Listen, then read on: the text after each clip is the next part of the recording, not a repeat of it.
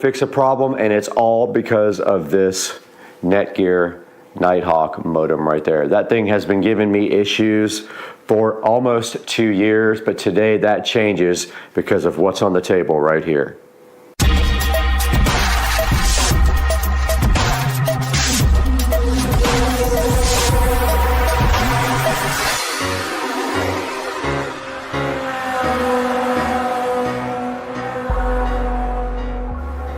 I have absolutely been dreading this day. Today is the day that I have not been looking forward to at all. And the reason is because I need to get a new system for Wi-Fi. And what I have decided, and I looked at the new 7 Wi-Fi 7 is what it's called. It has pretty nasty reviews. So we have gone ahead and gotten the Aero Pro kit here. That is a mesh Wi-Fi 6 system. Now I have a mixture of 3 different things here, almost 4, and it might stay that way because I have so many devices to connect.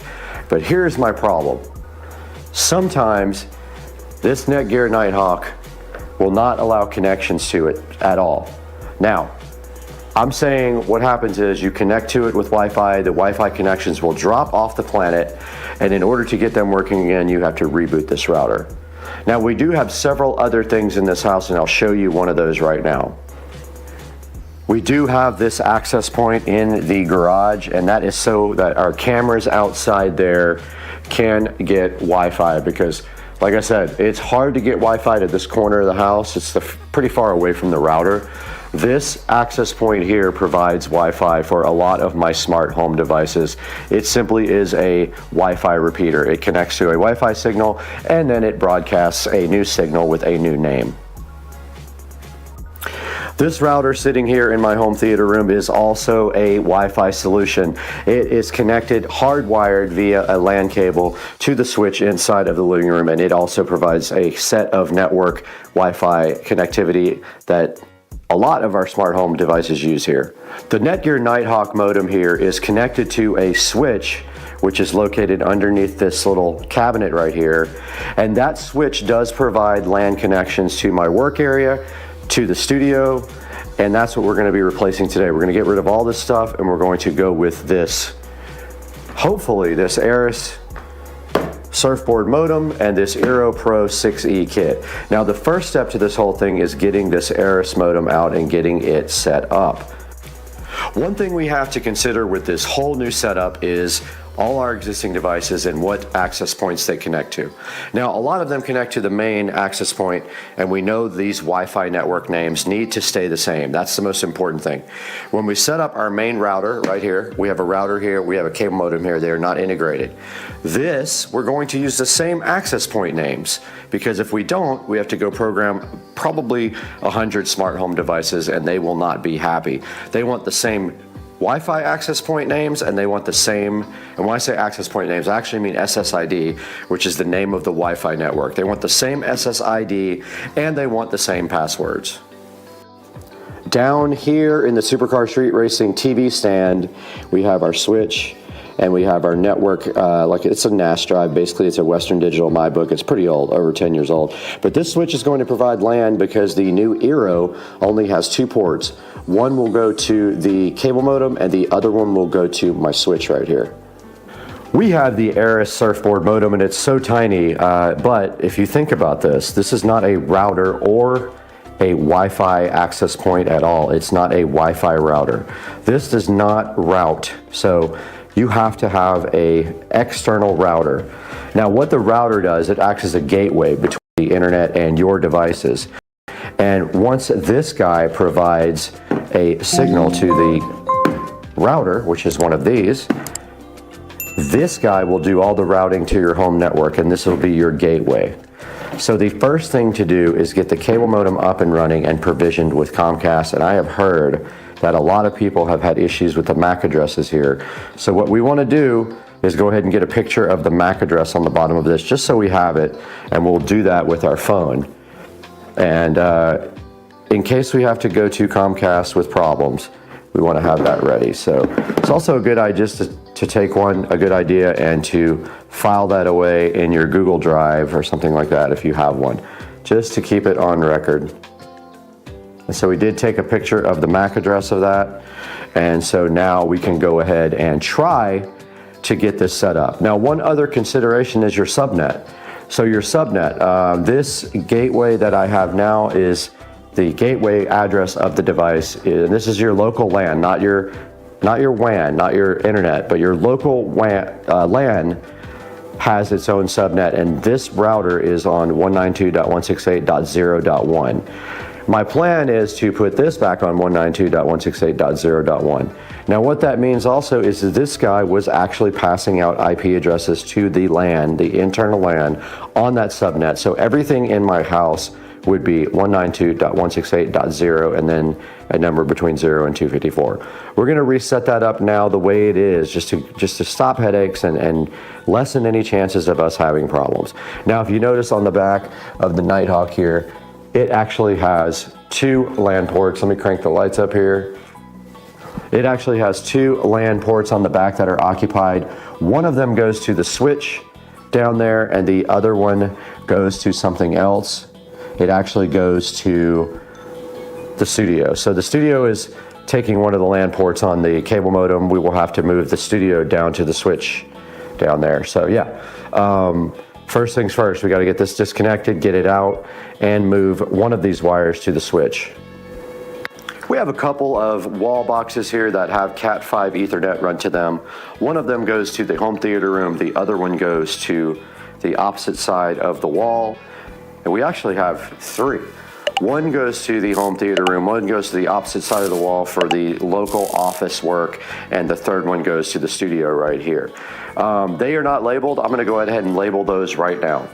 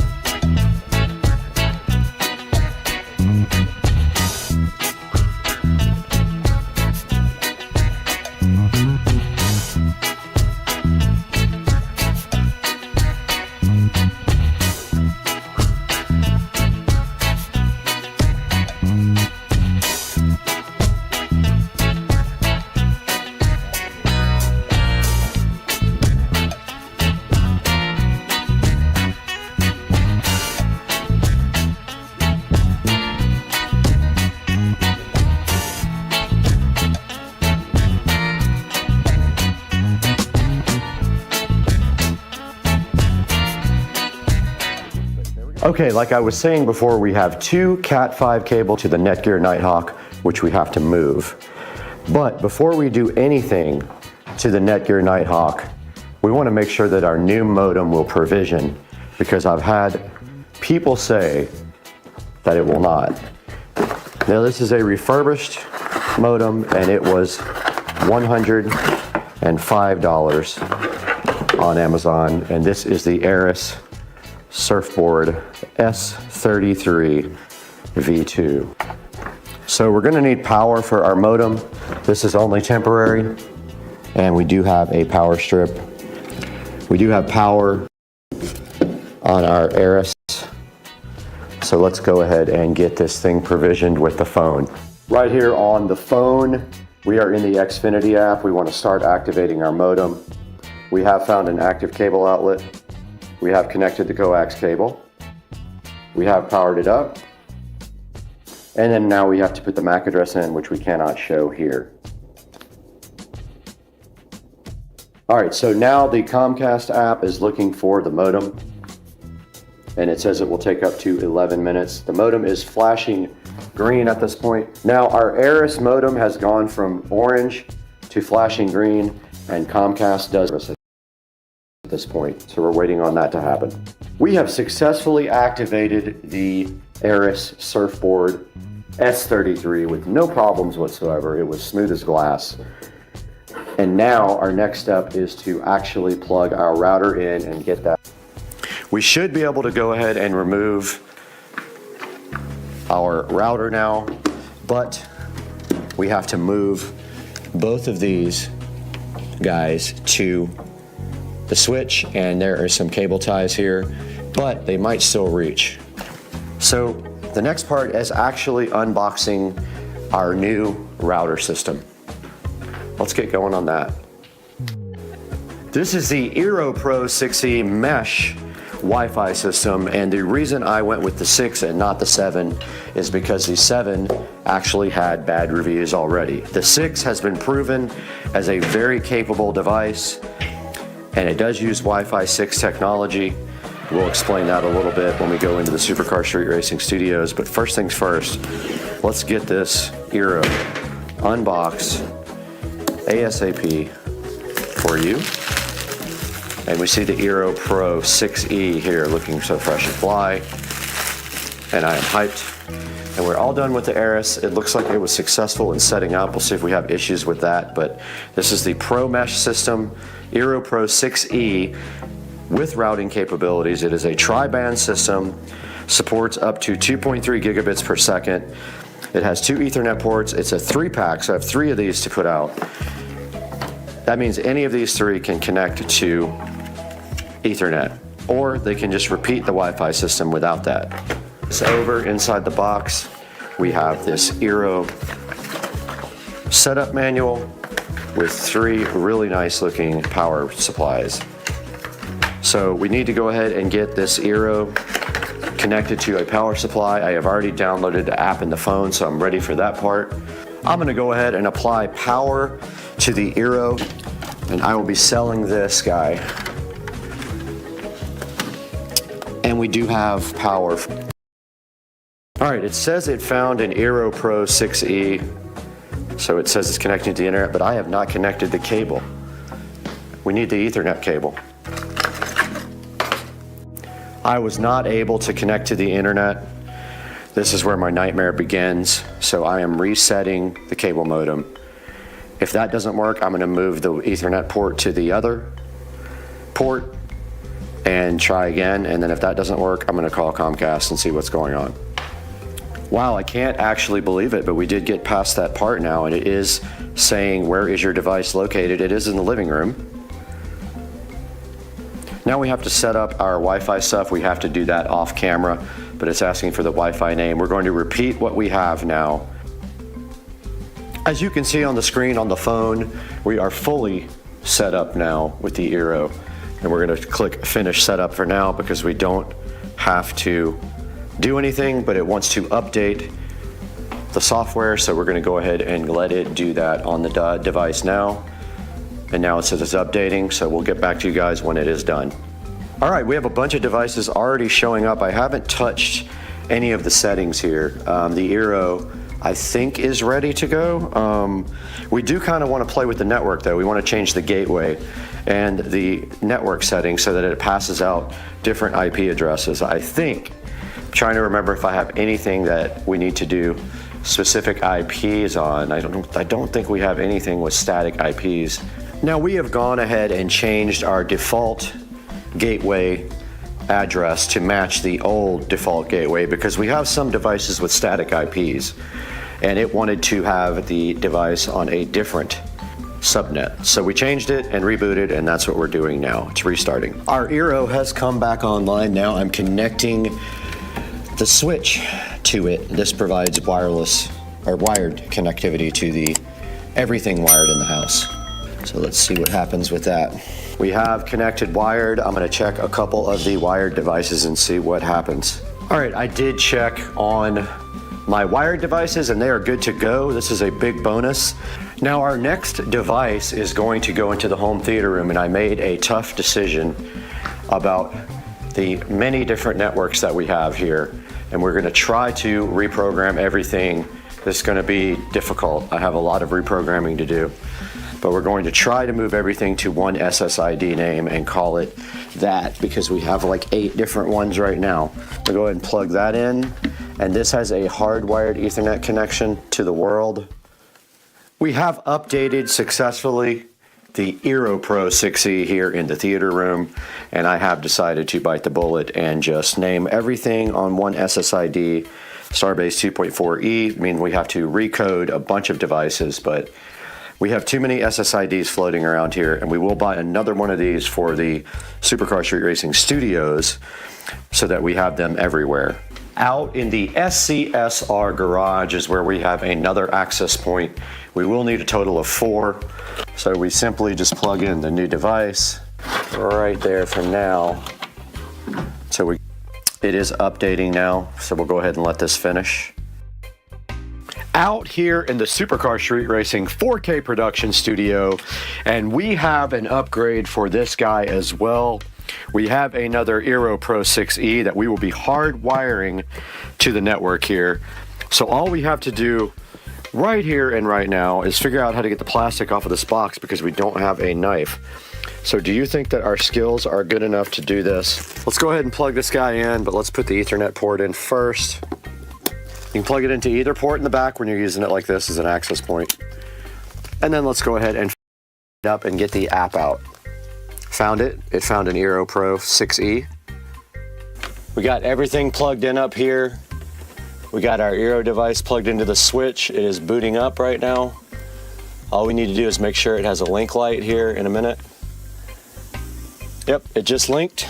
We just got a notice on the app that the SCSR Studio router is up and functional. You probably can't see that, but it is online, it is wired, and it is 1 gigabits per second, so that is perfect. You can see right there the settings. So the studio is ready to go. All we have to do now, and it doesn't have any connected devices yet, but it will. It says it's connected now as wired, and I'm gonna go ahead and set up some of the devices in here now to connect to the new network. The next part of the equation of the Wi-Fi system has arrived, and this is the, I'm not even making this up, Cool fan wall mount holder for the Aero Pro 6. And supposedly this thing is so easy to hang up that it just literally plugs into the plug, and then the actual cable just wraps around the back like this. You see how it just winds around like that? And we're gonna go over there and plug this in right now and see how this works outside in the Supercar Street Racing garage. And hopefully the access point actually comes back online. Let's see. And on the back here, I forgot to mention to you guys, we do have instructions on the rear for installing. You slide the guy into the bracket right here. Step 2, you wind the cable on the back, and 3. And then step 4, you plug it right in. So let's go see if it works that easily. Guys, this is kind of an ingenious design here. We've got our Aero here we're gonna have to unplug. But what I'm gonna do right here and right now is go ahead and undo this, and a lot of devices are gonna go offline. But what you do is you put the cable through the back like this, and then you just kind of wrap it around. So let's try that out and see what happens.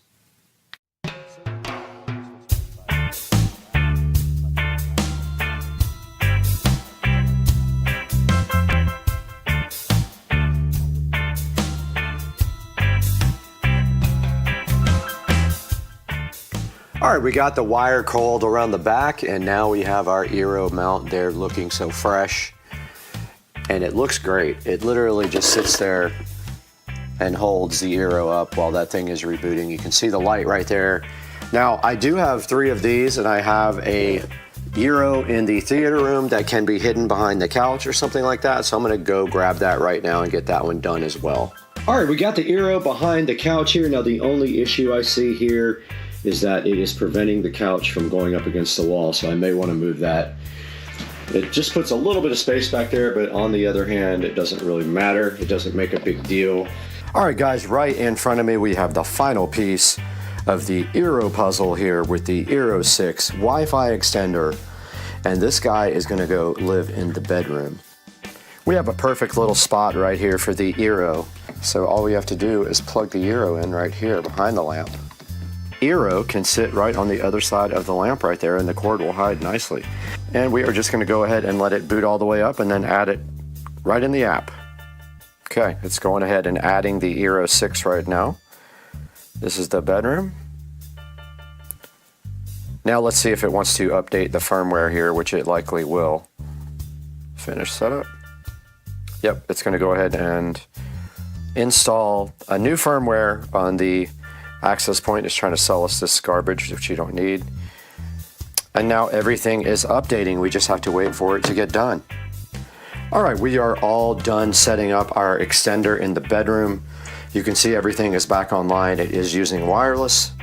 The studio is using wired, and the living room is using wired. The rest are using Wi-Fi to extend the network. And if we click on the bedroom here, we have 13 devices connected, and it shows you all 13 of the devices here.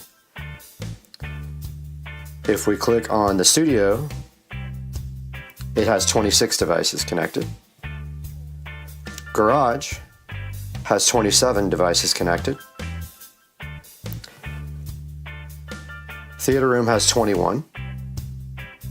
And living room has a total of 12. It just went up to 14. Now 13. So you can see how it redistributes the devices, the load on the network, depending on the speed where you actually are. But we are done with this project. Let's toss it back into the studios with Brad and take a look at this online on Amazon. Welcome back to Supercar Street Racing and the 4K production studio, and you got Brad here once again bringing you some high quality products from Amazon. And today we have finally started replacing our entire network and Wi-Fi system in the Supercar Street Racing huge compound of 1,500 square feet. And we're taking a look at one of those devices right here. This is the Amazon Eero Pro 6E Mesh Wi-Fi system. Now this is the one that comes with 3 devices, and any of them can be the gateway that connects directly to either your existing router or your cable modem to your existing network. So there is the 3 device system right there that is on sale for $439 right now. I did buy that for the house. And then if we go to the next tab here, there is the standalone box that I bought also for the studio right up here, and this extends the Wi-Fi into the studio for all the devices in the studio that are not hardwired, like the lights in the ceiling are on Wi-Fi, and there's a couple of other little things. Most everything in the studio is hardwired, but there are some things that are on Wi-Fi. And then finally we have the extender. Now this isn't a tri-band, it's just a dual band, so it doesn't give you the 3rd band, but they don't make a 6E extender that I could locate. So those guys are all highly rated on Amazon. Check the links in the description when you're ready to purchase this. And I hope you guys enjoyed another video from Supercar Street Racing. I am out of here. I gotta go shopping.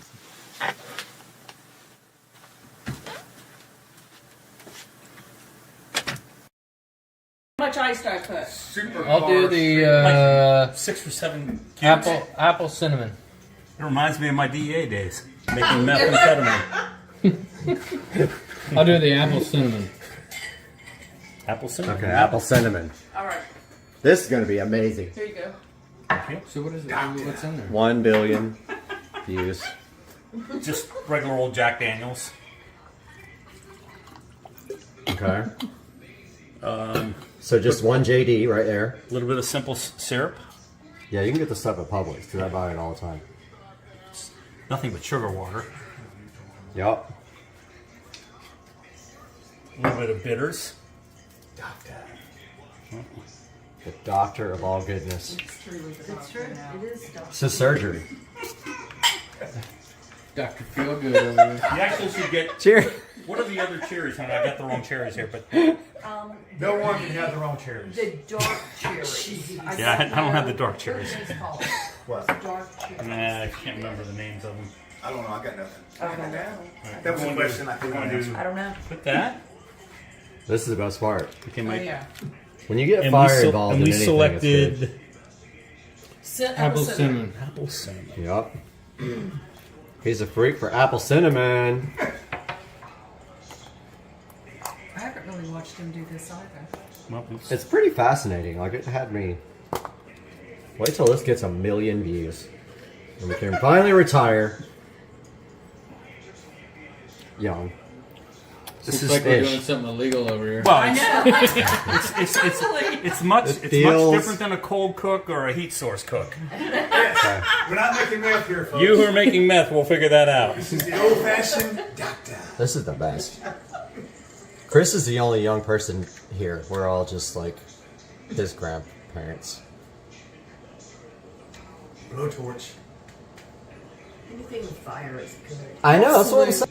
I think that's why I always liked creme brulee. That's why we like that movie Fresh.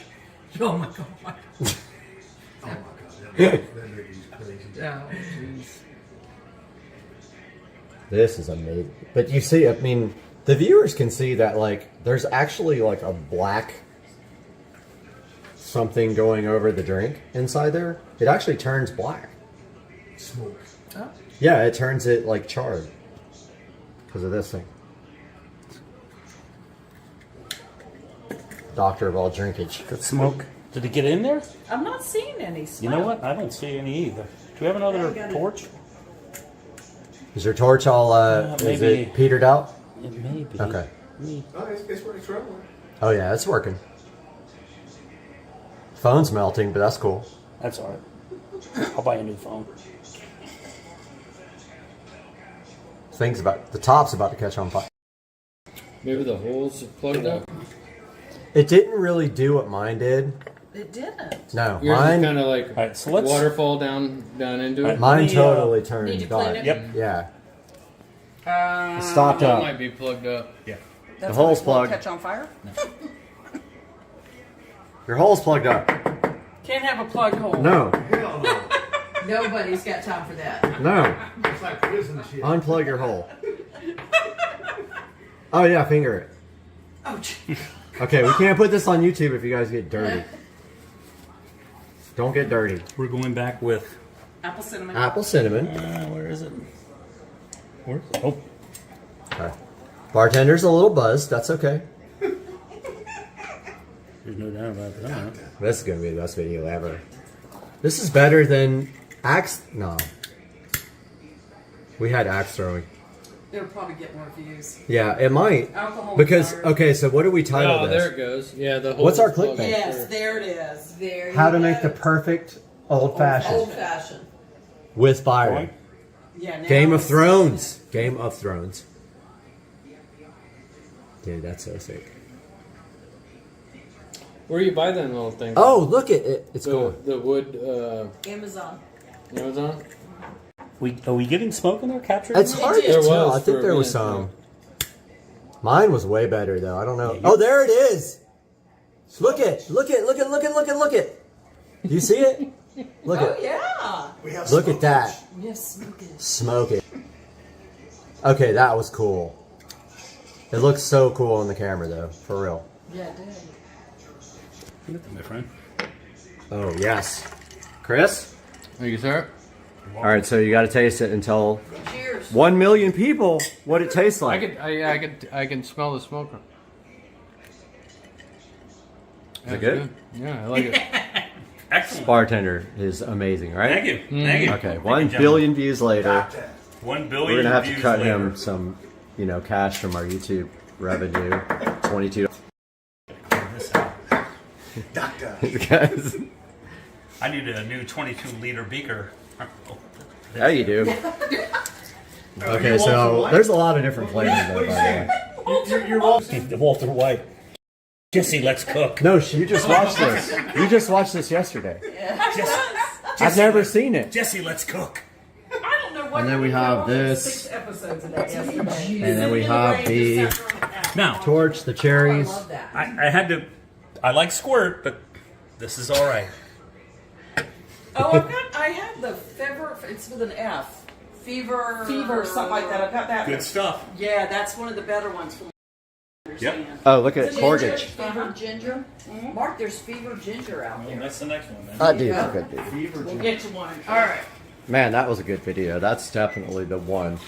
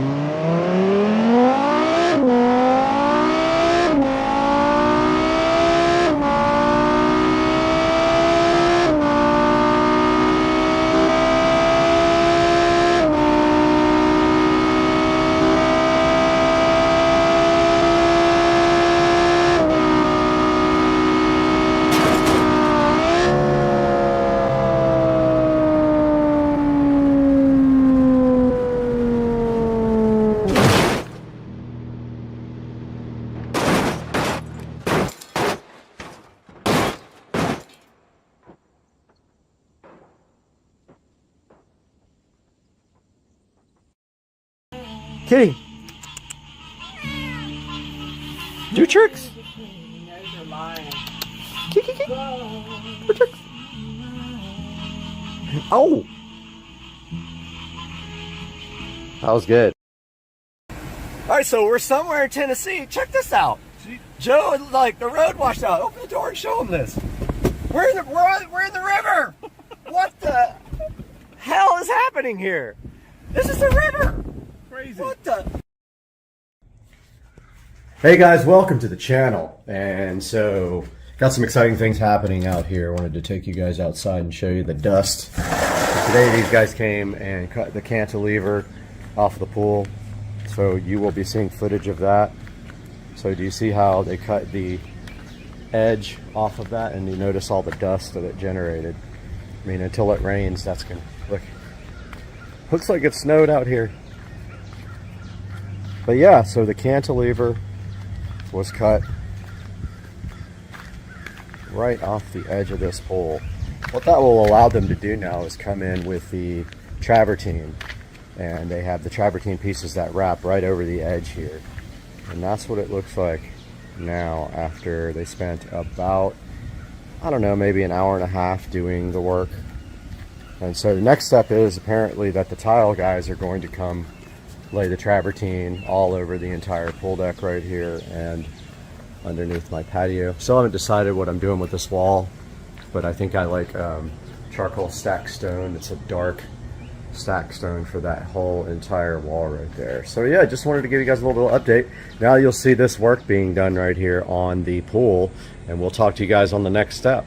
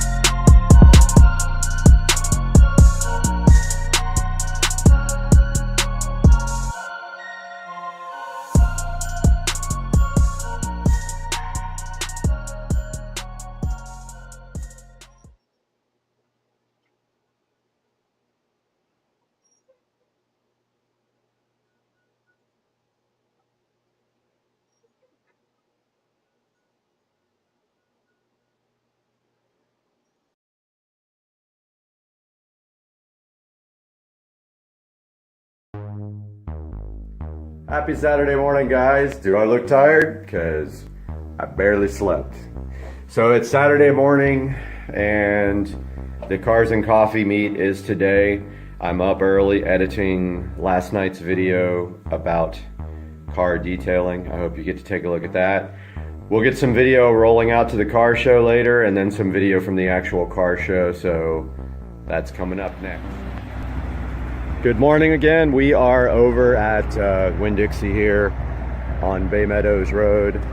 We were hoping that some people would show up and roll over to Cars and Coffee with us. No one has shown up at this point. I am waiting for my friend Ben to roll in here any second. And then he and I are gonna at least head over there, and I think there's one other guy coming. But apparently everybody else met at another location, which I had no clue. So just waiting on Ben to get here right now. So here's Ben.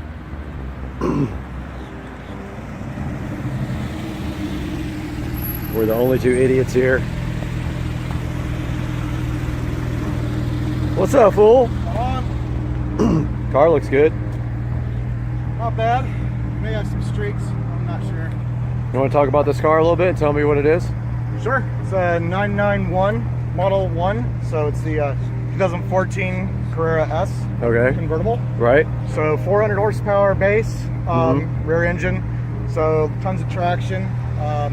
0 to 60 in 3.9, quarter mile in 11.9, about 118. Top speed's around 192. Very nice. So pretty quick. Yeah, absolutely. So we're waiting for one guy. I guess everybody else met at the town center. I had no idea. Fair enough. But some guy's supposed to be here in a minute in his Mustang, if he doesn't crash first. He's somewhere on 295 in pieces. Yeah. That'll be after Cars and Coffee when he leaves. On the way out. Yep. Call the paramedics on the way out. Yep. Okay, guys, we showed up at the meet, taking a look at some of the cars here. Parked over there with the Mercedes right here. Pretty sweet. There are a lot of cars here. So me and Ben are checking everything out, but as you can see, there are some sick cars here. There's Ben enjoying a cigar, but where's the Hennessy Venom?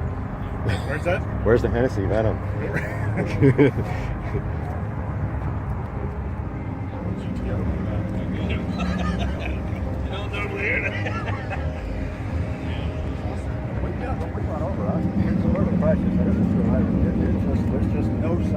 That's us later today, this red and white one. Oh yeah. That's what we're gonna get. Oh, look at that. Hell yeah. 50 something? Is it a 56, 57? No, 60. Pretty sick. Let's go look at this.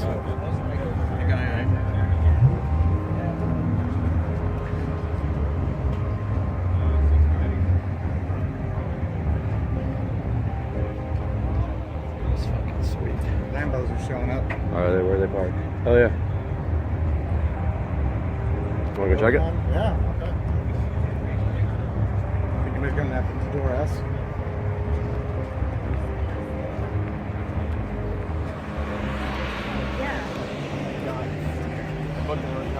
For tonight.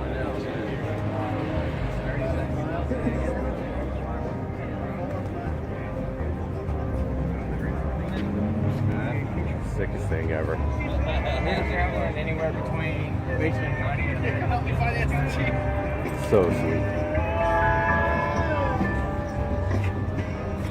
They smell like fresh paint.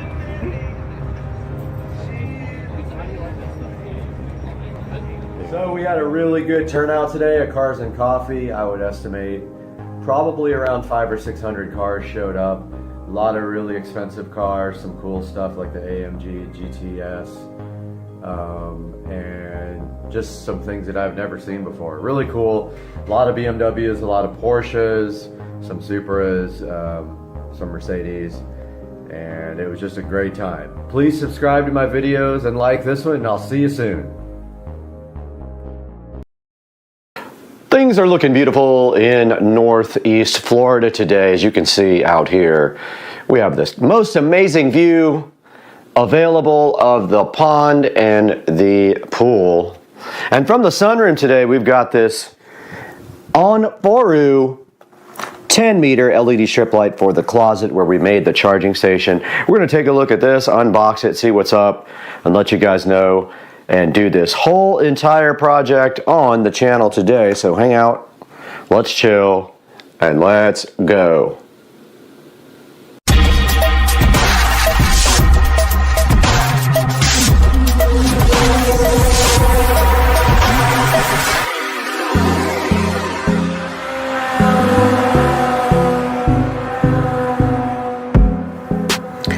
Out in the SCSR sunroom. And today we've got this Onforu 10-meter LED light strip. And this is for the closet where we installed the charging station. So that closet has no lights, but now that it has electricity, we can go ahead and put a nice light strip. And I contemplated doing a smart strip, but really, honestly, I don't think I would ever use that part. It really just needs a control panel, and inside of this box we have the Onforu, the names are just hilarious, light strip, looking so hot and fresh, and inside of the box we have the power transformer. And I'm actually happy to see it has a pretty long wire here, because what we're going to do is plug it into the outlet in the closet, and then we are going to run that down the side of the wall and up and around, but we want it to be a full U-shaped pattern. And in order to do that, we have to put the power control near the bottom, which is a bummer because we'll have to reach down. But what we'll do is we'll put it up a little bit on the wall. We'll put it up a little tiny bit so that we can actually reach that. But it'll be down around knee level. Or we can actually, yeah, I don't have an extension for this, I don't think. I might have one. I have a bunch of actually I might have an extension for this, which would be cool. We could actually put this up higher and then extend down and put the light strip on the bottom. But you also get these nice clips here and some extra 3M tape. And of course the light strip has on the back of it stickiness for your enjoyment to stick that directly to the wall, and we will get rid of this stupid sticker. But yeah, here's the light strip. You get the little clips and the screws, you get the power supply, and then this is a on-off type dimmer control that we will show you guys here momentarily. But I think I have an extension for this, which would allow us to put the power up higher and then run down to the power strip down at the bottom. I am an absolute wire hoarder. I have to force myself to throw away things, and I think that I see, it's actually really long though. Yeah, this is so long, oh my God. Yeah, that's exactly what we need, male to female this, but it is so freaking long. Like, there's absolutely no point in using that. So we're not gonna use that. That's like a 20-foot long extension cord. We'll have to figure something else out, not that one. Inside the SCSR charging station closet now, and you can see right here and right now that it is very dark in here. We've got just our production lighting here, lighting the way. But what we're gonna be doing is down here, and of course the GoPro battery is already at 30%, barely used it. We're gonna be connecting power here, run over to this wall. We'll just clamp the power wires to the wall there. And then we're gonna go up the side of this closet to the top, around, and then back down this wall here, and that will be our closet lighting system. So that is going to take a little bit of work here, and the first step is to get the power wire run and see what it's going to take to run power. We're just going to go straight over here. I hate to do it that way, but that's really the only choice we have. There's no other way to get power to it, so let's get rolling.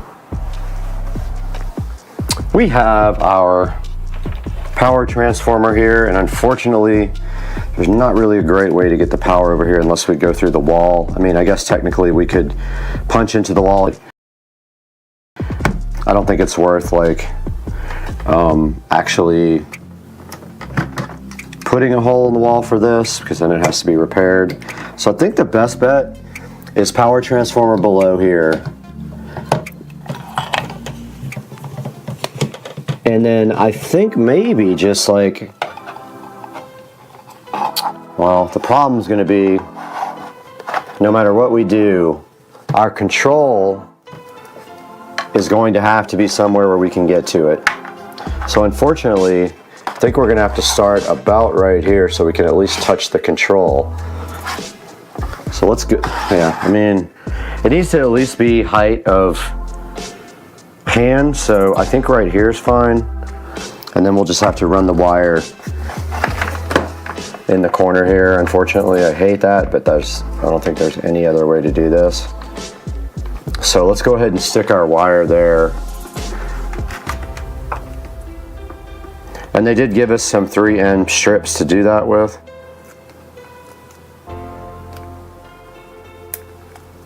They give you like these little squares, so you just stick those on and then you just pull off the backing like this. Sorry if it's a little dark, I don't have great lighting yet, I ordered it. So we're going to stick that right over here on the wall at a height where we can actually get to it when we're ready to work. It's not going to be ideal, but the result is going to be good when we're done. So what we're going to do here is go to the bottom of our reach and then just go ahead and stick this guy. And of course I stuck it crooked.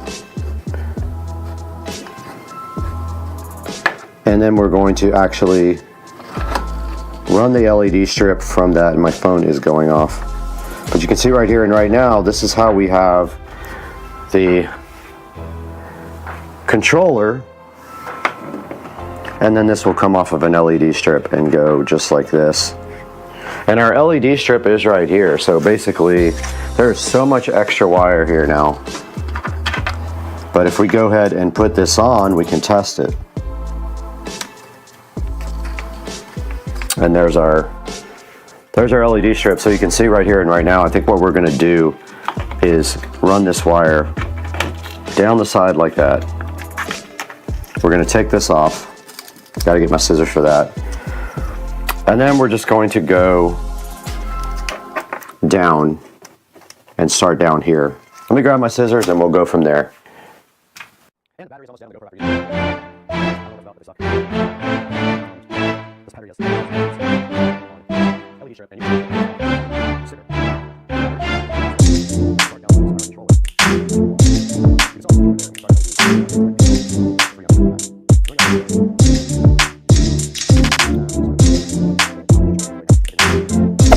Hey there. Subscribe to my channel. And also press this bell icon.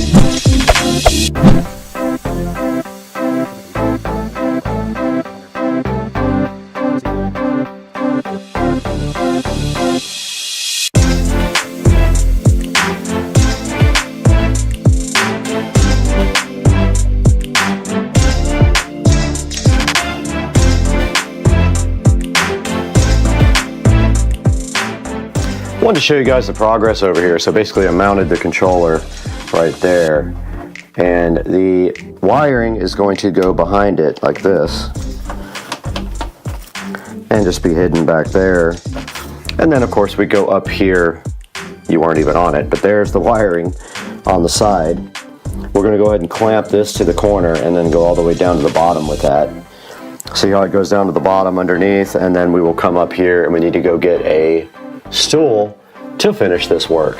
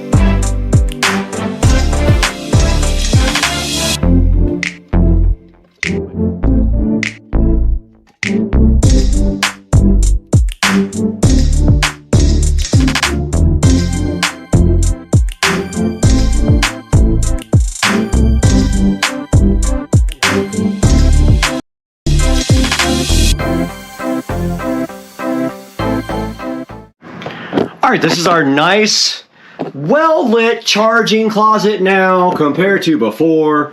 Check out the lighting on this, guys. We just have to clean up the wiring over here and tuck it behind here like that somehow. Maybe put a screw back there to hold it in somehow, and then we will clamp everything down to the wall and make it legit, and everything will be fine. Everything fine. Like that, maybe. Maybe not. But we will figure it out somehow, and there is the adjustable light, and that is full blast. As you can see right here, right now, I can finally see what I'm doing in this closet for the first time on Earth. Now let's take it to Supercar Street Racing 4K Production Studio and Brad to take a look at these lights online on Amazon. Let's go. Guys, we're out here again in the beautiful 4K production studio at Supercar Street Racing, and today we finished up our project to create a nice closet to store all of our equipment in, and we did order lights. They will be here tomorrow, and I'm super hyped about that. Real production lights to actually add to the value of the station. And right here on the screen we have a very simple $22 on 4U LED light strip, and you can see right here right now it is dimmable, 3000K, and you did see in the video what the actual color looks like. And they have 2,835 LEDs. They have an adjustable dimmer switch, as you can see right here, and there's not a whole lot to it. You literally just take off the 3M tape on the back and stick it to the wall, and then you provide it with 12 volts of power, and it just is basically an LED strip. Now it does have a 4.5 star review here, as you can see on Amazon. We will providing you a link in the description to go ahead and purchase this LED strip or any other product that you see. Please click through my link to buy anything on Amazon. Even if it says LED strip, you can buy whatever you want, and it gives me a small credit so that I can continue to bring you quality videos on the channel. So yeah, this thing has 4.5 star reviews. I don't know why. I read some of the 1-star reviews and it was like it stopped working after a few days or whatever, but that's what returns are for. I know it sucks to have to take it down if you have to do a return, but hey, you got to take your chances sometimes. But yeah, please like and subscribe to the station, guys, and then we will see you again real soon on Supercar Street Racing, because guess what? I'm out.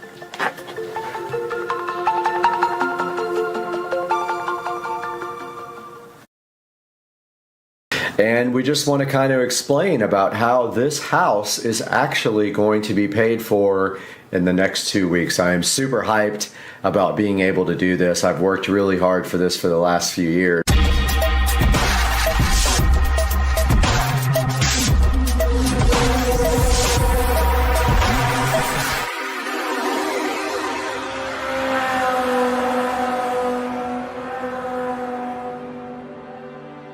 Alright guys, welcome to the home tour. I'm starting you guys out at the front door, and as I give the tour, I'll give you any highlights of what I think is important as far as technology or upgrades to the house. Now here out front, we do have the Wisecam stuff, but I also upgraded this light to a new light with LED bulbs in it for the front porch, and then of course we've got the Eufy Smart Touch Wi-Fi lock here that you just use your finger to come in. And now coming into the front of the house, you can see the living room and some of the highlights of what I personally did to the house. As we go, I will share with you. And this shiplap type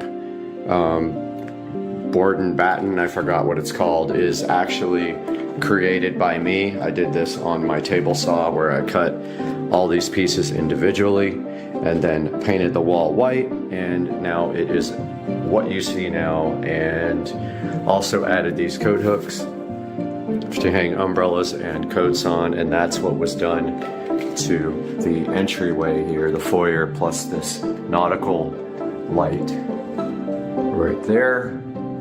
And of course we have guitars on the wall for a touch of entertainment looking things. This is the rest of my living room. And as far as the house goes, this was probably the least amount of work done to every room, although I won't say it was no work. It was actually a lot of work, but the least amount. To highlight some of the things that have happened in here, the floors were all carpet there. They were replaced with hardwood throughout the house. This is engineered distressed hand hardwood. These floors were replaced. They were slick white tile. Now they are like a stone tile we got from Lowe's. Same thing happened in the kitchen and in the bathroom in there. They were all white tile. And so all that got replaced at the same time. What else was done in here? Well, when we first bought the house, the whole entire house had popcorn ceilings and it had carpet. So we took that opportunity, instead of having to clean up the whole house after they scraped the popcorn, we let them scrape the popcorn into the carpet, and actually they removed all the carpet with all the popcorn residue in it for us, and it saved us some time, at which point we then had the floors installed. Now, of course, this whole room has been painted multiple times. It does have some issues with drywall cracking, so I have to get that looked at some point. I've got a crack there and a crack right there, which I've never gotten correctly fixed, because every time I get an estimate, someone wants like $500, and I think that's insane. As far as the rest of the upgrades in this room goes, or what has been changed or improved, well, this house had 0 recessed lighting when we bought it. Not one single recessed light, except maybe this one in the hallway. So I added all these recessed lights. They are dimmable LED lights, and they are connected to this dimmable Lutron dimmer here, which is a smart dimmer. I don't buy these anymore because they're not necessary. I do have a Lutron hub over there where all the equipment is for IT. You can see here we also have some nice IKEA decorations here, framed art, which there used to be guitars there. I pulled a lot of the guitars down because it was overkill. We have a Wise Cam up in the corner there pointing at the front door with an alert if someone comes in the front door. We have an upgraded ceiling fan, of course, but that fan has been here since we bought the house. It's approaching 10 years old now, so it's time to get that replaced soon, as the blades start sagging on these after a while. I just repainted this ceiling ultra white with the Lowe's ultra white flat paint. It took me all day to do this, and I did 3 or 4 coats on it. It's not easy when you have to get up on the ceiling. We also have in-home audio up here on these 2 speakers. Eventually, it might be nice to have 5.1 audio and a projector in here, but for now, I don't really watch TV in this room much, so we do have a Fire Stick up there, and we're looking at security cameras right now. So we have 2 8-inch in-ceiling connected to the whole home audio system. Nice IKEA mirror over there. Couches I got off of Craigslist for a while now. I got them right when I moved back to Jacksonville. And we have a nice rug that Susie gave me when she upgraded there, and also that one she gave me. Taking a look at the fireplace. This fireplace was reconditioned by me. Basically, I painted it with stone look-alike paint is all I did. Wasn't much to do there. And I painted all of the fireplace gear with the oil rub bronze. And that is all that was done there. And you can see here on the slider here going out to the sunroom, we have installed curtains there. There was nothing there for a while. The curtains actually was a good touch for the room. They're not blackout curtains, but they are black curtains. Stepping back this way, looking back towards, we have our dining, which is hand painted with stencils by my ex-wife, Jenna. And I just replaced the light that was over that with a gift from Susie from her house, and it is this nice white fixture with the Govee LED light bulb inside of it. And here we have a IKEA table and chairs, which is not sold anymore by IKEA, so I picked that up on Craigslist as well. We have an IKEA lamp, which I converted over to a RGB LED lamp. And yes, all this is hand painted stencil. If you get up close, you can see all of it's stencil. So that will need several coats or wallpaper to cover up due to the thickness of the paint there. And that is a good look at the living room in Supercar Street Racing. Ah, one thing I forgot. We do have a sub. We got the Pile subwoofer there. Is it Pile or Polk? I always forget. Polk. Yeah, Polk. I always call them Pile, but that's an insult. So we have our regular television here. We have underneath there our network equipment. We've got a switch. We've got a hub for the lighting. And behind there, I don't even want to show it because the wiring's so bad, we have our Netgear Nighthawk cable modem, which is providing internet to the entire house. And that's all for the living room. We're going to move on now to the Supercar Street Racing sunroom here, which is absolutely beautiful. And this was one of the reasons that we initially purchased the house. Although we don't have any documentation or pictures left over from that, this room was carpeted with like industrial type carpeting, and it had a drop ceiling. This room was one of the biggest improvements that we made in the house, and what we did in here, we also had these vertical blinds all the way around the room, and Jenna convinced me to remove those. I didn't want to because I wanted the darkness in here, but she did convince me to remove those, and we put up these sheer curtains, and it did come out very awesome. Moving down to the floor, this is tile. It is great because it is good for an entryway from anywhere that gets, because all you have to do is just mop this and it comes out awesome, and it looks exactly like wood. So we did the entire floor. We ripped up the carpeting and did the floor in this tile, and it came out really nice. The room does have an air conditioner there. When we bought the house, it had a heater slash air conditioner. Instead of that, we just used a little space heater, and it still has this little AC. The goal one day is to get a split system installed in here. I don't know when that will happen, but that will happen one day.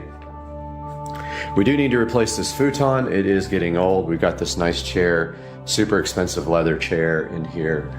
And we used to have a cat, so we have a cat door there, but we are not using it anymore, and it is sealed up and hidden by those outdoor boxes. We also have some RGB LED lamps. Alexa, turn on the sunroom lamps. Sunroom doesn't support that. Oh, I'm sure it does. I've been having these issues lately with these lamps not responding, but we will get into that later. But these are RGB LED bulbs. I think that one actually is unplugged. Yeah, so there, that one is unplugged right now. I just need to get a splitter for the power here. So the rest of this room, this shelf is handmade by myself and my ex-wife. We literally threw the shelf together and fastened it to the wall to have something on this side. We have a TV here with a Y security camera on top. This TV has a Fire Stick on it, and we have my crosswalk Proform that I am on every morning at 5 a.m. and the shelf that I suction to the window to hold everything keeps falling off, so I'm still working on getting that. But this is what it looks like from this side going into the living room. And then we have a fan up here that actually needs to be replaced at some point. It doesn't go on high anymore, and I don't know if it's the wireless remote or the actual fan that is dying, but I want to get another nice fan for this area. And an artificial plant over here with old standard LED bulbs in it. And the view outside from the Supercar Street Racing sunroom. Let's talk about the Supercar Street Racing sunroom just a little bit more, because I neglected the ceiling, which is a huge part of this renovation. So what I did was I ripped the entire ceiling out, and the whole entire up part of the ceiling is now insulated in there. And also I added whole home audio speakers and recessed LED lighting. And you can see we added this nice blue color to simulate that of the sky, and that is The Supercar Street Racing sunroom ceiling all redone. We are in the hallway now at the Supercar Street Racing headquarters, and the important part about this hallway, there are two things we need to talk about, and one is the audio closet. So this closet has power run to it, and this is where the audio system for the house is, and it feeds the whole house with this dot right here. We also have the subharmonic synthesizer, the ultra bass, and this is the amplifier for the whole house. There is the switch box for every room, and that monitor is just connected to this receiver, so you can look at the menu if you need to. So that is the whole home audio. There is a subwoofer in here as well, but it has taken a death blow and it is gone. The other important thing about this hallway, and I'll show you the smart light. Computer, turn off the audio closet light. There goes that. So the other thing in this hallway is we do have smart lighting here up there on this recessed lighting, and we have this beautiful Venstar thermostat, which is a smart thermostat for the house. And that wraps up this part of the tour. This is the guest bathroom. It's kind of difficult to shoot. I'm on the widest angle I have. This entire bathroom was redone. You can see the floors have been redone with stone look-like tile. The walls have all been redone, and I did create this board and batten type look on the walls here, on both sides, all the way around. I also removed the medicine cabinet and did my own treatment here, and that's how it came out. And I added a nice light to the inside that is tied into the regular lighting here. And I have not moved this permanently in here yet because we are going to be doing a smart mirror here and getting rid of this, a large mirror, and we're going to move that into the wall somehow. We also did the lighting in here. We did recessed lighting there and over the shower. And this entire shower has been redone. So it was resprayed and made to look white because it was brown originally. And I did the new stainless look, not stainless, but like silver fixtures here not too long ago. So that is really a rundown of the Supercar Street Racing guest bathroom, and it's not huge, but it's plenty. All that was brand new. I did new vanity, new faucet just recently, and a new toilet when I did this room. Welcome to the Supercar Street Racing master bedroom. This is the master because the office is in use for work and studio until I build a new studio. So this is the master bedroom. This at one time was an office until my ex-wife grew out of the office and moved into the big room where I have my office now. And in here we have IKEA furnishings along with some nice Govee LED lamps. We have our Show 8. These lamps are wireless charging and they have wire charging. They are fitted with the Govee LED lights, which are set on immersive sound. Well, they should be set on immersive sound. They're actually, that part's not enabled right now, but they will follow the video on the TV as long as that is turned on. Let me get that switched on. All right, we have the immersive video on now, which we will show you here momentarily after we give a tour. So for the bedroom, like I said, we have the two IKEA side tables. We have the immersive lighting technology here from Govee, which is that camera up there is part of it. And we have some nice 8K video showing, which only 4K will show on this TV. And we have the Pioneer VSX 1021 doing 5.1 sound. And you will have to go back and refer to my project videos for this, but we have surround sound in here with the center channel there, left, right there, left, right, rear there. We don't use that rear center for anything doing surround sound. We have a couple of guitars on the wall there, and we have our second Polk audio subwoofer down there. It's awesome in here. Now what we'll do is lower the lighting, and you can see now how this immersive lighting works when I shut the blinds and close the blackout curtains. and we will go shut the door. But as you can see, it's already immersive in here. And if you follow the television, when this changes, it's actually not as blue as it's coming out on camera, but as the TV shifts colors, so do the lamps and the TV LEDs behind the TV.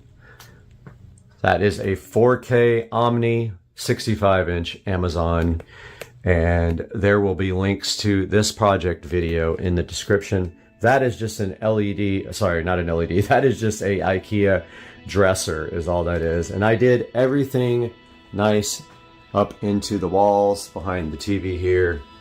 It all ties up into the walls, and all the speakers are run through the back, down through the wall, up to the attic. And that is a tour of the Supercar Street Racing bedroom. I didn't really show the closet. It is just storage now, and it does not have a curtain rod in it, but this is where I store all my electronic boxes and guitars and things like that. It is nothing exciting except for the fact that all the closet doors, most of the closet doors in this house have been removed in favor of curtains because they look better, and that is what that came out like. Back in the hallway here, and you can see the entrance to the house right there.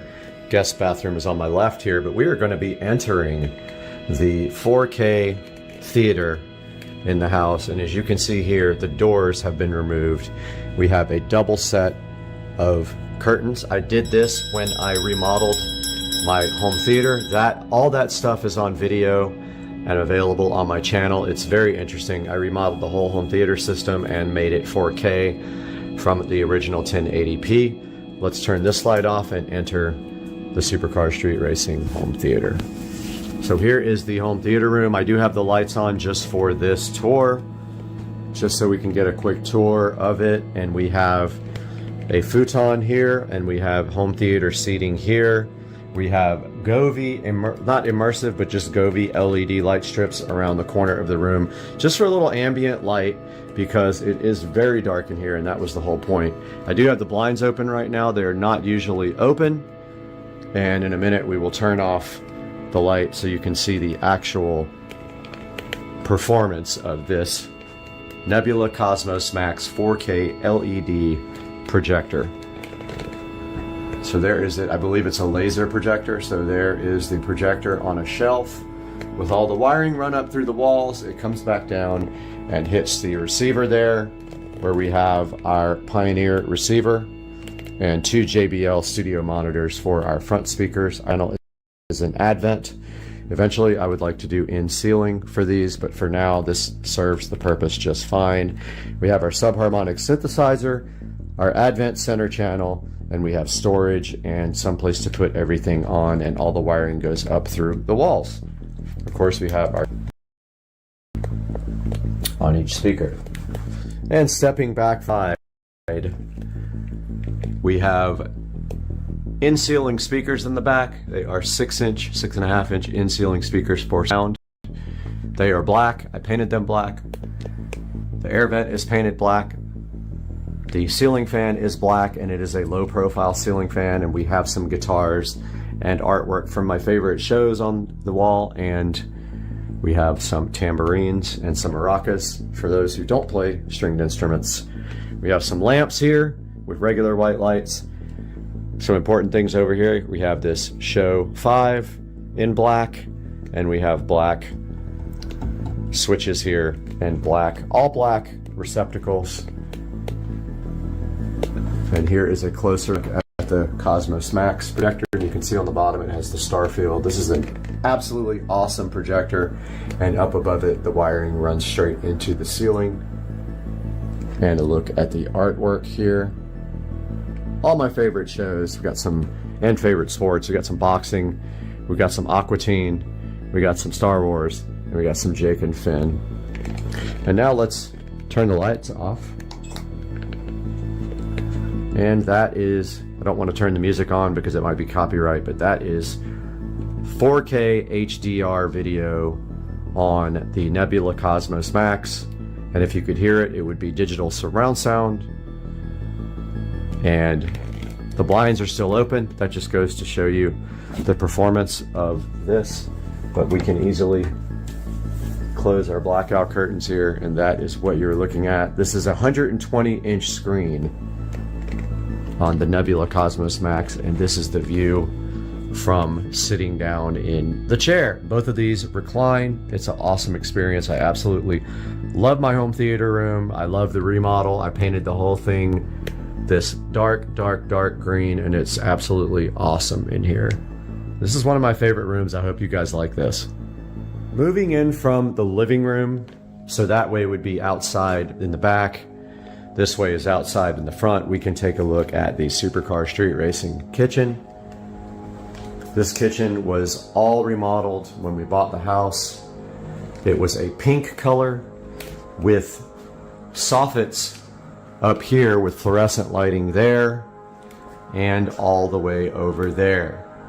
So what was done in this area? So first thing was the floors were all this slick white tile. My neighbor actually still has it in his house. The walls were pink. This entire area did not exist. There was a small cabinet that did this. Countertop actually went straight over that way. A little wedge. This was all open. So we made the decision to have these shelves built and this shelf unit built by a carpenter, and we made it so that it can support a wine fridge. This gave us so much extra space, and you can see how well that came out. Formica countertops were all removed in favor of this nice granite. The backsplash was all removed, and this is translucent glass tile on the backsplash. And I did all of the LED lighting underneath the countertops. There was no under counter lighting here, and it also extends behind the refrigerator and puts a nice glow on the refrigerator. The pantry was completely redone with a shelving unit up top, and I did lighting there, and I did all this recessed lighting in the kitchen. It did not exist, and I redid this hanging light here. All of this fluorescent soffit stuff was filled in with drywall, and then the much nicer lights, updated technology installed. All of it is smart home with the Lutron. This is just for the dining room, or the little breakfast nook. We don't have to have a smart light on that. It does have LED. Every bulb in this house is LED. Moving to the appliances, they are all LG smart appliances. They are all connected to Wi-Fi. And you can see the Wi-Fi indicator there, and they are very nice but expensive appliances. Same with the dishwasher. It has the top controls. It is Wi-Fi enabled.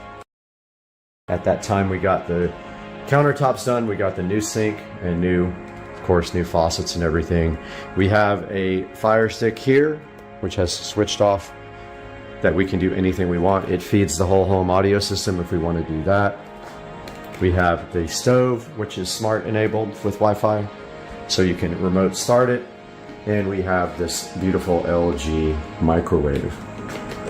We got our Show 10 there as well, and a nice little air fryer. Out front there you can see the view of the neighborhood, and we just have a little breakfast nook with an IKEA table and some chairs I ordered online. So stepping back to the corner where we can get a better view of the kitchen, here is the full kitchen view, and looking up into the ceiling, we have whole home audio installed into the kitchen. And that is going to wrap up the kitchen tour. Sconces, which are amazing, and they're on the same pattern as that light. They are synced up. Guys, I hope you enjoyed the video, and I hope you enjoyed the lighting, the project as much as I did. And I cannot wait to get this video out to you guys. I'm gonna go edit it right now, and I hope you guys have a great night. Please like and subscribe. Supercar Street Racing. All right, let's just put this in the hole there.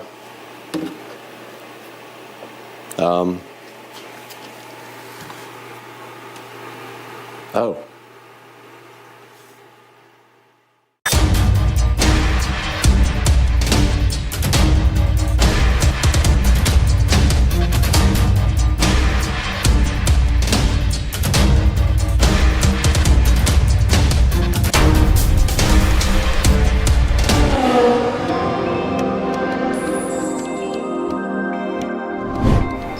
Guys, right here in front of me in the Supercar Street Racing dining room is the Dayton Audio 250 watt subwoofer plate amplifier and my 30-year-old-ish Cerwin Vega CLSC 15S. The amplifier burned out a while back, so today we're going to be replacing that with this new high-tech Dayton Audio 250 watt subwoofer plate amplifier with DSP. So stick around, because it don't fit.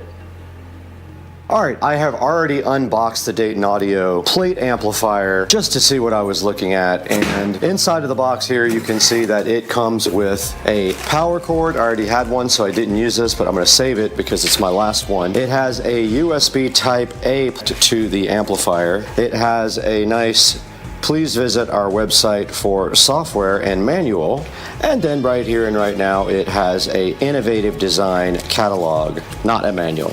So in order to do anything with this guy, we're going to have to visit DaytonAudio.com to download the software, and obviously we're going to have to make some modifications to this cabinet to make it fit. So let's go ahead and get the software downloaded, get the laptop out here, and see what we're dealing with. Okay, we have the old HP unreliable laptop out here. The battery does not work on it, so it has to be plugged in 24/7. It is really slow, but really honestly, it's the only PC I have that's not dedicated to the studio or work stuff, which I can't install software on anyway. But it does have the required USB port on the side, and that's how long it takes to open up Google Chrome. As you can see, it hasn't even opened it yet. Okay, and you can see these stickers from where the subwoofer was moved twice across the country. Pretty cool.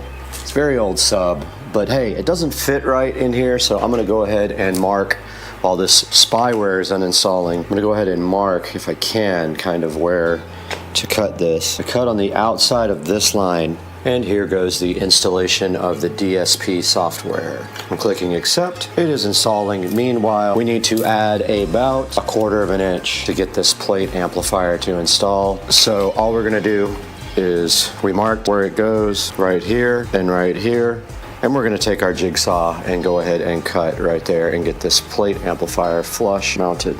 Okay, we have some screws here. I'm gonna go ahead and run a screw on the top.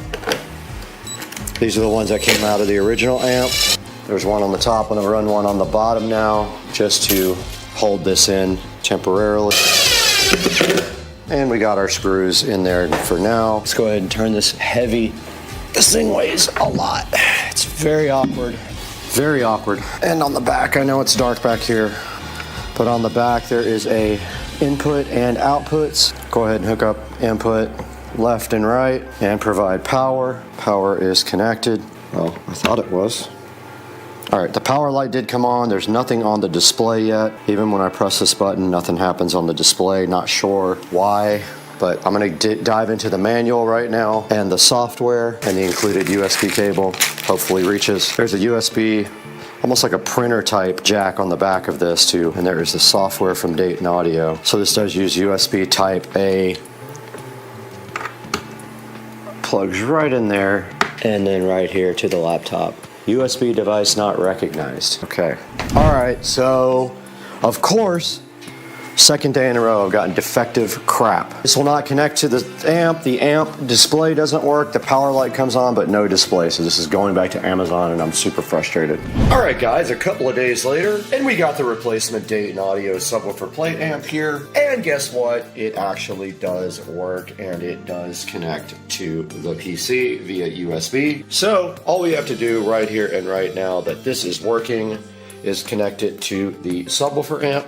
But we have to crimp and heat shrink some ends onto the subwoofer wire first. But looking at the software, you can see here on the front page, it has a volume and then a 0 and 180 degree out of phase button on the front. Supposedly you can do this all from the knob as well, but there's a low pass filter here, so this is the crossover, and then here's the frequency, maybe 50 hertz. How do you? Or you can just do the little thing right there. There's a subsonic filter. Who cares about that? I mean, subsonic is basically so your subwoofer doesn't try to produce frequencies that it can't anyway. There's an EQ there, and this is a dual band limiter, like a compressor slash limiter, which is kind of cool. And it's got a high pass filter out, because it does have RCA jacks that go out right there. So yeah, guys, and then it has a input and output meter here, right on that side. But all we have to do right here right now, since it actually works, is put some ends on this thing. I bought some new ends. I got a whole new thing of ends because those are the last 2 spade connectors that I had.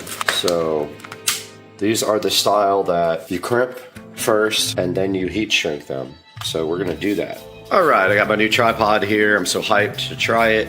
I'll probably do a video on that as well because I'm gonna be shooting on my phone now, not the GoPro. I'm so tired of that thing overheating. Had the GoPro out in 70-degree weather and it overheated the other day. Over it, and it's the second one.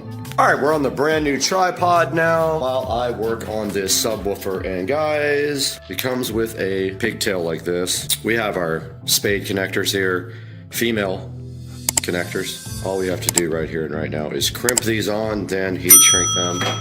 So you take that, and oh my God, it's color-coded, Becky. Look, there's a blue right there, like your mom. And then you just put this on the blue thing and go like that. And it's crimped. Then you take the other one, guys, and you put it right here on the black one. And take your crimp tool over it like this. On the blue one, listen to on blue while you do this, and then crimp it. That's that. Now you get your heat gun out, just like this, and you ever so gently heat shrink.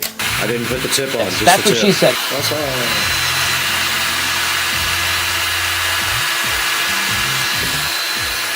That is that. That's how you do that, dude. Dude, check it out, bro. This is ready to go. Now all we gotta do is install it. And guess what I have, guys? Guys, I'm so hyped. I'm gonna get myself back. Yeah, pretty sure Plus was on that side, but really in order to see it, I have to get the phone out. But you can see here, I just hooked up the spade connectors to the sub. And now we will put the plate amp in, but I need my screwdriver to do that. Okay guys, I don't know why I'm up at 2 a.m. on a Monday morning, but I am. And since that is the case, and this is connected, and it is the right polarity, we're gonna go ahead and install it. Now if you remember, because this was 5 seconds ago for you, we did cut this to make this work. And I had already screwed in one of them, dog. Oh, that was sick. Did you see that? Sick. The magnet caught it. Not the Magna Carta, the magnet caught it. All right, before we put all the other screws in, we are gonna go ahead and test this. I do have a power light and I put it on auto. It's on normal input level, not high level. We're not using the high level. All right, I'm gonna go ahead and connect the laptop.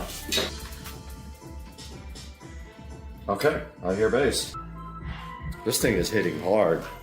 Guys, I wish you could actually hear what this is like. I love this 30 hertz EQ. Let's try it. Sreaming VESA is back in action. And if you can see the screen right here, we do have a input and output meter here.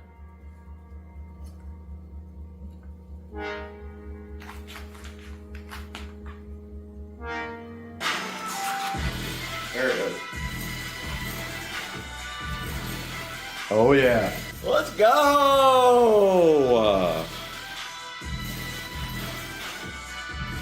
Guys, it's shaking the walls, bro. So, true story, I bought this Sreaming VESA subwoofer from the actual factory when my friend worked for Sreaming VESA, and I got it for cost of materials, which was $30. I should have bought 10 of them.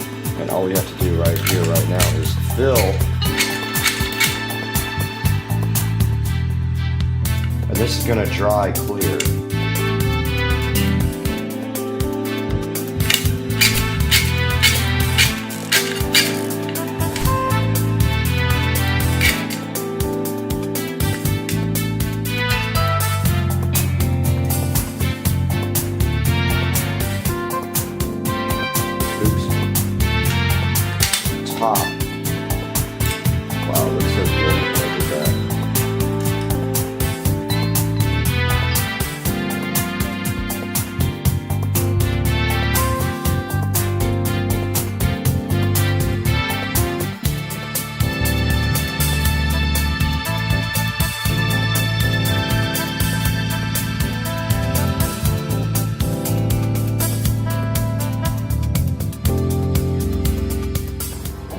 thing's bumping. It's not connected. These nuts. All right, guys, we have successfully repaired a 20-something-year-old, it's probably 20 years old, Sherwin Vega CLSC15S. Truth be told, I wanted the original amplifier to be repaired. However, there's a guy on eBay that does it, but he has not been available for 6 months, so I think he has passed away or does not want to repair my amplifier. It's Joe's dad's subwoofer. Guys, I'm going to end the video here, but I'm going to go out to the Supercar Street Racing studio now and record a little outro about the Dayton Audio plate amp. Now, this is the Dayton Audio SPA 250 DSP. So, guys, I really appreciate your support. You guys don't even know how much it means if you watch this video and you enjoy what I do. I enjoy it, so I hope you do. This gives me slightest little pleasure in the world, dog. And so I'll see you guys in the next one. But let's throw it out to Brad now in the studio. Take a look at this Dayton Audio subwoofer plate amp online and see how you can get your own Dayton Audio 250 watt subwoofer plate amp with DSP. Peace out, guys. Back in effect in the Supercar Street Racing 4K production studio, and I am Brad. And guys, today we have a repair of my old Sherwin Vega CLSC15S. Now, this subwoofer was bought brand new from Sherwin Vega, right from the factory for cost of materials, $30. I know it's hard to believe, but yeah. My best friend worked as a customer service manager for Sherwin Vega. So we were in California and we got to go right to the factory and buy all kinds of Sherwin Vega stuff for cost of materials.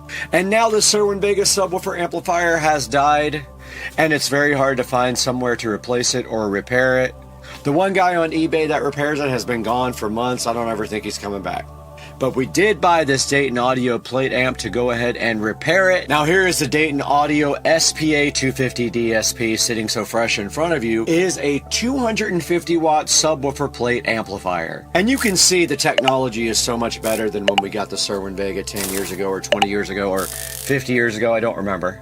And this guy has USB connections and it does DSP for all the things like equalizer, low pass filter, high pass filter, and everything cool can be done with the laptop. Now, the first plate amplifier I got was defective. The light on the display would not light up, and it was not recognized by the computer on USB. So it definitely had some issues. We did eventually get the Sherwin Vega repaired with the Dayton Audio subwoofer plate amplifier, and we did crank up the bass at 20 and 25 hertz. And now let's take a look at this online. It has 4.3 stars out of 23 reviews. And you can see right here and right now that it didn't actually fit my subwoofer enclosure. I had to jigsaw out part of it, and then I went ahead and put some silicone sealer clear around where the part where it was just a little bit too small. But right here you can see the quality of the Dayton Audio SPA 250 DSP, and it's a good choice for a replacement amplifier if you guys have a sub that has burned up, and it does happen eventually. I have 3 of them that are already dead. So it does have 7 PEQ bands, a low pass filter, a phase control, a subsonic filter limiter, and a high pass filter. And on the back, if you look right here, there's a knob to do all that where you don't have to use the actual app. And it's a Class D amplifier and has balanced and unbalanced line level inputs and outputs. So go ahead and get over to my Amazon link, click through my link to buy this or anything else you need, and it helps the channel out greatly, gives us a few dollars, and shows your support for Supercar Street Racing.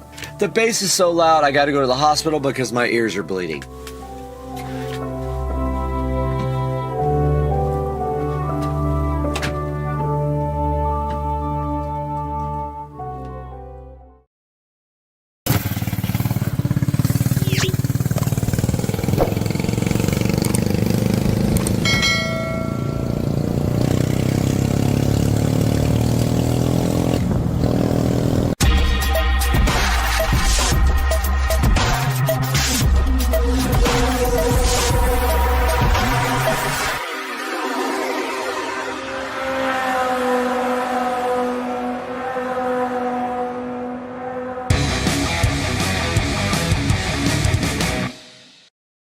I'm dressed like a complete spaz, but I was so hyped to get this castle nut in that now I want to see if I can figure out how we're supposed to put this in. I still don't see a hole.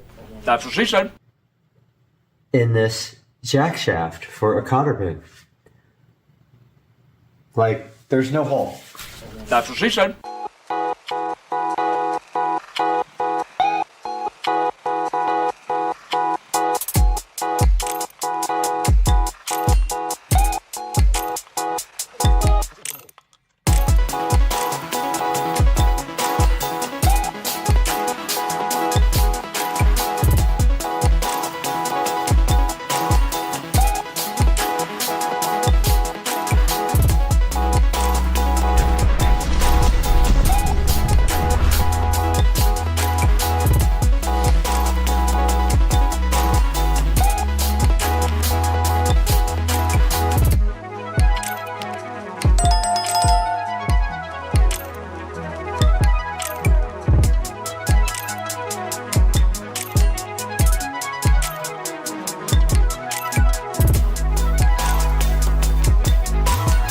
Well, the problems never stop. It broke the key off, so now I gotta go waste like $5 more on shipping to get a new key again.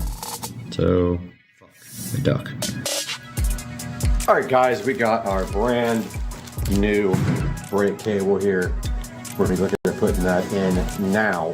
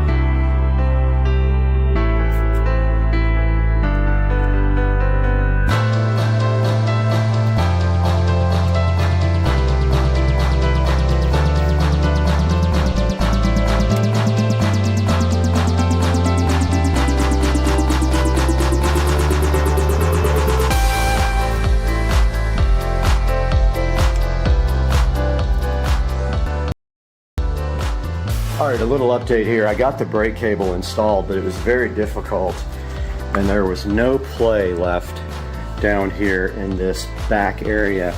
I literally barely got the cable on, and now the brakes are pretty tight. They're not actually on, but they do, like, they might actually be on. I don't know what's causing that because there's no slack left here in this cable, and it's up against the holder right here. I don't know if this lever needs to be rotated more. It's very possible that lever needs to rotate counterclockwise. I'm gonna ask Joe if he wants to take a look at it. Guys, welcome back to the video, and finally, after another long week of waiting, we got the sprocket key in again. Every time I order one of these, it's like $6 shipping, and the part's like $1. The next problem we have to figure out is how to get this thing to stay on. There is no cotter pin hole in the jack shaft, so I am going to create one, and I don't know how I am going to do that yet. So, yeah, that is what I am going to be doing, is getting this chain back on.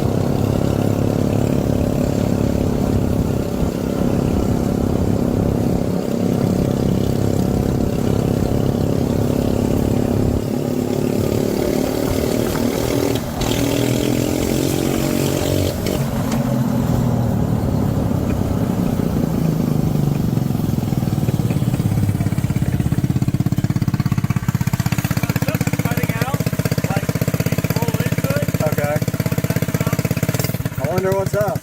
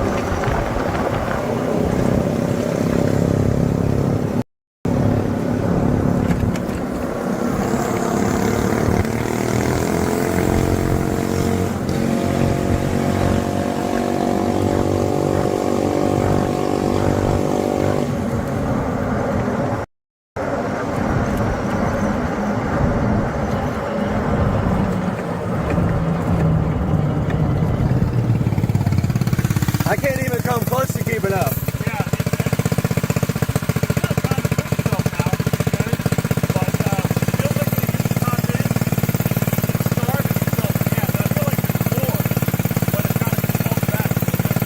Do you hear any rattling in the front?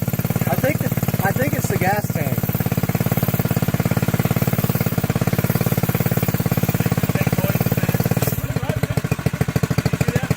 Yeah.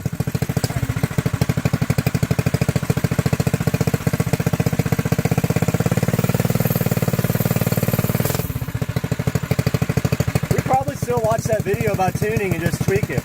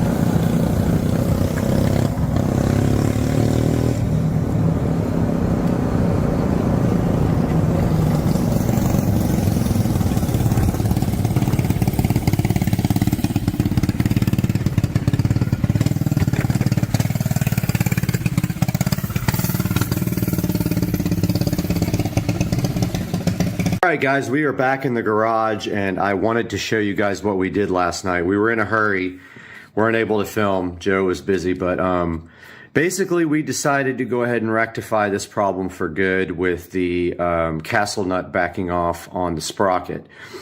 So what we did is we pulled this off. He has the right socket size. I can't remember what it was. It's pretty big, the castle nut. Went ahead and pulled that off, and what we did was we drilled a hole through the jack shaft there in order to be able to secure a cotter pin to the jack shaft, because this jack shaft has no hole in it. These castle nuts tend to work themselves off, and the whole point of a castle nut is it's slotted so that the cotter pin can go right between the slots and prevent this thing from backing off. So we use thread locker and we use a cotter pin, and we drilled right through that jack shaft, and now this is not going to come off. Now we have some other issues. There's some rattling going on up front. I want to do a bolt check a bit later and see if I can figure out what's going on with the rattling. I ordered a battery, and then so what we're going to have to do after that is attach the battery in here somewhere. I was thinking right down in here. We'll attach it to this whatever this thing's called, the forks or whatever it is. And we'll have to have a switch as well. So we'll break the positive wire that goes up here to the light, and we'll wire up a switch somewhere, somehow. I watched an extensive video on tuning. Now I understand tuning. The gas cap is leaking big time. We filled it up with gas, and the gas is ruining my nice spray paint job. So it's gonna have to be touched up at some point. But that is where we are now. The bike is still breaking up on the high end. It is not solid. We do have new spark plugs. We have a good fuel filter, unless it's clogged now. I don't see anything in the gas here. I got to figure out the breakup, and then we will be good to go. This thing's awesome. We are still waiting for the wheels. The wheels are on back order, but they should ship any day now, at which time we have these beautiful street tires to go ahead and put on the bike. This bike will not be going off-road. Now, what is in the future? Well, we want to turbo it. We don't know quite how that's going to go, but we don't have any fabricating stuff, but I think we can figure it out. But for now, that's it for the video. Hope you guys enjoyed the fun last night, and we'll see you guys soon.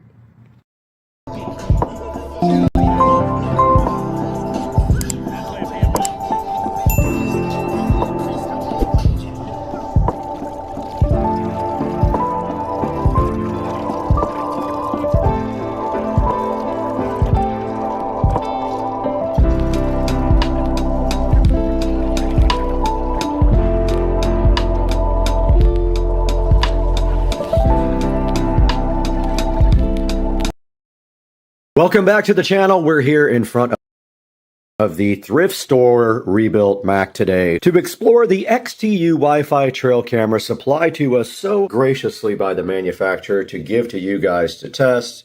And today we're also experimenting with shooting with the phone instead of the GoPro. And you can see the XTU trail camera sitting right here so fresh in front of you and ready to be reviewed. And the thrift store Mac doing its work behind it. Let's start looking at this right now.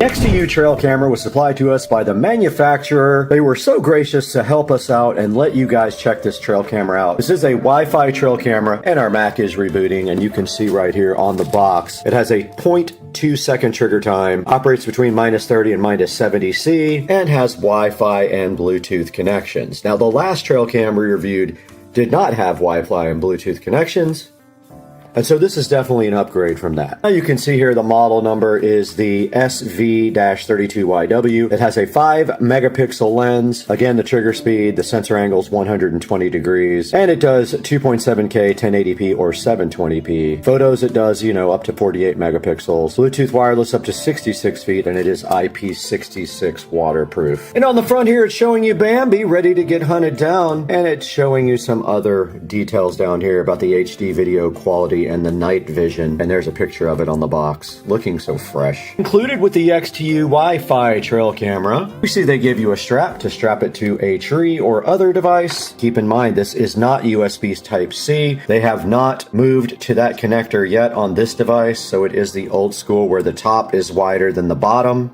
They give you an Allen wrench right here, assuming that is for this mount, because it looks like there's an Allen mount right there. And then you have the trail cam sitting in its glory, and it does run on AA batteries. Or underneath it, it does have a power mount right there. It can run on power full time, but you'll need a battery bank or a power adapter for it. And it does use SD cards, as you can see right here in this card slot. They gave us a 64 gigabyte SD card. How nice of them. Okay, we got the old reliable Google Pixel out right now. We're going to start recording while we download the app. And the lovely instruction manual did come with a barcode. Let's go ahead and do that. And it is going to the Trailcam app. And that is installing right now on the Google Pixel 3.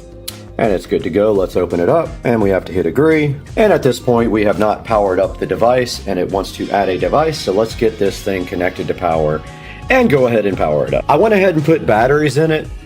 and it said it is PR is preparing. Let's try to add it with the device. Camera found. Okay, it says camera waking up. It did wake up. Searching for device here on the other screen. APP connecting, app connecting. That's what it was talking about. Connect to device, connect. It wants to connect to a temporary Wi-Fi network here. It says Wi-Fi connection successful. Let's call it test cam. Save that.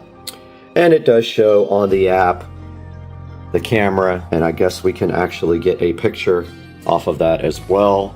All right, let's go to the next steps. This next step, we're gonna mount the trail cam to the actual tripod. Deal sat there. All right, we're back in front of the trail cam now, and you can see the menu up. You put it in test down here to access the menu, and then you can go to menu, and then that's where you can set up the work time, photo or video, the resolution of the photo and the video, the photo burst mode, the video length mode, audio recording. Let's see if audio recording is on. It is. Okay, perfect. And then there's a delay in the detection setting, a sensitivity setting, a motion filter. If we go to that, it just says on or off. And then there is a test for the motion, a fill light distance, a camera name, a Wi-Fi, date and time, date format, time format, loop recording, and formatting your memory card. You can protect it with a password, etc. But yeah, so that is a look at the menu settings there. It's all explained in the manual when you get it.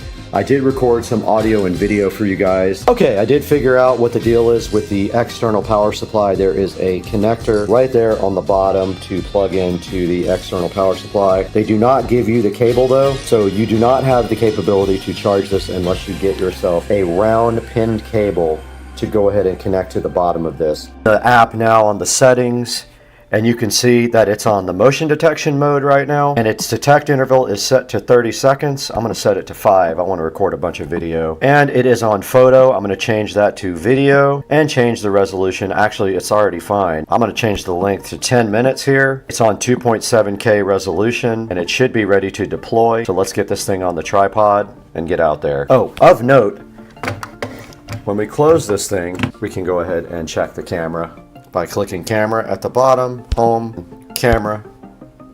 And there I am right now on there, and hopefully it is recording. And now I am also recording on this phone the video from the camera so that you guys can see the quality level of Supercar Street Racing right now. So that is how it looks for me right now. Now let's go ahead and keep doing this and go ahead and mount it on the tripod. Ready to go out into the Supercar Street Racing backyard.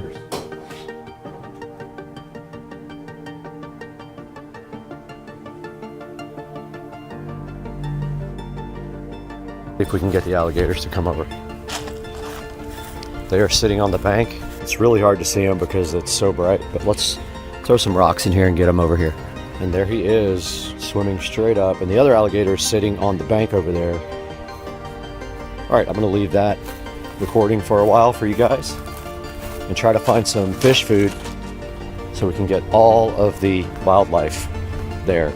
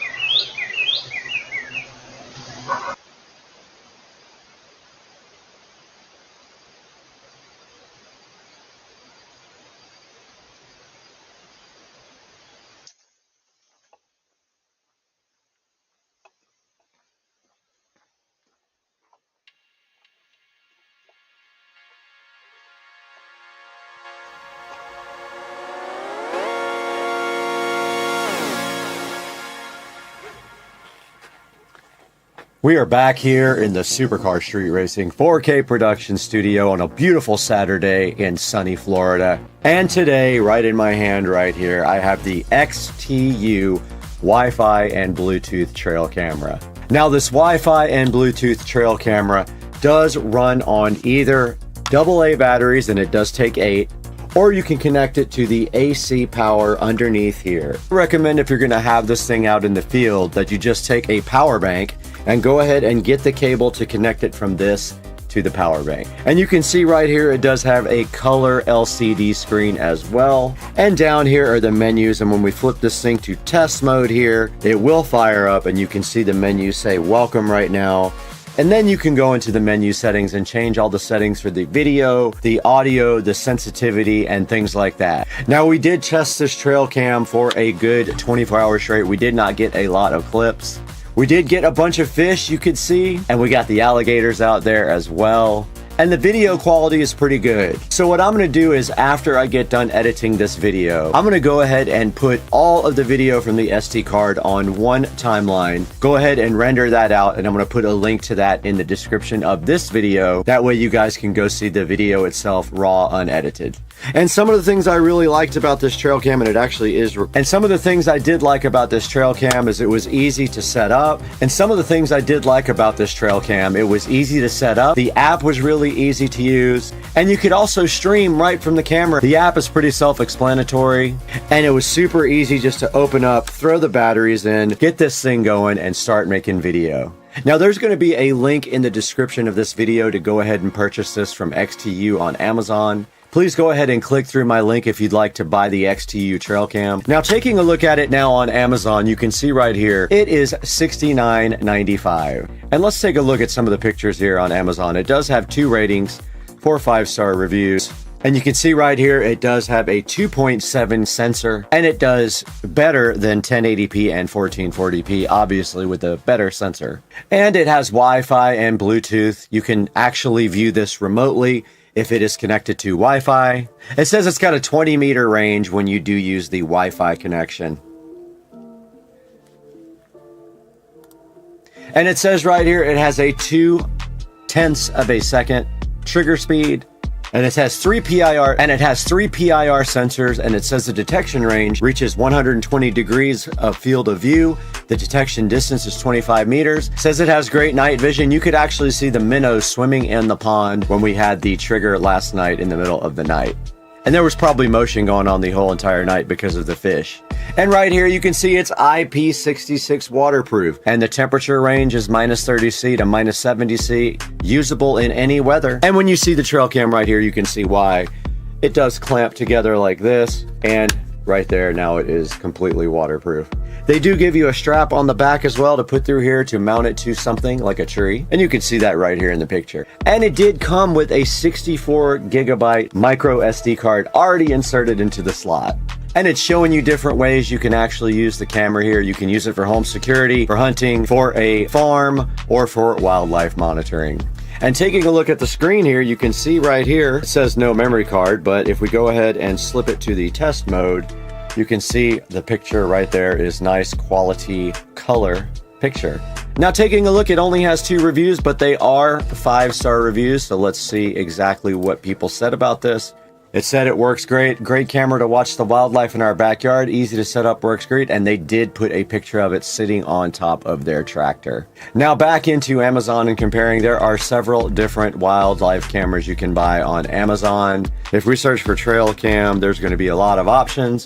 But this one is tried and true. This one is $199, but it has 4G LTE. Here's one for $79, 60 megapixels, IP66, only 4-star reviews. Here's another one for $35, one for $39, one for $49. And then there's some other ones down here for you to choose from. This one even says it is 4K. I would be wary of the ones that say 4K that are this low in price, though. I doubt that they're that great. Now we are back on the Supercar Street Racing page here. And this is where we take the opportunity to ask you guys to please support the channel. Please buy all your Amazon products through any of my product links. You don't have to buy the actual product in the video description. You can buy anything you want by clicking on any of my links. And it does help the channel out greatly. It gives us a few dollars to keep going and purchasing products like this, although this was provided by the manufacturer for us to show to you. Please like and subscribe to all our videos. The videos are starting to take off and it's great for the channel. I put in a lot of work on this stuff every day. And make sure you have the bell icon clicked so that when we do publish a video, you'll see it right away. And we usually do a video per day. Guys, we gotta go. We gotta go buy a bow and arrow and go hunting. So we'll see you guys later. Peace out.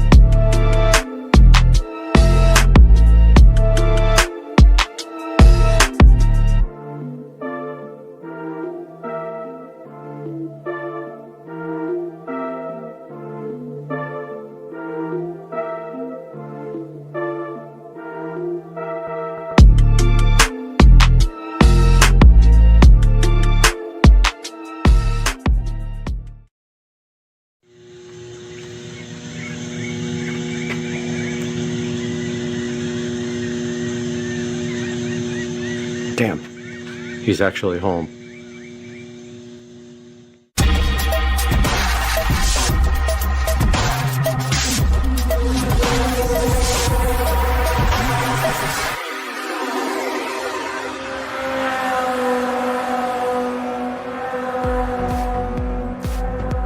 Hey guys, welcome back to the channel, and today we have a special treat for you because in the mail today, this beautiful box came in and it had this lovely case that says Tesla, and we're going to look at that right now on Supercar Street Racing. Welcome back to the channel, and today we have this Tesla mobile connector straight from the wonderful company of Tesla to my doorstep, and now it is sitting right here right now on this table ready for us to crack open this beautiful upholstered condom and reveal what is inside. So let's go ahead and do that now. And inside of the Tesla mobile connector container here, this does not come with it. I got you guys, I tricked you. I put this in here. This is a J1772 to Tesla adapter that I will keep in the car because my other J1772 adapter is currently in use on the split volt level 2 charger. This does not come with the Tesla mobile connector. Yes, it is called a mobile connector, not a charger. Tesla chose to do that and also to mess with your brain in the process. And inside of the lovely packaging, we have the NEMA 5-15 adapter, which we will open here shortly. And then we also have a NEMA 14-50 adapter here. Let's get those open and take a look at what those are. We have opened the packaging, this plastic condom that was covering the NEMA 5-15 adapter, and here you see it in all of its glory sitting on top of the case here. What is a NEMA 5-15? Well, that is the standard US wall plug right here. And there is how it plugs into the Tesla mobile connector on that side. You just plug that bad boy in and that gives you the ability to charge with a standard household jack. And if you are not driving very much, if you're driving your car once or twice a week, this is fine for you. It might not get many miles per day, but it will be enough to get you by. Or you go somewhere on vacation that does not have a charger and you need a few extra miles while you're sleeping, this NEMA 5-15 outlet is what you want in your life. And then we have another adapter here. It is a NEMA 14-50 outlet. A lot of people get a 14-50 installed at their house. So, should we open this and take a look at what's in this plastic condom? I think we should. Let's do that on the right now. And just like that, we're back with the NEMA 14-50 adapter. And what this allows you to do, if you have 50 amp service on a plug at your house, is charge your vehicle at approximately 50 amps. And I don't know the actual maximum, it's either 40 or 50. But this will get you up there towards 40 to 50 amps, and that will charge your car much faster. And if we see the front of the amazing Tesla mobile connector here, it's very simple, very clean, just the Tesla logo here on the front. And then this is where you actually plug in the adapter for either the 14-50 or the 5-15 plug. Tesla decided not to give you anything else besides these things. I guess they figured if you are smart enough to buy a Tesla, you're smart enough to figure out how to operate this device, which is basically plug it in and start charging. And so let's plug this into the car and see what we get from the standard plug here. I'd be interested to see that, would you? And we hear the mighty hum of the club car charger charging up this beast. However, the batteries are on their last legs. So we are going to have to get this upgraded very soon. Within the next month, we're doing lithium and a AC conversion. And regardless of that, we have to plug this guy into the wall in order to charge. So let's get this guy plugged in. Oh, I don't have any free plugs. I mean, my neighbor's got some outside.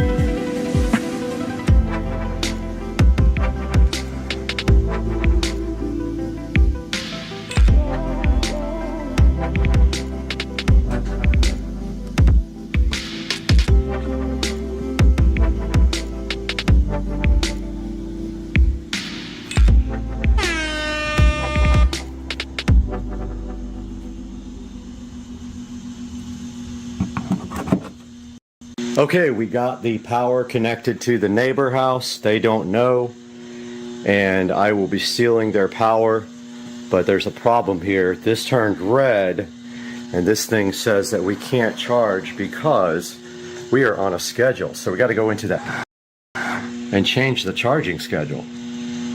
Now that we have the schedule disabled, it's still not charging, but now we are at our limit of 90%, so let's raise that a little bit. Even though we raised the limit to 95, it is not charging. I am going to remove the charger from the port here and then put it back in. I didn't even know that button existed to remove it. Oh, and it has said to us we're closing the door, so let's try to reopen it. Let's see if it'll charge now off the neighbor's power. Ah, it turned blue. Now red. We have a problem. Charging stopped. 90%, huh? Okay, let's see why.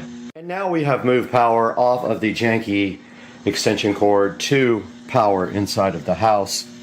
And you can see this green light come on. And it is charging out. There's no indicator on the screen.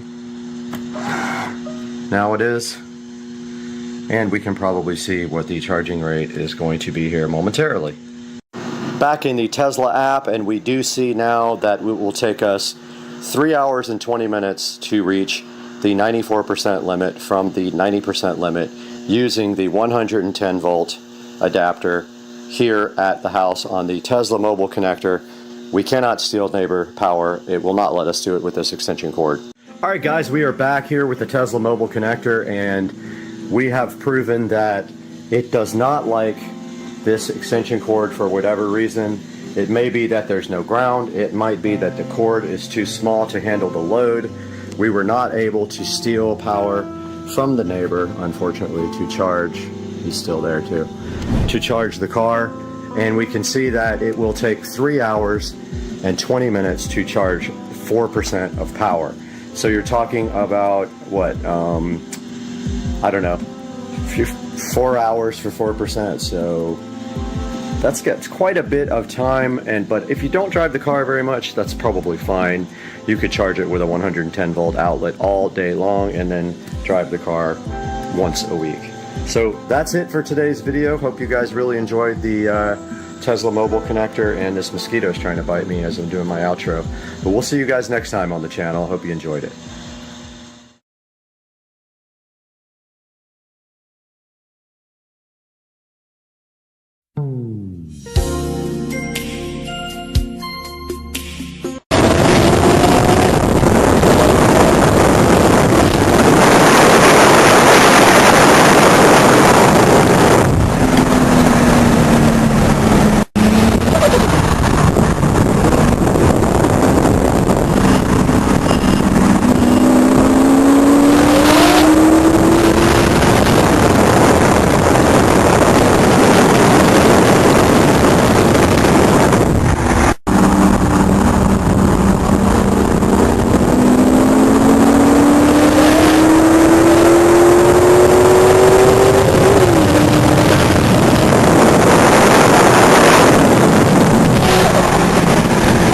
There never was much hope. Just a fool's hope.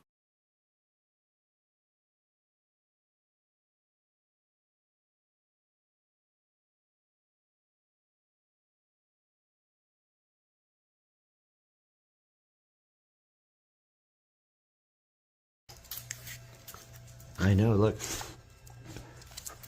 Get him. They're priceless.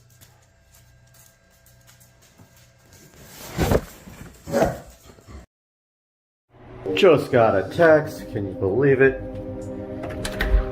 Oh boy. Looks like we got a present out here we need to bring inside. Well, I accidentally hit stop there. Package got to the US and got lost in Philadelphia. never heard from again. And of course, you know UPS. If you basically, if your package doesn't show up, that's the last time you're ever going to hear from them, because investigation did nothing.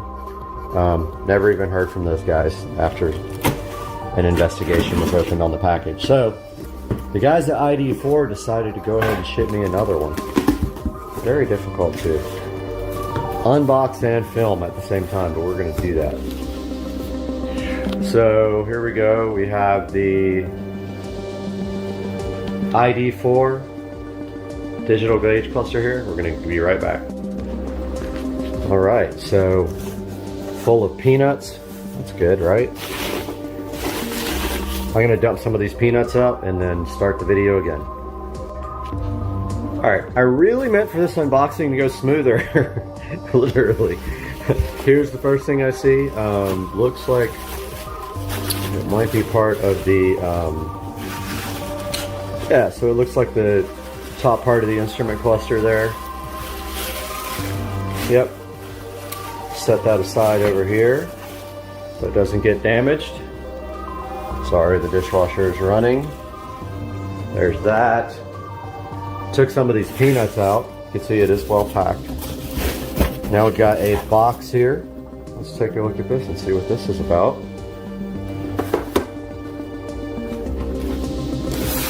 All right, there's my receipt too. I paid well over $1,000 for this setup, and I got a bunch of options.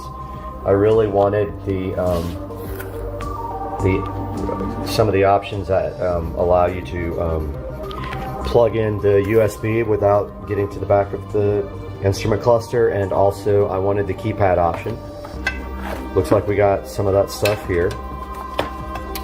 We got the USB cables. We have the keypad, which goes onto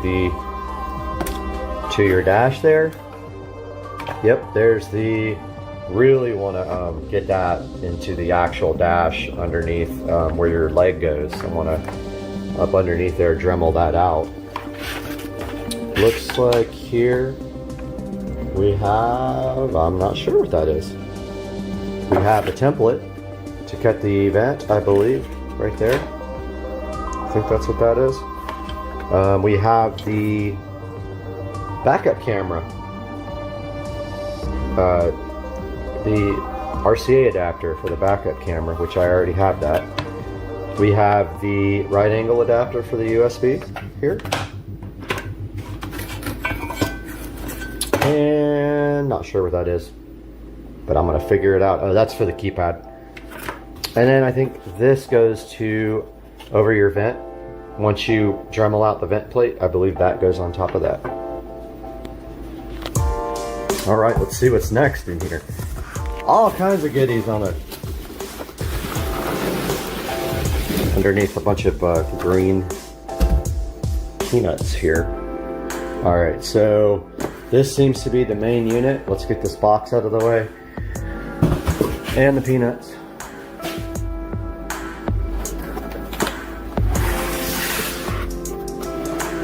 Yep.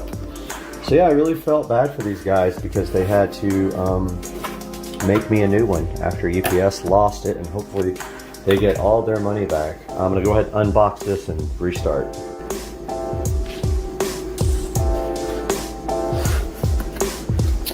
Trying to get this open without stopping the video. I had to stop it once, but all right, I'm trying this one more time. All right, got this beautiful packaging undone. Here is the actual digital gauge cluster by ID4. This is probably the most exciting modification I've done to the car yet, or am going to do. Take a look at the back of it. So there it is. There's all the connectors, the USB, the little fan. Yeah, so this thing does not fit without trimming the plate from the back. I'm assuming there's instructions somewhere or a video for me to watch, but here is the plate. I believe that the plate template that you put doesn't even say which way is the top, but I think you tape this onto the vent behind your stock gauge cluster, and then you use your Dremel and you trim out the back so it kind of fits in there. Now I do also have, that's interesting. Yeah, I also have the Android head unit, which uses a backup camera. I have not installed the camera, so my plan is when I go in here, I am going to Y-adapt here and finally connect my Android navigation to the backup camera, which I've been wanting to do, I'd say probably for over a year now.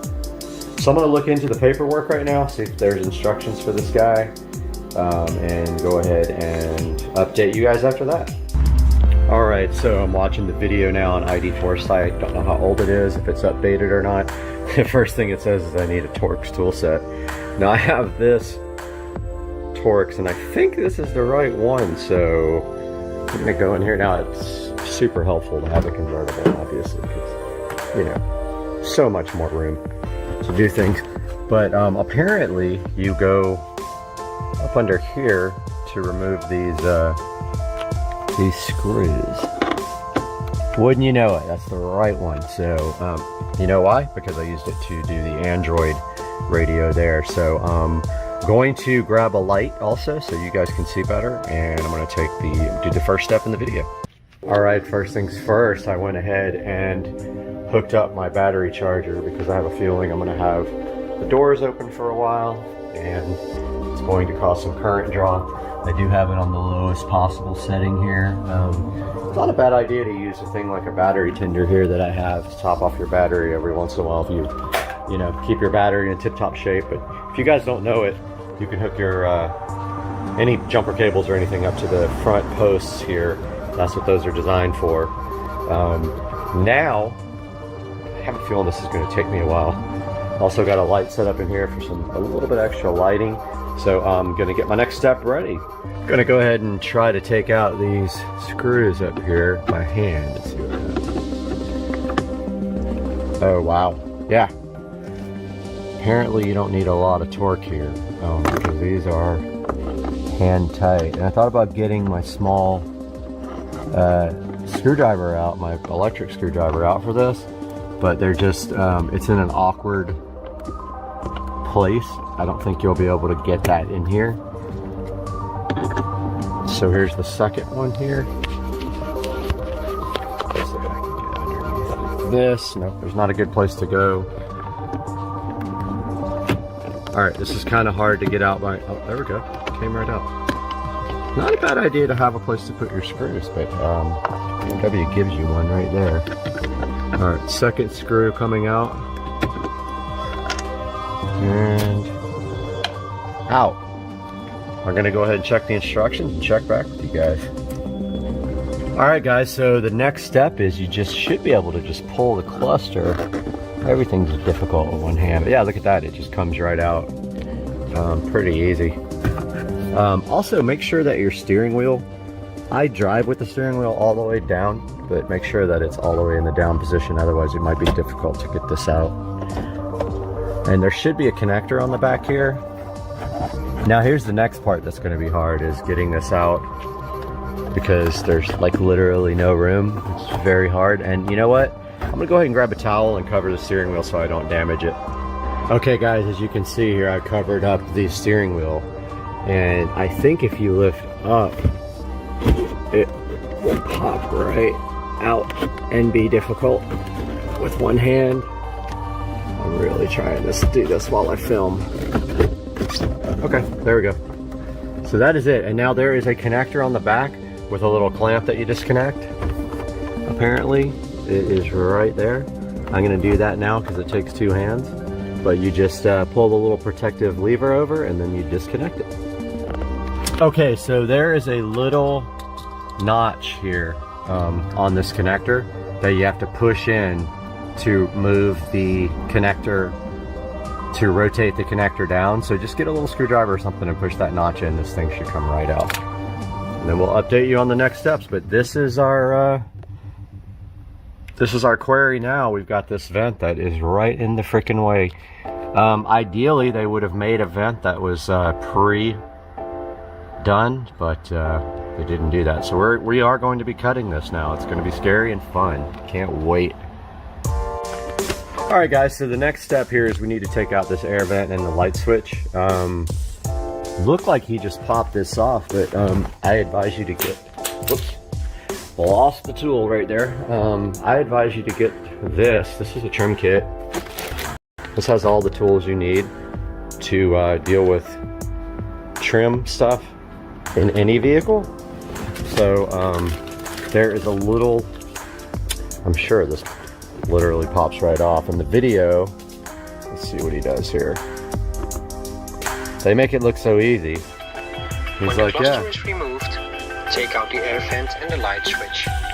In a very heavy German accent, take out the air vent and the light switch. So I can relate because I'm half German. So got this tool here. Now you see this thing is specifically designed not to hurt your trim because it's got plastic on the back. Watch me break it right in front of the whole entire world of 5 people that'll watch the video. Okay, so that popped right out. You don't want to break the tabs, so just be careful or you'll be on one of those videos where it's like dying inside. So I'm going to be doing this again because I'm going to be painting this trim in the coming week, but I wanted to go ahead and do this first. But yeah, so wow, check that out. Now we also got to take out the headlight switch, but now that you're in it, I'm assuming it pops right out. I am assuming. Okay. Boy, I love how much. Get focused. I love how much space there is. Look at this. Amazing. All right, let's see what we do next here on the video.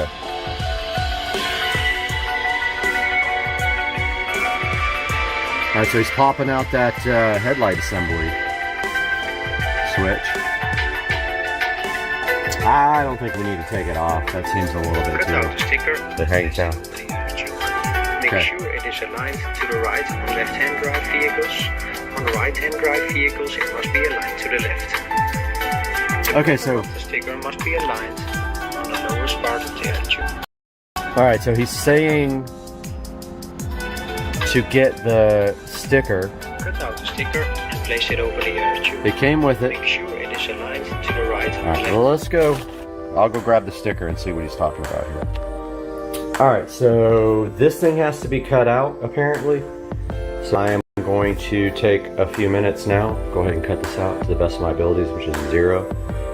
I'm going to drink some non-alcoholic water that tastes exactly like water. And I will be right back with a nice cut template. Just watch the video. Hopefully I did this correctly. I've got the video up right here. I mean, that apparently is how you cut this out, right? And then, so you do it. Make sure it is aligned to the right on left-hand drive vehicles. So, on right-hand drive vehicles, it must be aligned to the left. He's on a left-hand drive vehicle, so he's aligning it like this, and it kind of bends over, goes to the bottom of the air vent, As shown in the picture. and then you cut everything except this. Tube is still in the vehicle. Place the metal shield to cover the hole in the air tube. Metal shield and cover was. This is a good time to install the vehicle interface cable. I lost the metal shield and cover. Oh, right here. Go. Here's the metal shield and cover that goes over what you cut out. All right, let's go try the next step here with. Oh, here's Mr. Bink. I know. Kitty, are you hungry? Oh, you're such a good kitty. Are you gonna stay with me forever? Okay guys, so I got this into the air vent area. It's gonna be an adventure. So I literally use shipping tape, and you can see where the lines are folded right here. So take your template, fold it over there. I taped it multiple places. I am going to get my Dremel. I'm gonna watch the video and make sure that I cut, you know, I think this is supposed to be like, yeah, okay, so I've got it taped wrong. So basically you Dremel the air vent there. across where it curves and you come straight down here. Mine is taped too low right there, so you can see where I messed up, but you get the idea. You're cutting the vent all the way from here over to here and then straight down here to the bottom, and then you're going to match the picture here. Let me pull it up for you. So check this out. This is what's on the instructions. Place the metal shield to cover So there's the instructions. the piece as shown in the picture. Alright, see how they cut? While the air tube is Sorry, I still in dropped the it. vehicle. So that's all you're doing right now is you're dremeling, or whatever your favorite dash destruction method is. I know. Mr. Banks. He's still chilled. Mr. Banks. Such a good cat. Alright, I'm gonna load up the Dremel gun now. I have to turn the light off for that, unfortunately, but I am going to work on that right now. This is scary. Kitty! Alright, so I got the Dremel. This is what I'm going to use for it. So I've got this Dremel. I think I lost like the real attachment, but I'm going to use this cutting disc right here and really destroy that dash. So I'm going to go ahead and put this, what? I know, dude. So I'm going to go ahead and put this disc on the Dremel. Get back with you guys. Got my Dremel tool all set up here, even though it refuses to focus. Good grief. Come on, man. So yeah, gonna go ahead and mount this to the Dremel, and I'm gonna Dremel out that air vent and destroy my car. Got my Dremel tool on here, so this is just a regular cutting bit. Variable speed Dremel here. It's gonna be hard to get this thing in here and cut that. Seriously? I already broke the... Okay, I already broke it. Real life here. Your Banks is so vocal right now, but seriously, these cutting discs are so fragile, and I just literally touched it to something. You'll have to play with the Dremel speed. I keep it on a pretty high speed. I'm gonna go ahead and try this. I've been dreading doing this for months. I can't do this and film, but you see what's gonna happen right there. Around that template, right around the edge of that vent, I'm going to cut that, and I'll get back to you guys after I have destroyed my amazing car. Okay guys, so trial and error. This is what I've got here. So basically what I found out after playing with this is your best bet for cutting this is not a Dremel. It's very thin. They don't explain this to you, but this knife here is all I needed. I cut this original slice with the Dremel. The problem is the Dremel can't get into the space, so I cut the rest with this. Now, it seems like, what good would this do? I don't understand. We're gonna find out here though very quickly, because this little piece is going to go here. I'm gonna retrieve that and see if I actually did this right, but it's really rough. You can see here, there's still like a little bit here. I'm gonna trim off. All that has to be gone for this plate to work properly. Yeah, I missed a little bit right there. I'm gonna go ahead and trim that off, and I'll get back to you. Okay, I wanted to update you guys. This is the cable for the backup camera. I am splitting that cable to go to my Android head unit. So I've got a Y adapter here. I went ahead and taped these up with electrical tape. That's a Y adapter. One of these will feed to the backup camera. The other one will feed to my Android adapter. Now I'm going to go ahead and tell you right now, I'm having a lot of issues getting the cluster in. It's very difficult to get it. I know, man. I know the feeling. It's really difficult to get it into the area. The steering wheel is in the way. It's tilted all the way down. I'm going to work on that, but I wanted to go ahead and get everything connected to it. So once I do get it in, I don't have to worry about connecting everything now. So I'll get back to you guys if I can figure out how to do it. Okay, so I connected all the cables that came with it. Obviously one of them is for the stock connection to the instrument cluster. The other one is for the keypad right there. Just the keypad here that mounts on your dash with double-sided tape. And then the third one is for the backup camera. So there's also this USB. I did get the right angle USB, so this will only go, the cat's so vocal. So only go in one way because, you know, lovely USB. So this makes it so it sits more flush, like that. Then you take this additional adapter and you mount this into your dash. So this is an extension for that. Now at the same time, this thing is very hard to get in the dash, so I'm still working on how to do that. And once I figure it out, I'll let you guys know. All right, so I'm having a lot of issues getting this cluster installed, and I figured out from a different video for the 5 series, maybe it would help if I got rid of these little edges on the dash. So I went ahead and broke those off right there to see, because I got it almost in, but it's just very difficult. So let me try to do this now that I've got these little corner edge pieces broken off. I've got all the wiring run through the dash here, coming down through the dashboard and through the headlight jack. Let me give this a shot. Oh, also I taped up here because it started to, this is really like taking, my car's taking a beating on this. Yeah, see, I already scarred up my car. This is really, I'm having issues here. Be back. Okay, I'm ready to punch myself in the face. I think I've messed my car up so many different ways and scratched every single thing up, including my steering wheel, which was perfect. My dash was perfect. It's all messed up. This is a very hard install. I come to the conclusion that it has to fit behind the little tabs in the corner. I tried to Dremel them out so it could lay back a little bit more. It's not going to. I don't know if the cover's going to go on or not, but we're going to do a power on right now and see if it was worth it.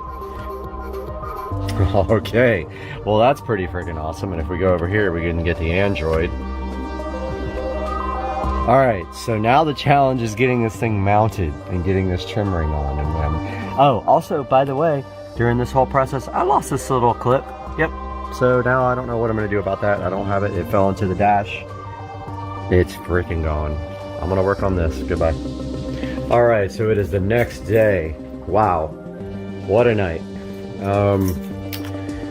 What can I say? I spent 5 hours trying to get this thing installed yesterday. All I can say is this about this, because I don't want to give the company a bad rap at all. So the first package I got from them got lost. Not their fault. Second package came. I followed the instructions. I cut the air vent. Still, I could not get this thing installed. Now, I made the biggest mistake in the world. I didn't protect my steering wheel and my cover here for the steering wheel that great. And yeah, I scratched up my interior, which was perfect before. My steering wheel has marks on it now, which it did not before. So that was my impatience after being frustrated with this thing. Also, it is not lined up correctly. It needs to go down about 1/4 of an inch. So I'm going to be removing it again and cutting away some more of the vent. And I want to go get some of that flexible aluminum tape instead of the little cover that they supply to fill the vent. So for now, I stuffed a towel in the vent to keep the air going, but I want to show you guys what this thing looks like. And again, I actually scratched up the screen right here just a tiny bit, which I think might come out with plastic polish.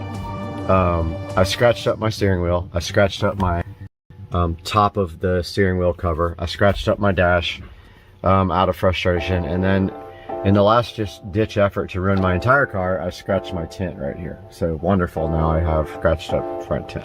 So overall experience with this has been a nightmare. This is all I'll say. It is still so hard to get in that I had to force it into the position where it is now, and I didn't use the stock factory screw holes. I put self-tapping screws in wherever this thing would go, but it is in. But you can see at the bottom, the lip is showing there. That needs to be fixed. So let's start it up and show you what it's like. So I don't know why the, okay, so high battery drain is on, which I don't understand why. The car's been off. That's something I need to look at. And actually the car's on a charger right now, so that's interesting. High battery drain, okay. Increased battery. Okay, so that's new since I put the screen in. But as you can see here, I got the screen installed and I did configure it. There's the RPMs, and this is how it looks. And you can either use your stock here to go into the menu. So you push in the menu button there, and that's where you have the configuration items. I do have it on, I'm not sure which one I have it on right now. I think this is one of the sport ones. I think it's Fierce is what it's called. But inside that menu, that's where you set up all the options for the screen. You can set up a display for when you're normally driving, and then when you go into sport. So you notice how when I go into sport, I have it changed to a different theme, which is called orange. I don't know, sport orange or something like that. I can't remember what it's called. But notice, like, I've configured it the way I wanted it. I set up horsepower and torque right here as the extra gauge that I wanted. I got the M Sport logo. Pretty cool. Now it doesn't show boost. I heard they're working on that, but I don't know if that's ever going to be available. But I wanted to just show you guys because I had such an experience with this thing that was a nightmare, and still not right. I did not install my camera yet. I've got the cables all back here. The keypad for it, I did not install either because I was so frustrated at the end of my night. I literally just wanted to throw it out the window, and that's why I threw something at my front windshield. But honestly, my front windshield needs to be replaced anyway, so that's probably going to happen soon. But wanted to show you guys this, and if you go in here and you go into appearance and you go into themes,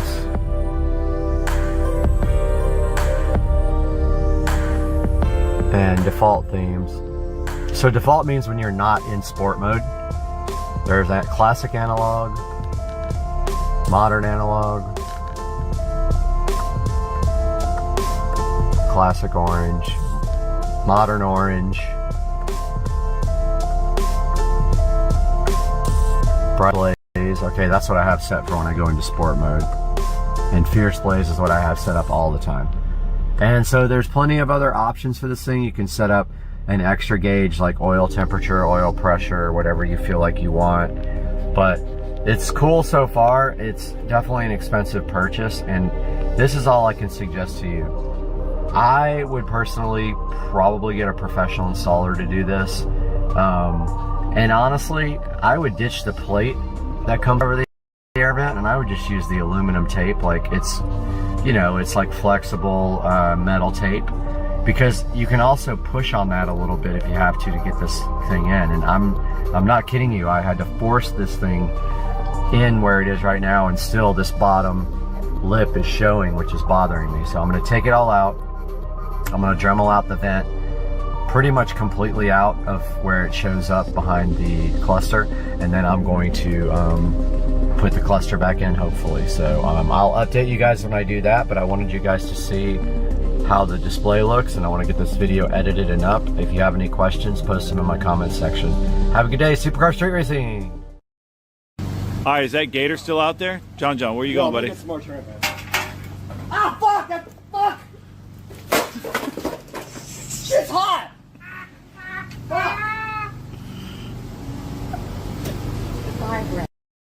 What is the deal with all the frogs out here? They're insane. Why? Is it so loud? Guys, the frogs. What is happening? Out here at SNS. The downpipe footing.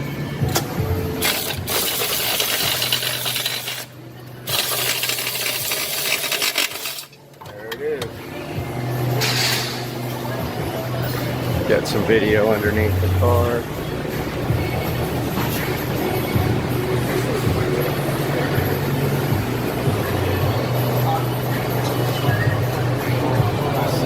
System.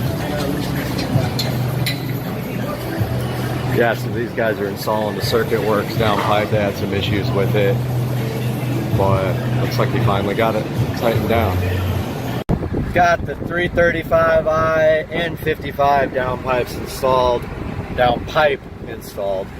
Just some quick impressions. The sound is awesome. Sounds really good. Obviously have not tuned for this yet.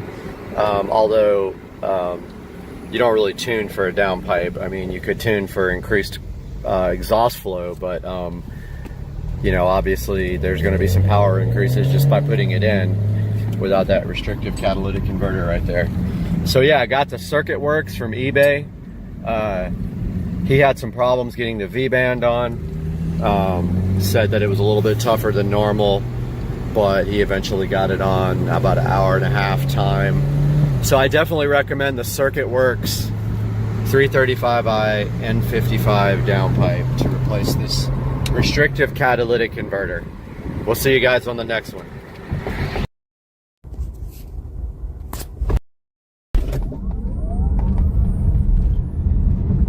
Oh, dang.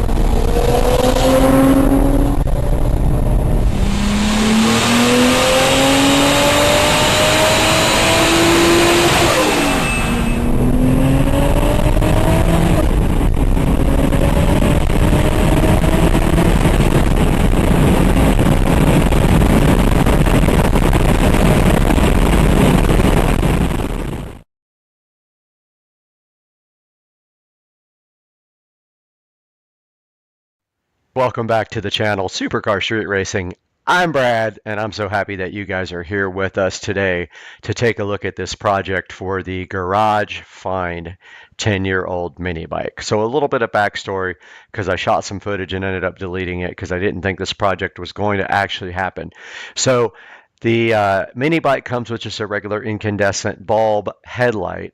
We wanted to do a little bit of upgrading on it, so I did order this light here, and it actually has a black housing, not a chrome one. I don't know why it looks chrome on here. So we ordered this light, and then come to find out it was not the right size for the stock mini bike housing for the headlight. So then playing around a little bit, I decided to return it, but then all of a sudden I saw this guy, and this is exactly what I thought we needed to get this project done. So I ordered this, and I still had my return pending for the original LED headlight, but I did order this, and that's where this is going today. We're going to take over from where I ordered this, and we got that in the mail, and we started opening it up this morning. Stay with us, guys, on Supercar Street Racing.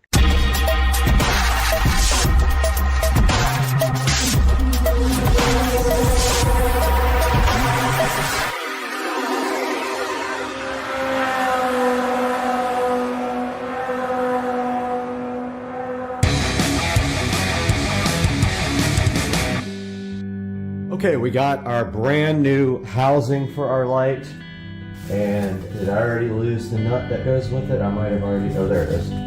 I ordered this new housing because this light wouldn't work with the stock housing. It works with this housing. We have our very dangerous, and do not try this at home, power supply, 12-volt power supply. We have our connector here, and I know that when it's like this, from the pictures, that's negative over here, and that is positive. So we're going to turn on our very dangerous, do not try this at home, 12-volt power supply, if it will reach. Never do this. This is, I don't have a real 12-volt power supply, so we're using battery charger.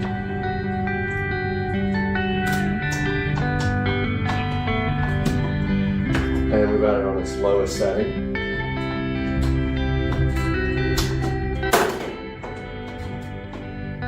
So now we just, that did nothing. That did nothing. That did nothing. Why?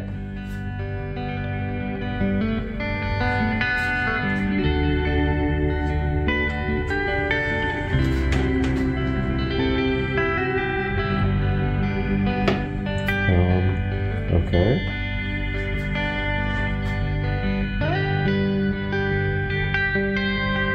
Okay. So that works. They're very bright. Okay, so that's negative. There. Okay. So this is negative on the left. Make sure. Yeah, this is positive. So this is negative. All right.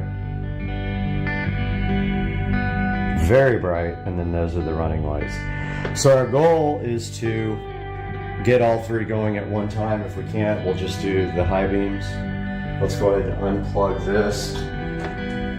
So we got our battery charger unplugged now, everything's safe. And then we can mark negative and positive on this connector. So let's just go ahead and put a minus there. And now we need to test this on the actual motorcycle. Let's do that. I'm not putting this back on, so I'm just going to go ahead and cut this here. That's the old bulb connector there. We don't need the bulb sheath condom. And now we just need to kind of strip off this outer.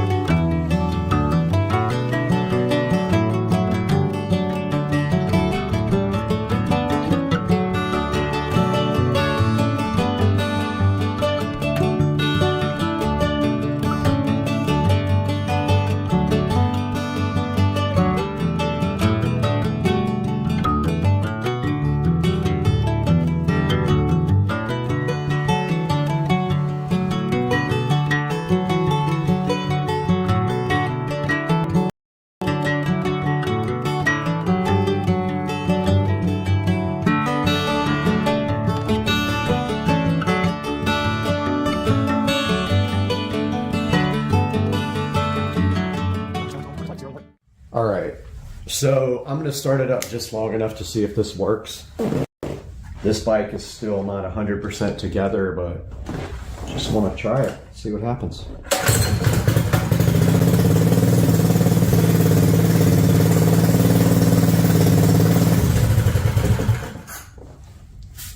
All right, it's not a solid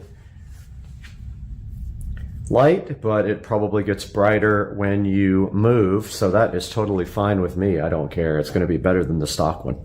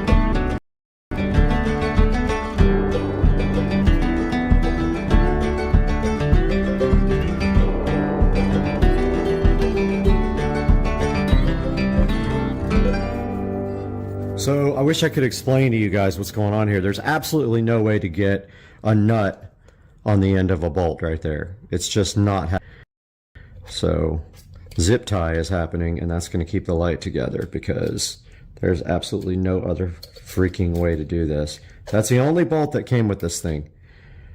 If they expect you to use that, there's no way without serious modification to this housing, and that means dremeling it out or cutting it or something, because that's not going to stick, dude. There ain't no way.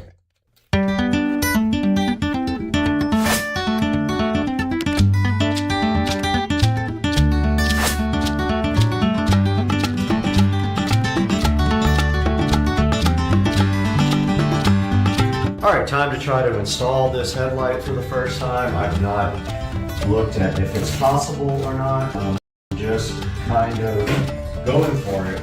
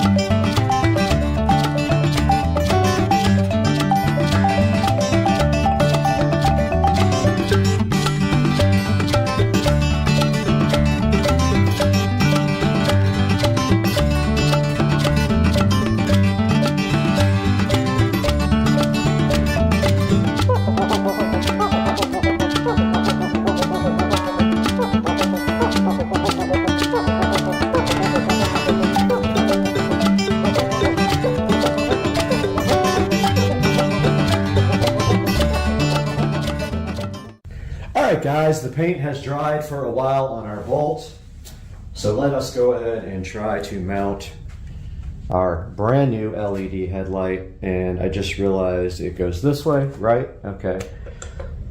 So it looks weird on the top bracket. I'm going to mount it on the bottom bracket.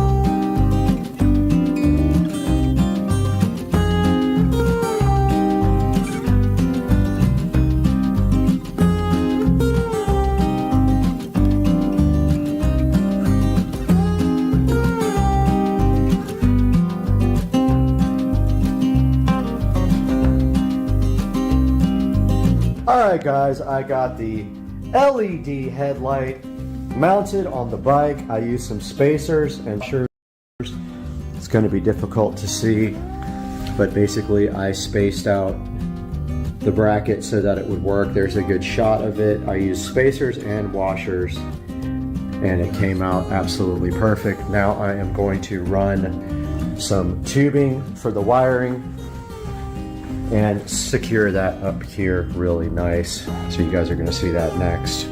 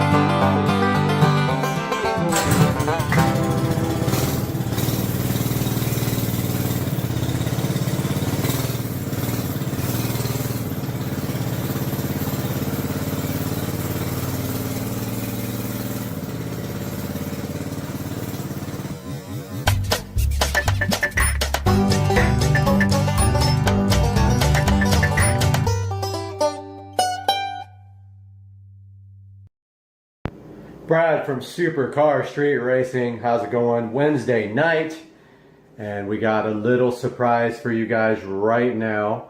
So we're gonna check out an unboxing of something we just got for the car. Check it out. All right, sitting on my table right here is a fake package because I already opened it. So I haven't really opened it. I just opened the top of the package. I wasn't sure what it was, but move some of this stuff here out of the way. Now let's see what we got in this package. Interesting. Let's see. That's weird. It was open already. Yeah, that's because I did it. So there's some instructions in here. Got some install instructions. And what do we have inside here? Wow, look at these. Amazing things. Okay, so these are R230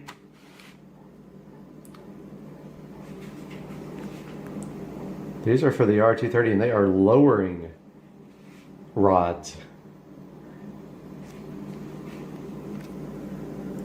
So the R230 has electronic suspension and it's, I believe, hydraulic. And so what these do is the standard rods are fixed length and each end is read by a sensor or one end, I'm not sure which, and it actually reached voltage, and that's how it adjusts the height of the car. These allow you to trick the computer and raise and lower the vehicle. So these are going on the car probably Friday if I get my brakes in tomorrow, which I am hoping that's the case. I can't track them, and they are coming from California, so there's no telling, and they might not be here tomorrow. I can't do them Saturday because there's a big car show that I'm going to. So these are they're actually called lowering links. These are lowering links for the SL65 AMG, and you will see them go on soon in the next video.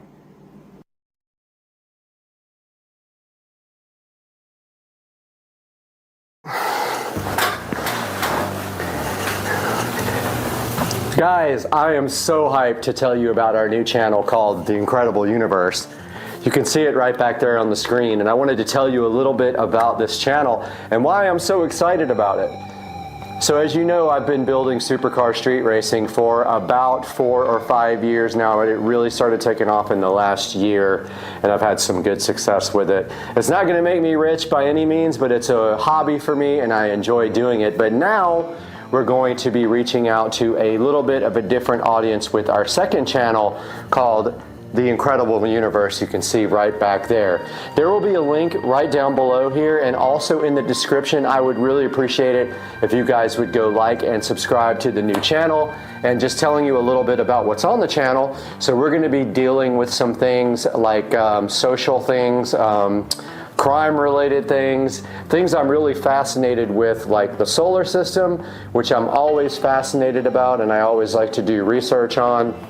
We're going to do things about mystery, like the Bermuda Triangle, a lot of things about SpaceX and other NASA things going on, and anything that you guys would like to dive into.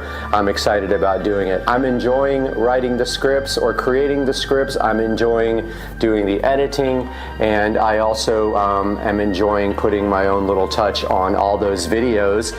We already have a good selection of videos on the channel. We plan on doing one video per day out there, and that is the current rate at which we are able to produce videos, and we plan on doing that non-stop and publishing one video per day. I think we have about 5 videos already published now as I'm starting to build the channel. The great news is we already have 1,050 subscribers as I looked this morning, and we're looking for that watch time now to get over 4,000 hours so we can monetize that channel and start building the channel and making it good. And part of that is you guys. If you could do me the biggest favor, go click the link in the description, go to the channel, and go ahead and subscribe for me and like some of the videos and watch some of them and give me some suggestions there on what you would do to make the channel better. So yeah, The Incredible Universe is kicked off as a second channel on supercar street racing, and I'm inviting you all to come check it out, and please like and subscribe, and we'll see you guys on The Incredible Universe.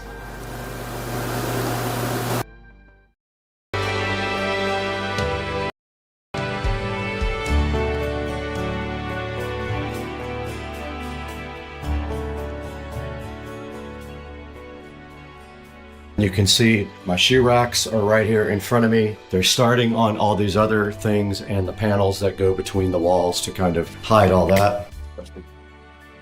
So yeah, everything is starting to take shape here. They're going on to the next step, which I believe is going to be installing all the things inside the cabinets, or either it'll be the panels on the wall. Not sure yet, but we'll update you guys when something changes. We're back in the awesome supercar street racing closet, and it looks like this was finished last night. Everything is in place now except electrical, and that is my mission today, to get electrical done and the lights installed in the closet. So my first step is I already have electric up here. It needs to be tied in down here, but what I'm going to do first is finish this top part, and then I am going to tie it in. Then I'm going to install all these lights. It should be fun. I have all my tools here. I've got to cut an electrical box, but the interesting thing is I could not find my levels anywhere. I don't know where they are. I must have left both of them somewhere on a project because I've got no levels. So I'm going to be guessing at this Newark template box that I'm putting up above the closet. Not that it matters, because it will be literally up here. Nobody will see it, but I think it's actually very difficult to do when the wire's already through the hole. So I think I'm going to cut a little slice into my template there so that I can slide this down over it and cut a square that I'm just gonna eye. That looks very level right there, so I think that's what I'll do. Cut a little slice out there and then get to work.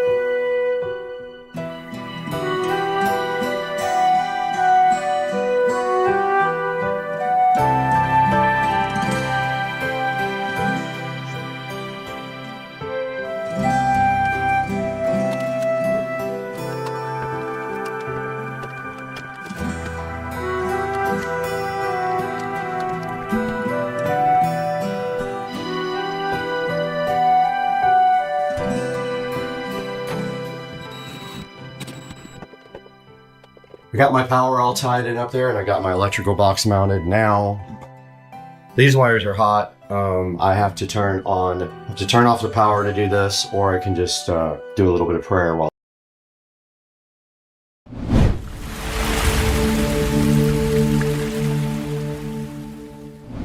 Guys, what's up? We are in the Supercar Street Racing amazing sunroom, as you can see right now. You're back with Brad on Supercar Street Racing, and today we got something sitting somewhere close by that is super relevant for the channel, and I was so hyped up when I found it that I immediately ordered it, and it is going to be such a cool addition for us. I cannot wait to get this out of the box and show it to you guys. It's something I've been waiting for a while, and I finally got it. Let's dig in.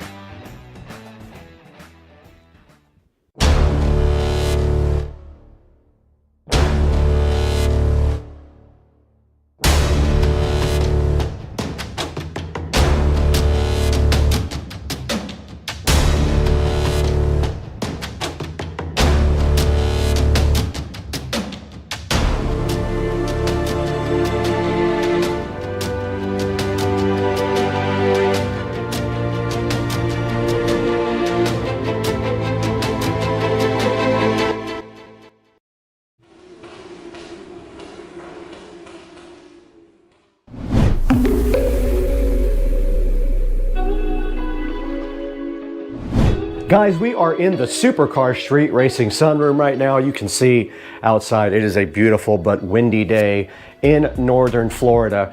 And here we are with a special project for the channel. Now, I've been trying to get something like this for the channel for a while, and I see other channels that have them, and I was so jealous. So I went ahead and pulled the trigger and bought a special treat. It is not sponsored. It doesn't mean it won't be sponsored in the future, but for right now, I paid full price for this object that is sitting so fresh and so fly right next to me in the box here.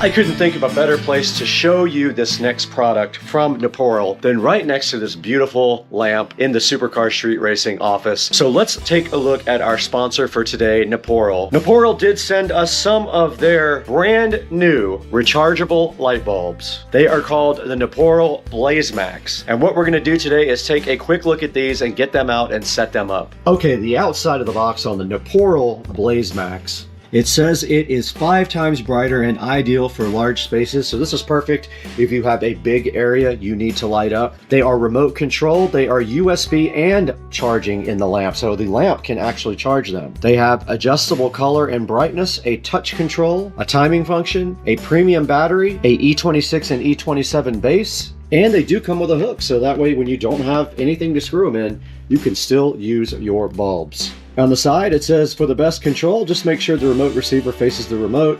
If it's too bright, try dimming them down for a more relaxed glow, and for best experience, avoid using with other infrared devices nearby. That is, these are a infrared remote control device, not RF. This thing says it can light up 270 square feet, 7 hours on bright, perfect for any room, and it has a little portable hook inside as well. Let's get these out of the box. We do have a little user manual right here as well, and then you can see the actual hooks. Ah, they gave you multiple USB-C charging cables. Look at them go. One for each bulb. Way to go, Naporal. And here is the bulb itself. We will get one of those unboxed and plugged into our lamp here shortly. And there is the remote control. You get a remote control for every single light. Way to go, Naporal. Stepping it up. We're gonna go ahead and unscrew our Govee. We're gonna go ahead and screw in our Naporal. And it did come on, and it is a shade of bluish. I did push warm white on the remote and it turned warm white. That is a combination there, and then that is cool white. Now let's go for the brightness. There is 100% brightness. Okay, this is just with the Naporal bulb. Let's go ahead and turn on the warm white function. There it is. Let's go ahead and turn this off and see if it is charged enough to work without the base being inserted. It does work. So let's put one of these nifty hooks on the end of the Naporal and try it in a dark area. Now remember, you have to point it at the infrared receiver, and this is with the Naporal on and on full brightness. Now it may not be charged up all the way either, so it's still very bright. It lights up this whole entire closet. So very cool for like if you're going camping or something like that. Now let's take a look at this on Amazon. All right, we're right in front of the Naporal website here for Amazon, and it is called the Naporal must-haves online here, but they are called Naporal Blaze Max if you go to the actual box. Now, just remember these are compatible with hardwired fixtures. When you're using a hardwired lamp, the bulb is controlled by the switch, except you cannot use a dimmer switch on it. Now this stands out because this is an exceptionally bright bulb for a wireless bulb. So keep that in mind and buy one out of the link in the description. And thanks for supporting the channel. Let's get back to the video.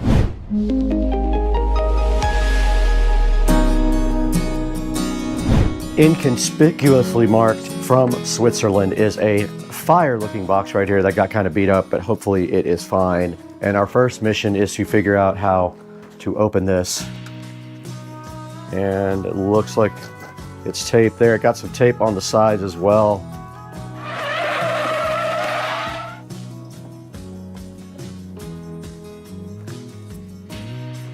And looking inside the box, here is my order details. And right on top of the box right here, it says Veeb Projects, which is the company that I did order this from. And inside some nice packing stuff.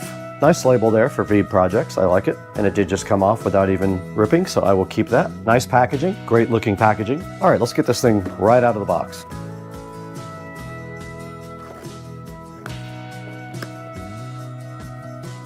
First thing in the box we have here is a silver package. Let's see what is inside of that. This is a bunny rabbit of some kind. Don't know what that's about. This is a USB cable. Yes, we did get a Veeb sticker. We got some, looks like chocolates. That's really nice. Nice gifts from Veeb. And then inside the box a little bit further, we will see exactly what we have. We have a thank you card from Veeb Projects right there, with a little URL there to go to set up your device. And then all the way inside we have our nice, there is what we bought. There is our device there.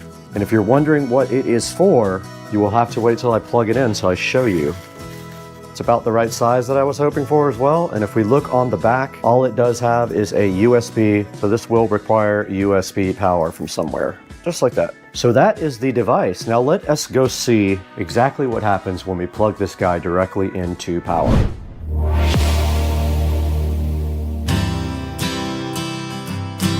Okay, we're in front of the Supercar Street Racing whole home audio system, and looking behind the WIM, we do see a USB port right there. It's the easiest way to see it is with the phone. You can see right there, it's on the upper left. I'm gonna go ahead and provide power to this guy with that USB port. Okay, the first part of this equation is getting power to this object. We went ahead and did that right here in the back of my WIM. And now the next thing we have to do is make sure that we do have the setup on this going. And to do that, we're supposed to access a web page on the phone. Okay, we are recording both on the phone and on the GoPro now, and this is the instructions for lighting up the object, the Veeb. So basically you just plug it into a USB port that has power, You go ahead and scan for Wi-Fi networks inside your phone, and you join the Wi-Fi network that says VEB Projects. Once you do that, it takes a couple of minutes, but you have to might have to press log into the network if it pops up, but mine popped up after about a minute. I went ahead to that page, and then I will put in the information now. Basically, you manually type in your Wi-Fi network to it, and you manually type in your password. There is no drop-down scan thing. You just do that. And that's all there is to connecting this guy to Wi-Fi. Okay guys, we did get our awesome YouTube subscriber counter, video counter, and view counter all done and connected up. And I noticed something really cool about this thing, and that is that it does keep the numbers even when you disconnect the power. Now, part of this is already built into the screen. The part that says YouTube and the part with the red square is built into the screen already. That is not part of the graphic. The Supercar Street Racing, the numbers and the videos and the views are part of the counter that actually makes up the screen. Now, I did think it might light up. It does not look like it lights up. That's fine too. It's got and there it is booting up actually. Now, when it boots up for the first time, you will see it go through this little process here of doing this flashing. I thought something was wrong with it at first, and also a big deal if you get this is when you first connect this device, you will not see anything on the screen. Even when you power it up, you'll only see the red square and the YouTube logo on the screen. You will not see any graphics even while you're connecting it to Wi-Fi. Now, this is initializing right now, and there it goes. It is fully initialized and up, and that part of the project is basically almost done.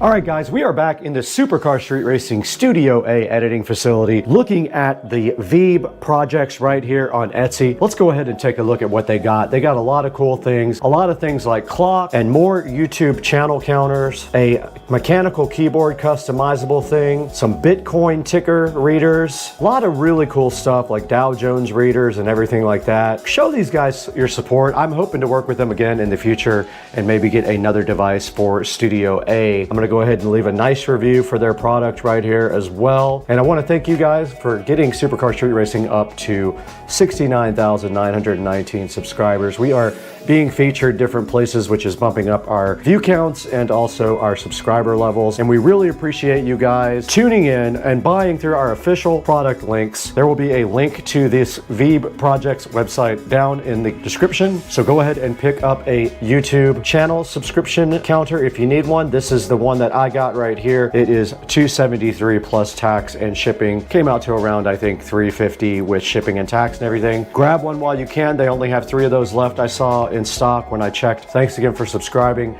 I got to get out of here. I got to eat some chicken soup real quick.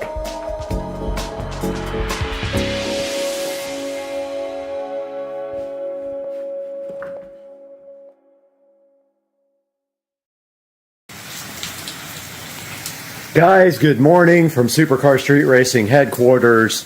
We have an empty garage because the Tesla Model S Plaid is getting some work done to it. And we still have these Model S Plaid 19-inch Tempest wheels and aero covers that have not sold. They are for sale if anybody is interested, but they are in the way. And this box right here, right now, is going to save our life on the channel.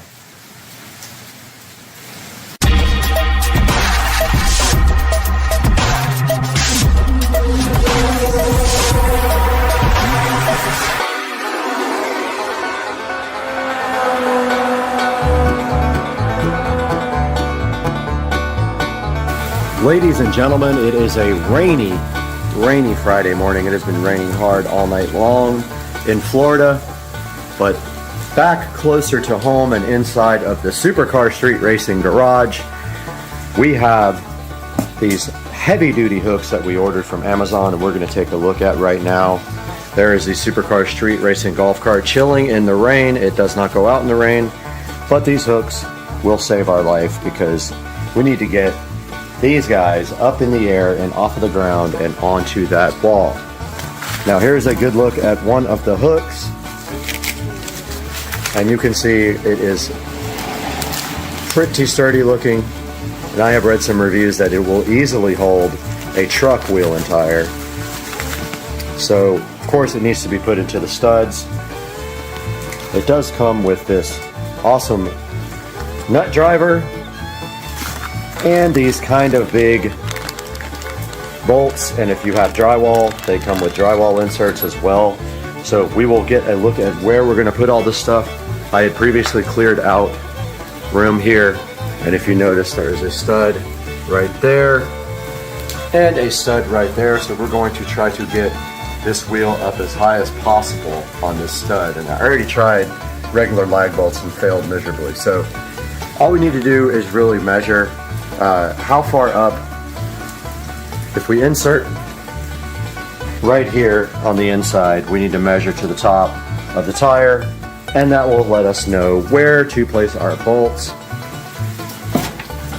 So if we get our measuring tape out here, we will see that it is about 6.5 inches from the wheel to the top of the tire, meaning the tire will go about right there. And we don't want it to hit this shelf. So if we come down here a little bit, we should be able to put 2 wheels and tires easily. So we'll put the bolt in right there and see if that's going to do it. In order to accomplish this amazing project this morning, we're going to need my impact.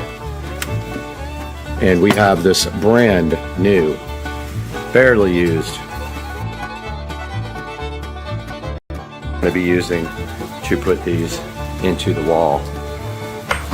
So we will go ahead and get set up to get that bolt in, and we'll be using this provided nut driver. Very convenient of them to provide this for us.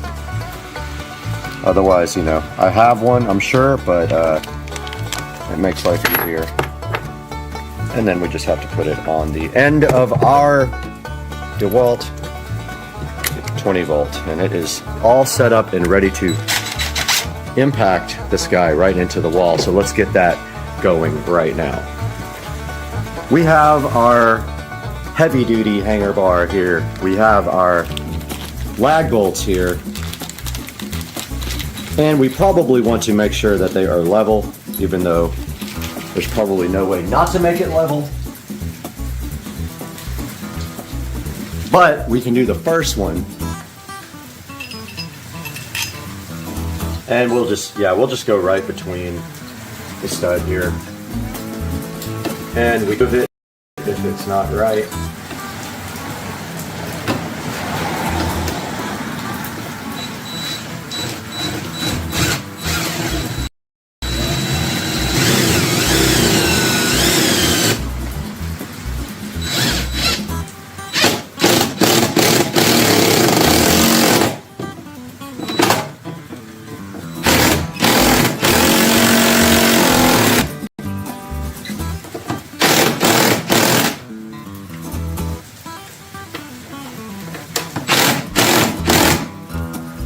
Oh yeah, that thing is in there good.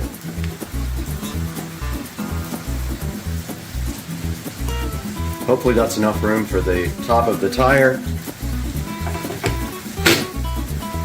to not hit our shelf.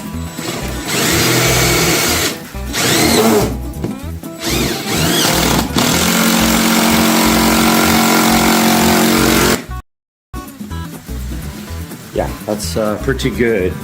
Pretty good. Alright, let's grab our wheel and tire and see if we can actually hang it up.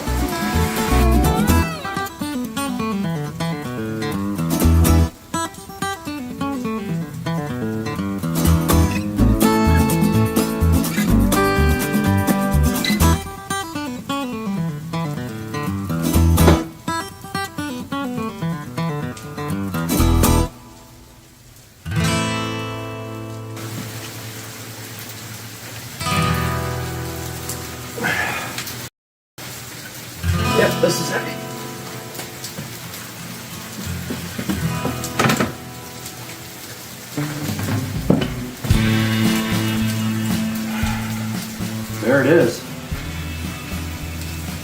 Now the question is, do we trust this for our Model S Plaid to be sitting right underneath this?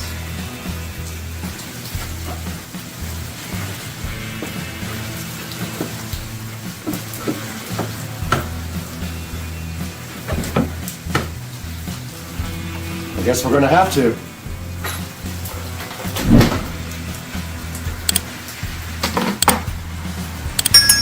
And in order for these aero covers to go back on, you have to take out the center caps.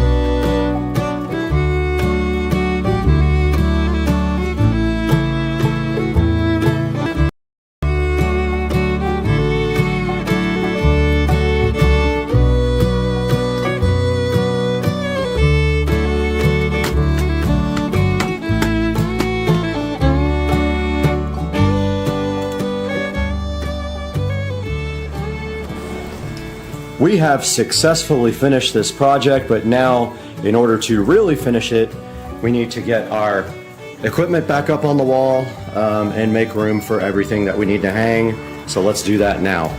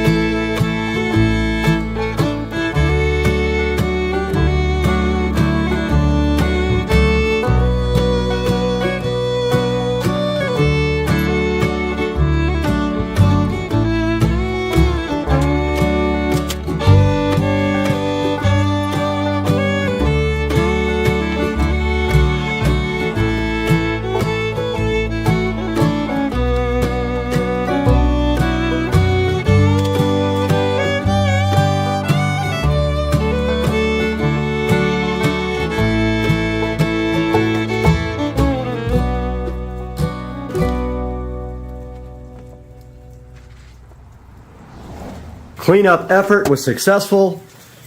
We have finished yet another project here, and it looks absolutely ridiculously cool on the wall there.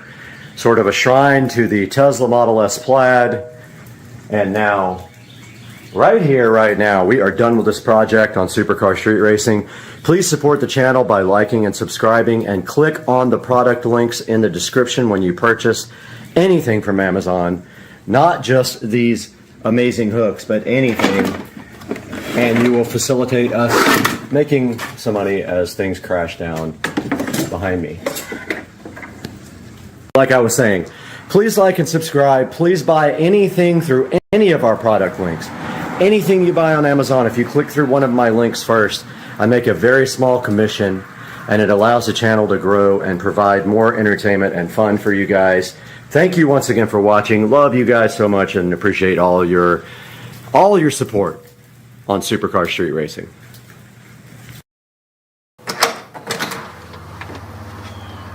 This is huge. Literally.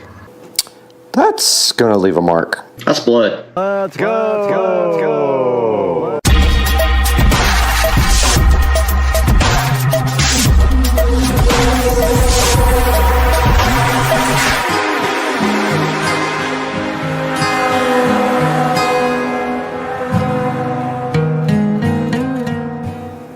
This huge box is something amazing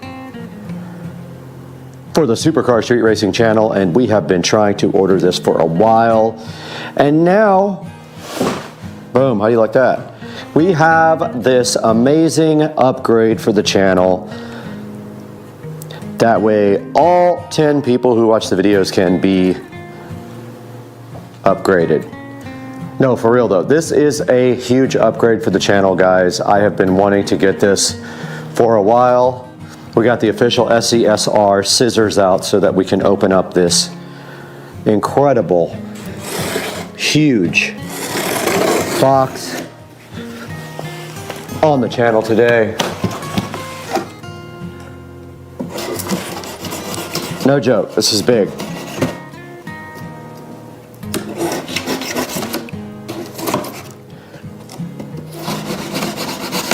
Suspense is killing me, guys.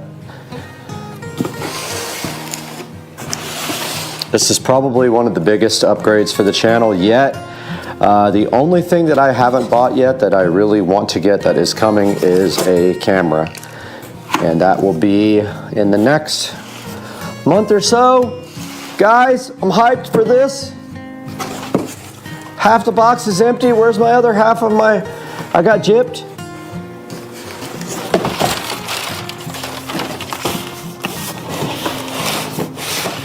And inside of this box is another box. And probably inside of that box yet another box. Hopefully this is actually recording. I got this SD card off of Ali and it immediately said, oh, you can't do everything you want to do with this SD card. But I did play back the video and it seemed fine, but if this doesn't work, I am going to be one upset individual. Ooh. All right, well, those scissors are sharp. I just cut my finger hard. Not good. I just sliced myself open.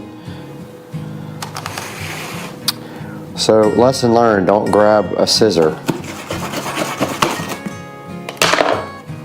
That was quite a little slice.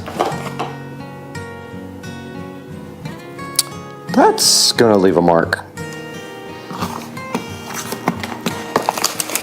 Just thinking how the scissors weren't sharp and they sliced my finger wide open. Not good. All right, so inside of this box, trying to keep my finger from bleeding all over the place, but inside this box here, I know, it's a lot of drama. I look like I opened the bottom of the box. I don't know. Let's see. Look at that bag, guys. I am hyped. I probably need to get my finger taken care of real quick. I'll be right back.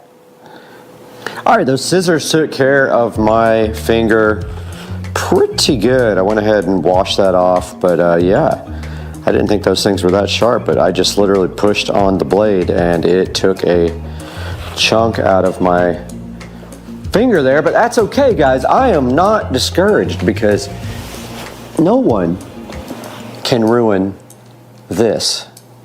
And inside of this box, I don't want to bleed all over this stuff either, so I may need to get a Band-Aid. Yeah, I'm gonna go get a Band-Aid real quick and we'll be right back. All right, so you can still see some blood there, but hey, I'm not gonna bleed blood all over my brand new light kit. But yeah, this is my new lighting kit for the channel, and you guys can see right here and right now inside of this nice canvas bag what should be a set of lights for the channel. And right there we have a couple of power supplies, guys. Get hyped for power supply and power cords that go with the power supplies right there. So these guys actually have good reviews. They are RGB LED photography / videography lights, and inside of this you can see one right there coming out of the packaging, so fly, looking amazing. And looks like they have two pockets here for them. So there's one pocket on each side where the actual light slides into right here. And then we got a completely empty two bags because those were where the power supply were.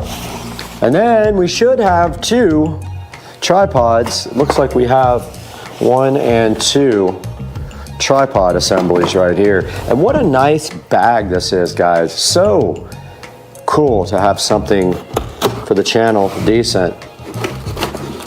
And this tripod slides right out of this unit like this.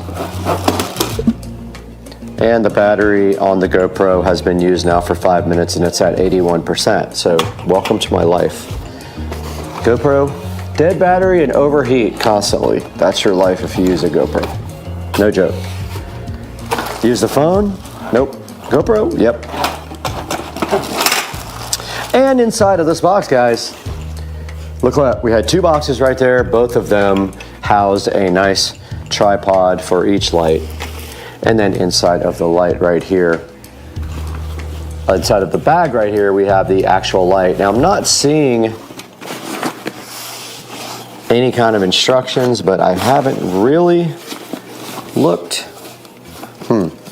Don't see any kind of instructions on that, so I'm just going to keep on going, and maybe they will pop up at some point. But is my finger bleeding? Yes, it is, all over the place. And there is one light outside of the kit. These guys right here are now scary to me, so I'm being careful. That was kind of a dumb move on my behalf, but I've done some dumb things in my life, so you know, wouldn't be the first time, brother.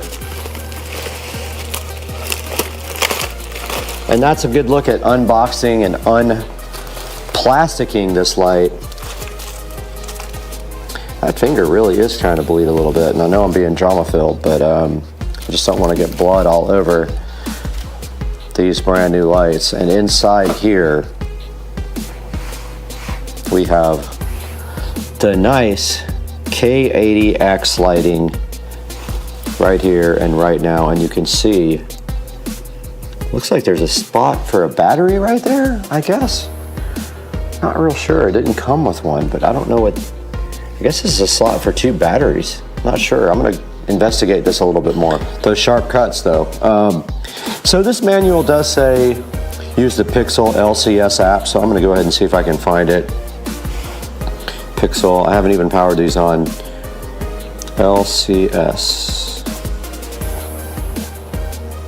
All right, there's the Pixel LCS app. We're gonna go ahead and download that now.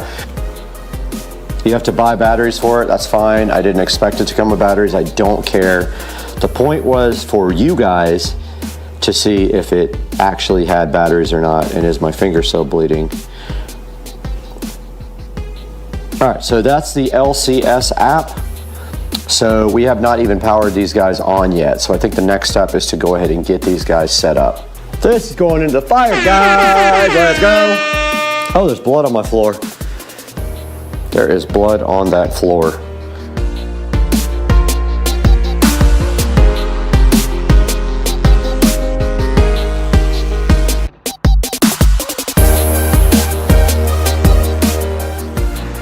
All right, blood and all, we are back in full effect on Supercar Street Racing, and we have our lights set up left to right style here. They do have barn doors, and you can see right here and right now, when you make an adjustment to the back controls, it does affect both lights, which is pretty cool. These things are like joined. Very cool. This is 45% brightness. You guys can already see how much a difference this makes on a production. Like, I have nothing set up here except my Echo Show 15, and look at the nice stage we have here set up. I'm gonna need to grab my tripod real quick so I can get you guys on a tripod and we can go in front and do a little presentation. All right, I was able to open the app and add the devices to the app, no problem. And yeah, look, it says devices added, and they are right there now. So I don't know how to use the app yet. I don't know if I will use it, but there is the K80 lights. Definitely working in the app, even though some people said the app does not work with the lights. I beg to differ. The app is right there, and if you hit power, one light went off and 2 lights went off, so it does work. Guys, we are back in the Supercar Street Racing. Wonderful compound here, as you can see. Hurt finger and all, bleeding all over the place. There's blood on the floor, and who cares, because today the channel got a serious upgrade, and we have these wonderful lights now for productions, and it's so intimidating to actually do production with lighting. If you've never been in front of lights, these are very bright. This is 30% actually, so you can imagine what this would be like on full blast. Perfect for night shots, I would think. And right here in my hand, I do have the carrying case that came with the light, so you guys can get a good look at this. Now inside of this, there's 2 nice pockets right here for the lights to go into. They come off the tripods and they slide right into here and here. And then the actual tripods themselves can slide right into the bottom of this. And as you can see right here, right now, we have the Supercar Street Racing channel called up right here. If we can ever get it to work, and of course it does not want to work for us, but this is our beautiful Echo Show 15. But yeah, so I just wanted something for you guys to look at while I was presenting with the new lights. And this is what they look like, guys. I mean, this is gonna be huge for us. The only other thing we have to figure out now is getting a good camera. We're on the GoPro now. The GoPro is set to 5.3K. We usually downsample that or down-res that to 4K and get it to you guys on YouTube that way. But we're looking at a really good camera, a Canon R5C, which shoots in 8K, no problem. And this is just the start of what I wanted to show you with these guys. We'll take off the camera off the tripod now and see if we can show you guys some more stuff with the actual lights. All right, we're right behind one of these lights now. As you can see, we have one light lighting up the other. It is incredibly bright. So I'm gonna go ahead and crank down the brightness a little bit. And also, there is a bit of a glare on it because it's only lit from one side, but that might be better. But as you can see right here, right now, here are the controls on the back of the lights. We have 2 slots here for lithium-ion batteries right there, which we have to order. It uses Sony lithium-ion batteries, so we need to order 4 of those. And then, of course, your controls are right here. You can see we are at 3000K, and to adjust the 3000K, you just go to the mode where you see the color temperature, and then you move, that's the brightness, so you go like this. You hit this multifunction button, and then as you raise it, the color temperature does raise. You can see that clearly on the other light. 2600K is more towards yellow. 2900 is warm white, which is where I want to be for what I'm shooting today. And then of course these guys also do RGB, so they have plenty of RGB settings as well that I haven't even gotten into yet. We're going to look into that now. So in this mode here, you can actually set the individual RGB channels, so you can go up with red, and you can see that the red is increasing. If you hit the multifunction button here, it goes into green. You can add green. If you hit it one more time, it goes into blue. And in that case, you can add more blue, and that's how that part works. We're in the flash mode now, and then now we're back into the regular photography mode of the light. Haven't gotten any deeper into that yet, but I do love how these guys are on the same channel so that when you do something to one light, the other light responds in the same manner as the first light, which is very cool. Okay, a little deeper dive into what is on the front of the display here. The channel is in the upper left. You can see it right there. It may not focus directly on it. And also, I think there's some peel satisfaction still on that. The group is A, B, C, D, E, F for a group of lighting. The brightness is there at 41% right now, 0 to 100%. And the DC mode is right there with the plug, and you can see right here and right now it says Bluetooth, and then the color gamut would be on the left, but right now it's color temperature. If you have it in a different mode, it would show you the color gamut and the saturation, but right now it is set on 2900K for the color temperature. And then we went to the other mode. You can individually adjust the R, G, and the B of the lighting. All right, guys, so this is a good look at how it looks with the RGB turned on. And right now we are a nice hue of blue, looking like a bunch of Smurfs right now for you guys. But this is how the RGB lighting effects work on this.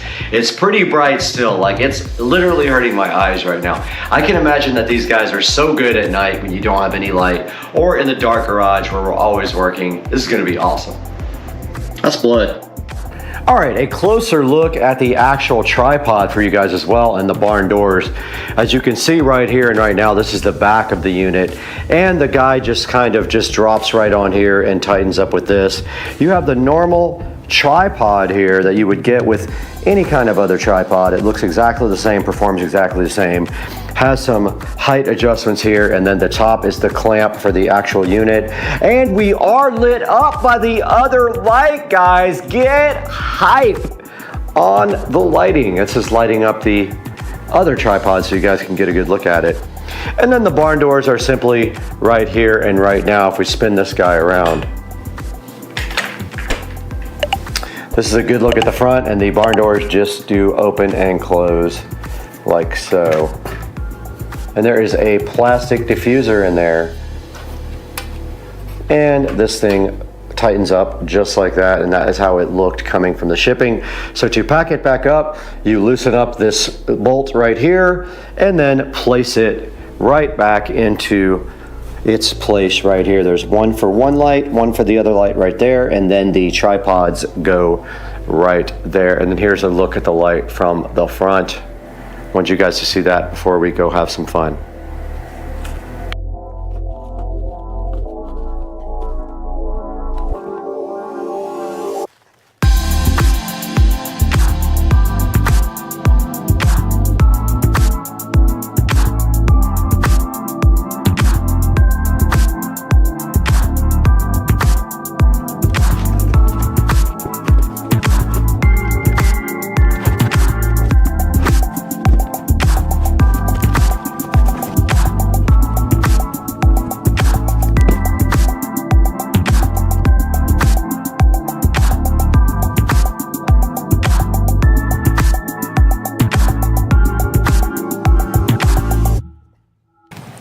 Let's go!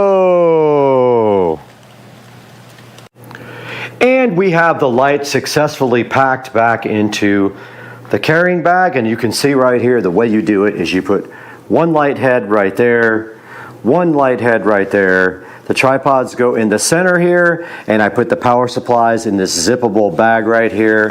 Then the whole thing just shuts and closes like this. Might be hard with one hand, but it will, in fact, close. Yep, it's going to be really difficult doing this with one hand. I'm trying my best.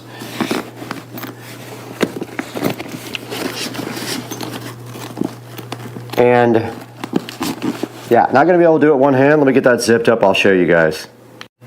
All right, this guy is all packaged up and ready.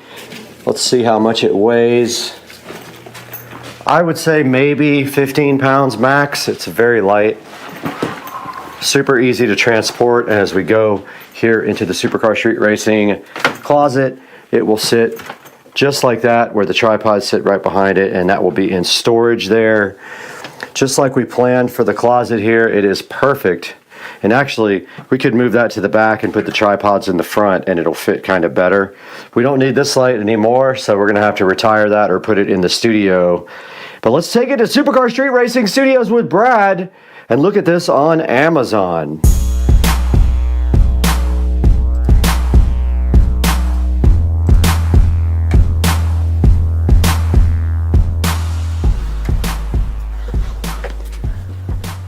Guys, we're back once again in the Supercar Street Racing Studio. I'm Brad, and I'm so glad you're with us here today to take a look at these lights that we got for the channel. So let's get going by checking out the actual listing here on Amazon. Now, these are the Pixel K80 photography lights. You can see they have a 4.6 star rating there, so not bad at all. They are 2600K to 10,000K, adjustable for the warm to cool lighting on them, and also they do RGB as well. You saw that in the video. You can adjust the individual R, G, and B channels, and when they are working, they are actually locked together, so when you make a change on one, it is changing it on the other one as well. They are $297 right now. I just purchased them. They are not given to me. I am not sponsored by Pixel, but you can see they have 4.6 stars here, and not bad. They do come with 2 power supplies, 2 tripods, a nice bag, and then the 2 lights, and they do not come with batteries. I wanted to make sure that you guys saw that. They do not come with batteries. And the batteries were up when we first started broadcasting here, and you can see that they are an added expense. You can get 4 batteries and a charger for $139 right here on Amazon. I'm going to put a link in the description to these. The app does work. Some people said it doesn't. It actually does work. I'm going to put a link in the description to both the light kit and the battery kit. And please, when you guys are buying anything off of Amazon, it doesn't matter what you buy. Even if you buy something different than what is in the actual link, if you could please click on our link, I would be grateful. We get a little bit of money from any time someone buys from my affiliate links, even if it's not what I'm featured. Amazon understands and still gives me a little bit of tiny bit of money to keep the channel going here. And as you can see, it's not cheap to run the channel. We lose probably about $300 or $400 a month on the channel, but anything you can do would be great. And I'm gonna leave links. Like I said, go ahead and click and subscribe and like the video, guys, and we will see you next time on Supercar Street Racing. I'm peace out.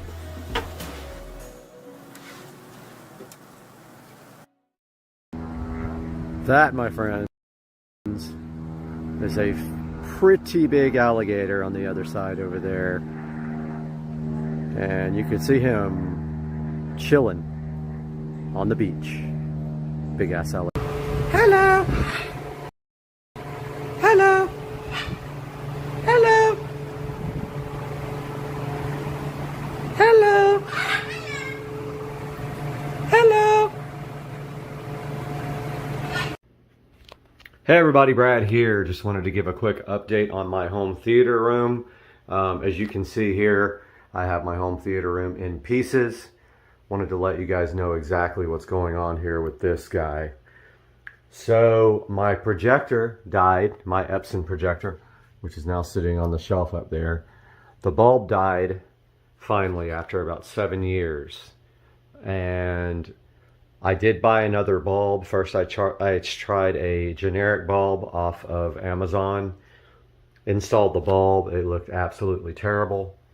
It was really cloudy, the picture was distorted. Thought it was probably the generic bulb, so I ordered a genuine Epson bulb, put that in, looked exactly the same. So I think that something in my 1040, my Epson 1040 projector right there died at the same time the bulb died, or that component caused the bulb to die.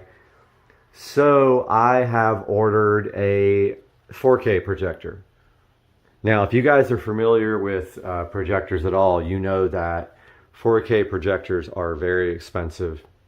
Most of them use this method called pixel shifting. So what it does is it projects a 1080p image, then it doubles it and moves it over and projects the second image so fast that your eye can't see, effectively making 4K out of an original 4K image. I ordered an Anker, A-N-K-E-R, Cosmos Max 4K. It is LED powered, not laser. The most acceptable laser projectors that do 4K are about $3 grand. I've spent $1,000, actually $1,100 on a renewed Anker Cosmos Max. Will be here in 2 days. I decided to take this time to go ahead and finish my theater room. Now, as you can see here, we have a lot of ambient light just because the walls are a lighter color. Now, when I built the room, I built it from scratch from a guest bedroom. I created this wall myself. I sanded down the wall and I used Lowe's Home Cinema Screen paint. I framed up the wall using a projector calculator. I made the frame on my miter saw. So I created the frame on my miter saw, and it came out awesome. Looks great. Right away, I can see some issues with my wall boxes, a little crooked right there, which are usually covered up anyway. You don't see them. The equipment's pushed right back against them. I designed this for this entertainment center to flow right down here. I ran power and HDMI. HDMI goes from in the wall there all the way up over to the projector shelf up there where the projector sits. I'm not 100% sure I'm going to be using the shelf unless it works out when I get the new projector and it projects correctly. And last time I ended up just strapping it to the bottom because the Epson projector had really no way to project. I couldn't adjust the keystone good enough where it could go down enough to hit this. It was literally projecting onto the ceiling. Only thing I'm worried about is this fan being in the way. I've added that since And I don't know if the projector being on top of this shelf is going to hit the fan, but if it does, I'm gonna have to remove my moon men. Right there, my little astronauts. I think at the very worst, that's what I would have to do, because it is a slight downward projection to get to the screen from the center of the lens up there.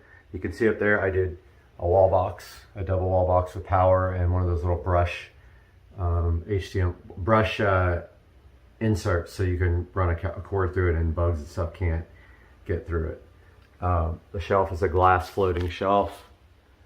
As you can see, I had the projector strapped to the underside there and upside down. This time I'm going to turn the Anker Cosmos Max upside down and lay it on top of the shelf, because it has a LED star constellation on the bottom. You'll be able to kind of see through the frosted glass there.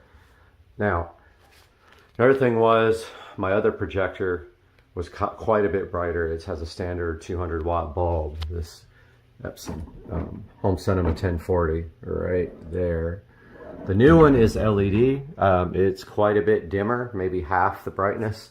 Now, I ran this projector up here on eco mode the whole entire time I had it, because it was so bright. You could actually have the window open here and still easily project on the screen and see the picture.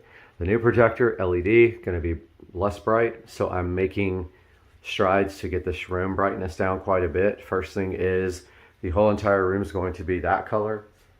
So it's all going to be that dark shade of green. I forgot what the name of it is. It's a dark, like brownish green. I'm going to do the ceiling as well, so I need to take this vent out.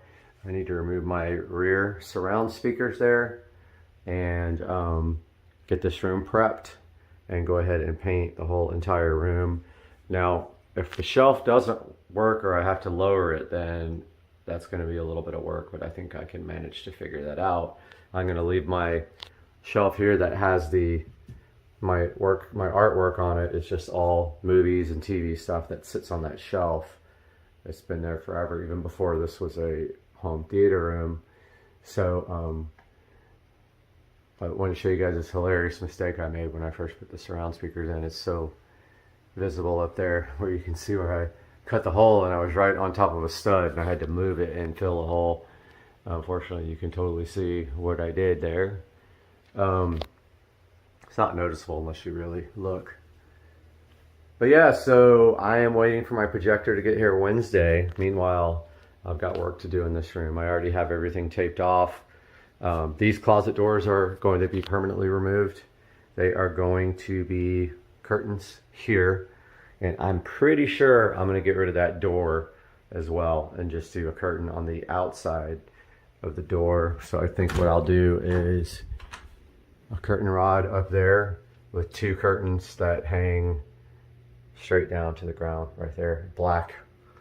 I think that's what I'll do. Not sure yet, but I think on the inside here you'd be able to see a lot of ambient light from the other room, and my concern there is that. So maybe I'll do two sets, one on the inside, one on the outside, like two on the outside, two on the inside, for a total of 4 curtains that you walk through. That'll also help with the sound deadening. So I'm not sure yet. But yeah, just a little update. I still got to take the Echo Show out of the wall here. I got to remove these speakers, this vent, pull the bell off the fan and slide it down a little bit so I can paint underneath that, if I can even get that down without removing the might not be able to get that down without removing the fan blades, which is going to suck. So I'm going to start working on that now, and I'll update you guys in another video. Have a good day. Oh, I wish I would have made it higher now. It's right on top of the spigot.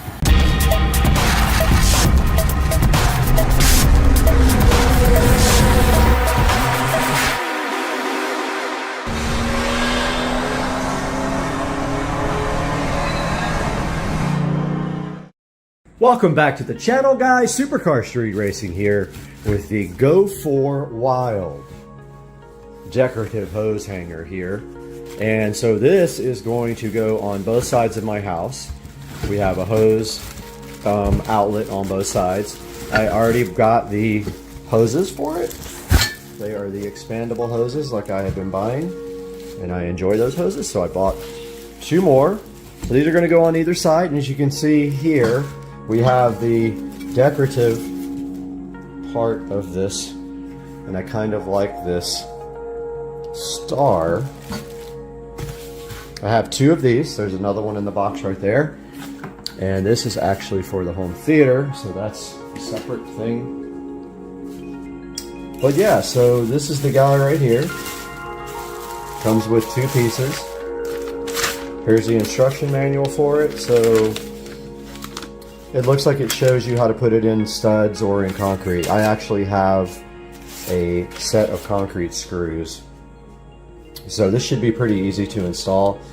They give you like huge, we're not going to use those. We're going to use my concrete drill bit and concrete screws to put them in the stucco. So here is something that needs to be removed, so we need to cut that right off. Let's grab our scissors right now and cut this off and take a look at how this thing goes together. Yep, that's just the installation screws, which we don't need. We're using the screws that are designed to go into stucco or concrete. You just drill out a small hole, and these are awesome screws. They go right in. They come with a little bit and everything. But it looks pretty simple here. It looks like basically you hang this part, you hang this on the wall first, level it out and everything. So it's easy to level these out because you do one side, put the level on it, mark the other side, and then drill the other side so it's level. So after this is hung up on the wall, it looks like let's see if they want you to. So they say to remove the bolts. Remove 2 pre-assembled bolts. Okay, yeah, they want you to actually put it together first. So you actually take these 2 screws out, and then you attach it to here. And I guess it doesn't matter either way. I mean, it's the same thing. These are pretty cool. They're pretty sturdy feeling, pretty heavy. It says they can handle 150-foot hose. We're gonna find out. But let's grab the tripod and put this thing together. And we are back with the, what is it called? Go for Wild decorative hose hanger here.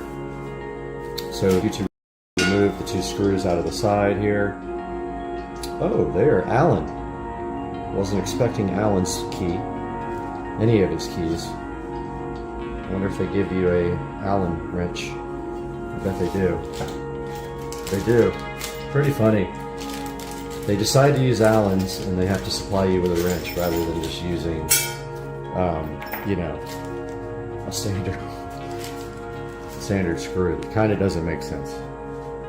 So, you have 2 of these guys, but it looks like you just insert like that. Pretty simple. And then right here, 1 screw goes in like this.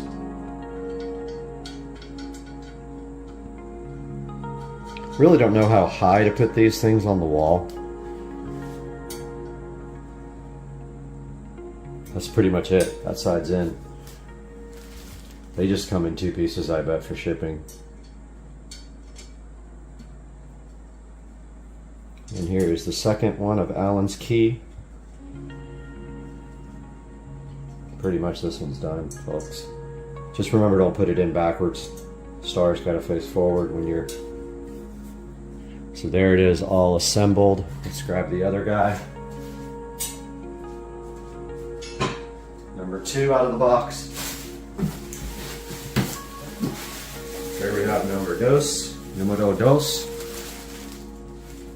Man, they give you some beefy screws. I guess thinking that the hoses are heavy, they give you pretty beefy screws, but you're going into concrete, so. Here is number 2.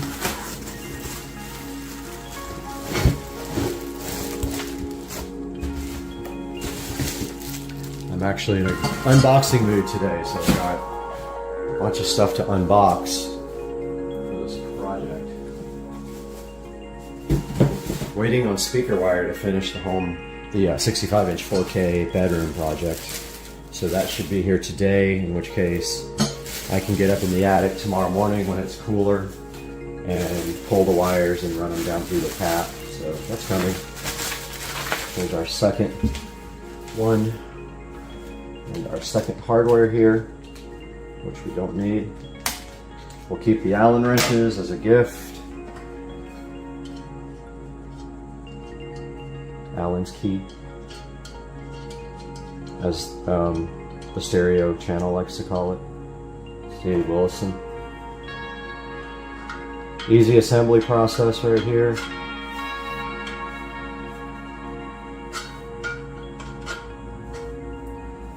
And yet I am fumbling with it.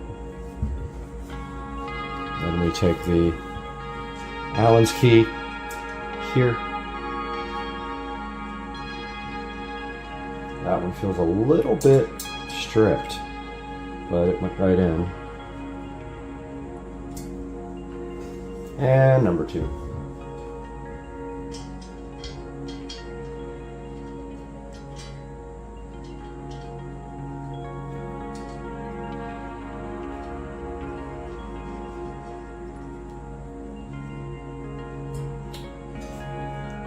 This one is complete. Now I'm going to show you guys the hardware we're going to use to install this on the walls outside. Back again, guys. These are the Wedget concrete screws. These are awesome, awesome, awesome for stucco concrete. They come with this bit, this drill bit. So what you do is drill a hole at least the length of the fastener. Otherwise, these will bottom out and you won't be able to get them in. So you go drill it at least that long, and then all you do is it comes with this bit.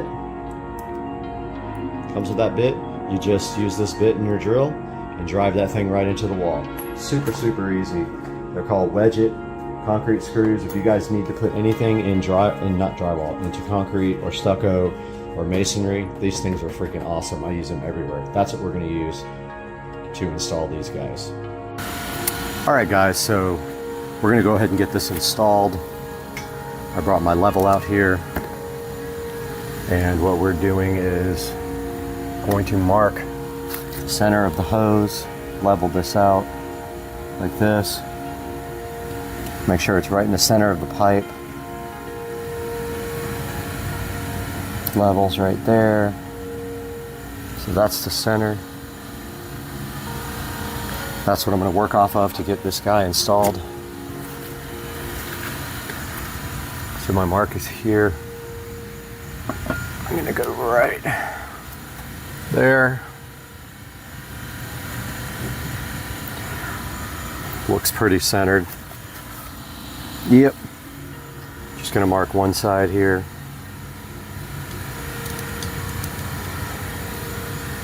That's where our first bit is going to go, our first screw. So we got our Wedget concrete screws here with this drill bit, masonry bit. We're going to go at least the width, the depth of the screw, which is 1 inch, I believe. Yep.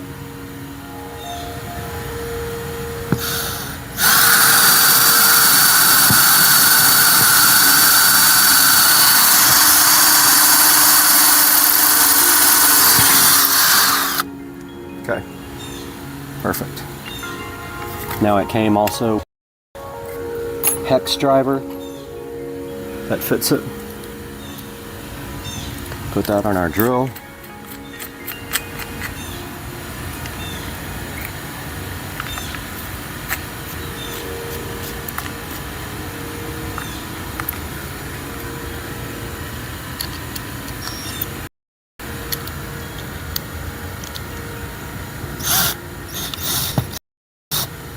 And there is the first one. I screwed it in too much.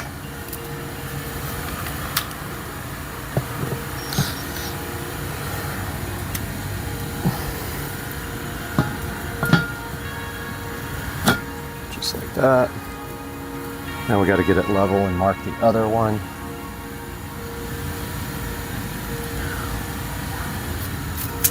Which I brought the small level for that.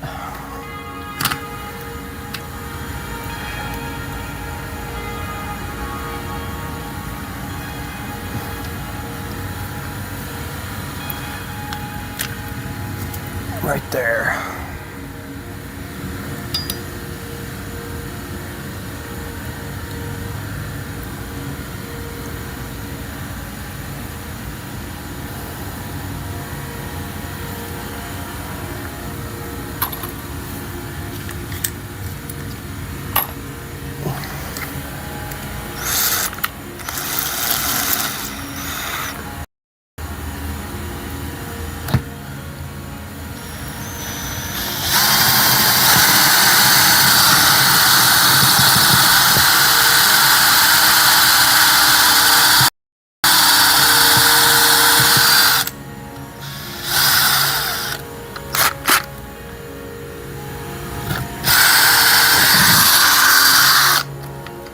And we'll get the other screw in there now.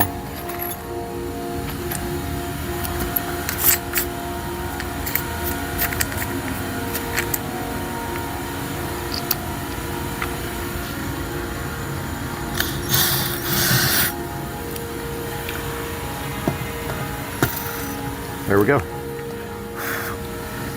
Good to go. Now we'll get out our brand new hose.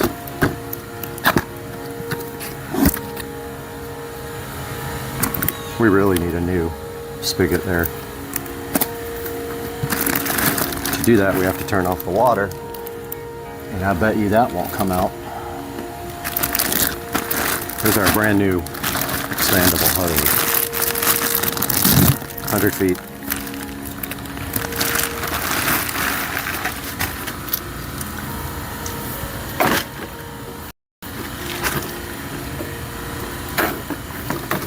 Go ahead and hook that up. I'm going to replace this spigot for sure. I just don't know when. And let's get it wrapped.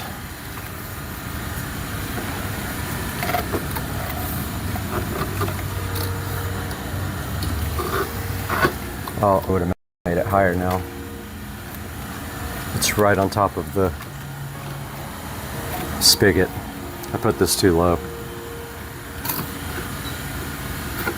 I'm gonna leave it, but see how it's touching the spigot almost? That needs to be higher on the other side of the house. I'll end up moving this one eventually. Okay, so there's that. And here's the free sprayer that it comes with.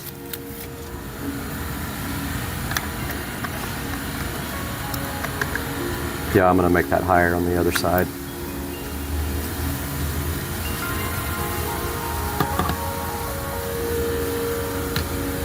Almost wish I had a little hook.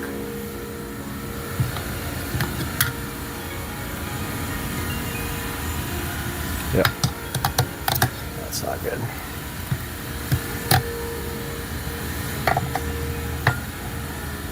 Perfect.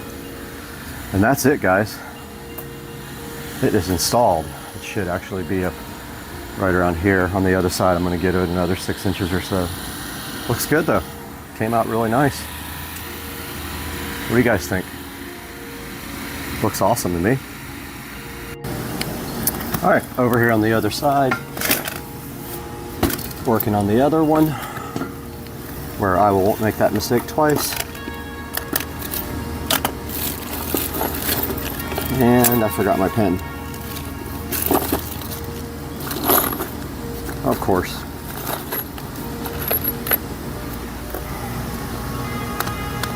Center of this is right here.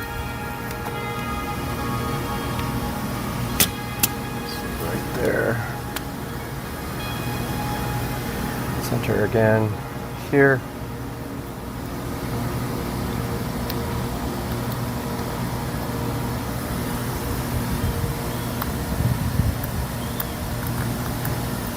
There, kind of where that dirt is.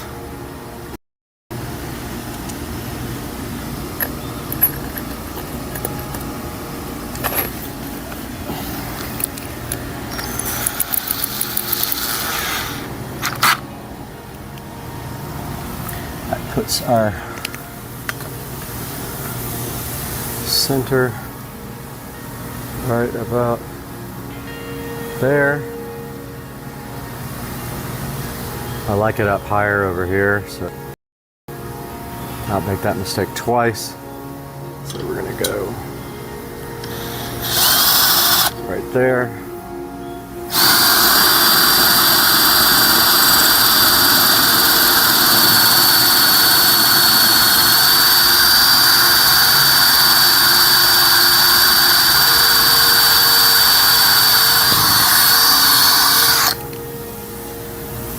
Just like that.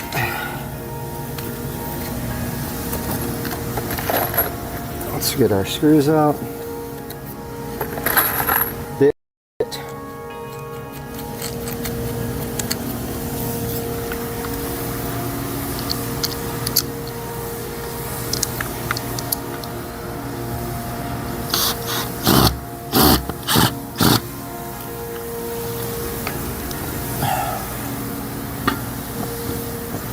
Perfect.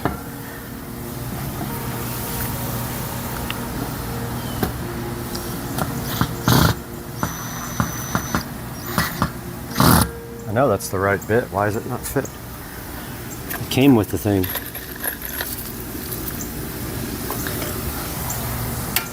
Get it leveled.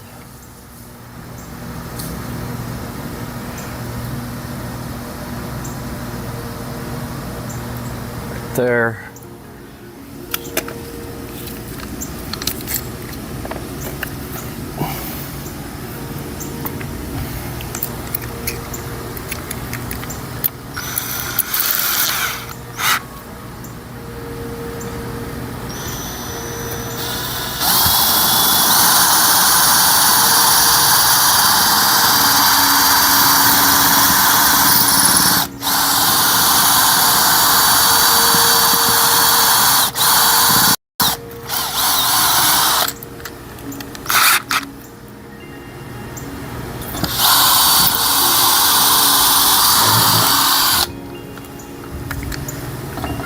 Oh, we marked it up a little bit.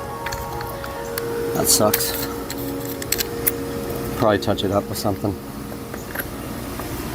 Got a little bit of the drill on it.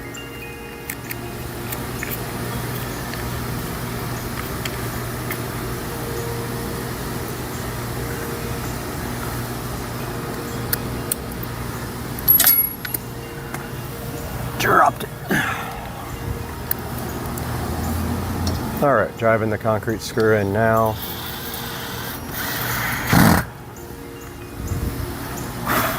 How does that thing is mounted? I guess if this thing leaks.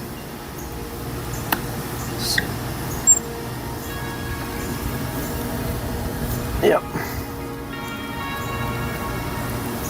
Yeah, this thing's leaking like crazy. I'm taking this thing off.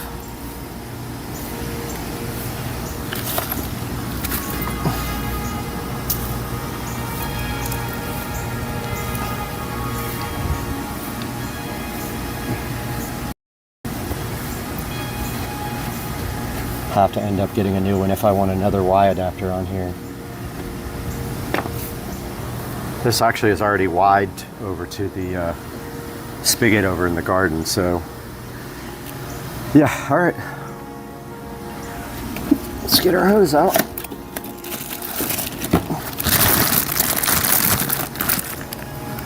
They give you an extra washer and a nice sprayer nozzle.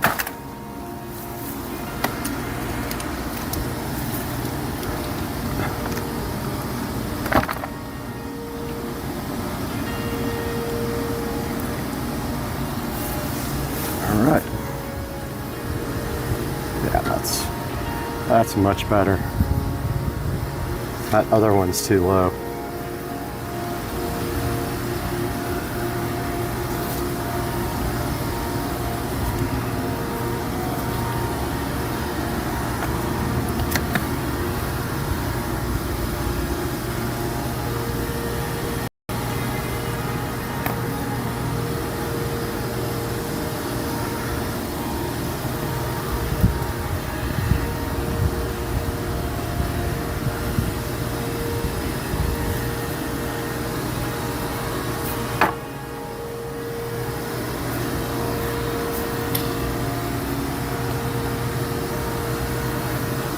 Looks pretty good. Let's get our sprayer nozzle. These all come with a free nozzle, which isn't actually free, you're paying for it, but they all come with one.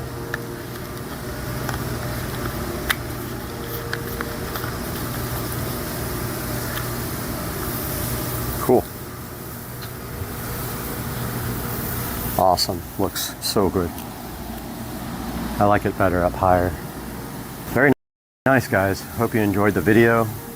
There'll be links in the description. Please like and subscribe for me. Have a good day.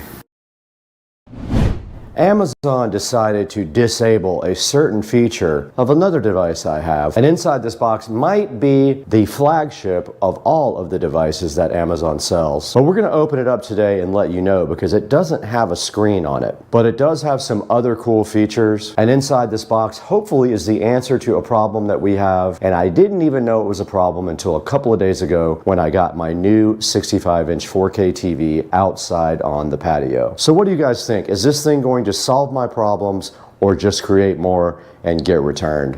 And also, this is a refurb, so this is from the Amazon refurbished store.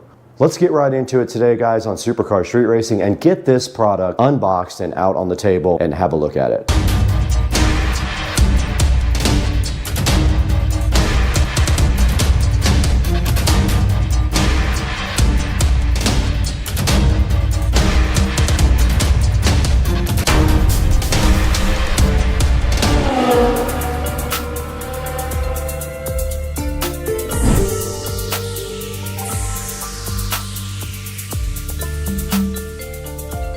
Supercar Street Racing back once again. Brad here, and if you're new to the channel, thank you so much for liking and subscribing, and we welcome you to what I hope is a very informative look at a product from Amazon that is pretty popular. Now inside the box here is hopefully an answer to what I have a problem with here, and that is using my Fire Stick outside on the patio with the home theater mode connected to the Echo laying in the closet over here. So before we get into this box, let's take a look at what's over here in the hallway and what we are trying to accomplish with this device. We're right here in the Supercar Street Racing audio closet, where you can see a monitor up here, you can see a switch box, and you can also see my Pioneer amplifier right here, and right above that is my very cool Behringer Ultra Bass Pro EX1200 bass processor. Now this system does feed the entire house audio, and also zone 2 of this device here feeds out to the patio for the pool music. Now running this whole system is this Echo Dot right here. Now this was working fine until about 6 or 7 months ago, and I could never figure out why home theater mode was not working. So what's home theater mode exactly? So that's when you have a Fire Stick that you connect to another device like this Dot, and then you actually play music from the Fire Stick through this Dot, and then on the back of this Dot there is a audio output jack that feeds my whole home audio system. Now that will go out to both zones 1 and 2, or you can play something different on zone 1 than zone 2 using this actual receiver. So Amazon decided to disable the ability to play out of the audio output jack on this Echo Dot. Now from what I read online, the Echo Studio will do that, so we might have an Echo Studio available to test out. I'm not happy about Amazon disabling this feature. It makes zero sense, and the only way I figured out what was going on was I tried to enable it again and got no sound, and I walked in here and audio was playing out of the speaker itself and not out of the output jack, which makes zero sense. I tried unplugging and plugging back in the audio output cable to no avail, and then online I found an article where people were complaining about this, and Amazon decided to disable this feature, most likely to upsell the Studio. Now let's go back into the Supercar Street Racing dining room and see if we can get this thing unboxed. Now that you guys understand exactly what I'm talking about and why this product might help us, let's go ahead and get this thing unboxed and take a look at what's inside. And we won't be using half the features, but let's get it out anyway. That's what we're here for, right?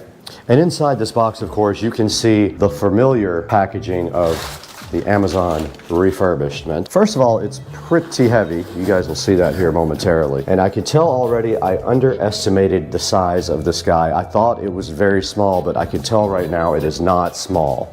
And we have our SCSR branded scissors to go ahead and take a look at what's inside the box here.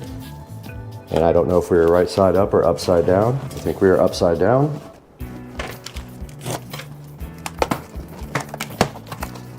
And they do provide you with a little handle here to get this out, which is very cool. That is bigger than I thought, and that might be a huge problem for me. Let's go ahead and get this thing unboxed. That's all you have to do to unbox it, is just pull that little sticker off. And then inside the box, it comes in a nice cloth. Unlike all the other devices, this has a dedicated power plug. Wow, this thing is massive. Okay guys, so right in front of us here, we do have the Echo Studio.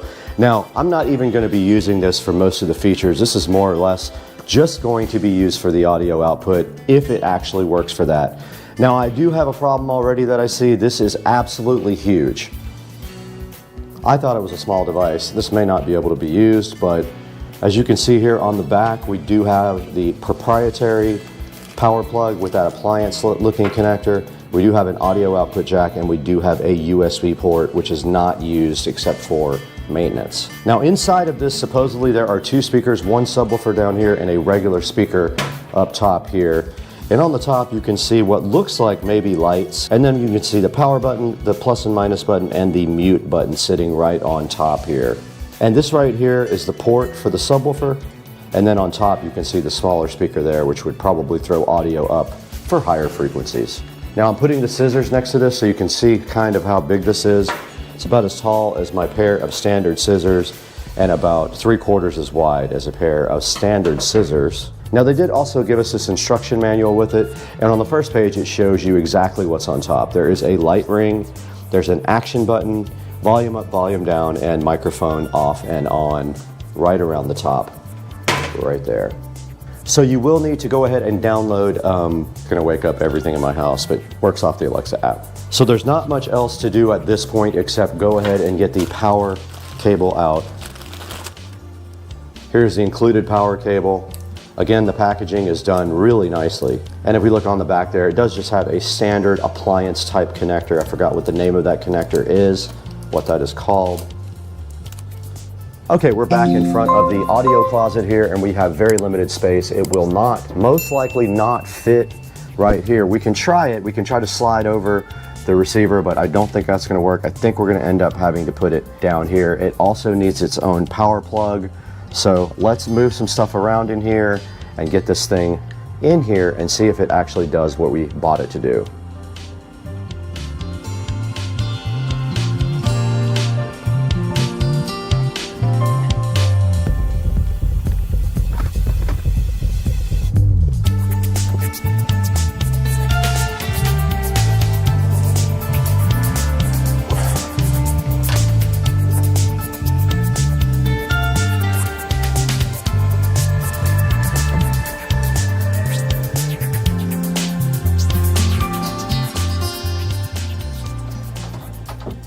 I'm going to go ahead and disconnect the old dot here, just the auxiliary cable.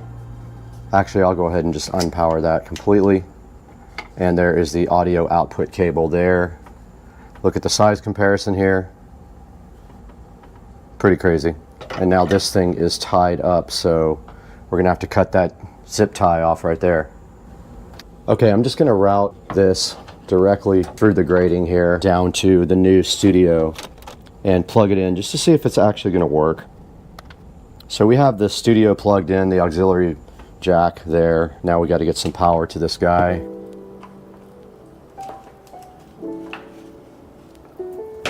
Let's go ahead and plug this in and see what happens.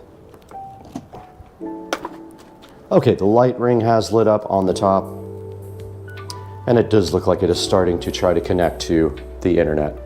Now I pre-set up this on the app. They sent me an email and I was able to get everything set up ahead of time. Let's see what happens when it boots up.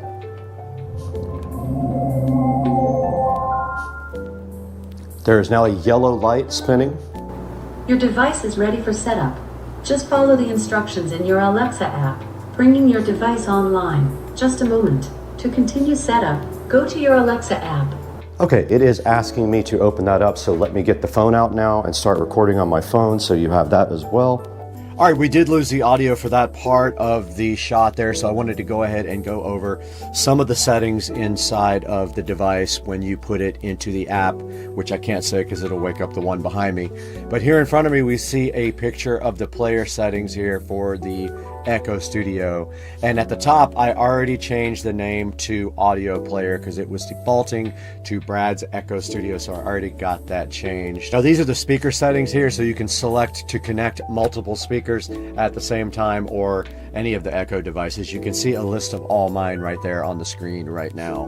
And right here, you can actually set up a regular remote to use with your Echo Studio. It shows you how to pair it right here in the instructions.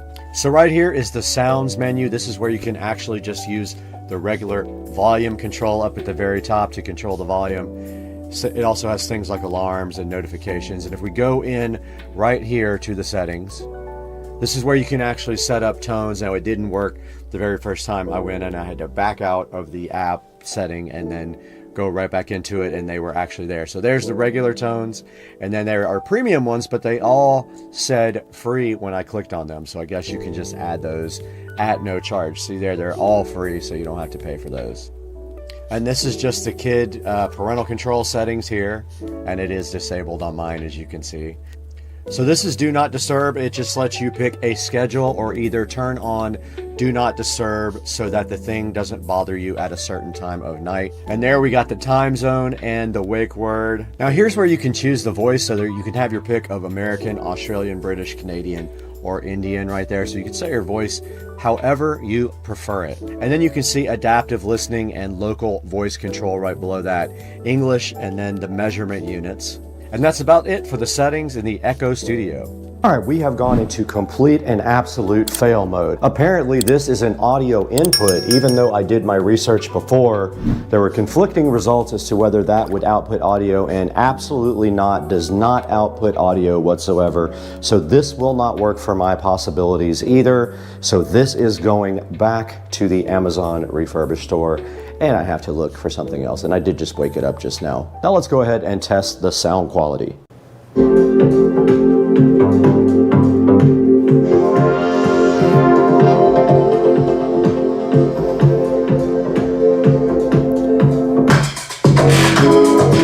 And it is rattling the table.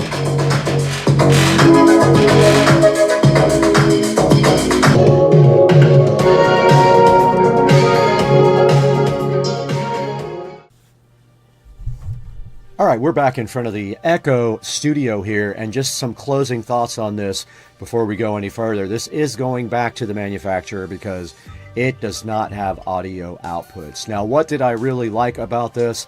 I definitely like the fact that it had pretty good sound. We tried different types of music and they all sounded pretty good in my living room right there. What did I dislike about it? Well, the size is a little bit too much. You can see here, it's pretty big and it looks like the old Mac Pro trash can kind of thing. Surprised that they copied that design there, but looking right there, you can see the subwoofer ports at the bottom there. But so the things I liked best were the sound quality and the fact that it meshes in with my existing ecosystem. The things that I did not like about it was its size and its weight, and also the fact that it does not have an audio output, which is just a dead deal breaker for me, guys. It has to have audio out in order to work for me so that I can use it for home theater mode. It did not work for me. It is going back to Amazon, and we'll be packaging this up briefly and getting it back on the road with UPS, guys. And we want to thank you for supporting this channel and watching the reviews and paying attention and buying things through our affiliate links. It really helps us out a lot if you do that. We really appreciate you guys.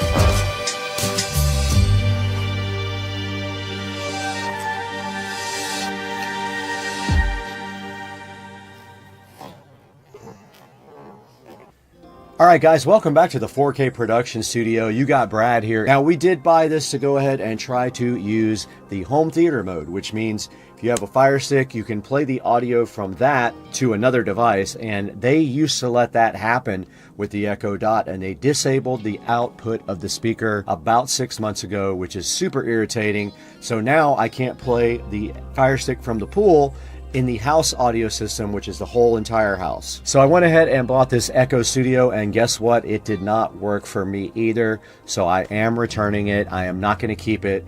But if you want something like a speaker that sounds really good, this one actually does sound really good. It's got a nice subwoofer inside and then a full range speaker as well. And we had some sound tests for you there that you also heard, so you could see just what that sounded like in my living room. Guys, thank you so much for the support. Go ahead and click through the link in the description if you want to pick up an Echo Studio or any other thing from Amazon. It does help out the channel greatly, and we really do appreciate it. But we got to get out of here because we still don't have sound out by the pool.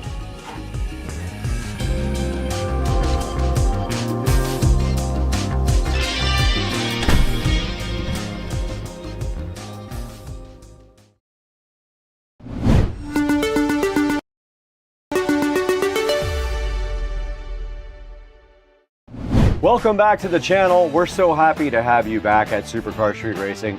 And you can see right here, we're out in Studio A. Our real studio where we do the most editing is right here behind me. And I'm so happy to have you guys back because we have another golf cart battery for you guys today. This time, Sysway reached out to Supercar Street Racing to see if we would be interested in installing their Sysway battery in a golf cart. And I said, of course, I would love to do that with you guys. They sponsored us, they sent us a battery. So today, we're gonna get that battery opened up completely, get it installed, and remove the lead acid batteries from a golf cart. Let's hang out today. I'm glad you're here.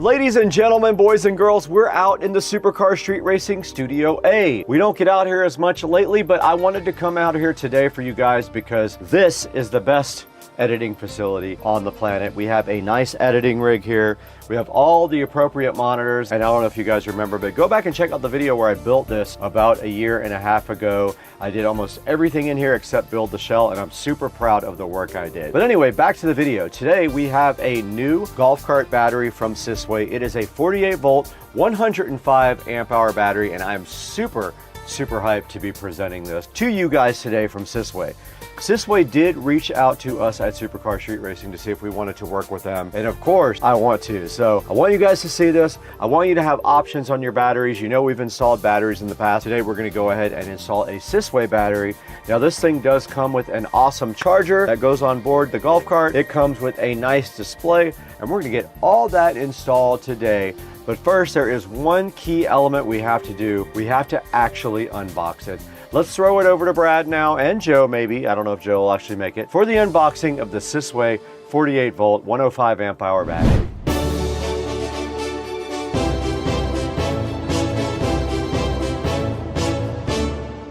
Hey, what's up everybody? We're back in the Supercar Street Racing living room again, and right behind me on the ground, and the reason we are actually in the living room right now is because this battery is heavy. I would have to guess this is over 100 pounds. It's sitting right on the floor below me, so today what we're gonna do right now is get this thing opened up and take a look at it. But in order to do that, we need to grab our other camera too, because I want you guys to have a nice top view of this battery.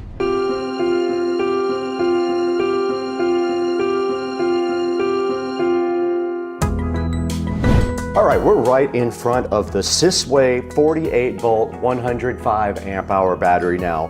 We're gonna go ahead and get this guy unboxed really quick. There's not gonna be a lot to the unboxing, but there is going to be a little bit of work here. The first thing we have on top is a nice user manual right here, as you guys can see. It is an envelope with some stuff inside of it, and directly inside of it we have a parts list, just like that. We do have a instruction manual right here as well that we will go through, but it is just like the other battery we did. Parts and instruction manual are in this envelope. Now right here next to that, we have a couple of battery post covers. There is a red and a black battery post cover right here. There is a whole bag of hardware. So a bunch of miscellaneous nuts and bolts. Looks like some of these go to the actual battery posts. There's another box underneath that. I'm assuming this is the display. This is ACLA and the display cable in that box. And then this is going to be the charger. Here's our SCSR knife. And inside of this box is the charger. Now, unlike the other system, this charger does have a port. So it has a port and it does not use a regular extension cord. And then here's the business end of the Sysway battery right here, and it is damaged. It has been damaged in shipping. So we will have to let the manufacturer know that it is damaged. So hopefully it actually works. I'm actually gonna get it out and put it on the charger now to make sure that it does work.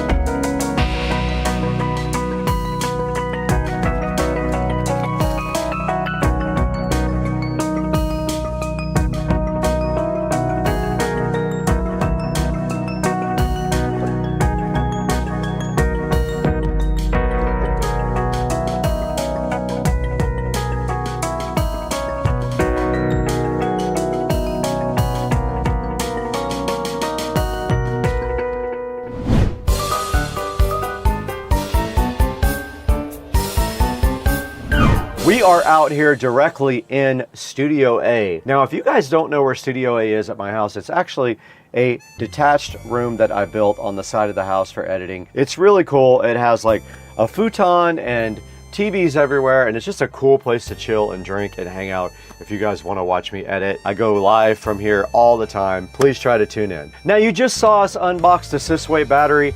The thing looks awesome. I love the packaging. I love the colors. I love the way it looks. And I'm so appreciative to Sysway for sending this our way. You saw the unboxing, you saw the battery, you saw all the accessories, and you did see how we're gonna tie this battery down in the battery bay. Now there is only one thing left to do. We've got to get this thing outside and get it installed.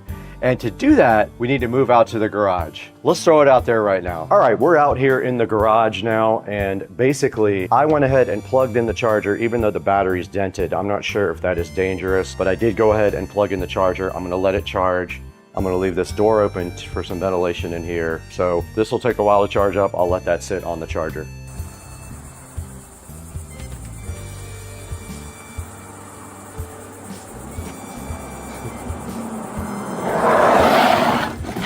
What's up, dog? Let's go get a cart, baby. All right, let's go get a cart. Smells like rubber now.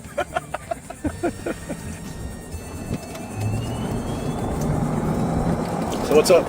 All right, man. So this battery was damaged in transit. Was it really? It's got a dent on the top of it. I was a little worried about it, but I decided to plug it in anyway to test it, so it's charging right now.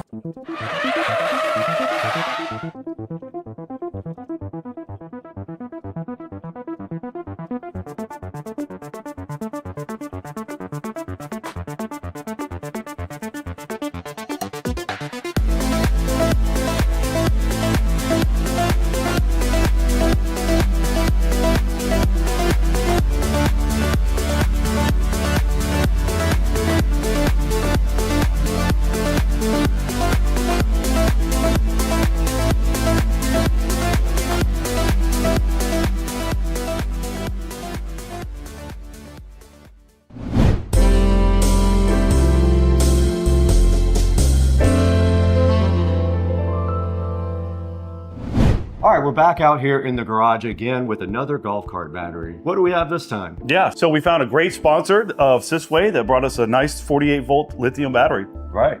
We went ahead and took a look at this in the living room, and we did find out that it was damaged in shipping. It wasn't the fault of the manufacturer. There's a hole on top of the box where that dent is. So something fell on top of that and damaged the box, and then went through and put a little dent. We went ahead and opened the app up and checked all the cells. They're all charging, so we don't have an issue there. Yeah, you're always at the mercy of the transit people and how they're delivering this stuff. So unfortunately, it just happens sometimes. But I will say a testament to the actual build of the box, because it's made out of metal and very well built, and it took a pretty good dent, no problem. I imagine maybe other batteries wouldn't have survived something of that nature, because it was a pretty good impact. Also, I did see the FedEx driver drop the battery off of his hand truck too. So it did take a spill directly off the truck. So there's that as well. Yep. So we don't have a whole lot to do today with this because it's a pretty simple install, but a lot of cutting. So what's our next step? So we found my buddy Mark that was looking to replace some of his older batteries with the new style lithium. So he's given us this card. It's a 2013 Club Card Precedent. We've done a couple of these, so I think that this is going to go very smooth and very easy. This is a great product, great setup. We're familiar with something similar to this. Yeah. So I think it'll go really, really fast. So the first thing that we're going to have to do is get all the old batteries out of there, all these lead acid, dirty, nasty batteries. And that's one thing we want to show you, because that's the important thing about switching to lithium. These batteries that he has in here have not been in there very long, but like when you look at it, it's disgusting, because the overflow of the acid and all the fluid that comes out of these batteries, it just attracts dirt. I know as someone that has a lithium battery that my bay stays beautiful. It's perfect because there's no dirt coming in there. There's nothing to stick to. So that's the first thing, is get it out of there. We're going to clean it, prep it to make sure that it's ready to take this beautiful battery, and then we'll start the process of installing. Okay, cool. We got to get some tools together. We're going to do that, and then we're going to get these batteries directly out of there. Sounds good. Okay, you guys just saw the cart that this is going in. We are installing this for one of my friends, and now the very next step in this is obviously we got to get those lead acid batteries directly out of this cart. Now the lead acid batteries are coming out because they are old technology, and now the new lithium ion is so much better. It doesn't leave stuff all over your garage floor. It doesn't require you filling it up with water. They just work great. They have more power output. They last longer, and they are eventually way cheaper than lead acid. Let's go ahead and get those lead acid batteries removed right now from the cart in the garage. All right, so one of the first steps that we have to do anytime that we're changing out the batteries is obviously get into the battery bay and take out all the old batteries. So we're gonna go ahead and remove the seat here to expose the battery bay itself. And I wanted to kind of talk a little bit about why everyone is so excited about moving over to lithium. There's a lot of benefits to lithium, but this is the one benefit is the cleanliness that you get with it. This is a great example of a golf cart that is taken well care of. As you look at the outside, it's in nice shape, it's clean. These batteries, they're called flooded batteries. When they're charging, they exude a liquid that comes out of it that's part acid, part water, and it just attracts just dirt everywhere. If you look at this, the other thing is that there's a lot of corrosion that's built up on these battery terminals. And that's the other big thing that drives me nuts, because anytime you're dealing with that, you're gonna have problems with connectivity, or with contact, I should say, and it causes all kinds of issues. So doing this upgrade is really gonna make life a lot easier for him for so many ways, but the most important is how clean it's gonna be and how nice and easy it is to deal with. What we're gonna get started on is getting all these batteries out. It's a little bit of a process. They have these here that are basically tie downs, we'll call them. These have to come out. They're a little bit of a pain because there's a long through bolt that goes all the way through. We'll remove those out of the way, and then we'll start taking out each one of these individually. Okay, we're back out in the garage now, ready to remove these batteries. So Joe is looking for the appropriate socket here. We've got the impact driver here ready to go. Basically those come out. Here's a bag for all the stuff that comes out.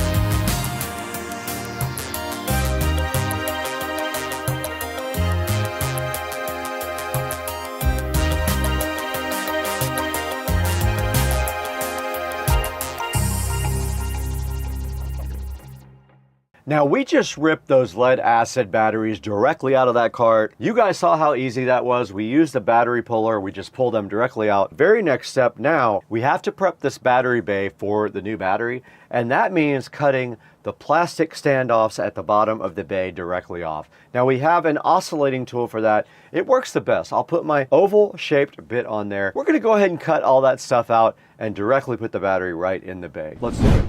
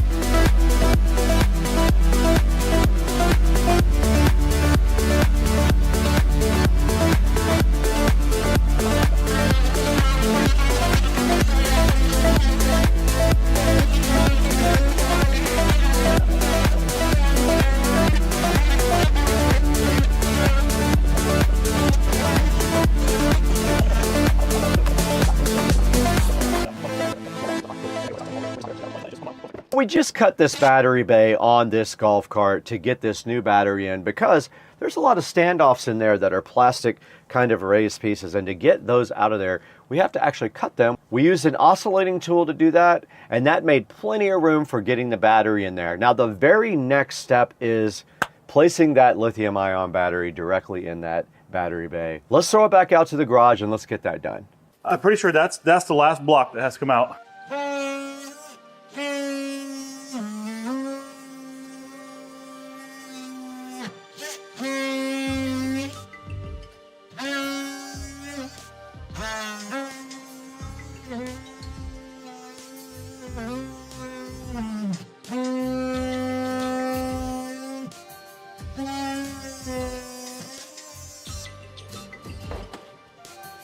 Go for it. Glove. Because you can't get in there, right? Like there's no way. No. We sent something down with a white paint. Get a couple washers. Bigger washers. Yep. Flat washers for the back at least, because it's fine on the front because these will be tight as long as the head's the same. All right, guys, it is very hot out here, but I am about to start the process of putting in the wiring. So basically, I think the blue was negative here for the lights on the golf cart. So I'm gonna go ahead and connect to the positive. I'll come back through after that and do some wire management. Battery is off.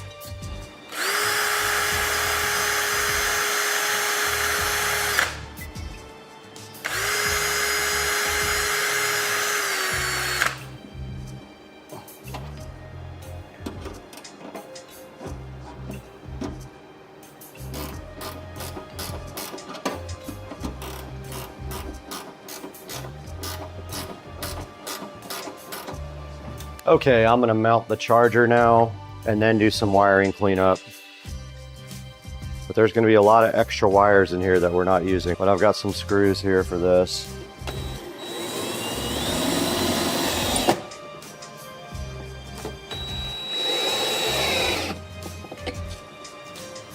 Charger's mounted. Basically, I've got to tie the wires up somehow this has to go over to the battery. This has to go over to the battery. So I think it makes the most sense to tie this stuff up over here.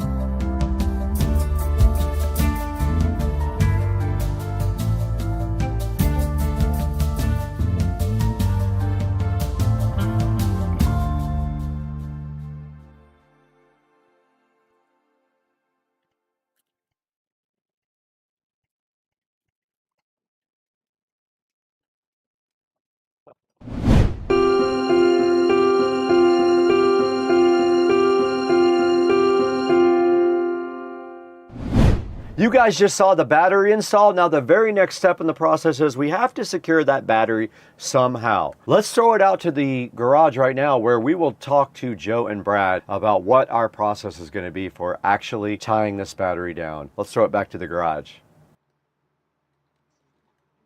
All right. Yep. Here we go. You got the washer on there, right? I do. Yep. Dude, it might run out of socket.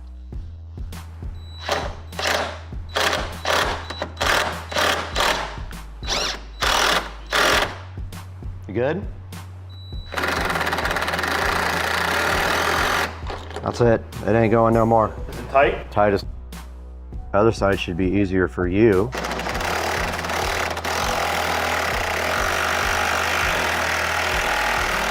Hell yeah. Okay, we installed the battery into the cart. We went ahead and tied the battery down because it will bounce around when you go on the roads. But there's one more thing we have to do.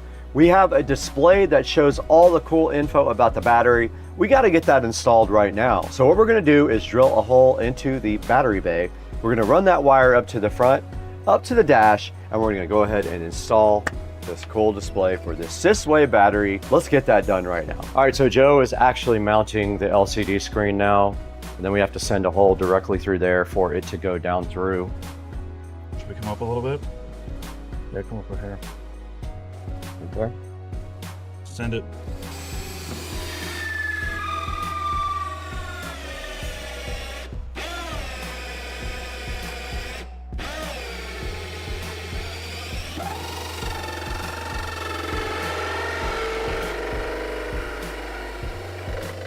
It melted the plastic. It definitely did. But it doesn't have to be like super strong.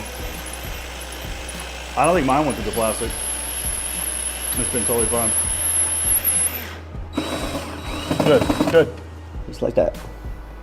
Perfect. Almost.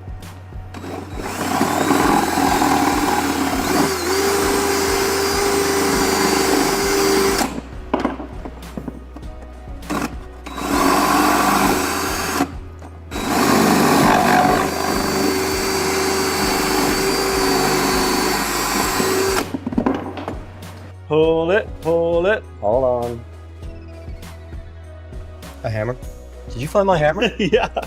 What? It's ready for the charger to be plugged in, but it's supposed to charge you 100% before you drive it for the first time. All right, test the port. And charging. Perfect. I'll stop it off. It'll only take like 10 minutes. Let it top off before we go.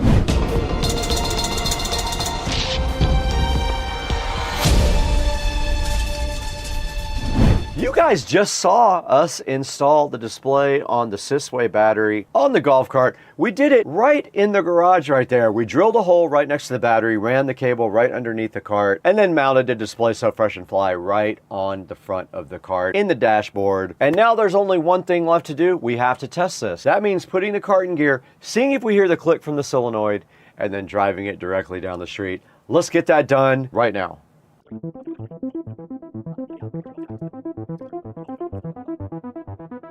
What's up, dogs? What's happening? We hooked you guys up with something special for your golf cart.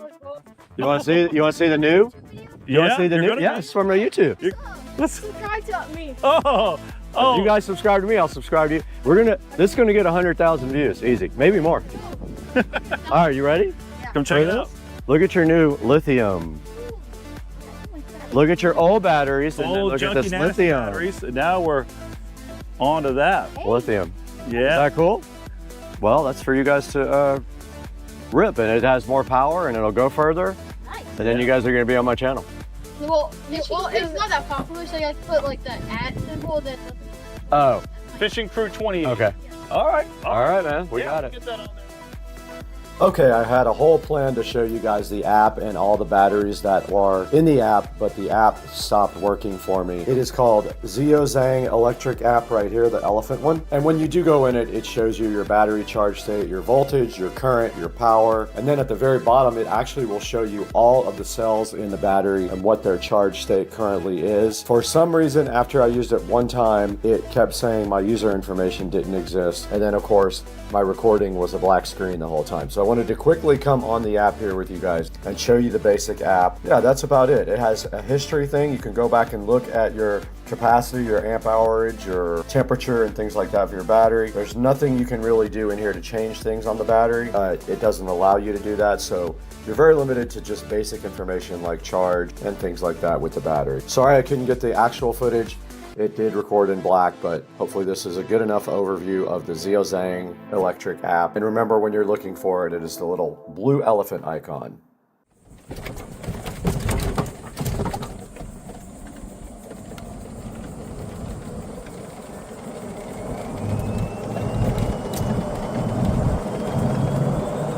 Let's do a drag race. I'll give you an entire cart. Oh!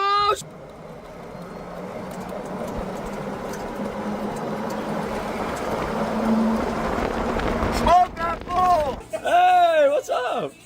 Check out the lithium, man. Yeah, so there's your charger. Here's your paperwork. New charging port. Excellent, thank you. Very simple, I like it. So easy, man. And I leave mine typically. That does look good. And then your display's right there. So the battery's on 92%. Check out the new battery. Like, it was crazy. Isn't it cool? And then you have all space. And then it has like, it's touchscreen, so it has pages to show you like the cells.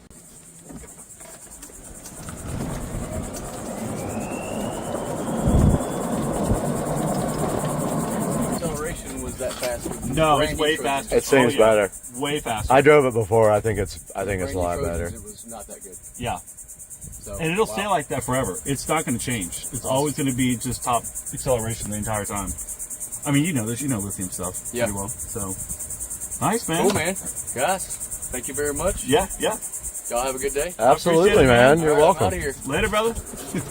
There's only one thing left to do now, though. We need to show you guys how you can get your own battery. So what that is going to entail is I'm going to throw it to Brad in Studio B, which is inside the house. And then Brad, me, will show you how to get your own battery from Sysway. Let's throw it to Studio B. What's up, guys? We're back in the Supercar Street Racing studio, and we just finished this whole video about Sysway. Sysway sent us one of their 48 volt 105 lithium ion batteries. This is a 105 amp hour battery. It has a charger that you mount on the actual golf cart. You cut a port into the side of the golf cart, and then you plug your charger directly in, and you have a nice lithium ion battery for your cart. I didn't have any issues at all with this battery. I had more issues with the app, but it may have been me, not the app itself, but I eventually got it working. And then after that, I could not get it to come on again. You guys saw that. But you guys should get this battery now. It has a $400 coupon right now. It is $1,079 right now. It might not be at the publishing of this video because I don't know how long we are out on our schedule from getting this into the marketplace. But yeah, the Sysway battery is $1,000 right now. You get all that stuff included. The thing works great. It ripped in our friend's golf cart. He is super happy.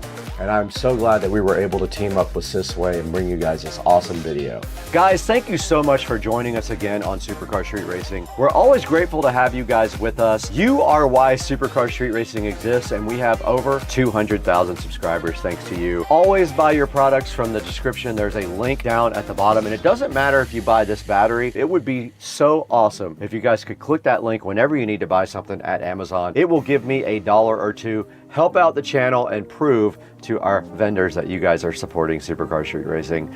We have to definitely get out of here though. It is about 2 o'clock and it's time to party. Let's go. I'll give you an entire cart length. All right. 3 hogs. Oh,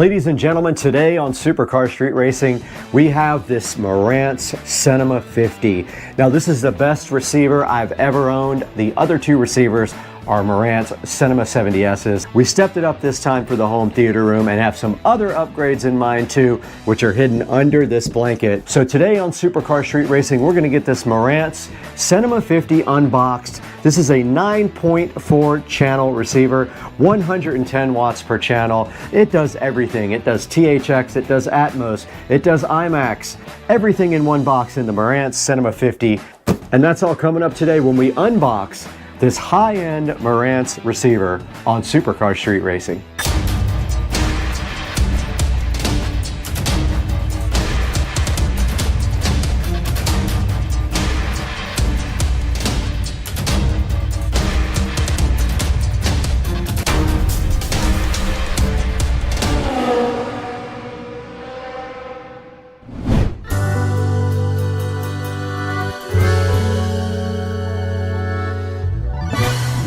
We are back on Supercar Street Racing. Welcome back. If you're new, welcome to the channel for the first time. And if you've been here before, we appreciate you coming back to check out the Marantz Cinema 50. Now, this is one of the 3 flagship models for Marantz. There is a Cinema 40 and a Cinema 30 that go below this one. But the Cinema 50 is a 9.4 channel receiver with 110 watts by 9.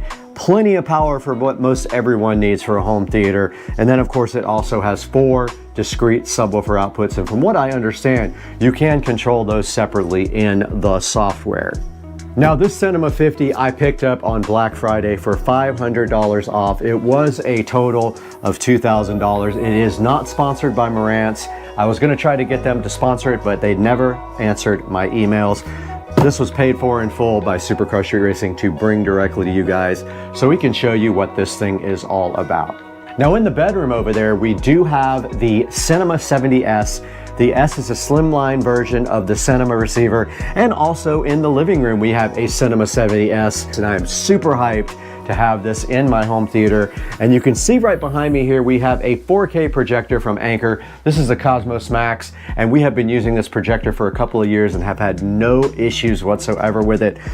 We're gonna be coupling this with the Anker Cosmos Max to see how good the sound is, and we're gonna let you guys know. Now I want you to be prepared when you get the Cinema 50 that this thing is heavy, so be prepared to lift when this thing comes to your house. I was actually out of town and my neighbors brought it in for me, but it is sitting right here on top of this mystery box, which will be revealed at a later date. I say we go ahead, get this thing unboxed so you guys can take a look at what's inside the box.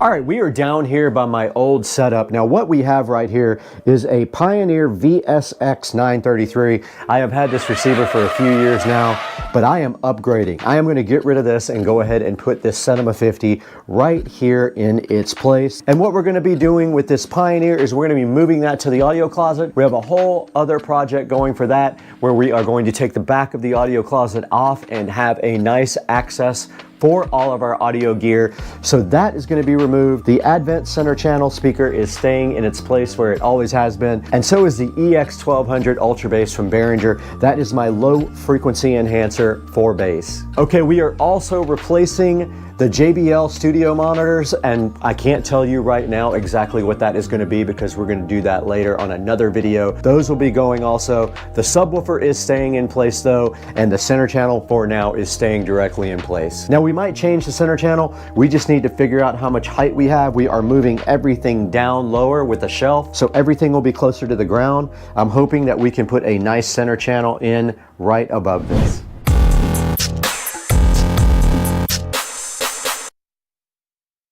All right, guys, we are right in front of this beautiful Cinema 50 box right now to get this thing unboxed on Supercar Street Racing. Do me a favor while you have a chance, go ahead and hit that like button and that subscribe button, and let's get this locked in so you guys can come back and check out all the cool stuff on the channel. Now, what we have in front of me here is the box, and you can see some of the features right here on top of the box. Atmos, IMAX, DTS:X, Aura 3D, IMAX Enhanced, Odyssey, Dirac, HDMI. This thing is just loaded with so many features that we cannot even say them all right now. It does do Ultra HD with HDCP 2.3, Dolby Vision, HDR10 Plus, and the list just goes on and on for the Cinema 50. Now our goal today is to go ahead and get this unboxed and see what is inside of it. So what do you say we do that? There's not much more on the outside of the box. Let's take the patented SCSR knife and go ahead and slice open this $2,000 receiver that is one of the 3 or 4 high-end models for Marantz. There are 2 more models underneath this, and when I said that the Cinema 70S was a flagship model, it is not. It is the lowest end of it, but it also is slim, so if you need a slimline receiver, it is perfect for that. Looking inside the box, this thing also is compatible with your smart home. But if I say the name, it'll wake up. It is compatible with the Amazon ecosystem. You can use it with that. I don't know how that goes yet, so we will have to check that out later on. But right inside the box, as with all the other Marantz receivers, we have this beautiful box that has all the accessories inside. And opening this up, we have a nice quick start guide here. We've got our remote control here, which looks just like the other remotes that I have. I have two more of these. We have our Wi-Fi antennas. They do give you batteries. These are the Wi-Fi and Bluetooth antennas. Let's put them back so they don't get lost. And then here is a little pamphlet about HEOS right here. Inside further, we have our antennas. We have one AM and one FM antenna. Below that, they do give you some awesome labels to go ahead and label your speakers. Also in the box here from the Cinema 50, we do have the Odyssey mic to go ahead and set up the room. And we have our standard power cable right here for you. And what a nice presentation by Marantz. They always bring it when it comes to giving a good look when you open up the packaging. Now let's take the included foam out. We're not going to need this where we're going.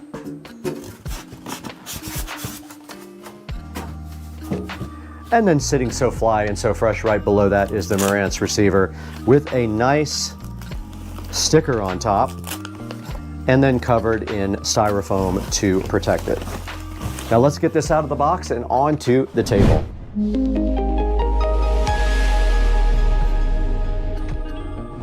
All right, right in front of me is the Marantz Cinema 50, looking amazing.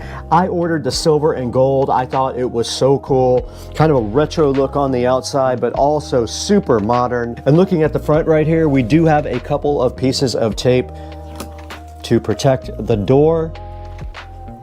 And you can see up front the selector for everything except the volume. This side would be the volume, that side is everything else. And inside the door here on the Marantz Cinema 50, you can see all the controls. You can see a USB port and also a mic input for the Odyssey and Dirac input. And I believe Dirac is optional. I'm not 100% sure. So looking at the front, it is very clean. I don't know if it shows up on camera, but this is actually gold and silver. This is supposed to be gold right here. You can kind of see the reflection there. And that is it for the front. There is not a whole lot to say. It is a very clean looking receiver. There is a headphone jack there. There's a brushed aluminum look right there. And then you just have there your input and your volume controls. And then all the rest of your settings are right here on the buttons. I'm assuming the receiver thinks that you're going to do most everything from the on-screen menu. Now we have the back of the receiver propped up for you here so you can take a look at what we have on the rear for inputs. And taking a look directly in the rear, we do see starting at the upper left, we have the Bluetooth and Wi-Fi antenna connection. We have a duplicate one right over here on the right-hand side. Right below that, we have the FM and AM connectors there. Next to that, we have the audio inputs. So these are all analog audio inputs. You have one cable sat, one media player, an aux, and a CD, and a phono for analog inputs. Right above that, we have a remote control RCA jack, RS-232 jack, a DC 12 volt DC out jack. Right up above that, we have the coaxial digital audio inputs, two optical inputs, and next to that we have a jack for Ethernet. Now a very important part of the back of this, if you're going to expand your home theater with outboard amplification, is this preamp output section here. You have preamp outputs here for zone 2, and then you have separate preamp outputs for every single thing you could possibly want. It is very rare to get preamp outputs nowadays. They are cheapening out and not including them on most receivers. So you have everything back here, and you have your 4 subwoofer jacks right here. Now it looks to me, I'm not sure without looking at the manual and the software, but I think these are all discrete and available in the menu to fine tune. Now above that, we have our inputs and outputs as far as HDMI. We have a cable sat, we have media player, Blu-ray, we have game, we have aux 1, aux 2, and then moving to the right is our monitor outputs. We have a Zone 2 4K output. We have a Zone 1 ARC output. And then below that, you see the speaker outputs. Now, these are configurable depending on your configuration of speakers from the software. So depending on if you're doing Dolby Atmos speakers or you're just doing in-ceiling speakers or what have you, you can go in and specify which ones of these jacks are going to be powering which speakers in your system. This is a 9.4 surround sound system, and it does have 110 watts per channel. Now at the very bottom on the speaker output, you see we have front, left, front, right, center, surround right, surround left, surround back, left, right, height right and height left, and then height to right and height to left. And as I stated before, a lot of these are configurable from within the software, so they will help you determine your proper setup for your home theater system, depending on the speakers you have. Now in this room right now, we only have fronts, we only have a center, and we only have surrounds. So we will be changing that at some point. We're gonna change some things immediately and some things in a few weeks, but for right now, that's all we have.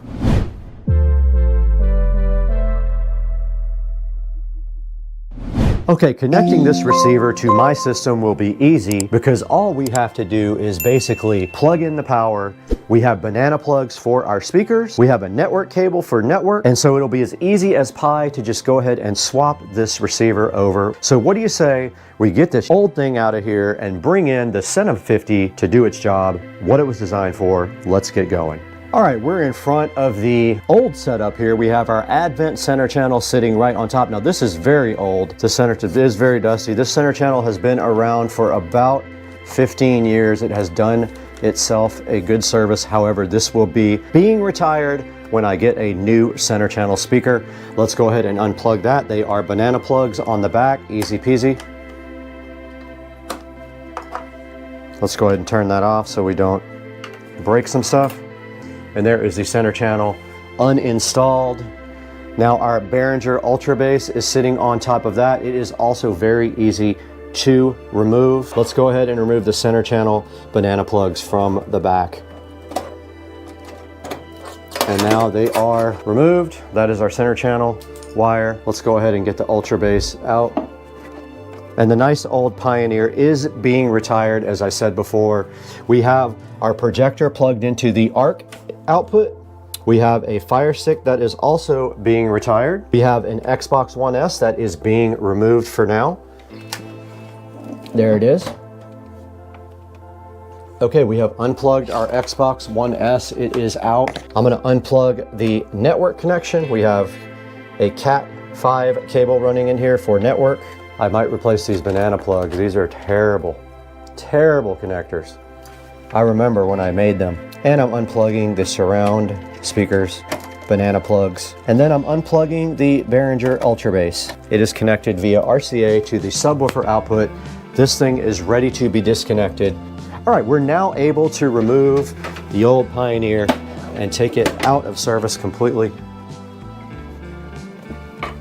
And even though we are changing our entertainment center, we need to wipe down the entertainment center right now.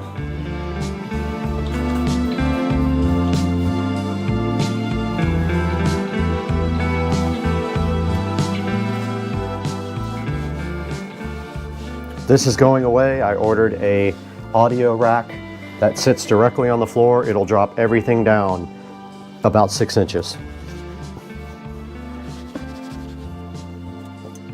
Okay, I'm gonna go ahead and clean behind here as well. Dirty. Now I will be redoing the audio outputs because I have new wiring for this, but that is for the next video. For now, let's get the SCSR 50 over here where we can hook it up. Okay, we got our SCSR 50 here looking so fly and so fresh. And what we will be doing now is connecting it. Pay no attention to those crooked boxes that I put in when I wasn't good at it. Now I'm very good at doing it, so never mind those. What we're going to be connecting is power. So we have our power wire over here. We're going to be redoing this all as soon as we get our shelf. So this is just temporary. Let's get our power wire connected here. It is a standard 2-prong connector. All right, we got our Cinema 50 plugged in and it is not powered on yet, so pretty simple to wire up. We are going to we actually have two inputs for the Ultra Base. I'm going to connect those to sub 1 and sub 2 there. Let's go ahead and get this up on top. We don't have enough slack, but that is sub 1 and sub 2. This actually accepts 2 inputs and outputs 1 output for your sub. Basically, super easy, the rest of the hookups. We're going to connect, once we spin the receiver around, we'll connect the ARC. Now, unfortunately, it is on completely the other side from the other receiver, so that's a bummer. Very, very bummer. Let's go ahead and connect our surround. These are not surround back, these are surround. Surround back would go next to you, so surround goes, oh, they're way over here. Right here, the surround channels are down here. But working our way from this way to that way, we actually have front, right, and left, the closest. So why don't we hook those up with these awful connectors that I almost threw away. Now I don't know which one is left and which one is right. I guess I could pop a battery, and it just so happened to come with some. We have a battery tester here. Let's go ahead and see which one is left and which one is right. Left here. So here is front, left, and right. This one is coming out of the actual connector. It's so bad. But don't worry, I am redoing that ASAP. This is surround. They are not marked. Wait, what? These nuts. That doesn't do anything. That's surround right. This should be surround left. It didn't do anything. Speaker's blown up. The speaker does not work. Surround left does not work. So I have some troubleshooting to do. Maybe the speaker died. I've had it happen before. And now let's plug network in. And our Wi-Fi and Bluetooth antennas. And the last thing will be our HDMI, but it's way on the other side and that means it has to bend. Okay, it is plugged in to the ARC output. I am bummed about that speaker not working though. Okay, we did discover that our surround speaker is not working for whatever reason. I don't think it is the wiring from the receiver to the wall. I think it must be the actual speaker that is blown. Sometimes these old speakers do that and you have to like tap them and they will come back. But for now, we do have the Cinema 50 hooked up. We have not powered it on yet. I want to go ahead and get it powered up and get all the firmware updates done if there are any. So it is connected to ARC. So we need to move our projector input over to ARC. So we go to input, let's power it up. And it did power on. We see the Marantz logo up front. Aha, we have 1920 by 1080. All right, we are in the setup assistant. Let's lower the lighting in this area. All right, it says hit next. I don't have more than 9. Now it's asking me for all of my speaker setup. This is the wizard. I do have surround speakers. They are already connected. One of them is broken. That was the subwoofer setup. It will allow you to do directional if you have double subwoofers or more than one. Your sound from the left front. There we do. Ah, the right's not working. It's that awful connector.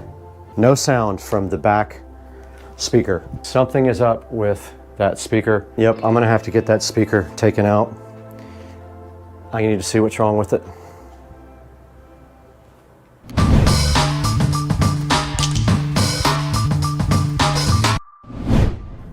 Okay guys, we did get our surround speaker fixed.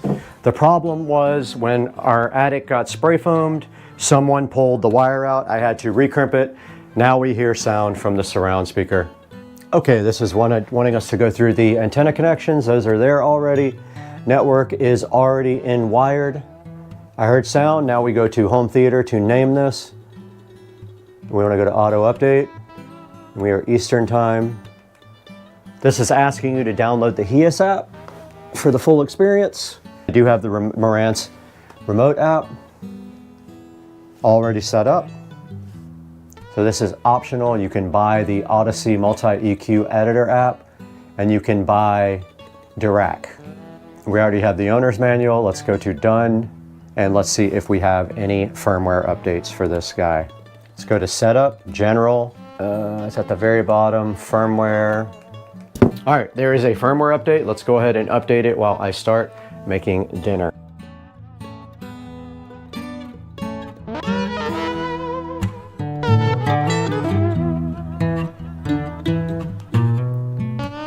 All right, the receiver has updated and is starting up after the update.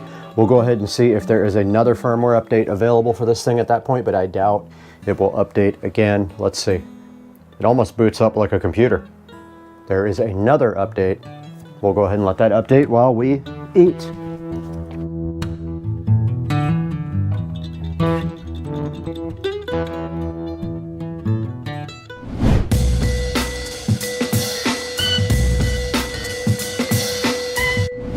All right, guys, we did just finish updating the Cinema 50. It took 2 firmware updates to fully get up to date, and now it is finished. So we are done with this part of the video. In the next part of the video, we'll be doing a little bit more with the Cinema 50, such as the app and things like that, but this is going to be part 1 for now. So the next time we see you, we will be showing you a lot more of this. For now, that's all we're gonna do on the technical side of things with the Cinema 50, and then we will show you here in a few moments how to buy this thing on Amazon.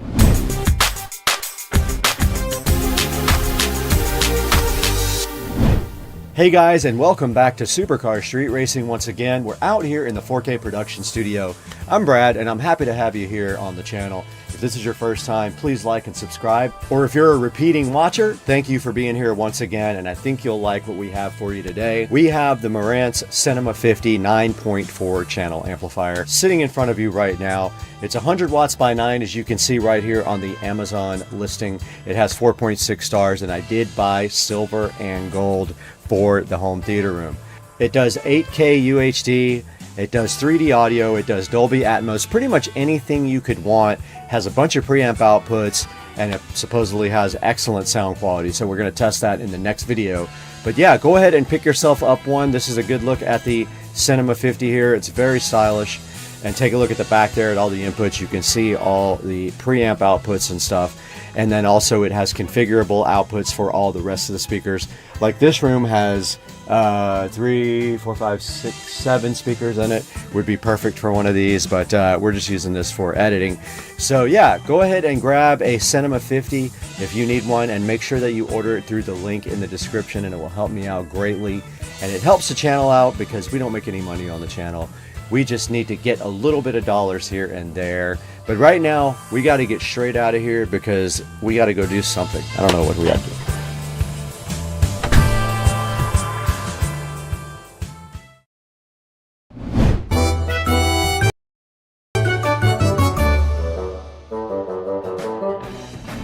What's up, ladies and gentlemen? Welcome to Supercar Street Racing. We're out here in the beautiful Studio A, which we just got rewired and now has the appropriate power to do whatever we need. And in our hand, Sling TV Box Express 4K right here. This is the S5 Max we were sent to take a look at today. This thing touts that it can do streaming media, things like movies and TV shows and other things like that. So we're gonna have to open it up and see exactly what it does, but we have the Sling TV Box Express 4K Plus S5 Max in our hands today, right out here in the studio. Let's see what this thing is all about on Supercar Street Racing.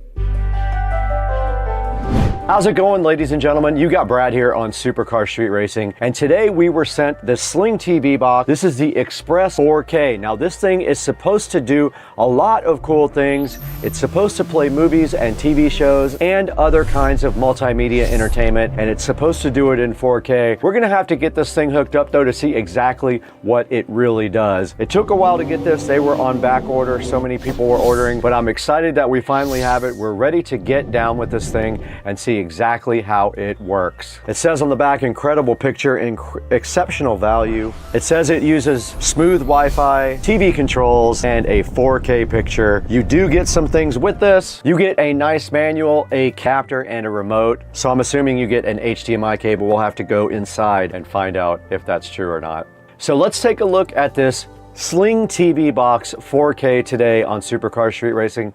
Let's throw it inside and get this thing unboxed.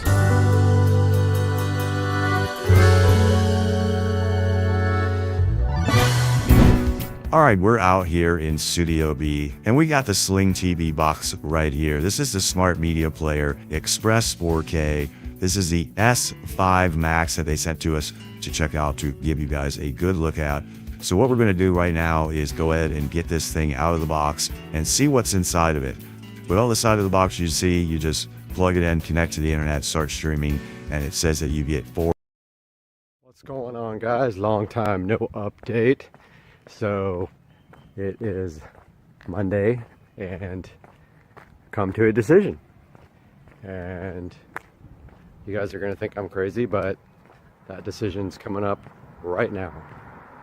All right, guys, it is now Friday morning. I decided to finally finish this video. So I have come to a decision regarding this vehicle, and that is I have sold it. I know. What the fuck? I am selling this car after putting a little bit of money into it and a little bit of time. And there is a reason for this. Because there is such a small aftermarket available for this vehicle, I decided that I no longer want to deal with it. It is becoming a problem getting basic parts for this car. Not repair parts, but anything aftermarket. It is a very, very expensive car to maintain, which I'm not that worried about that part, but I can't work on the car myself. There's no room in the engine bay.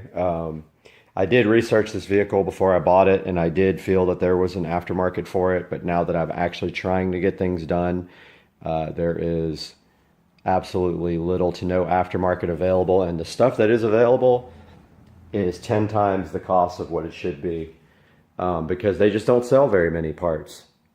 So what's coming next? Well, I will give you a clue, and that is that I did own one in the past.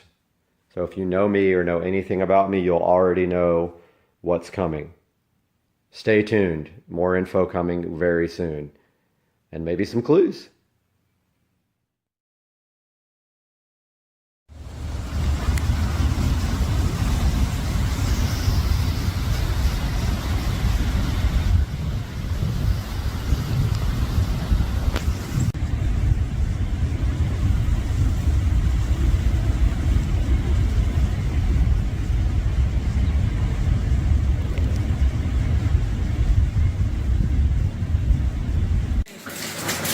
All right, we got Rich out here.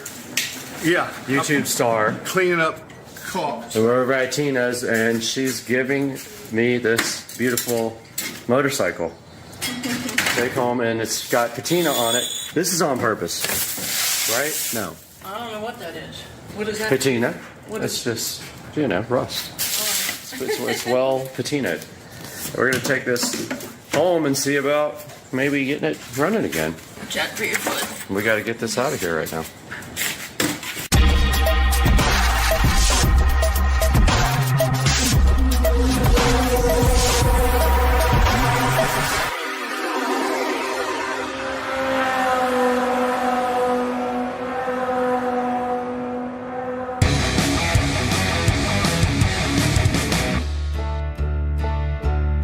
Okay, we got the bike loaded up, me and Rich, and we found that tire's flat spotted, so that's why it wouldn't roll. So no big deal, needs a tire. and we have the manual, so we'll order parts for it when we figure out what needs to be done to it, right, Rich? That's correct. Not Tina, she's not on camera. Off-cam Tina. And 2 weeks from now, we'll be jumping cars with it. Jump whatever will get in front of us. That's pretty Cars, cats, dogs, whatever. Yeah.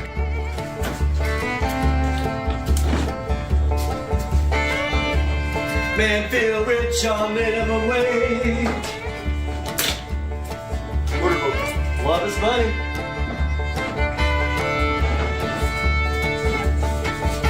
Last spot.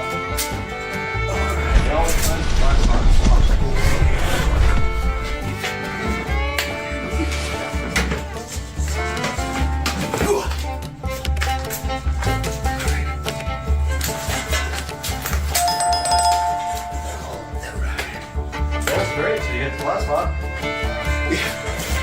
Oh, yeah. Look, it kind of rolls better if you tilt it. How many years it's been sitting there? It's just...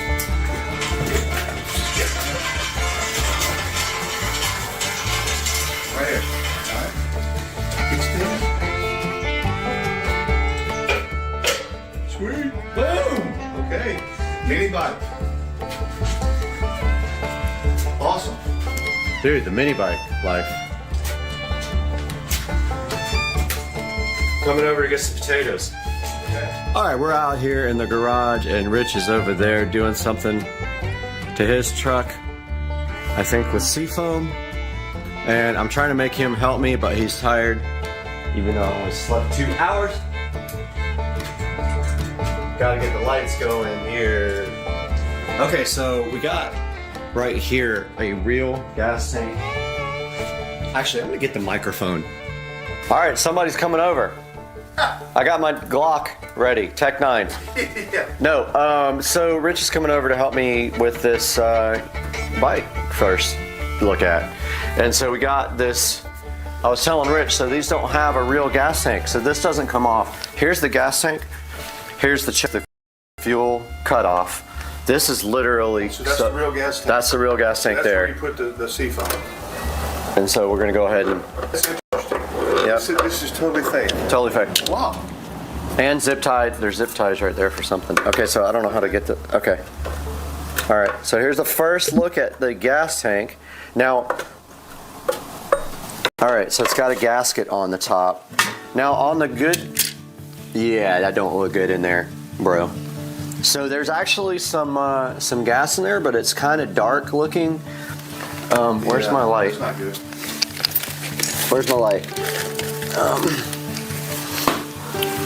Check it out, Rich. What do you think about that? There's not much in there. Should we like just pour that whole seafoam thing in there and then also fuel, or just? There's not a lot in there. It's not a lot. I would pour seafoam. Seafoam usually, but God, that's been in there for years though.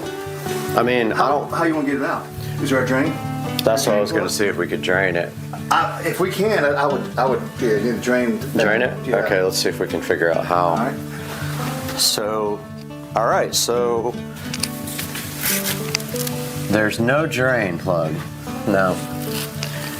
Okay, so you'd have to siphon it out. Oh yeah, and I don't know if I want to deal with that. We just add seafoam to it. Well, I'm thinking like a bunch of seafoam and some fuel. And get some new yeah. ethanol. And since it didn't yeah. And since it didn't go into the carburetor, right. Since it's off, maybe that's enough dilute. All right, so we've got our seafoam here.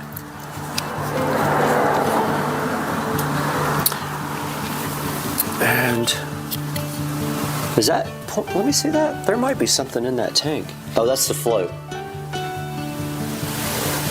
I'm almost like, should we just put a bunch of paper towels in there and suck it up? You can try. Okay, here, hold that. All right. So I'm gonna grab some paper towels. We're gonna try to get this out.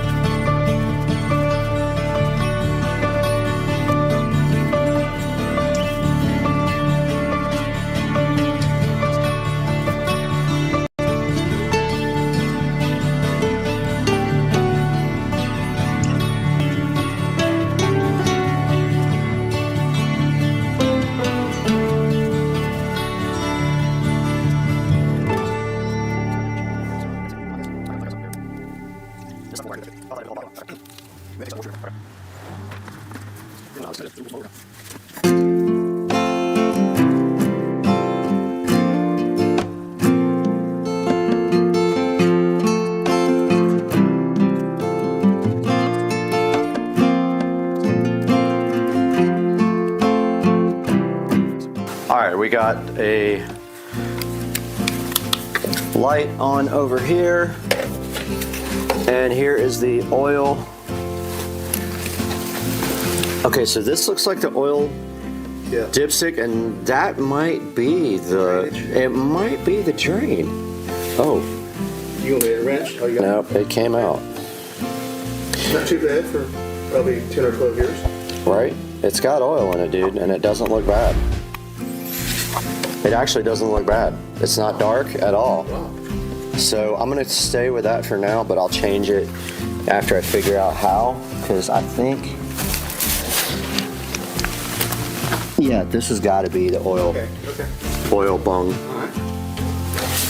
And we probably should, well, that looks jacked. Look at that. It's bent. Yeah. That looks fucked.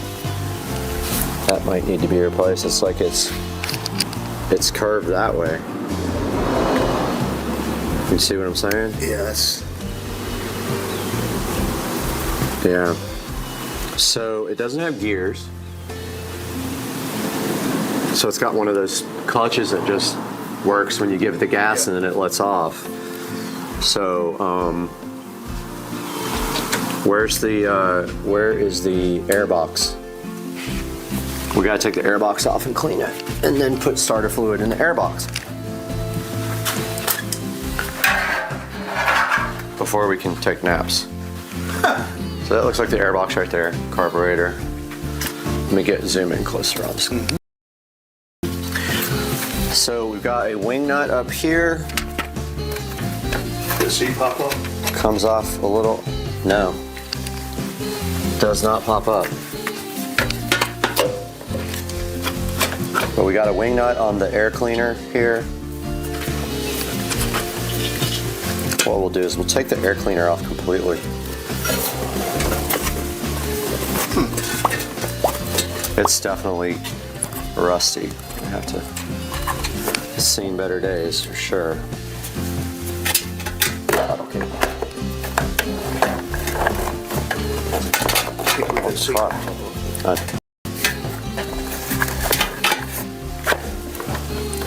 Air cleaner doesn't look bad either, honestly.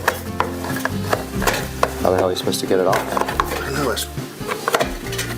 Oh, just like that. I'm gonna leave it like that and then just hit it with some starter fluid.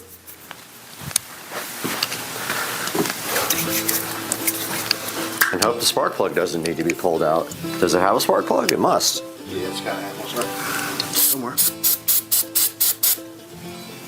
All right, so fuel. So this is a fuel switch, so fuel on. This is a choke.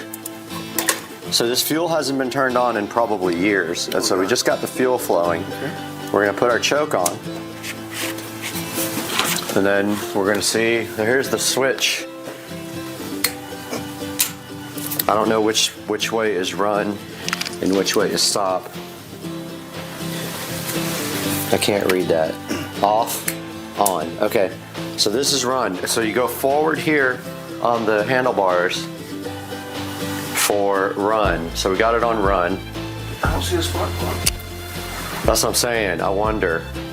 All right, so we found that the sprocket nut, these nuts was loose. That's why the rear tires weren't moving. This was so loose that basically this was spinning, but this couldn't do anything. So we got some jack stands here. We got to find the right socket for this guy.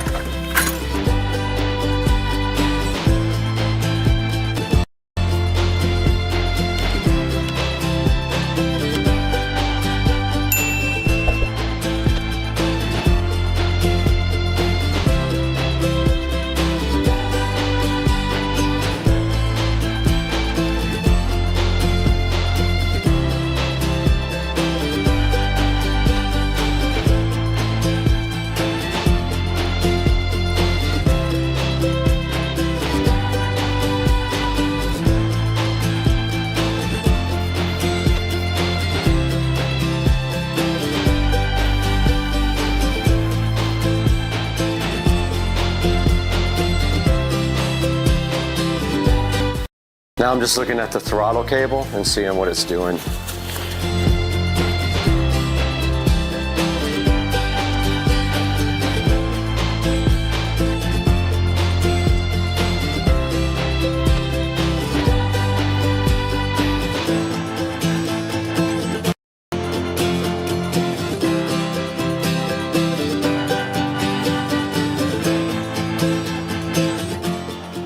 All right, so the verdict is that the throttle cable does not work.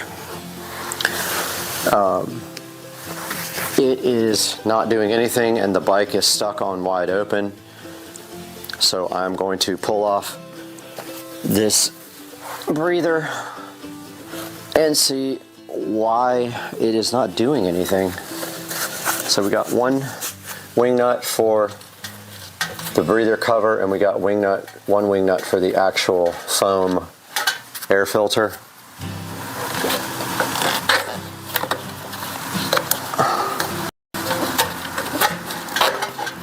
Air filter's off. Yeah, I'm gonna end up the seat off, but this does nothing. Well, it's not connected to the carburetor anymore. I don't know how that's supposed to do anything. Throttle cable works to there, but that's all it does. Yeah, we gotta take the seat off. And change shoes. We're ruining our good shoes here. Of this guy, it's time to get this thing directly out of the box now and see what's inside. Let's do it.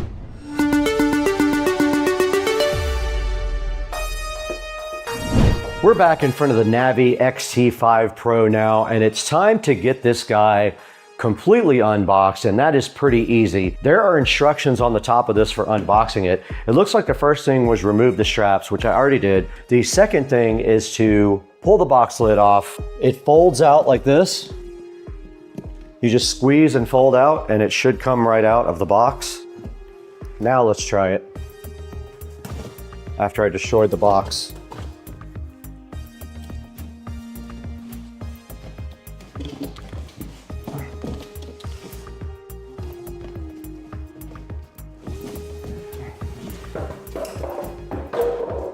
And just like the other Navi, you fold up the front fork and it does lock in place just like that. And then you have your handlebars here, which have to be assembled.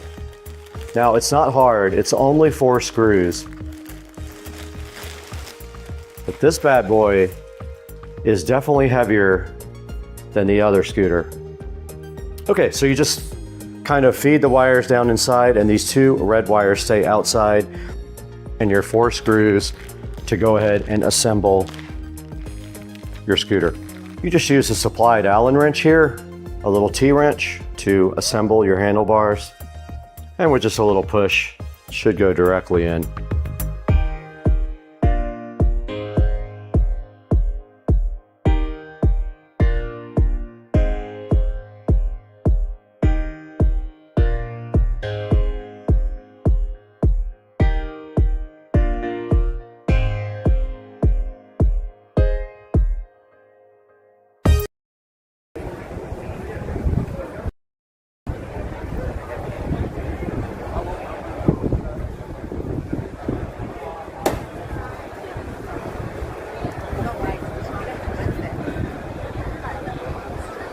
Hey guys, we want to welcome Sofern to the channel with our HS22 rechargeable headlamp. Now directly on my head right here, you can see this headlamp so fly and so fresh, and Sofern wanted you guys to check it out because this thing is perfect for camping, running, outdoor use, but I plan to use it directly up in the attic every time I go up there. I do a lot of stuff up there and I always need a headlamp, and this thing is so cool because it's detachable from the strap here. You literally just pull it out directly like this.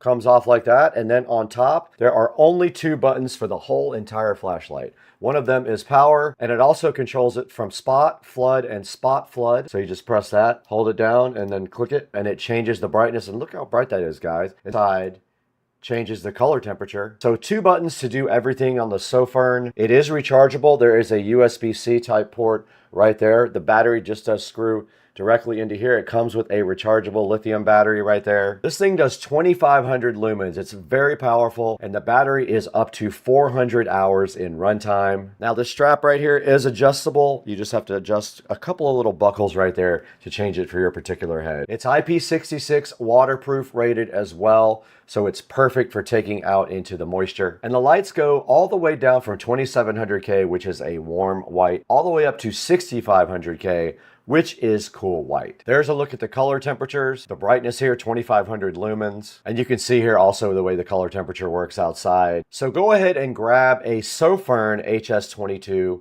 from the link in the description. Tell them Supercar Street Racing sent you. Now let's get back to the video.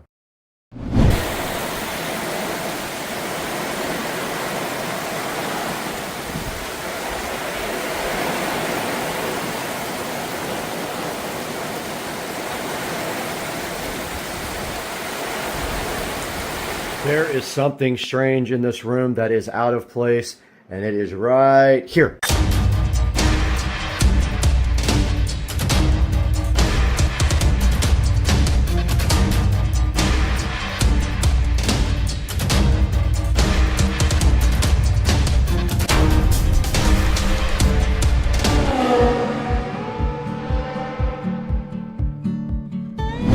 Guys, welcome back to Supercar Street Racing. Brad here, and today we have something special. I did not record most of the installation of this awesome product that we have today, but Supercar Street Racing has obtained a second editing rig down here. I'm going to show that to you guys today, explain all the specs, show you the whole entire setup, and then we're going to take a look at it in depth on the screen, what is happening right now and what this awesome new machine is going to do for the channel. So hang out with us today. We're going to give you a full tour and show you the results right here on the channel, and I'm going to edit this video on this machine while it's also doing other things. So stay with us.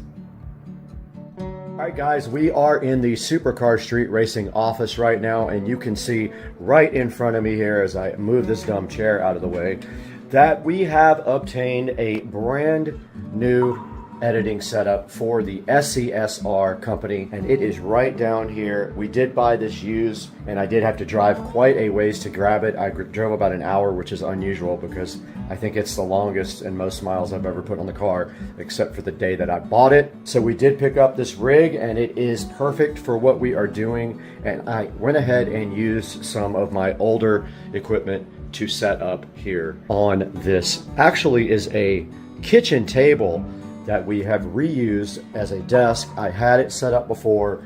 I changed it up just a little bit this time. The way I had it set up before was a little different. I had the keyboard on this kind of curved like this, and it was permanently mounted like that. I don't really like that. It was kind of hard to get to. So now if I want to extend this, I can just pick it up and I can pull the keyboard back a little bit to have more desk room. But I got plenty of room here. You can see we are using a wireless. I didn't even know I had this, but I bought it at a thrift store.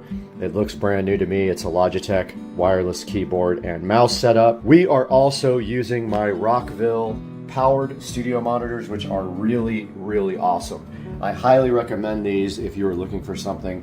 They are USB, or they have regular audio inputs, and they have RCA inputs, and they're really, really high quality for doing audio production or anything like that. But for this computer, they are just being used for editing and other things right here on the PC. And you can see right here, they do have a headphone jack as well, and they are on green. If you look at the light, the green means USB. So basically all the audio is coming through a USB cable connected to the PC down here. Now for our monitors, we are using these HP monitors, but yes, we are using HP. They are 24 inch. They are only HD. They are not 4K. They do not have 4K support, but they do have Bang & Olufsen speakers. These are E243M HP monitors. Nothing super amazing. They do have built-in audio and also a built-in USB 3 hub. So I have a USB cable running from here down to the actual PC right here, providing USB 3 there, and also one on this monitor running to the PC. They're both USB 3 ports, and now this guy has a hub on the side where the mouse and keyboard were gonna go, but I don't need it anymore because I got the wireless stuff and it is much better and takes up much less room. Right next to that, you do see that we have redeployed our Keener eye care lamp. Very cool lamp.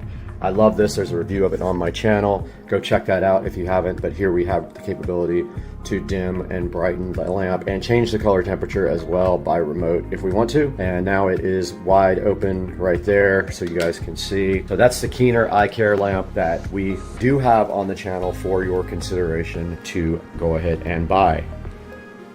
All right, I just wanted to give you guys a quick look at the back and some of the ports that are available. It does have Wi-Fi.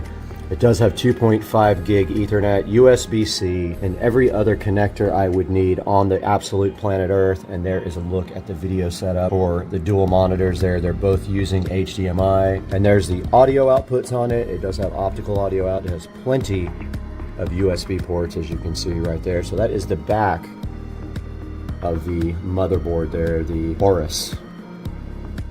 Okay, right in front of me now is the actual tower case. You can see it does have straps in case you wanted to go to a LAN party, but I think I am going to go ahead and take those out because I have really no use for them and they kind of don't look that good here. But checking out the inside, you can see right here that we have 64 gigs of RGB RAM, and they're pretty cool. They look like almost like ice, and they do change colors.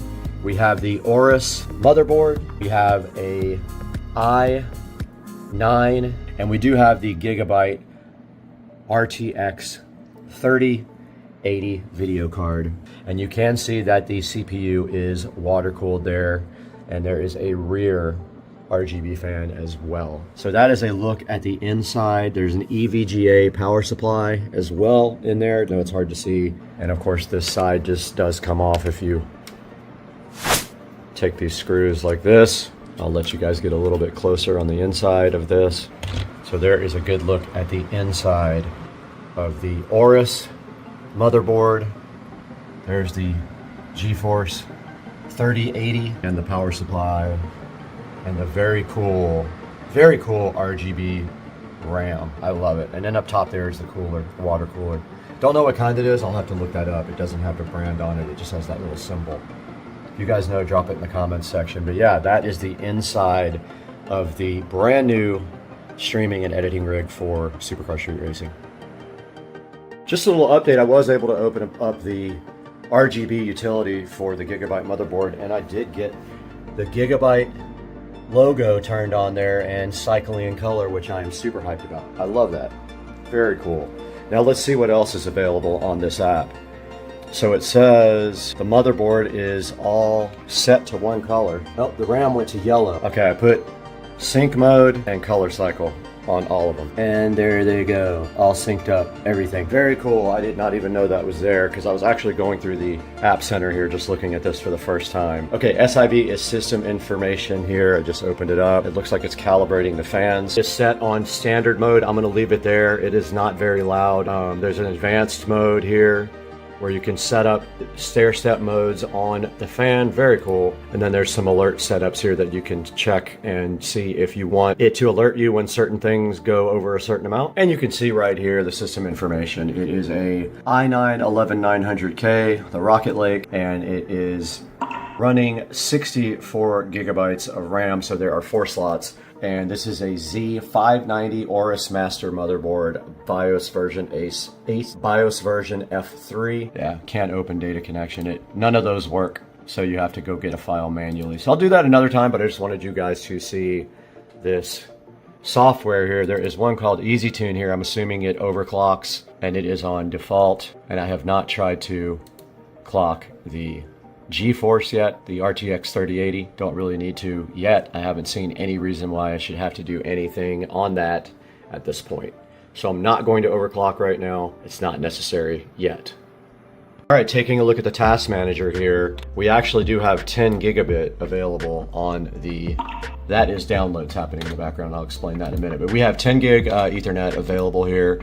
There is the CPU. It's running at 4.97 gigahertz right now. There is the 64 gigs of RAM, and it is using 11.7, 30.8 gig cache. There is the 2 terabyte SSD. I have 2 terabytes of NVMe SSD. There's Ethernet, and there is the GeForce running at 63%. No issues right there, running at about 63%. And all it is doing right now is streaming, and I will show you that here momentarily. There's a look at what it is using. It is dedicated GPU memory, 10 gigabytes. All right, let's take a look at what we're doing with this right now on the channel.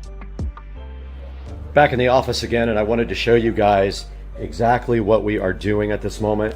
And if we are looking at right now at the Supercar Street Racing channel, you can see that this is live.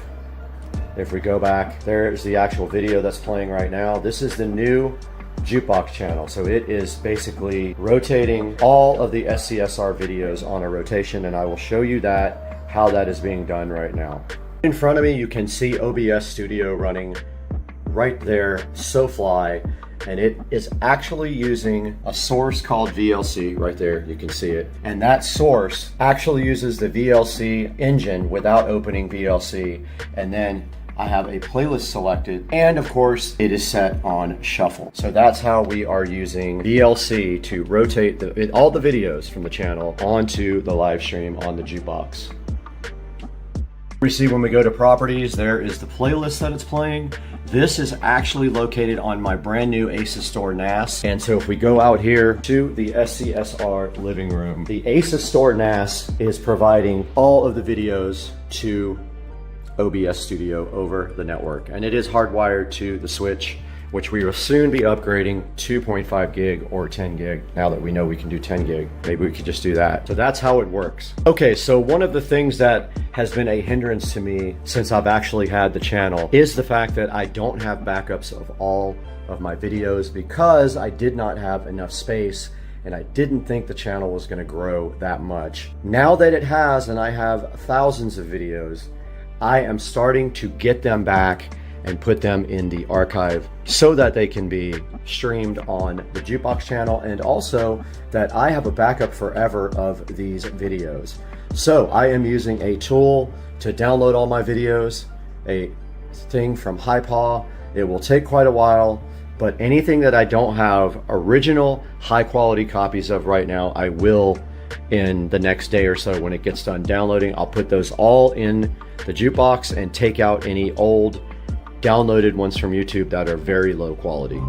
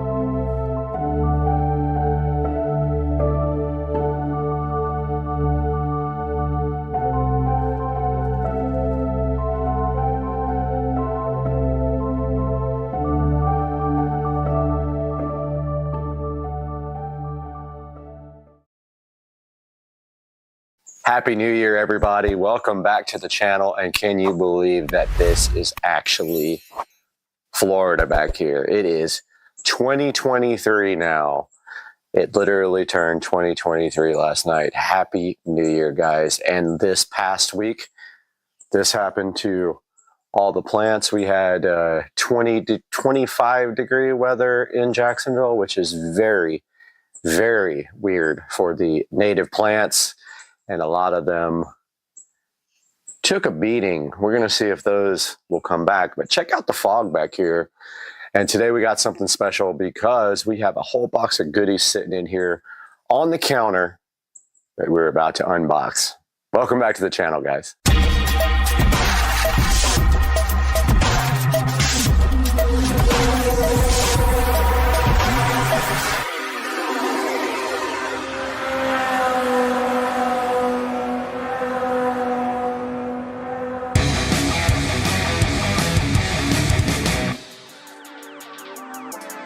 Alright guys, welcome back to Supercar Street Racing for 2023.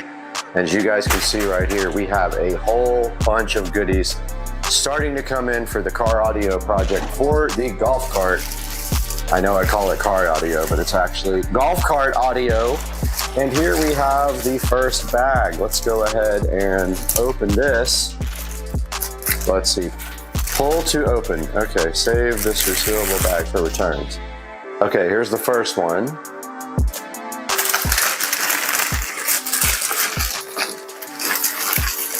And let's put this aside first. So this is just a bag full of stuff. And the first thing we have here is the Inverter Tech power inverter. Sorry guys, I just woke up. Here's the power inverter, everybody. It is pretty cool looking. It's pretty small, but it weighs a good pound or two. So yeah, definitely adding some weight to the cart with this stereo system, but at the expense of a nice sound system. You can see right here, this guy has a USB port right there. It's got two 110 volt, got a little fan, and then we can hardwire. It says do connect converter red terminal with the red ring terminal cigarette plug cable. Okay, so this is basically if you want to use the cigarette plug cable, or they have little jumper cables here. But what we will do most likely is we can either cut these little alligator clips off, or we can just run our own wiring. And this is the cigarette lighter adapter cable. Yeah, so that is the Invertec 500 watt power inverter for the cart. Comes with a couple of fuses, a little owner's manual, and two types of cables and some instructions on the side there connected to the terminals. Got good reviews on Amazon, so wasn't scared to buy it. Invertec power inverter. Don't know why they tell you it's 35 by 35. I guess that's the size of the packaging. That's the first thing we got here. Perfect. Next on the list, we have some Velcro strips. Needed these to stick the Bluetooth adapter to the epicenter where it is actually going to be installed. Now we got our Y adapter. So what this does is, out of our Bluetooth adapter, we are going to Y out of that because we need to feed RCA to both the epicenter and also the channel 1 and 2 input on the amplifier. So we have some VCE link Y adapters for RCA use. All right, next we have our FOSS power. I believe they're just RCA cables. Let's see. I think these are just RCAs. Yeah, so our FOSS power 3-foot RCA cables that will go from those Y adapters to the epicenter and the Rockville Phenom 5-channel amplifier. So we have the FOSS power RCA cables looking all slick and black, just like the golf cart. It's gonna look, you know, they'll probably be covered up with tubing to keep the installation nice and clean, like we like to do in Supercar Street Racing. We're big about the presentation. It's a big box. And we have the Key Bayoak You know, how do you even begin to know? Key balk. So this is a crimping tool with heat shrinking connectors. I've been wanting these for a while because my crimp tool sucks, and also it's not heat shrink either. So this comes with a whole kit, a whole bunch of little connectors.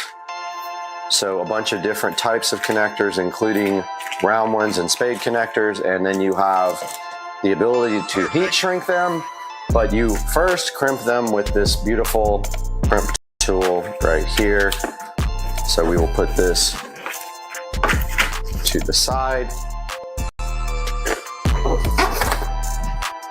And that is it for the first package, and we have a couple more packages of loveliness to go through. Here is the second package. Oh, okay. I probably should open it the same way, huh? Yeah, I messed this one all up. It's still good for returns. Okay, so let's see what's in this package, everybody. This is cool. Okay, so this is just the tubing to dress up the wiring after we get done. There's two different sizes, and it's got good reviews, and basically you heat it to keep it from fraying, but it's just dress tubing. So there is two different sizes here. There's a 1/2 inch and a 1 inch tubing, and that feels like that is it. Nope, see, I almost messed up. We have another package in here. Let's get this to the side first. And we have a little white here to open. Let's see what this goodness is. Okay, this is a USB power for 12 volts. So what you do is you wire this guy to 12 volts, and it provides you with a USB to power things. And I have a Bluetooth adapter that needs USB power. So I'll just use this little adapter and feed the USB to the Bluetooth adapter. That is all for that one. Now we have this big, lovely, massive box to open here. And let's use our brand new Christmas gift. Get this box opened up so you can check it out.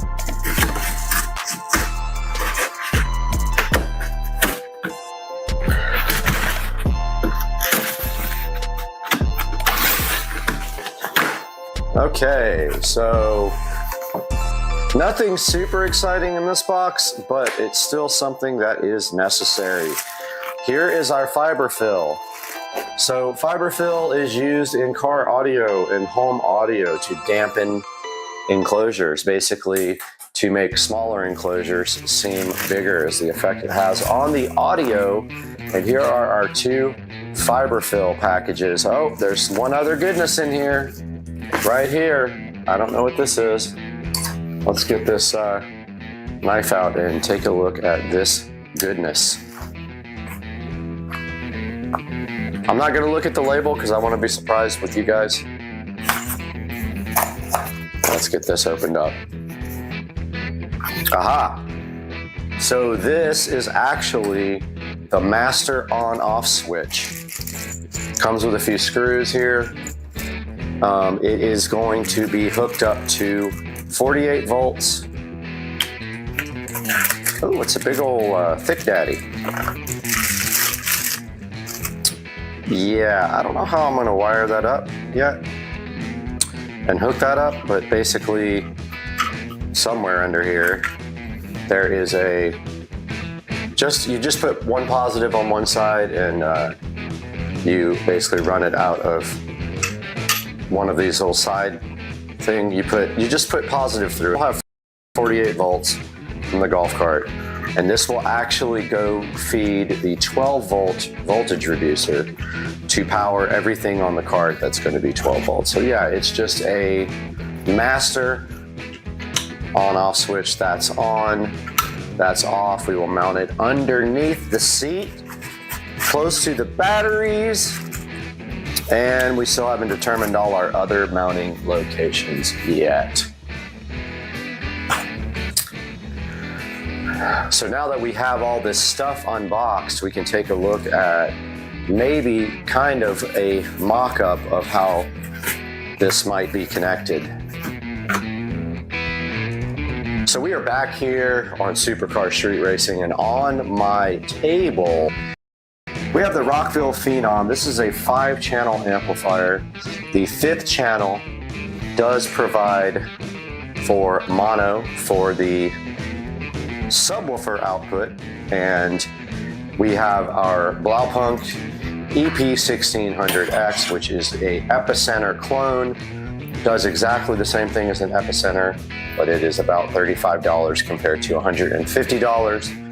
We have our Y adapters here, we have our RCA cables, and we have our USB power. This is our Bluetooth adapter. This will actually feed the audio system from the tablet or the phone, but most likely we're getting the Samsung tablet. Notice the Bluetooth adapter here has RCA outputs, and it has a power, which is USB. All right, so here's how we do it. We take our Y adapters here, if we can open them. Our VCE Y adapters. Here is our Bluetooth. Let's unplug the power for now, but we will come out of the Bluetooth. That's left, that's right. Now we have a set of stereo outputs. We will need our RCA cables after that.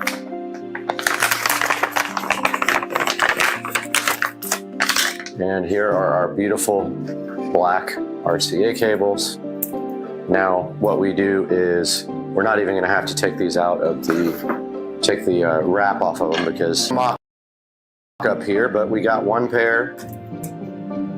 Let's make sure we get the color right so we don't have backwards audio, reversed audio. And then we have our other pair here.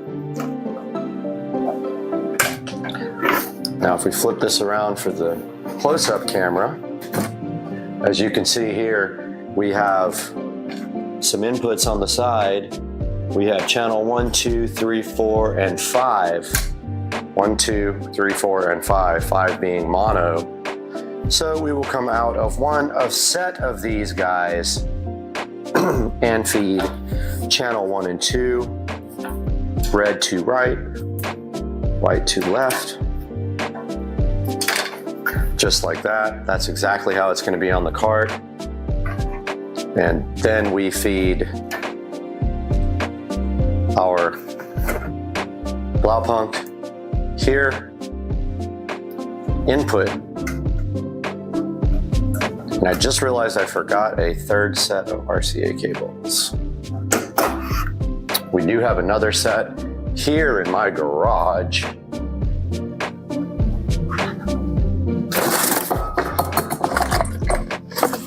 Grabbing the other set now, off camera, but here is, I will go ahead and order another set of these, but yeah, here is a third set. So what we would do out of our Epicenter,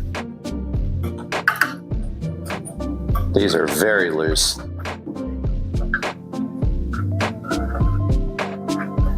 And then we come into channel 5 over here of the amplifier. So there is the mock-up of how this will be connected when we go for our final run. We will have to figure out how to clean the wiring up, of course. Now, the outputs here, channel 1 and 2, we still have a channel 5 connected here with some tiny speaker wire, but channel 1 and 2 out of the Phenom will feed the Infinity Kappa 2-way speakers going into the dashboard. Channel 5 out will feed the SCAR Audio 12-inch woofer going into the footwell for bass, and we'll take a look at where that stuff is going to go now.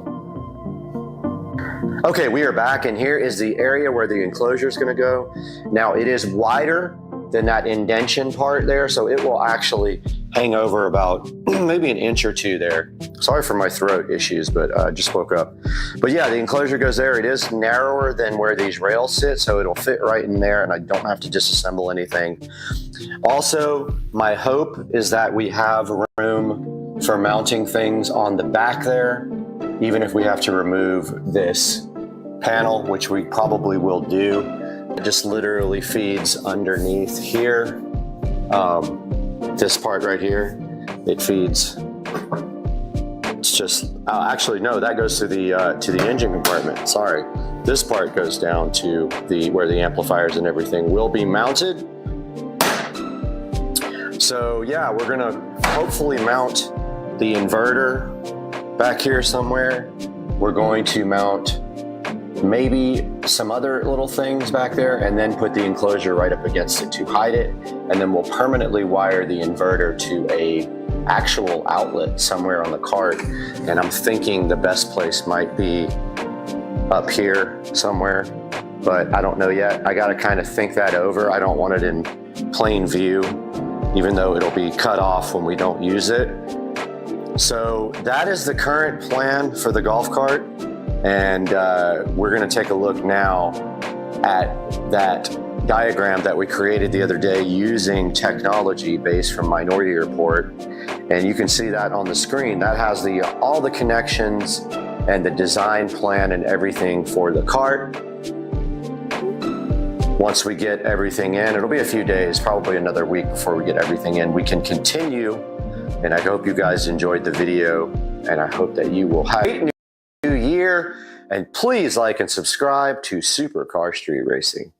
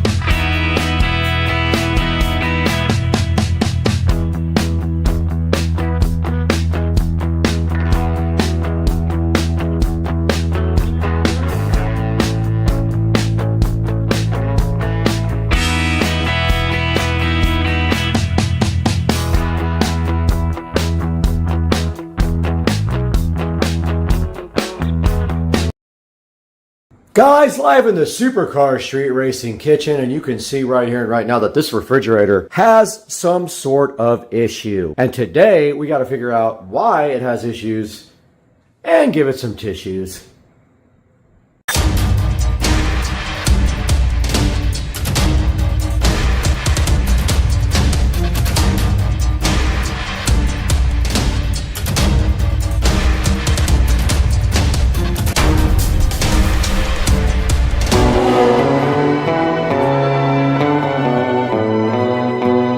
Guys, we are out in the Supercar Street Racing kitchen, and today we have to figure out why our refrigerator decided to not work anymore. So this fridge was lukewarm on top, and then in the freezer at the bottom, no cooling whatsoever. It was dripping all over the floor. There's actually water in it right now that we need to clean up.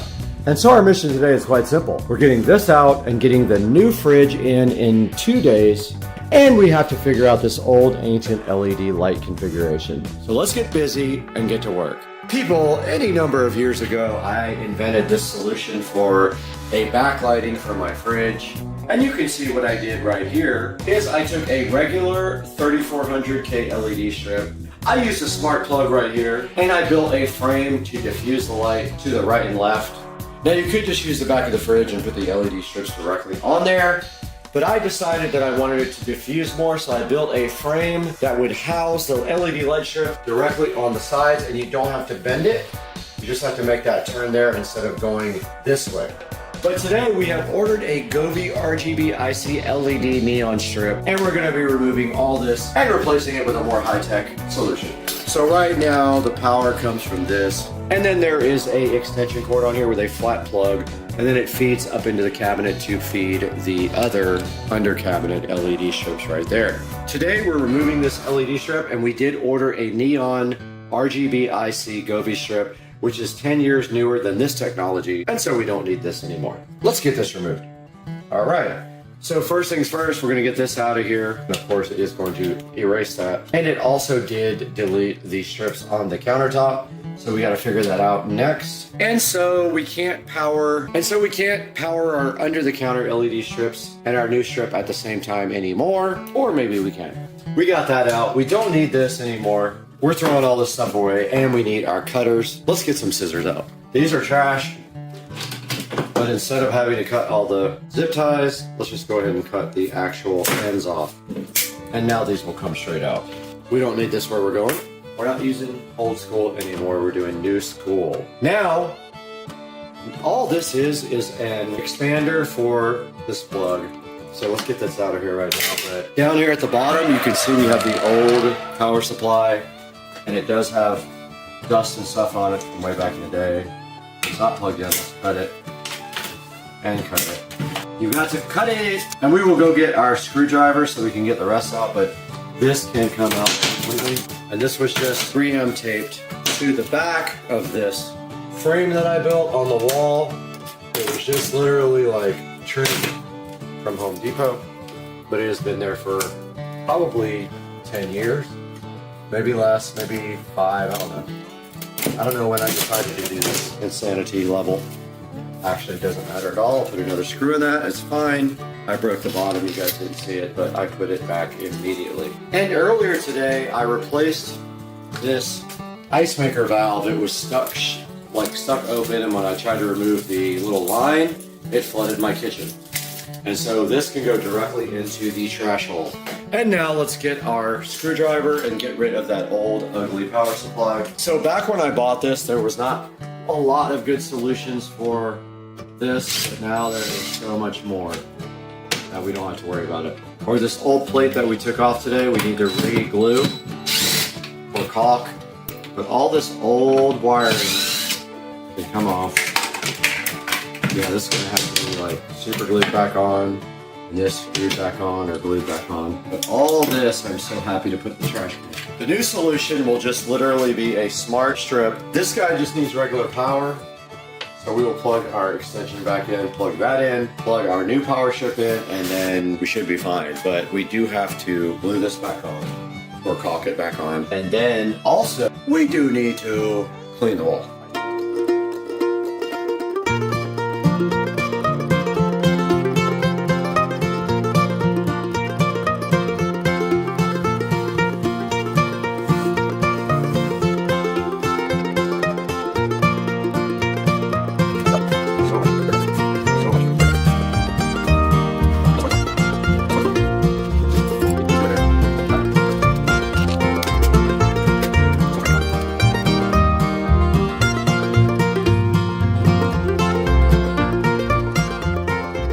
So just so this makes sense, the power from here comes out, it goes up through the top of this, up there, and then there is a LED controller inside of this cabinet that controls these under the counter. These are old, they need to be replaced. So I'm gonna do that. I'm just doing this part first that was lighting behind here. I'm gonna do that part next, but those have been in here for a really long time. Been really reliable, no issues whatsoever. I thought I would have to turn them off and on, I don't. So I'm just gonna get something that leaves them on. Probably get the same thing out for this. Get the Govee, and then I'll have smart control over the rest of this right here and color control. So yeah, we got this part done. We just need to like caulk or glue this back in with white caulk, and then we'll be done with this part because it does need to be, oops, these nuts, flipper reel.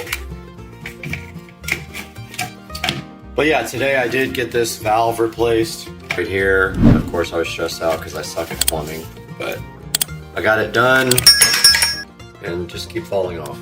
Guys, the second part of the project for the new fridge has come in. These are the Govee Neon Rope Light 2. They are RGB, IC, and smart, and they are going behind the fridge right here, and they're gonna make the fridge glow like nothing you have ever seen before. So what we're gonna do right here and right now is unbox these guys and get them installed. And the first step to unboxing is actually being smarter than the packaging. So what you do is you put your knife right there, hopefully, and then you proceed to open the Govee strips, or you just break the packaging.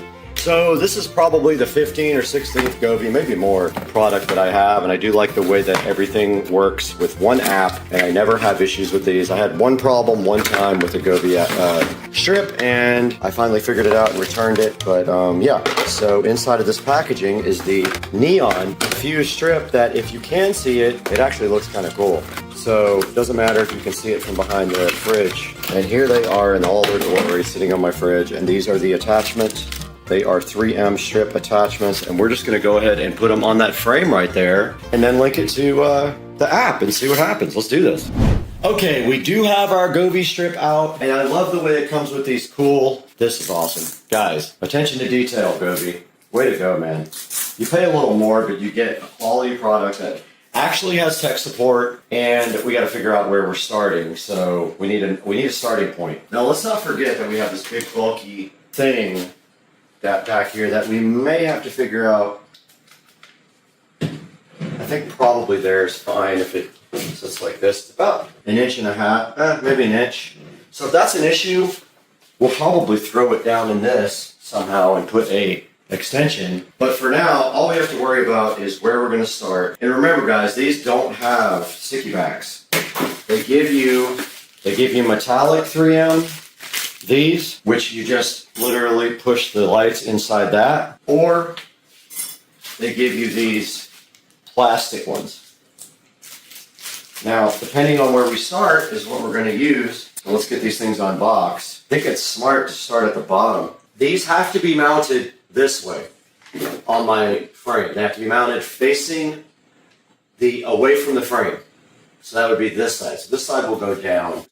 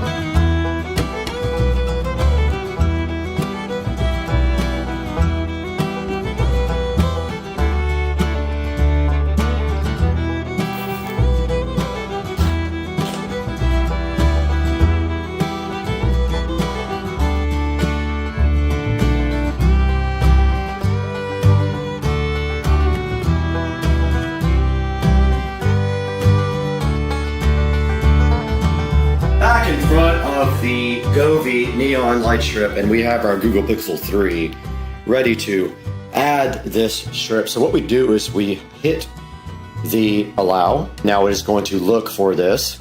It did find it. We go ahead and click add. Short press the on off button. All right, device name. Let's call this fridge lights. Call it done.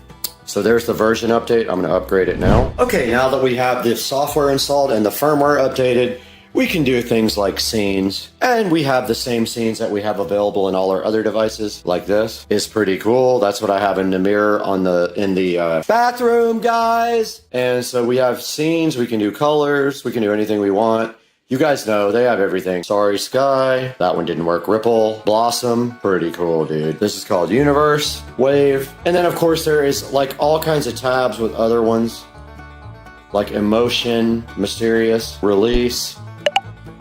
This is Heartbeat, Gradient, Dreamland, Quiet, Flow. That'll look cool behind the fridge, I'm sure. Hopefully this is the perfect size for the new fridge. This is so freaking cool. All right, guys, you get it. There's a million different programs for the Govee, and we can synchronize everyone in the house. We can do groups. This is so cool. I'm so hyped. All right, guys, we are in the Supercar Street Racing kitchen, and we did get the Samsung Internet fridge, and it is the bespoke fridge. So basically what that means is any of these panels here can be changed out for colors, or you can also do white glass, blue glass, or charcoal translucent glass. And you can see right here and right now, if we go to this YouTube, we got Supercar Street Racing available right here in the rear wall. And that's gonna be for my irrigation system controller and also for our landscape lighting. So let's take a look at what I did here next by patching and painting the back wall, which was never painted. All right, so I did get it into 1080p. That was pretty easy, and that's what it looks like. It kind of looks like maybe I don't know how to lower the volume. Obviously, I have a lot to learn. I have no clue how to lower the volume on this thing. That was pretty cool, though. Dude, I'm hyped. And here is a good look at the inside of the Samsung bespoke fridge. And you can see right here and right now, I don't know how to use this thing yet, but it still has everything inside of it from the factory. That is the fridge part, but also, if you close this here, and you do open this, that is your beverage center right there. And then for the freezer, it's double those 4 French doors. There is the freezer section of the Samsung bespoke, and you can see the nice doors right there. And there's nothing in it because I threw all my food away. And also, it shows me what's inside the fridge from the app, which is crazy. The washer, microwave, and stove are ordered. It'll be mid-May, so it's going to be a minute before we get those. But guys, the hype train's real on the Samsung bespoke fridge. All right, we are here in front of the Samsung bespoke fridge. Just taking a quick look at this today because we're going to do a full video on this fridge. But you can see here, it does have an Android-based internet connection and does all kinds of cool things like YouTube. It does a whiteboard so you can draw. It actually has AI to order food for you. It has cameras inside of the actual fridge, and it can see what you have. Now this guy also has the bespoke panels. You can remove all 3 of these panels and make them either colored or white glass, blue glass, or charcoal glass. And the charcoal you can see through, I think. So I have a free set of panels that came with this that I'll be adding something to this. I want to see how the charcoal looks first. But if you look inside the door opens 2 ways. There's this way, where you have the beverage center, which has a pitcher and a water dispenser. Or if you close it and open up the full door, you have the actual inside of the fridge here. And you guys can see it's a super, super nice fridge. Lots of space here. And then down on the bottom, it's got 2 more doors for the freezer. And all that is controlled up here with the fridge manager. But there's the freezer, one side, and the other side, and you can see it's already making ice. So yeah, we're gonna do an entire video on this Samsung bespoke fridge. I did buy The stove as well, it will be here along with the other appliances, the dishwasher and the microwave on around May the 14th, I believe it is. The car just came just in time for this video to get posted, so we are going to be loading up our fridge with all new stuff because I threw away all the old stuff when the fridge died. So let's get busy, get all this stuff unbagged, get it into the new fridge.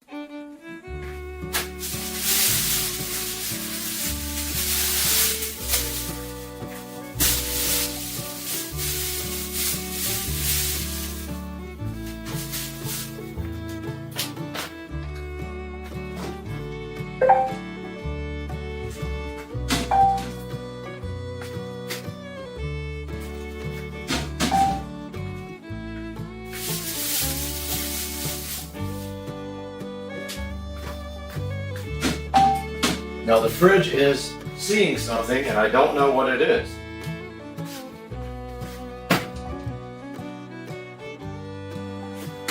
It found the soda. Set food name and AI vision inside.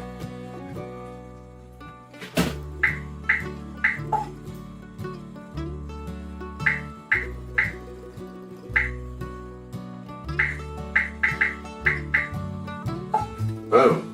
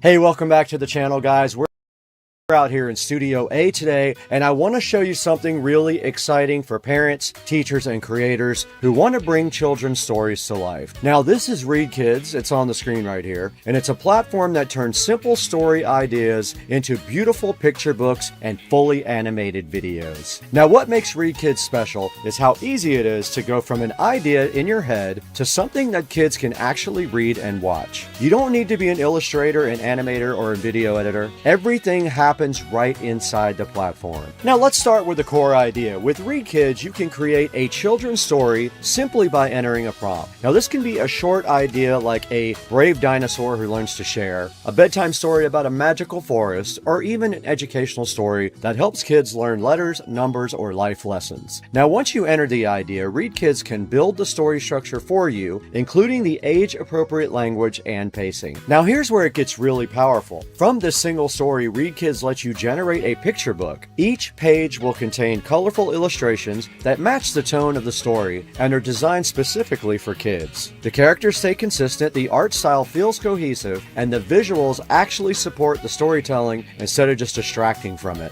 Now, Read Kids doesn't just stop at a picture book. With one click, you can turn that same story into an animated video, and I'm going to show you that. This is the standout feature. The illustrations come to life with motions, transitions, and animations that feel engaging for your young viewers. Characters move, scenes change smoothly, and the story feels like a short cartoon rather than a static sideshow. Now, the animation feature is especially useful for parents who want screen time to be meaningful, teachers who want engaging classroom content, and creators who want to publish kids content on platforms like YouTube. Instead of spending weeks animating, Real Kids does the heavy lifting for you. Now, another great feature is narration. Read Kids can generate voiced narration that reads the story out loud. That makes it perfect for early readers or bedtime routines as well. Kids can follow along with the text on the screen while listening to the story, and that helps build confidence and comprehension. You can also customize their experience. If you want to tweak the story, adjust the pacing, or regenerate images, you can do that before exporting. The platform is flexible enough to let you refine things, but simple enough that you're never overwhelmed. Now, once your picture book or animated video is ready, you can export it and use it however you want. You can read it on a tablet, share it with your family, use it in a classroom, or upload the animated version online. One story, multiple formats, created in minutes instead of days or weeks. Now, what I really like about Read Kids is that it encourages creativity without requiring special skills. Kids' stories should be fun to make, and this platform makes them feel playful, fun, and accessible. Now, if you ever wanted to create a children's book, a bedtime story, or an animated kids video, but you don't have the skills, you don't know where to start, Real Kids makes this all possible for you.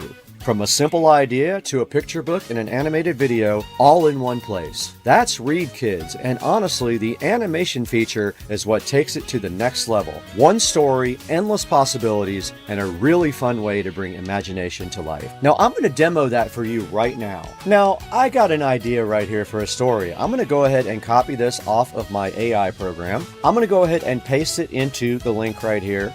Now, it's about a tiny robot that lives in a toy box and believes his job is to protect a child's favorite teddy bear. We're going to go with that. We're going to put that for 4 to 6-year-old kids. It's going to be a family type story. It's about siblings. We're going to keep it on third-person perspective and non-anthropomorphic, meaning the teddy bear or the robot will not have to look like a human or have human attributes. Now we click generate, and it gives us some tips here. Now it is creating our animation script, as you can see right here in front of us. That's so cool. Our script is totally done. All we have to do is extract the roles now. Here is where we can pick a style. I'm going to go ahead and pick Pixar style. Click next here. This is a little bit of training for you. It's a beginner's guide. Have a look at that if you are starting from the first time. So there are 2 types of characters we have to pick here. Now it wants us to look at the skin type. This looks cool. I like that. And then the clothing is right there. Our other character is here, and it is all about our teddy bear. Let's click generate, and it is generating that one. We can click generate here. Now, while this does generate, I want to remind you guys to go ahead and use my affiliate link. Check for the pinned comment and down in the description. If you sign up through my affiliate link, you get 1,000 bonus points plus 1 month of standard access. That means users who register through my link enjoy standard access benefits without paying. If you don't, you won't receive the standard privileges. And check it out, guys. Our characters are all done. There is Pippi and there is Teddy, and they look amazing. Let's go ahead and click next. Now, actually, we can pick from any of the ones that we like the best. So I'm going to go ahead and pick this one, and I'm going to pick this one, and I'm going to click next. And here is our storyboard. It's already generated for us. If you want to have a look at that, you can, but I'm going to go ahead and click next. It's 26 pages.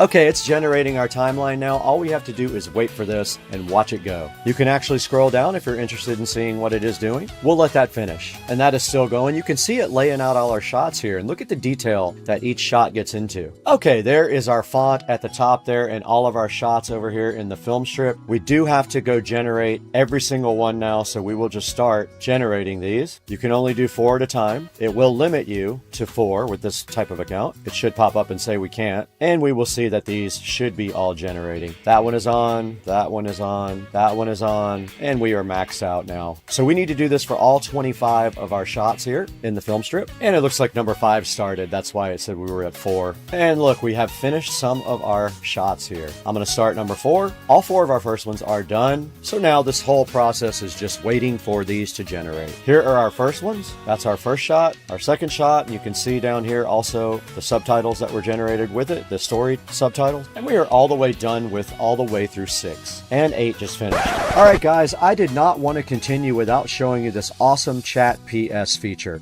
If I click on one of my shots right here, and I go to Chat PS, and then I say, remove the teddy bear. Let's see what happens. And if we go up here to the last thing generated, magically it removed the teddy bear. Chat PS is such a powerful tool when you're doing this image editing. This is awesome. I love it. Okay, while it is finishing our generation, I just wanted to show you how you can actually adjust your subtitles here. You can actually resize them and move them around and change them just by typing into the box. See how I made that one bigger? So we can go through every single one now and make our story perfect by clicking on the shot that we want and by making it bigger. And we can see right here there's an error. Bear is separated here, so we could actually bring that down. So I'm going through all of our subtitles now and adjusting them to make them bigger. World needs to go in the next line. Same thing with this, Teddy. And then of course we can just resize this. It's very small, just like that. Okay, we got this to do on a bunch of them. And you can also change things up here with the toolbar. You can change your font type and that sort of thing if you want to. And I'm looking for issues with misspelled words and font that's too small and things like that. And that is it. We have gone through all of them. Now we are generating our subtitles when we clicked on animation. Okay, now we're going to generate videos from each one of our prompts here just by clicking generate video. We can only do 4 at a time, so we have to wait for those 4 to be done. We're on our second 4 videos now. We're generating video from those. We have to go through all 25 before we will be able to move forward, so let's go ahead and let it finish that part. Okay guys, our video shots have all been generated, and now all we have to do is click on animation preview. What we want to do is add our materials, so let's go ahead and select all of them and confirm that, and look down below. It has added everything down to our timeline. Now all we have to do is just put music on it, which I already did that, but if you hit BGM, you can select any of these songs for your background music, and then once they're down here on the timeline, you can drag this all the way out so that it covers the whole entire video, and we are good to go with that. All we need to do now is just export our video. We've already got our dubbing on there because we added and generated all of our voice actors. Now if you want to change voice actors, you click here, you pick a person, and then on each single shot you generate. You click the checkbox and you click generate. You can only do 4 at a time. I did that before we did this little shot. They're all ready to go and they were dropped directly into my timeline. So now we're ready to generate our video. Let's click generate video. And our video is ready. We'll go ahead and download it. And now you guys will see that on the screen, full screen right now. The Brave Little Robot and the Lost Teddy Bear. In a cozy bedroom where moonlight tickled the curtains, a tiny robot named Pippi lived in a paint-chipped toy box. Each night, as stars twinkled outside, Pippi cared for the soft brown teddy bear by the pillows. Pippi believed protecting Teddy was the most important job. One chilly night, Pippi rolled to the edge to check on Teddy. But oh no, Teddy wasn't there. Pippi's little heart whirred with worry. Where could Teddy be? Alright guys, please make sure you check out readkids.com. Use my link in the description or you won't get all the full benefits. It's an awesome site. You can see what I did there. I will put the link to this actual generated video in the description for you guys to click on. We got to get out of here though. We got so much other stuff to do. We'll see you guys later. A tiny robot.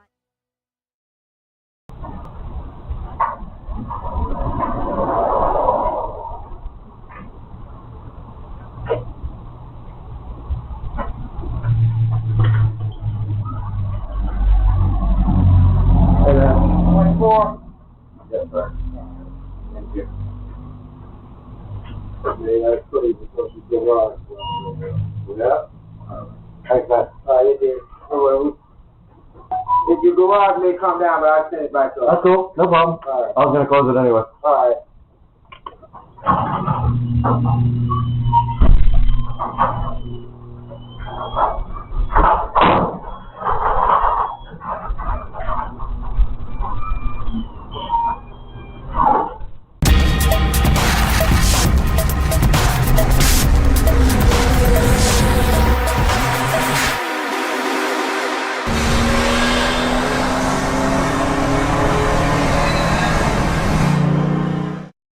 Hey guys, welcome back to the channel. Today we're taking a look at this 8-inch in-ceiling speaker that died who knows when, but the sound has been gone for a minute. First I thought it was just a bad connection on either the switch side or the speaker side, but I grabbed my test speaker and I tested and the actual speaker died. It was a Polk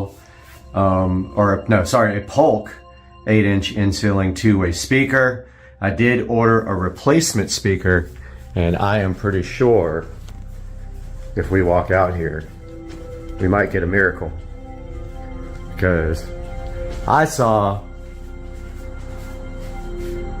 yep, I see it. There's the Amazon van. So my speaker is on that van. It's a Mica, I believe, MICCA, 8-inch in ceiling, about 44 bucks. So today we're gonna get that thing installed and replaced, unboxed, and see how it sounds. All right, here comes Amazon with my package. Yup. He is pulling straight up in front of the house to deliver. Actually, he's going into the neighbor's driveway to turn around, and then he should have my package. And he left and hurt my feelings so bad. Is he like thoroughly confused or what? Nope, he gone. Bye-bye. I think he's totally lost. I think he's back and looking for my package. Super hyped with all the air horns on Earth. And he is on the way to the garage. I don't want him to see me because they'll think I'm weird. We have the Mica M8C in ceiling speaker here to open up. So this is replacing a Polk audio in ceiling speaker. Wanted to try a new brand. Probably a little more expensive than the Polks, which is probably a good thing. Of course, the more money you spend on a speaker, the better that's going to sound in your home, and the more power handling usually they will handle.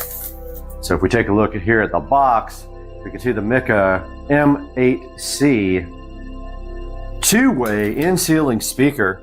Tells you what's in it. It's got the speaker, a painting template, and installation instructions. And on top, they've got a new product seal to keep you honest. So we're gonna go ahead and open this guy up and then install it. And this is replacing a Polk audio speaker that failed after a certain amount of time. Now, to be fair, this is in the bathroom. It gets moist from the shower constantly, so I'm not surprised it actually failed. And looking inside of the box with the Mica M8C, we have a nice little instruction manual here for you guys.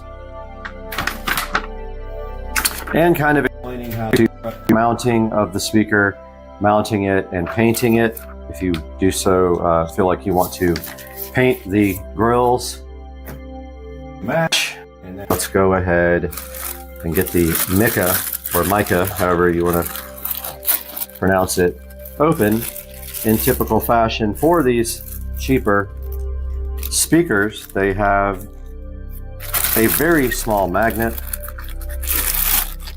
comparatively. There is a notification that this was delivered. Now if we notice here on the back, this is how it mounts to the drywall. They all do this. They have little ears that swing around when you screw it in, and they swing and then clamp down on the drywall. And right here, we notice we have a crossover. So we have a passive crossover. An active crossover would be, you would have a crossover before your power amplifier, so you would only send low frequencies to this speaker. So a passive crossover takes the full range amplified signal from your receiver, crosses it over with the full power output, and then sends the rest to the speaker. One thing of note already I see that I don't like, very small wiring from the crossover to the speaker, and that is something we could remedy. If it has distortion or anything, this could be a good clue as to why. It's a short audio cable run, so the shorter the run, the less the wire matters, but it's probably like 18 to 20 gauge wire they cheaped out on here. If you want to remedy that, you could make a small jumper wire here and put your own higher gauge audio wire. It does kind of sound like something we might want to do. Let me look into that. I might do that right now. All right, I wanted to give you guys a better look at this inferior wiring from the actual crossover. So actually we cannot change the wiring from the crossover to the voice coil because it is permanently wired, and actually the wiring from the terminals. Okay, that's interesting. Huh. Okay, so I'm not sure what this is about, but your inputs go here. Yeah, I've never seen a design like this before. So usually you have into a crossover and then a speaker. It looks like we have, this would be the normal input for the speaker coming from the crossover. That's confusing to me. Oh, I get it. Okay, so here's what's happening here after further review. All right, so what is happening is they are, okay, so they have this crossover actually as a two-way system. Yeah, so this output feeds a woofer, and it is a very, very tiny cable. Funny thing is, this feeds the tweeter. Oh no, opposite. The thin wire feeds the tweeter, the thick wire feeds the woofer. There's nothing we can do here to make this any better. So I brought all my stuff out here, but we cannot do anything to this design to make it any better. They just opted to use very crappy wire on the tweeters, and they used a little bit bigger wire on the woofer. So what we're gonna do now is go ahead and pop off the grill, but I wanna zoom out for you guys. Okay, we're with this out view, and to get the grill off of these, you can either just pop it off with a little included tool, which they give one, which is pretty cheap. They usually have a tool you can push in the grill or put inside the grill and pop these grills off, but the easy way to do it is to rotate the tabs like that. So you rotate them away from where they're in the lock position, and usually, okay, that didn't work either. Usually you can push down, but that does not work. So we need to get our grill removal tool, which I saved from our other speakers. It's right here. And that just literally goes into one of the holes on the sides, if it will fit. And you just pull up on it like that. And this is going to reveal your Mica M-8C in ceiling two-way speaker. Now, take a look. The grill is white. The actual speaker is a gold color, and I think that's deceiving to make it look more expensive than it is. You can see the small magnet here. There's no way this thing's going to do anything amazing. And take a note that this is actually not an 8-inch speaker. This is a 6 1/4, I think, or 6 1/2 actually. But the rest of it is actually the mount. So you're not getting an 8-inch. You probably have to actually get an 8-inch woofer. Now to get ready for the thing, you go to these mounts, you rotate up and around, up and around, up and around. Now these guys are ready to be screwed in with a standard drill right here. There's 4 points here that you get your drill to put them in. But first you use these push-in speaker clamps here to put the wire in. You push it in, put the wire through the hole, and then let go. Afterwards, you go ahead and put this grill in, and I just noticed they gave you a little indention here to pull the grill off, so you don't have to have, well, actually that's probably covered. You still need this tool, and I don't know why they wouldn't give you one of these for free. So let's go ahead and get this thing into the bathroom and get it installed in the ceiling. We're back in the bathroom, and unlike the other brand speakers, these guys stay pretty firm. You rotate this thing to get them ready to mount. The other side, they tend to move. Here's like the most challenging part for this, and we have to hold the speaker while we wire it up and have our drill ready at the same time. Fortunately, we have this little resting place here, and I have already Well, I thought I did. I thought I prepped wires to be inserted, but they're a little loose. So if you just get those things nice and tight, the wires, just go ahead and spin them. If you have pins, you can solder and do pins. But I am going to put, obviously, black into black right here. All I'm doing now right here is pushing on the clamp and then letting the clamp go. Make sure all your mounting brackets are rotated, and then we'll see if it actually fits. And it is going to be a close one. This I have to be a little bit.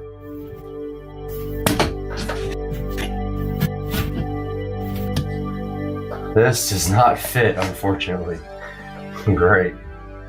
Okay, so this is supposed to be an easy replacement. These are different speakers, so they don't fit. They are just slightly too, so they will not go into the hole. Not only that, the wiring is getting kind of kinked up there because the hole's not quite enough. It's close, but if you try to force it, I promise you, you're gonna break the drywall, because I've done it before. You can't just force this up, it will push the drywall through. And so we are going to be cutting. So connect the speaker and about to make a complete and utter mess. I'm going to get the template so I can figure out how big to cut this.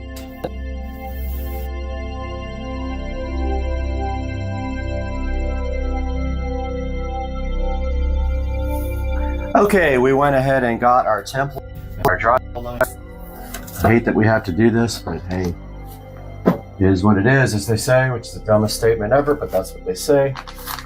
And this hole is too small, and that's what she said. So we know we're in the middle, we don't. Honestly, all we need to do is just take off a little bit. Since we can't center this guy and keep it centered, we're just going to take off.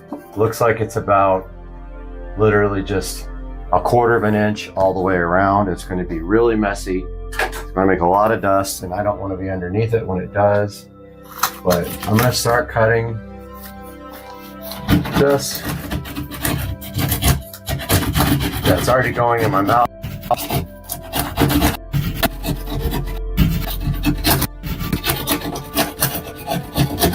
So I'm just trimming off 1/4 of an inch all the way around. And I can see already where the drywall is busted, where I forced the last one in. You don't want to do that. You will crack the drywall and break it. Once that happens, you are attaching drywall. I'm just going all around, all the way to the edge. And taking off just a little bit. 1/4 inch, less. But you can see right here, the drywall's already cracked. If you do that too much, it'll just break. And then you'll have a repair job.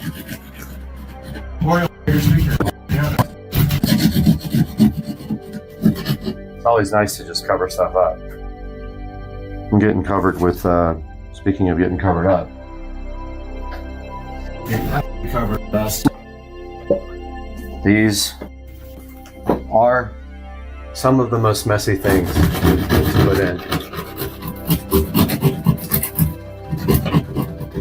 You have a little bit of way because you have a lip. You don't have enough where you can go crazy.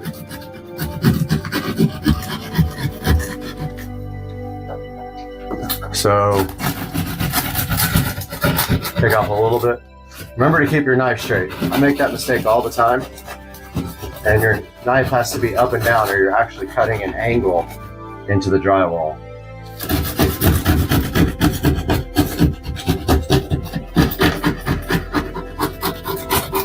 Okay, so we made a complete mess. I'm covered with drywall dust. And let's see if that is closer to fitting. I've done probably 1,000 of these in my time.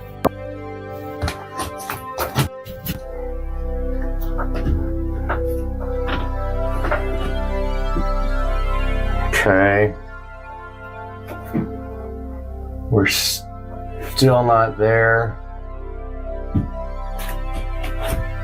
Looks like it's still not quite there.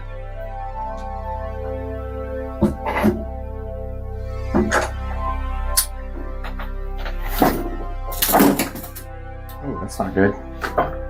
All right, so we're still not there.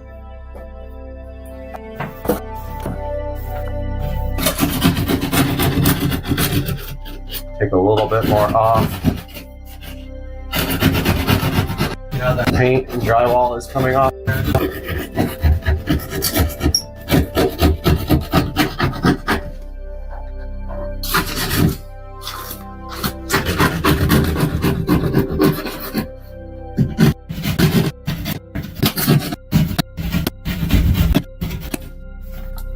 Make sure you try to take this off uniformly. Again, keep your drywall soft, level, meaning don't tilt it to the left or to the right.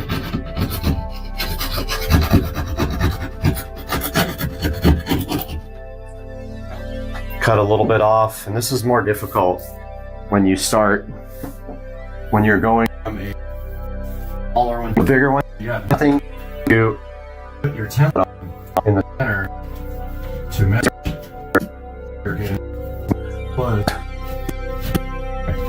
That will work. That'll work.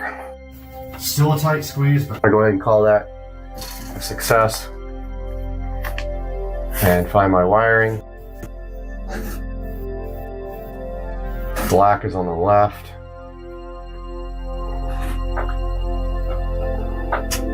When you do wiring in your attic, by the way, leave tons of extra wire for yourself. Don't make the mistake that I did on some and have just enough, or like maybe an inch or two. Spend the money, get good wires, and also leave yourself way more than enough slack to get this done. You'll regret it if you don't.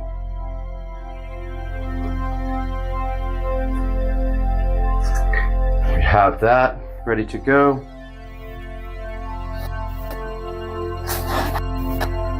And of course, I don't have my drill. Hopefully this doesn't fall out. Don't fall out, please. Don't fall out, please. Don't fall out, please. Don't fall out. Don't fall out. And then you just take your drill and screw in the 4 screws until they clamp.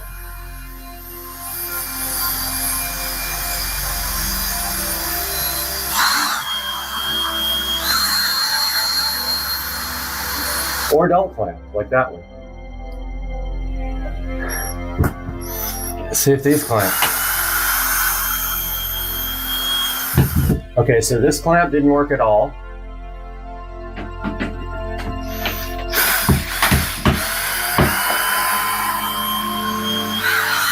That one worked.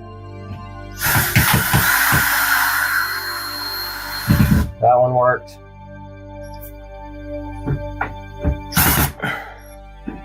That one worked. And that one finally kicked in. So there is our speaker installed. And then we take our cover plate, or speaker grill, try to call it a cover plate. Sometimes these are a bit hard to get in. Sometimes I have to bend them. But the key is getting them even on all sides. And I've fought with these for 20 minutes sometimes because of just this. It doesn't quite fit. And then you have to bend. Make sure it's like even on all sides. Oh man, my arm is burning so bad. You might have to bend the grill just a little bit to get it in.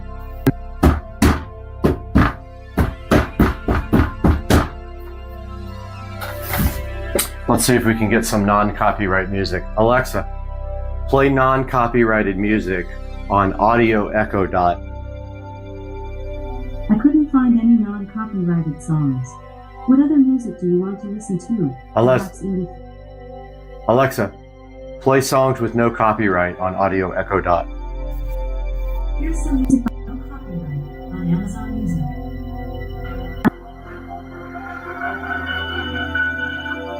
Alexa, raise the volume on Audio Echo Dot. Okay, it's on. Play. Alexa, raise the volume on Audio Echo Dot. Fit and finish is really good, as you can see. And I'll let you guys up here. That's what it looks like. I'm going to go ahead and stop and zoom out. All right, we're back playing hopefully non-copyrighted music. Got good bass, good treble, good frequency response. Fit and finish is really good. You can actually see the gold through. I don't mind that. I kind of think it's cool. This one is black. This is I think that's an old school pile or polk. While this one is a newer one, you don't see the actual tweeters anymore. Alexa, stop the station on Audio Echo Dot. All right, so in conclusion, the Mika is actually, sounds pretty good. And I also am going to be putting a subwoofer in both of these rooms in the ceiling here. And in my outer bathroom, I want to do two 10-inch subwoofers. And that's going to be it for today's video. The Mika will be in the description if you guys want to pick it up. And I hope you enjoyed this video. I'll talk to you guys soon.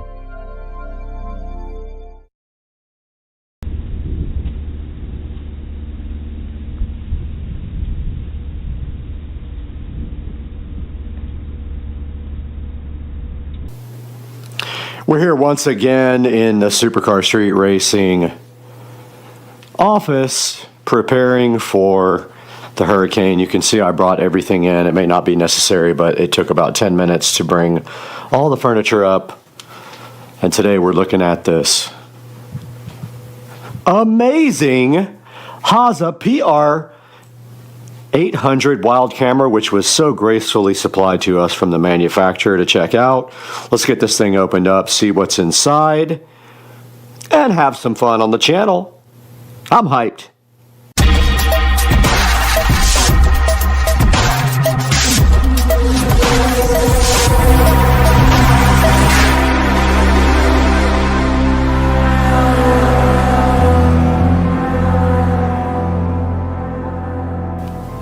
We are back in hurricane prep mode now at Supercar Street Racing, and we got a hurricane coming tomorrow, and we're hoping we don't get too much of it.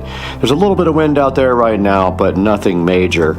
Today we get to open up the Haza PR 800 Wildcam, which was so gracefully provided to us from the manufacturer to check out. And right here, right now, we are going to open this thing, and then we're going to test it out and see what it's all about. And unboxing this, already like the packaging a lot.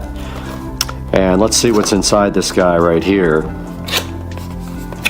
And immediately opening it up, we can see that it is looking all camouflaged and nice. So definitely will be camouflaged on the trail. And then taking a look further inside, looks like there is a couple of peel satisfactions here on the camera with the peel sat, which I know you guys love that. Except I failed on that one. The other one just fell off.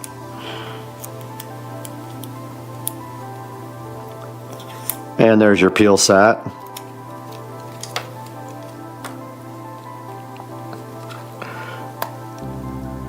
And this one is going to be a royal pain for me to peel, ruining everything. And we finally got off the peel satisfaction there. And looking further into this thing, it looks like it's got two clamps here. Now keep in mind, oh, there's some more peel. I love it when they do that. They don't even tell you to remove this one, but there it is, guys, the peel sat for you. And opening up this trail cam, it looks like, oh wow, nice. It's got an LCD display right here.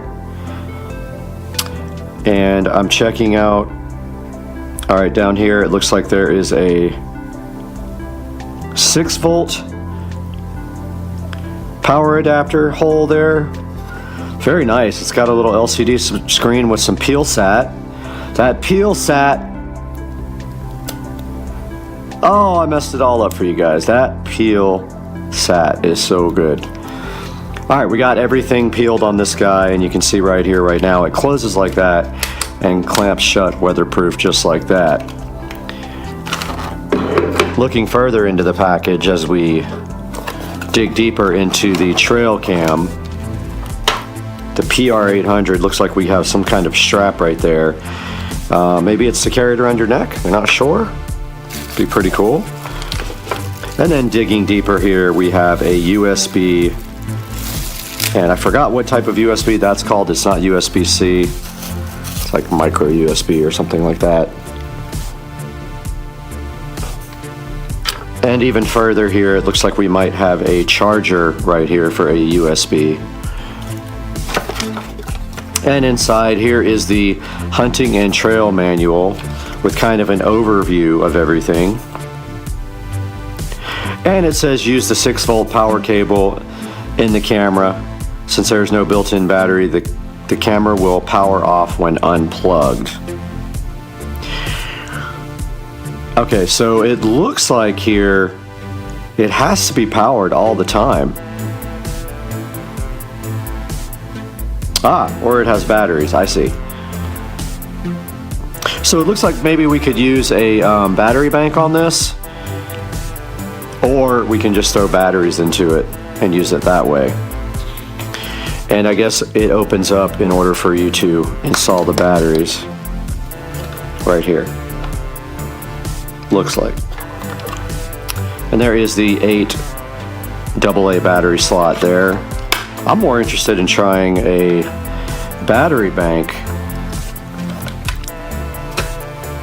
And the batteries will not charge on this, so don't think this is chargeable. What you're doing here is just powering it with batteries, or you're powering it with 6 volts through this port.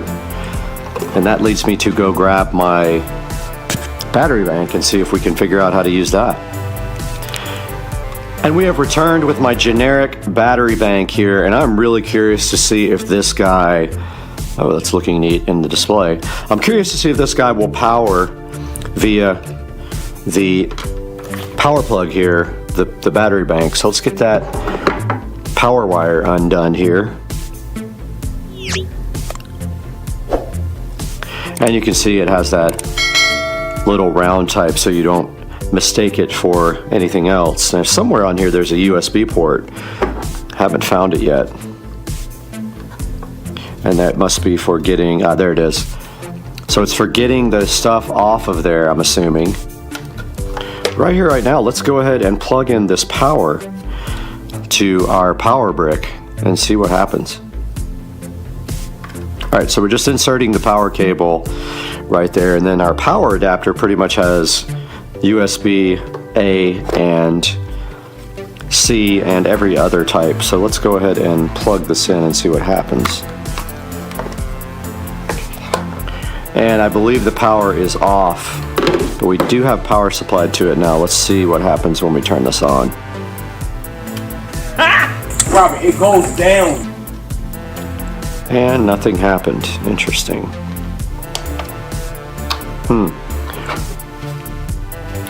Curious if I have to power my power bank on.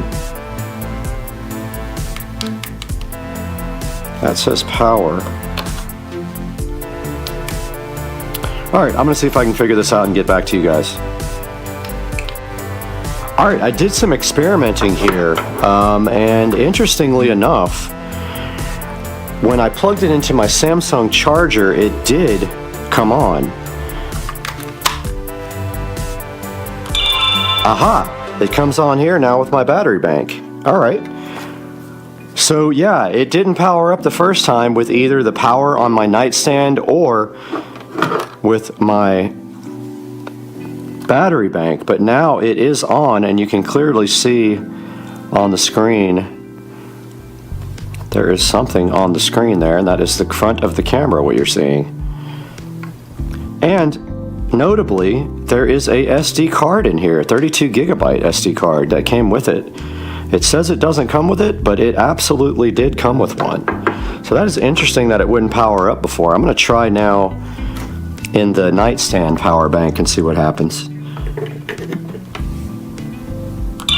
And it does power up there as well. So not sure what was going on before, but it absolutely works now.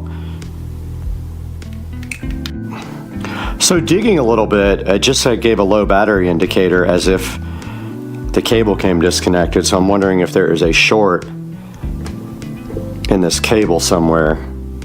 But this does not charge. There are no batteries in here from what I can tell. So we're just running off the cable right now. But we are going to set this up with the battery pack outside and go ahead and play with it and see what it will do. And then we'll go from there, because this does not charge, and I'm not going to load it up with AA batteries at this point. Now just quickly going through the menu here on the PR800 Wild camera, we can see here that we can set up things like the mode, which you can switch between photo, video, and photo and video. Photo pixel, so you can change the resolution. I'm going to go ahead and put it on the highest resolution, 42 megapixels. You can put on continuous shooting, and you can make it shoot 1, 2, 3, 4, or 5 photos. Video length, you can put it 5, 10, 20, 30, or 1 minute. Let's go ahead and put it on 30. Resolution, you can change from VGA to 720p to 1080p to 2K or 2.7K. I'm going to go ahead and go to 2.7K.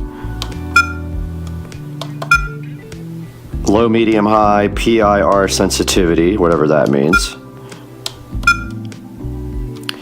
EIR interval. Whoops, I went back out.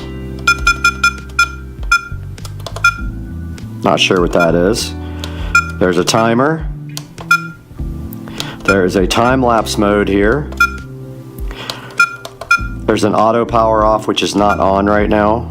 And here's where you set your date and time. Record audio, yes or no. Device sound, you can turn the sound effect off and on for this guy. Timestamp on. Format.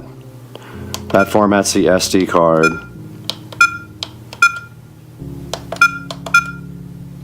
And there's the software version. Let's go ahead and set the date and time if it's not set already. So it's set to 1/1/2023, when in fact it is August 29th, 2023.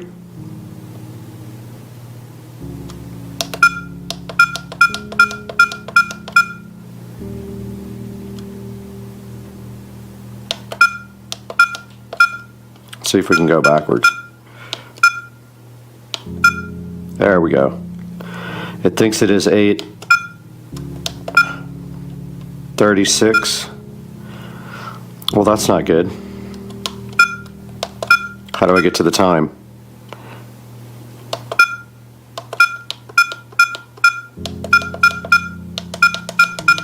Okay. So it is officially 4:58 p.m. 16:58.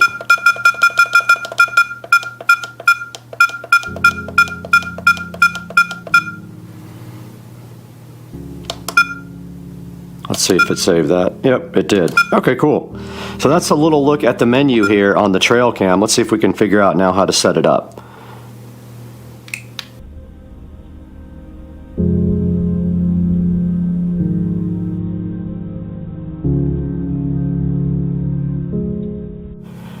All right, I've been trying out the trail cam for a minute, the PR800, and now I'm pretty confident I understand how this guy works. So the power switch right here has two modes. One is setup and one is on. When the switch is in setup, that's when you can operate all the menu buttons and set up the actual trail cam. When you pop the switch over to on, then it counts down from 5 and then the camera is ready to start recording. Now, a negative that I already see about the camera is the position of the power. When this power is connected all the time, you can't sit the camera on the actual bottom. It would have to be put on a mount. Now on the rear, it does have provisions for a mount of some kind, or on the bottom actually, right there. It has a screw mount where you could put like a stake or something and drive it into the ground, or you could just zip tie it to a tree or whatever. But I did do some sample videos here for you guys, and when you go back into the setup mode and then you go into the replay mode, you can actually see here that I recorded some videos in the dark, some in the light, and some outside. And we will give you guys a actual video sample here coming up, and we will do that in a few minutes. I wanted you guys to see how the setup versus the on switch works here. So the replay button puts you in replay mode to watch videos. The mode button switches between photo and video mode right there. And then if you just want to take an instant picture, you use the shot button right there. So that's kind of the way that the menu items operate here on the PR800 Wild camera here by VESA. And now we're going to take a little bit more in-depth look at maybe using AA batteries in this and how that will actually turn out. Let's check it out.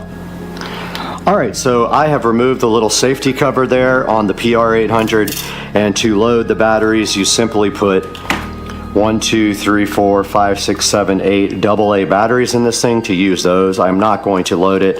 I do have them here. I am quite satisfied with the existing configuration of using a power cable because I'm not going to be placing this outside yet.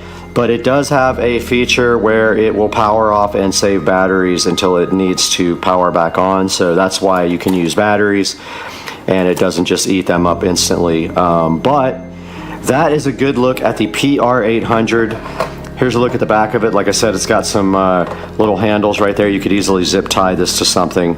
And then it's got a threaded mount on the bottom where you could probably put it on a tripod or maybe a stake into the ground. And you can see right here right now it has infrared LEDs on the front as well.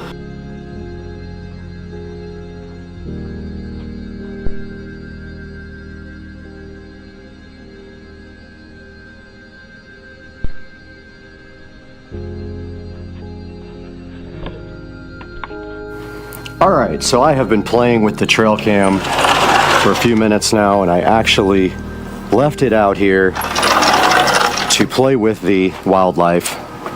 It's been running for about 6 or 7 minutes, so I'll show you guys how I set it up. So there we see we have an alligator right there, actually. Alligator, turtles, all kinds of wildlife chilling. And the camera is set up right here, and it should have gotten some shots. And I have the battery bank set up right here. And if we come back to this guy and we go back to setup, it's kind of hard to get the switch in the right position because you tend to like turn it off, but it doesn't always come on when I put it in setup, which is interesting.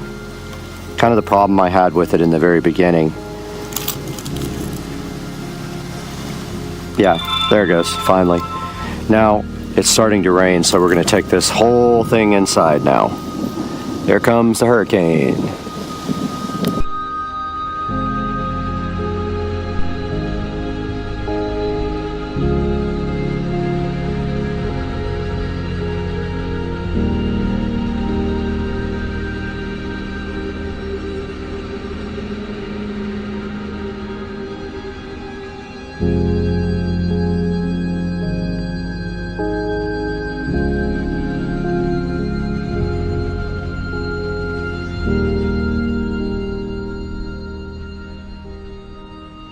And yeah, so that is a nice look at the trail cam and what it can do. And now we will take it back into the Supercar Street Racing Studios to take a in-depth look at the actual ad for this trail cam.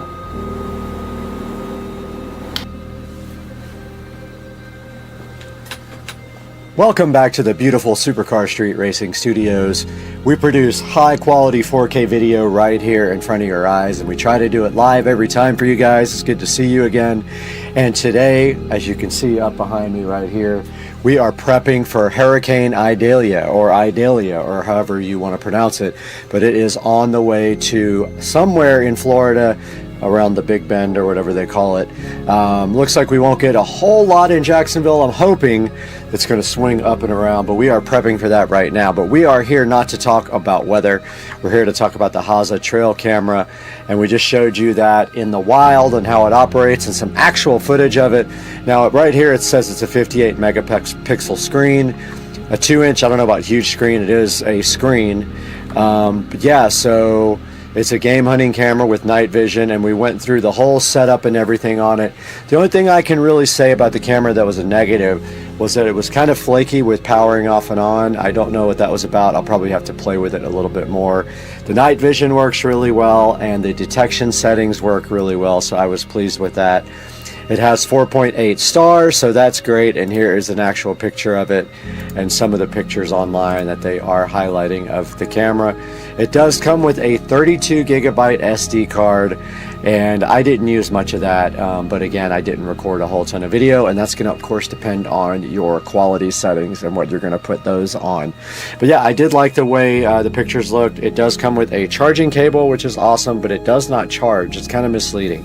You can either power it off of batteries or off of a hard power.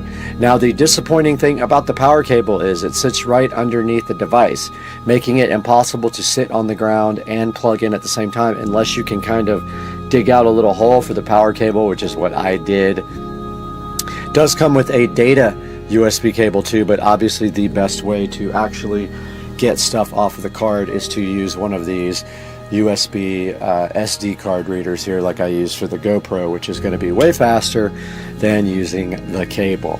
And so I'm going to give this guy an overall good rating. I mean, I think it's worth the $50. It's 10% off right now, so you can save another $5 on this thing. And I encourage you guys to please buy through my link. I'll have a link for this guy right in the description down here.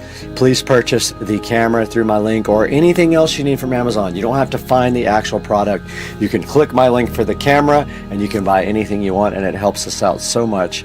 It gives us just a little bit of money, a tiny bit of money to keep supporting Supercar Street Racing. Wish me luck with the Hurricane, guys. We'll check in with you. We are also live on Supercar Street Racing with our Hurricane Idalia cam. If you just look on the channel, you'll see that right now. Please tune in and give me some comments and suggestions in the Hurricane cam and tell me what you think, and we'll see you guys next time. I'm out of here.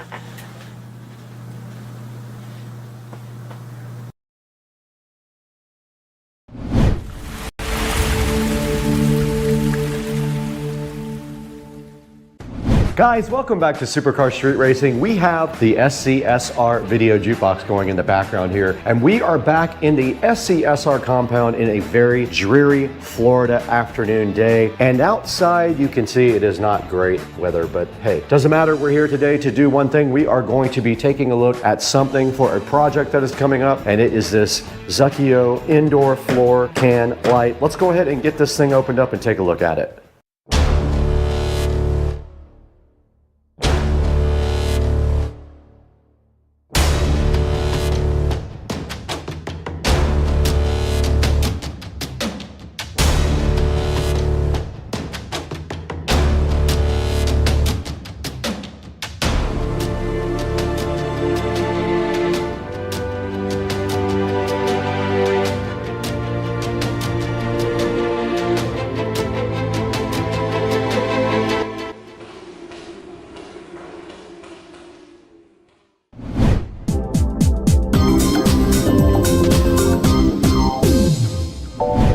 Guys, Supercar Street Racing wanting to thank you again right before we get started for 61,000 subscribers. We just need to get the video views up now. But today we got the SCSR jukebox playing. We have some work to do in here, and we are going to be looking at this Zukio. This is a indoor floor can light, but I'm going to be using it for something different. I have a specific task in mind for this guy, and I know exactly where it's going, and we might have to do a little bit of wiring cleanup afterwards. But yeah, let's go ahead and get this this thing unboxed after we take a look at the box itself.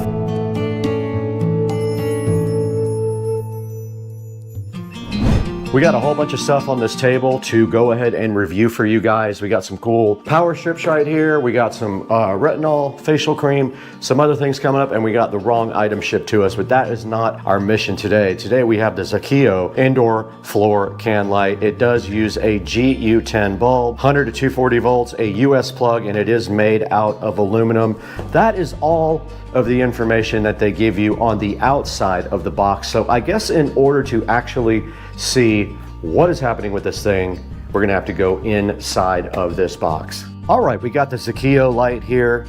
If you guys are wondering, it is a 5-watt indoor spotlight, kind of made for uplighting pictures, plants, anything like that. So let's get it out of the box here and see what is inside. And first of all, we got a nice user manual here. Looks like it has a GU10 base and a switch. Here's a good look at the instruction manual. You can tell right here, you can change the color of the actual bulb. Here's a nice little remote control that's included. And then as we pull this out of the box, you can see here, this is a cool little lamp. Basically just a regular little floor lamp with a switch like this and a plug. Inside of there is some styrofoam. We can go ahead and pull that out. That just is going ahead and keeping everything steady inside of the box. Let's go ahead and unbox this remote. Looks like it might be infrared. It does not come with batteries. That looks like infrared to me, if I'm seeing this correctly. No batteries. It does use AAA batteries. Okay, got 2 AAAs here.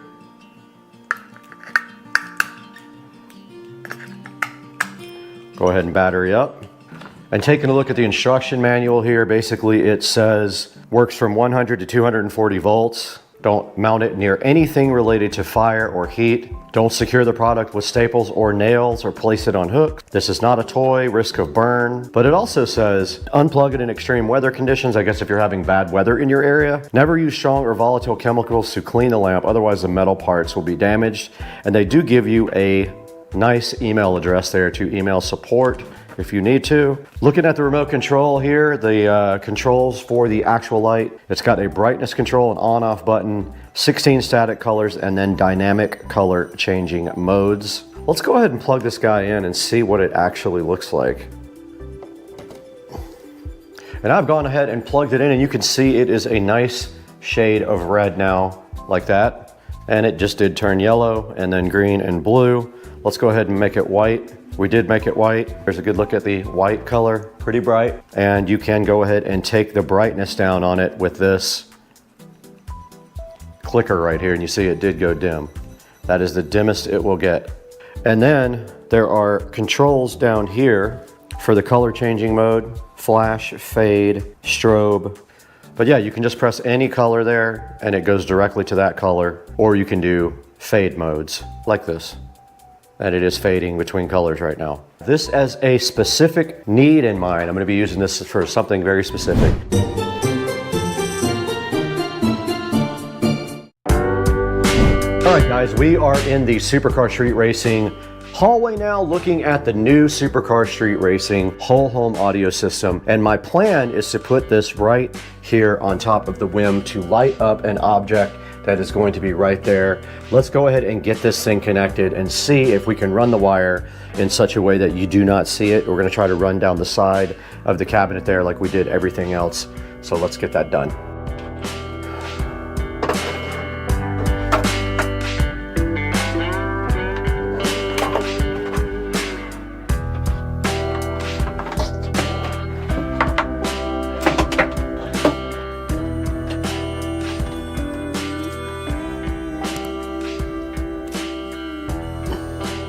Okay, I did go ahead and get power applied to the bottom. It was kind of a pain, but I am going to have some wire cleanup to do with zip ties, which will come later.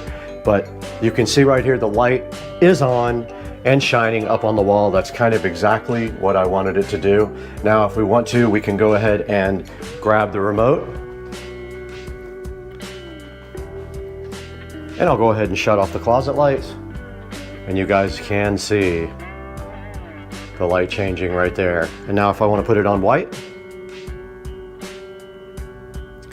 it is on all white, and it is all the way down on the dimness. And if I just pop it up just one notch, it gets pretty bright. That's the only thing. You don't have a whole lot of range when you get to the very bottom one. So that might work right there. I'm gonna go ahead and leave it just like that. Now let's go ahead and take a look at today's sponsor on Supercar Street Racing.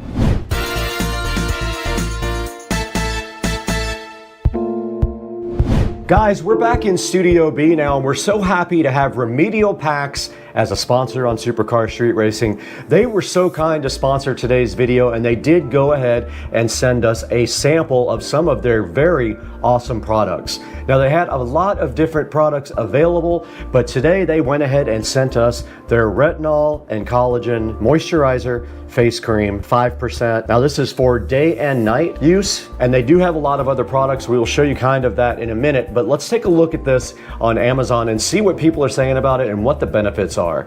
Okay, we're right in front of the Remedial Packs Face Moisturizer Retinol Cream. This is a 1.85 fluid ounce canister. Remedial Packs has a solid 4.4 stars on this guy, and it is selling for $23.49. There will be a link in the description, and this stuff is their anti-aging, designed to minimize wrinkles and enhance skin firmness and elasticity. And you can see here all natural ingredients there are listed: retinol, collagen, hyaluronic acid, vitamin E, green tea, aloe vera, and jojoba oil. Now, this stuff does have 1% retinol, which is also a great thing for your skin, and it's for all skin types starting ages 20s and beyond. They have things like hair growth serum, hands and feet moisturizer, scar cream and firming cream, things like eye cream and hemp cream. Go ahead and visit the Remedial Pack store or pick up your retinol and collagen moisturizer cream today from the link in the description and support Supercar Street Racing.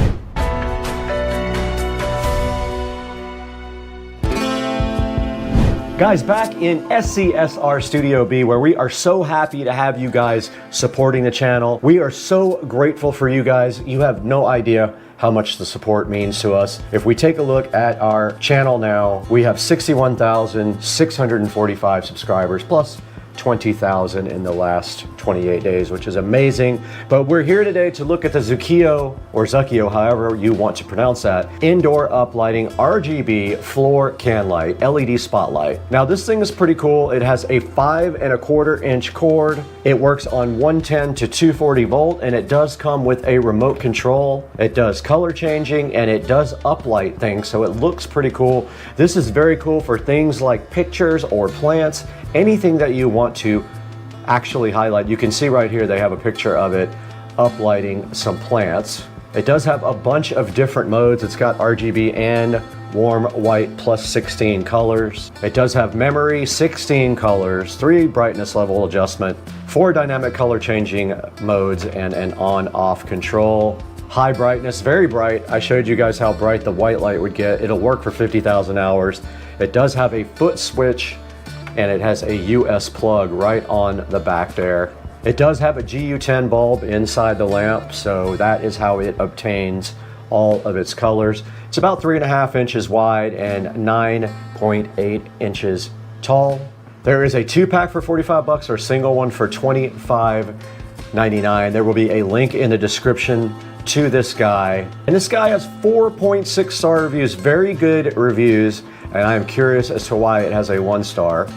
Said the remote doesn't work right up against it, or it says the remote doesn't work unless it's right up against it. Other one says poorly designed. I don't know, I think it's a lamp. I don't know how it could be possibly poorly designed. It feels fine to me. It doesn't feel cheap or anything like that, and it will get the job done. Guys, go ahead and go to the link in the description and order this lamp or anything from clicking that link in the description, because as long as you use any of our affiliate links, it will go ahead and help out Supercar Street Racing tremendously, and it helps us just a little bit by giving us a few dollars to go ahead and keep supporting you guys on the channel. Something big is coming, guys, and I just cannot disclose it yet, but we have a big partnership coming up soon and also another big event coming up, pending how the channel does in the next few months. Please like and subscribe, and we will see you guys next time. We gotta get out of here.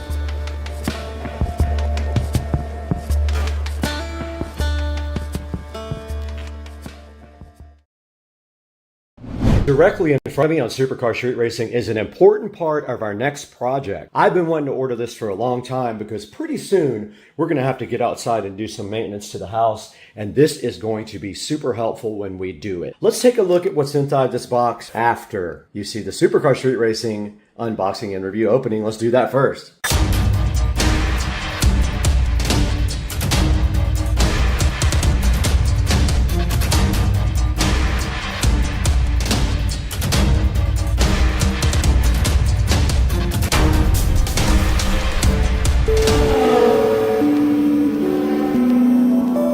Right in front of me from Amazon, fresh off the Amazon truck, is this box that needs to be opened, and this is for a project for tomorrow outside. We're going to be outside in the afternoon, hopefully not in hot weather and if it doesn't rain, but this is going to assist us in our next project. Let's go ahead and see what's in the box.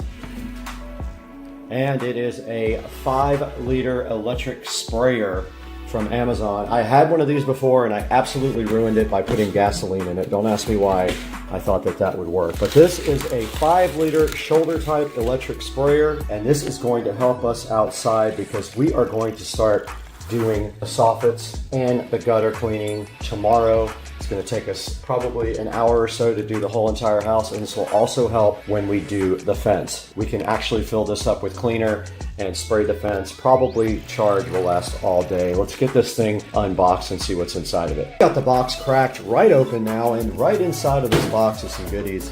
Looks like on the very top we have the actual lid, so it is a threaded lid. Then on the side here, apparently we have a hose. We have a attachment belt here. Looks like we have the entire sprayer 1.3 gallon tank right there. We have some nice attachments for the end of the spray wand. We have the actual spray wand now. We have this nice card to scan in case you have issues. And then we have the wand itself, which is actually where the pump is located. So let's go ahead and break out the instruction manual and see how you assemble the electric sprayer type 5L. All right, here's the user manual and accessories, and you notice already there is a USB Type-C charger with this thing. There are 3 different attachments here and some O-rings, and I'm assuming those attachments go onto the end of the wand here. Here is the actual handle, which is the pump, and this end comes off here at the end with the spring. Let's open up the Side King manual and see what we have to do to assemble this guy. All right, first of all, the pictures are very blurry. You can't even see them. And obviously someone doesn't speak English. Installation the nozzle and tighten it. It doesn't say to what, but I think they are talking about one of these. They don't tell you what these do. That looks like some kind of, like almost like a shower-like sprayer. They don't tell you what the 3 nozzles do. Doesn't say anywhere on the box. Okay, so nowhere did they tell you what the 3 nozzles are. So I'm gonna go ahead and just put on this one that looks like almost like a shower. And from the picture, it does appear that it goes on this side, just like this.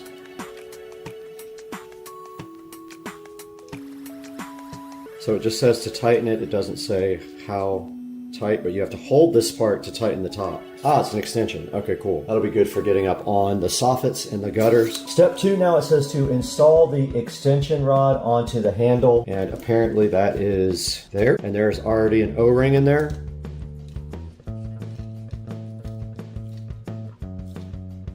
There we go, that is installed. Step 3, unscrew the nut. I already did that. They're talking about this when they say unscrew the nut. They mean the nut that was on the back end of it, like that. Thread the nut through the hose pipe first. You push it all the way on that first, or it's just gonna fall right off. Then you take your nut and screw it all the way in, and it actually got tight that time. Hand tightened it, now we're good to go. Insert the water pipe into the spout of the tank and tighten the nut. There is an O-ring on this, and this nut just pushes. The tube goes in, so it reaches all the way to the bottom.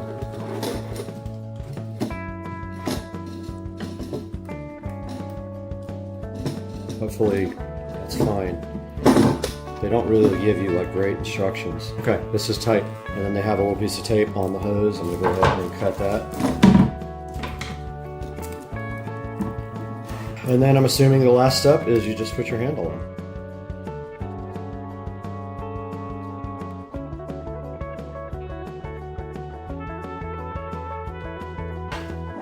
Then your handle goes right on top. Now let's see how you charge this thing. Okay, we have our rechargeable sprayer right here, and it does come with a USB Type-C. It's a very short cable. Here we have a multi-USB charger. I'm gonna go ahead and plug it in right there. I'm gonna go ahead and plug the wand handle in here, and it's supposed to have a display on it. Let's see when I plug it into the charger. And it does have a display. It's got 3 out of 4 already done on the battery. 3 out of 4 bars, as you can see right there. So probably won't take long to charge it. I'm just gonna leave this on the charger till it's done, and then we'll start on the next part of the project. All right, guys, today is the day to clean the soffits and the gutters, and I'm not looking forward to it, but it has to be done. There's no other way around it. And the first thing we have to do is mix up our cleaning concoction. And we do have this 30-second outdoor cleaner, but I also scrub because I know that doesn't work fully. So what we're gonna do here is go ahead, it says 1-to-1, but I think that that is complete BS because they want you to buy more product. I think we're gonna go like 1 cup per full thing of cleaner. Actually, let's do 2 cups per full thing of cleaner on this spray thing. So 2 cups would be right here. Since I'm gonna scrub too, I feel like that's complete BS.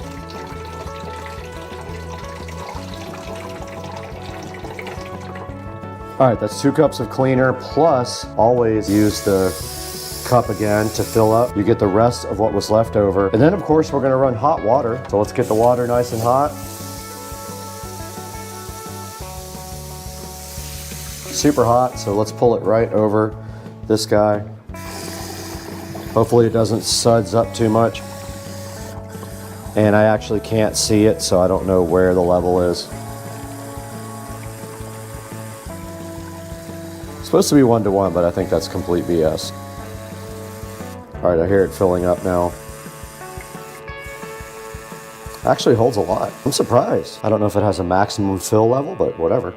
There's our cap, no pumping, no purging of air, nothing like that. This thing is ready to go. Let's take this outside and get straight to work, guys.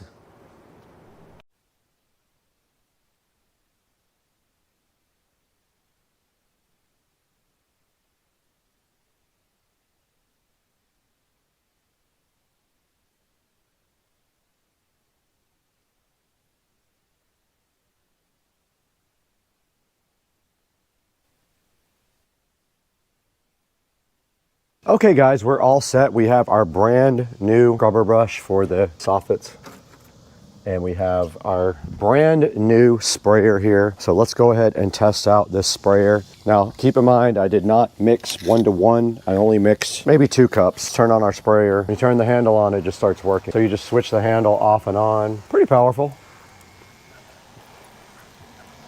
Go ahead and do the gutters as well. Let it sit for a minute before we start the scrubbing.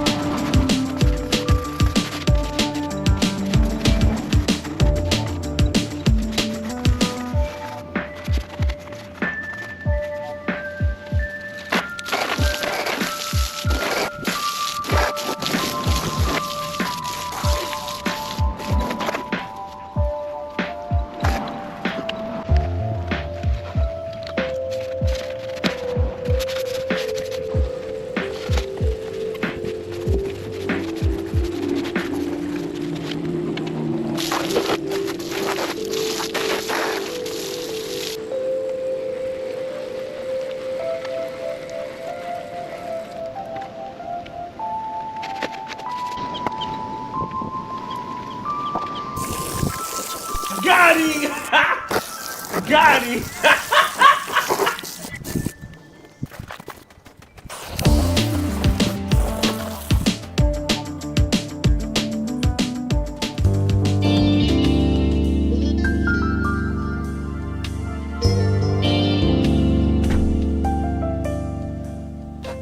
It's really hot and humid in Florida, but you can see we are here in the nice, cool 4K production studio for Supercar Street Racing. And we did take this 1.35 gallon sprayer and go ahead and clean all of our soffits and gutters yesterday. It was pretty hot and sweaty work, but it has to be done once every 3 or 4 months in Florida because everything gets humid and gets dust and dirt all over it. So we went ahead and used this brand new sprayer. I will say the power is okay. It's not amazing, but it's okay. I completely forgot it had an extendable handle. I don't know why I couldn't remember that. But yeah, it'll just extend out and you can use any of the 3 nozzles to go ahead and spray with the sprayer. And I put up on the screen earlier what those 3 different nozzles do. One of them is almost like a shower nozzle and the other 2 can be adjusted for a different type of stream. And this thing is 26 bucks right now. And if you buy 2 items, they have a 5% off code as well. You might want to go ahead and take advantage of that 5% off code. Now I will say my GoPro is ridiculous. It overheats probably after 5 minutes in the sun. I could barely use it and it has been replaced once already. That thing is absolute junk. Also, don't forget to check out the new jukebox. The SCSR jukebox is playing all the videos live 24/7. We did have a power outage a little while ago, so it's not on right now,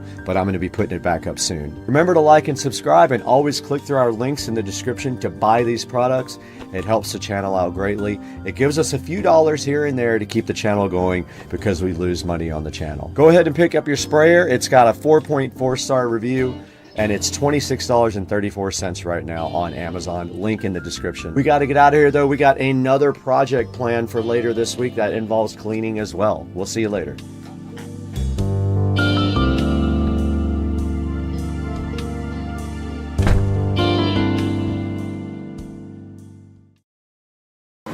Hey guys, welcome back to Supercar Street Racing, and we're back in the 4K production studio here, and we have a special video for you today because these guys right over here across the street, Rich and Trish, gave me a Eufy 11S robotic vacuum to check out because they couldn't get it working. They said it's all yours, so we're going to check it out today on Supercar Street Racing.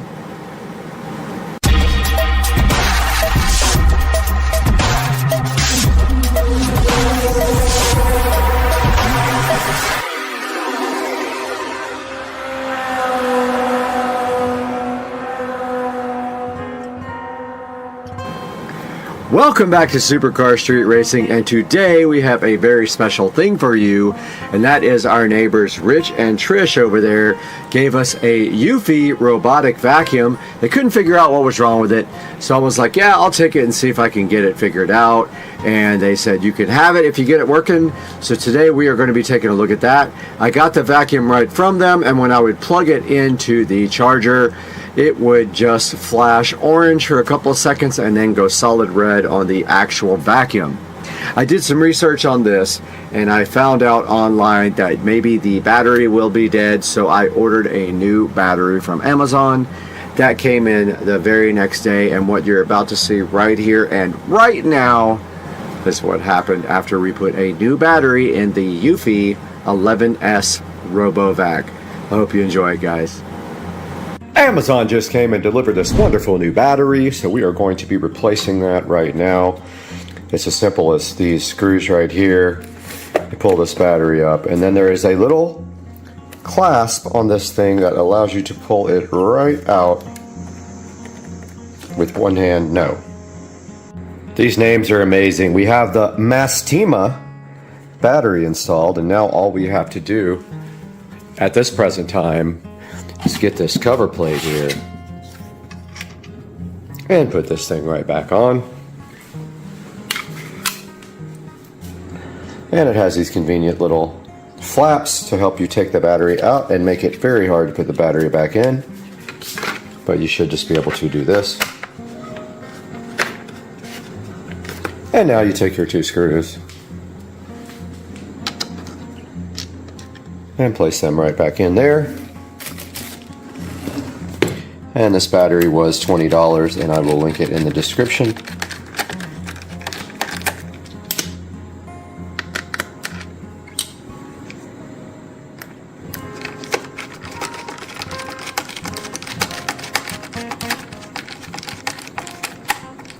And that is that. Now we get to see if our free vacuum cleaner actually works by placing it on the charger.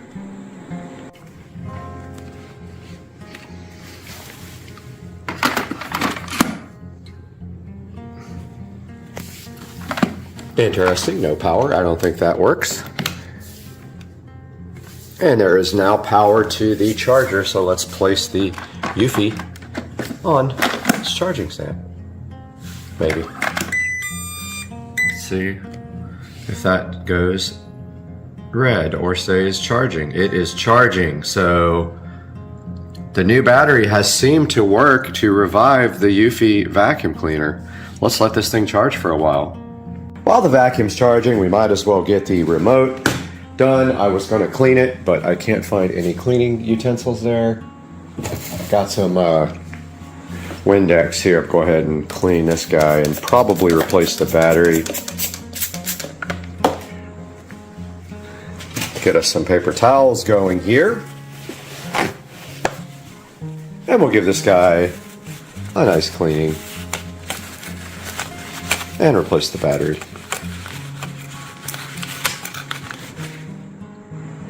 Got some brand new fresh Amazon batteries going into the remote for the Eufy. It's going to love its new power source so much. And flip it over. And we can see that it is working again. And it has some stuff on here from me cleaning it, but yeah. The time is wrong. I see that. Don't know how to set the time and stuff on this. I'll have to get the instruction manual out and figure out how to use this guy right now. Alright guys, we got the new battery installed in the free Eufy vacuum, the 11S. And it has gotten now to a blue hue, meaning that it should be charged. So let's see if our trick did it. Let's see. Okay. It's working. Totally working. So our new battery did the trick for the Eufy 11S vacuum. Let's see what it can do.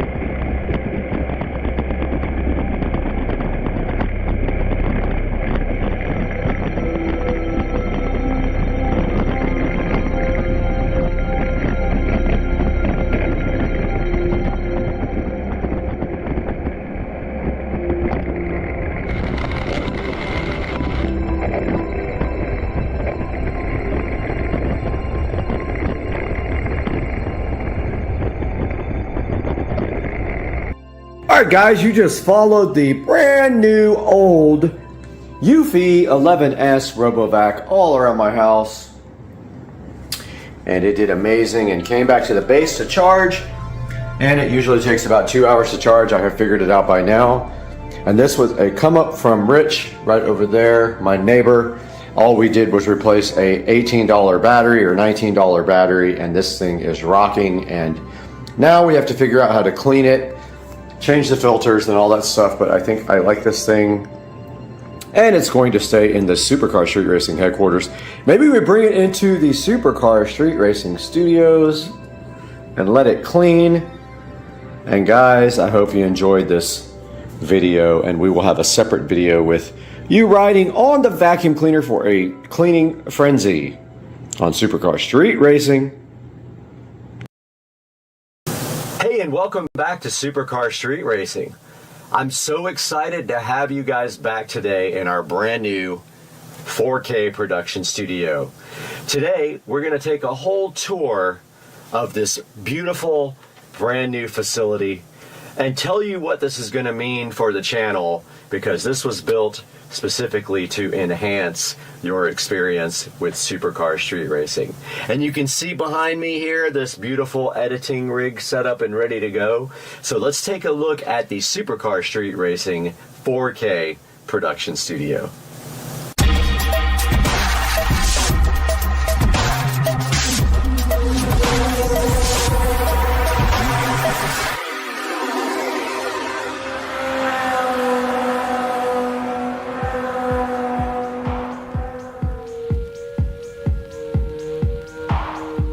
Hey guys, welcome back to the channel. Supercar Street Racing here.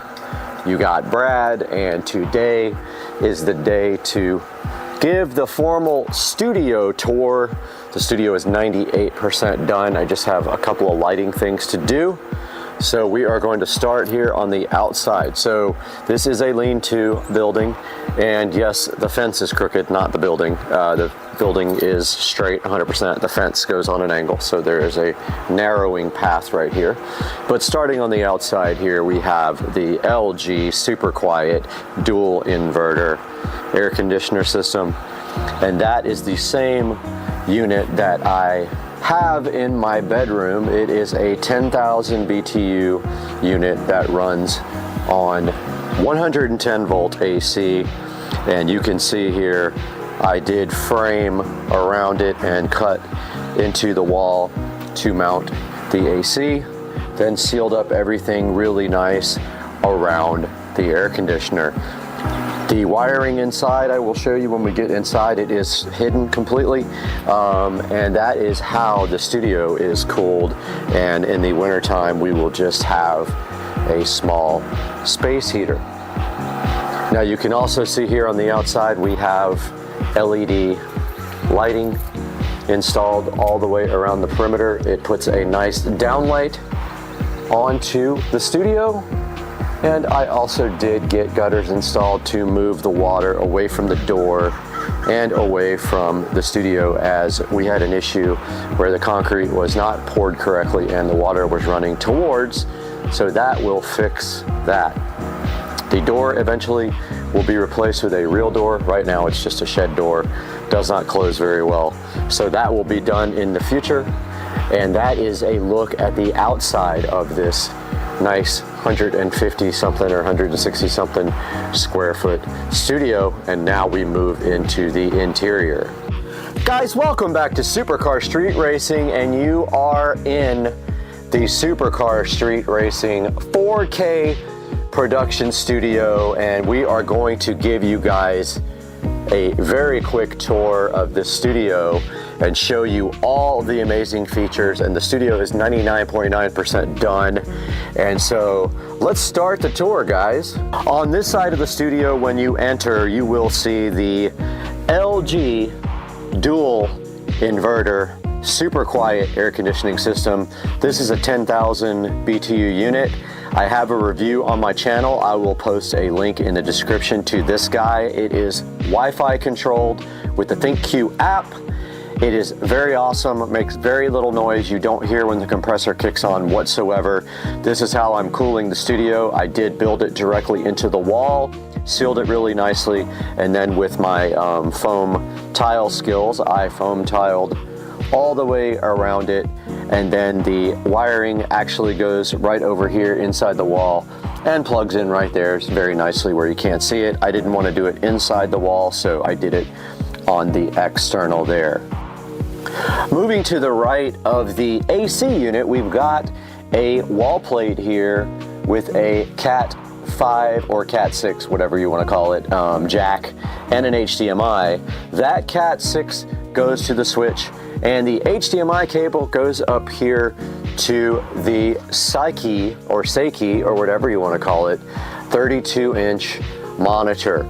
Now, we have the HDMI down there, so we are capable of plugging in anything to this guy and displaying it from either the corner of this desk or whatever you want to do. You can easily just plug right there, and there's power conveniently located there as well. So that is the Seiki 32-inch television / HD monitor with a Fire Stick 4K plugged into it. Now this is the only guy that doesn't have Ethernet. Now we can add Ethernet. I do have an Ethernet adapter for these Fire Sticks, so we might do that because I want all Ethernet, not Wi-Fi on my monitors.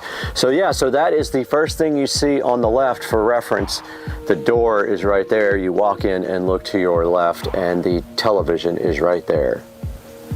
Stepping back and looking towards the door, we have the Echo Show 15. You guys are familiar with this from my video review, and I will put a link to that video also in the description. Now this Echo Show 15, I did flush mount completely into the wall. I was able to nicely get that to flush all the way in by adding a cross support inside, and I wired it up inside the wall. You guys all know this, the Echo Show 15 does have the built-in Fire TV, and I have a very popular video about how to install Kodi on that. They have disabled a lot of the ability to do that, but we still have the beautiful Echo Show 15 right there. And right below that we have our smart switch for the outdoor lighting and our regular standard switch, because all these lights up here, which I will show you next, are smart. Moving up to the left of the Echo Show, we have a wall plate in the actual wall. There are two of them. There's one over there as well. This is going to be for Govee lighting. The hexagon panels are going here. I have not purchased them yet, but I will be putting the Govee hexagon lighting right there. And moving back to the front, and obviously I forgot a few foam tiles up there, which I will have to get back to. Moving up to the front, we have a switch right there for Ethernet. It's a gigabit switch, and you can see all the active ports on it, and I will put a link in the description to that switch. Those Ethernet cables all run through the entire studio, and now I'm having an OCD attack because I literally forgot that I didn't finish these tiles, and hopefully I have enough to do it. I have like 5 or 6, but anyway, yeah, that part I completely forgot. So there's the Ethernet switch, guys. I hope you like that switch right there, Netgear, and there is a good look at that guy right there. Now you notice I did put the power in the wall as well, because right below the Netgear switch we have the Harbinger 12-inch powered studio monitors right here, and the input from those goes down to the receiver below.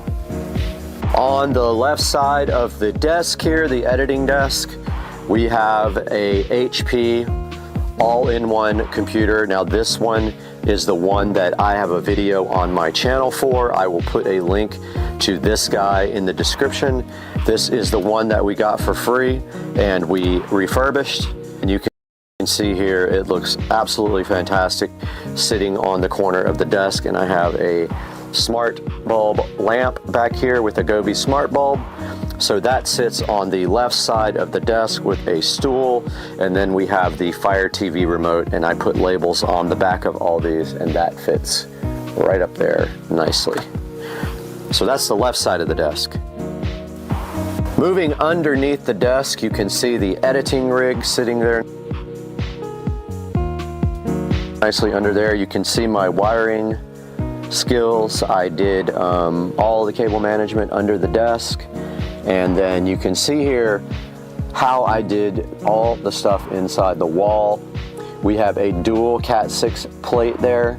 We've got RCA plates for the front speakers. Those go to the preamp output from the Marantz 1711. We then have our HDMI jacks that feed the monitors. So 2 HDMI jacks, those go, one goes to the Marantz, the other one goes directly to the back of the editing PC. We then have our 7.2 wall plate with all of the wiring running up through some tubing and going to the back of the Marantz NR1711. And then we have power. All I need to do is kind of tie that up a little bit. And yeah, so that should be good for underneath. And then over here, underneath the HP all-in-one, we have a Cat 6 jack, we have power, and we have HDMI over there to that monitor in case anyone wants to monitor their systems. Moving up from the desk, we have our Amazon 4K 50-inch monitor. This editing PC, one via the Marantz receiver, one directly connected.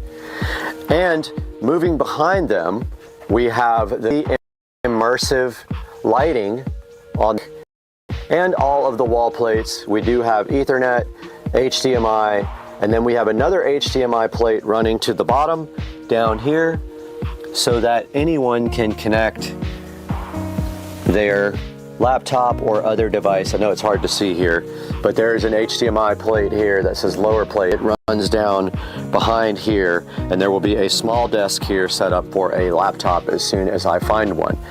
Same with the second TV, or monitor, there is a wall plate down there, or actually behind it on HDMI running underneath the desk, which is very hard to see because it's dark.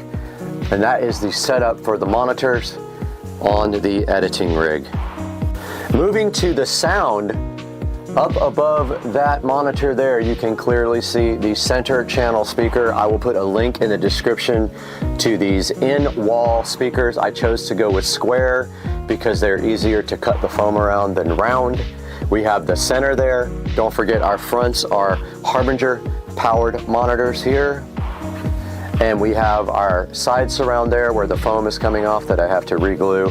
And we have our rears there. Those are all the in-wall speakers, completing the sound system here for the 7.2 surround sound for the audio rig. Okay, moving to the bass part of the sound system, we have the Polk PSW10, and that is from the house, and I got a brand new one in the house, so I will be showing you guys that at another point when we review it. So that is the sub for the sound system. I wanted to get something that would fit there, but it's not going to happen, so this one will probably go somewhere like in the corner here or somewhere inconspicuous. I'm not 100% sure yet. It depends on what I do with a desk here. It actually could go way under here and be fine, so we will get to that when we get to it. But that is the sound system bass, and then above that we have our refurbished thrift store Mac that may or may not stay in here. Moving to the corner, I originally had planned the subwoofer here, so we have our subwoofer wall plate there with RCA cables and power conveniently located. But for now, that is not possible because this is just too big, so I might move the sub underneath the desk over there where it's not in the way. And then moving to the rear, we have a futon with some nice pillows, and that is the rear along with this nice black coffee table that I refurbished myself. That is the rear of the studio for guests to hang out while I edit, or to sleep in here, it's possible as well. And that's the rear, or sort of the side, if you're looking at the door here. You rotate around this way, there's the editing, and if you keep going to your right, there is the futon and coffee table. So if you come in the door and you immediately look to your right, we have up here in the corner another wall plate with receptacles for Govee hexagon lighting. We have our 43-inch Amazon TV here, which was not on, but I will show you guys that now. And for whatever reason, it affects both televisions. I don't know why that is the case. They're supposed to be locked to their own guy, but this one is affecting the one behind me, which is hilarious. When I push the home button, this guy went home too. So yeah, so this is a 43-inch 4K Amazon TV monitor, and that has its own built-in, obviously, Fire TV system. Behind it, it is hardwire Ethernet to the switch up in the corner right there. And that completes this side of the room.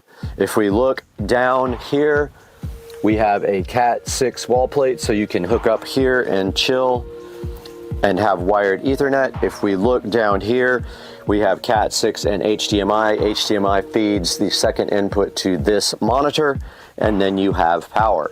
So this is capable of also displaying up here, and that rounds off this side of the room.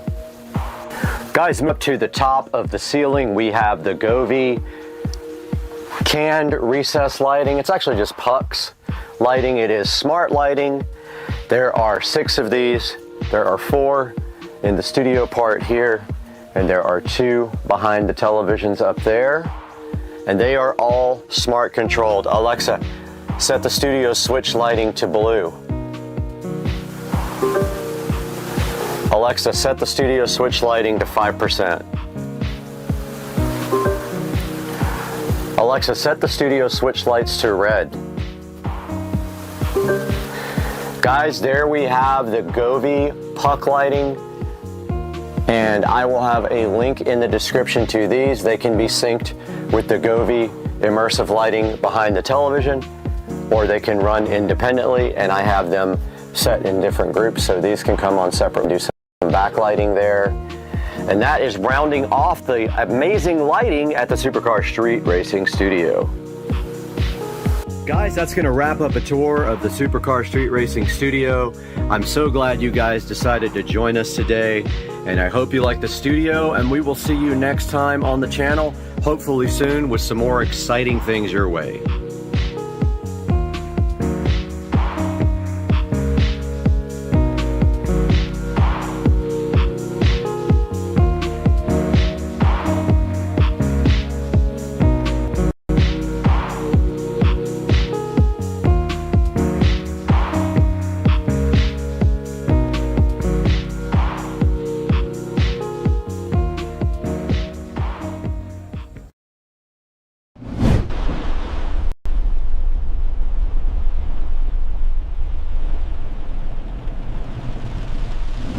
What's up everyone, and welcome back to Supercar Street Racing, where we push tech and machines to the edge. And today we're taking a first look at the Alcatel WP100 Titan.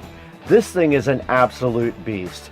It's got a rugged build and a 33,000 milliamp hour battery. It's also got a cool camera setup that punches way above its weight. I'm just giving you a little bit of a taste of this now, because in the full video coming up, we're gonna stress it, we're gonna test it, and see if it actually lives up to that Titan name.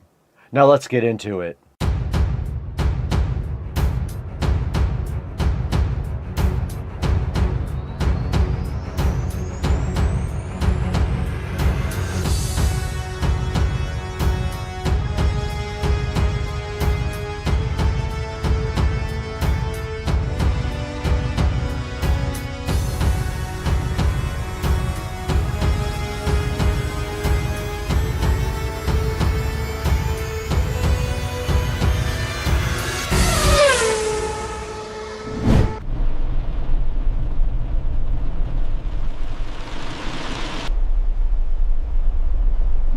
Alright guys, welcome back to Supercar Street Racing, and before we dive straight in we want to give a shout out to Alcatel, who is a long-term sponsor of the Supercar Street Racing channel. And they just dropped one of their craziest rugged phones directly on this channel, the WP100 Titan. Now let's break down what makes this thing such a monster. Now first up, let's talk about the battery in this thing. That is the largest battery ever created for a smartphone. Now what this means for us is when we're out there on those long days shooting on the road, like Las Vegas CES on January 6th through the 8th, we'll be there. We're gonna have the WP100 Titan with us. We won't have to worry about charging the phone for days. It's gonna be so nice to have that available. Now you would think with a phone with a battery this big, it would take forever to fill up, but this guy works very quickly and can fill up in a fraction of the time. That's perfect for us when we're jumping between shoots and we don't have time to charge, but more than a few minutes, this thing comes in clutch. Now, as usual with Alcatel phones, it has a rugged military build.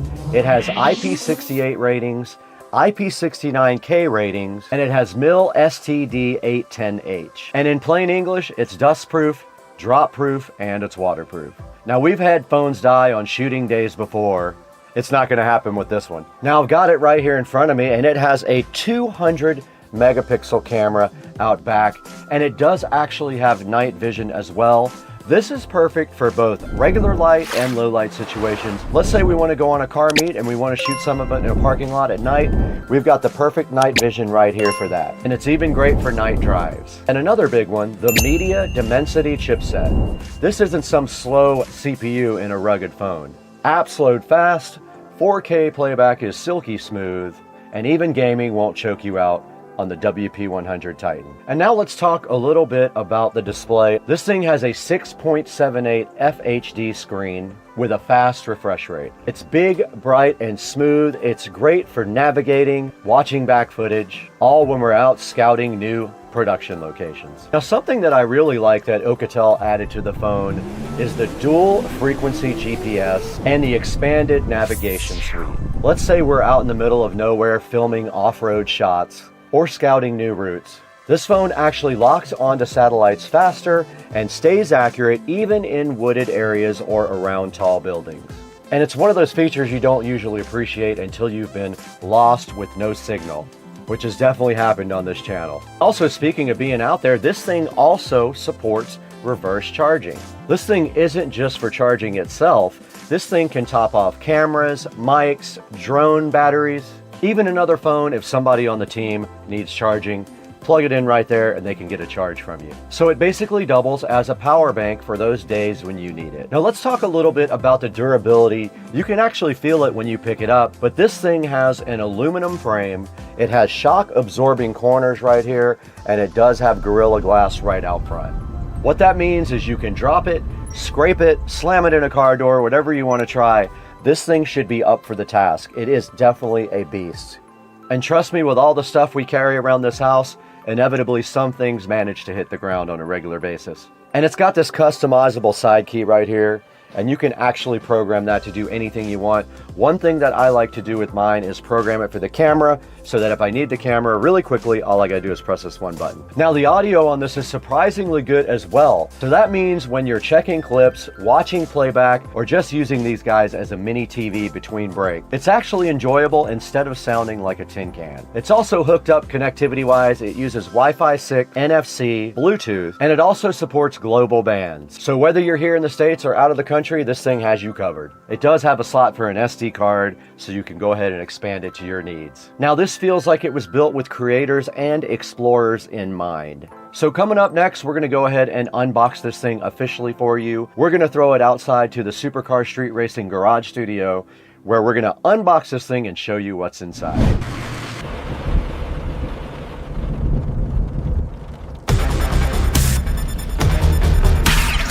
Okay, directly in front of me, we have the Alcatel WP100 Titan that we're going to be unboxing today on Supercar Street Racing. Let's go ahead and get this thing out of the box. All their boxes look about the same. They all have like an AI logo.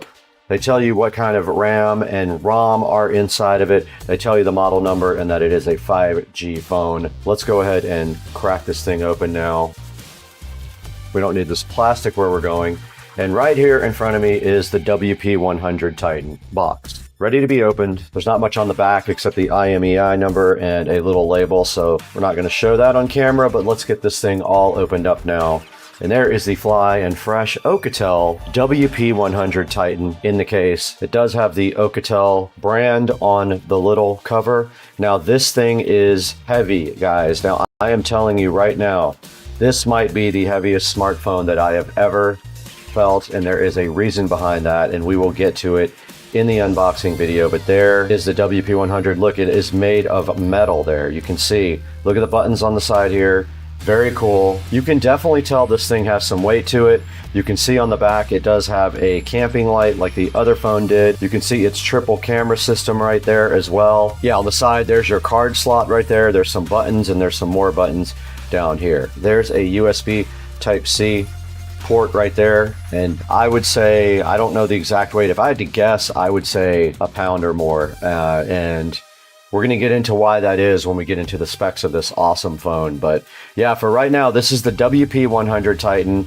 And what else is inside the box is a user manual, and there is a charger down at the bottom here. There's a warranty certificate. There's a USB Type-C. And yes, they do actually give you a charger brick, which Samsung is not doing anymore. So that is it for the WP100 Titan. Let's get that thing back in the plastic now. It's very heavy and very solid. What a phone. This thing looks like it could last through a war.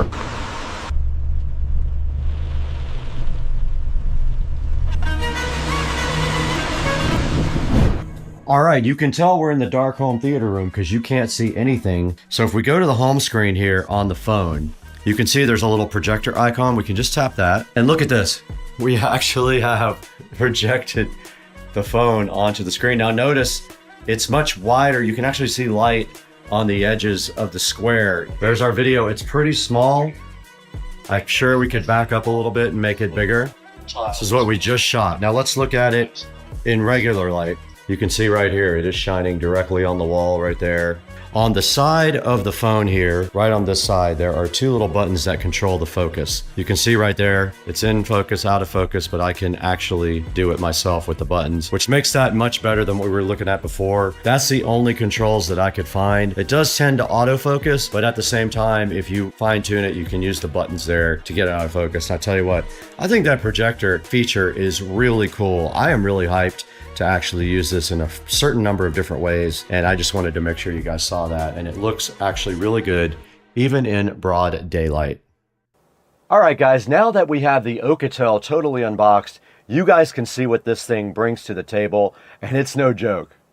This thing feels like a tank, but it's also modern enough looking that it doesn't feel like you're carrying around a brick all the time. Those buttons feel solid, that battery gives it some weight, and that rugged frame tells you you're not carrying around your ordinary everyday smartphone. You got all the essentials in the box. You guys saw this. You got your paperwork, you got your charger and your USB cable. But the star of the show is the hardware itself, the reinforced casing, the high-resolution camera, and the built-in projector system. This phone is clearly designed for people who use their gear hard. But let's not waste any time.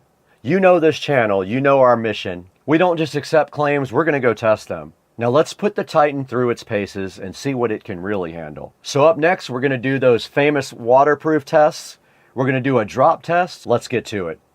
Okay, we are with the WP100 Titan, and I did locate this thing called underwater mode. We're gonna drop it in just like this, let's see. I'm walking around with it in the net. It is completely submerged. The bottom, you guys can see it just as well as I can. It's at the bottom of the pool almost. There's maybe a foot left before it's at the bottom, and it is coming back up to the top. There's our phone.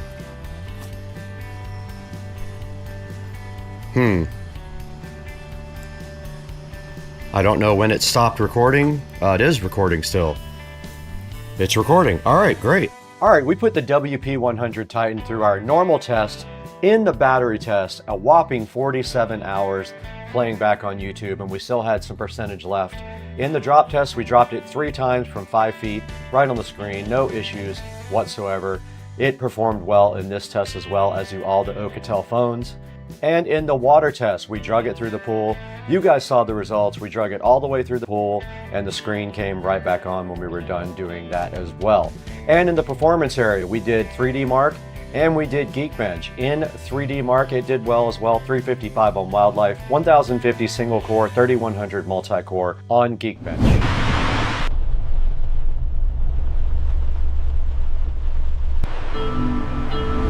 All right, guys, we're back here in Studio B, and that's going to wrap up the Alcatel WP100 Titan review. This thing is an absolute beast. It is very heavy because it has a 33,000 milliamp hour battery. It has a projector, which is very cool, 1200 lumen camping light, and it does pretty much everything. Has a very nice camera, very detailed, great color. Loved all the pictures and photographs from the camera as well. You're going to see some of that at the end of the video here.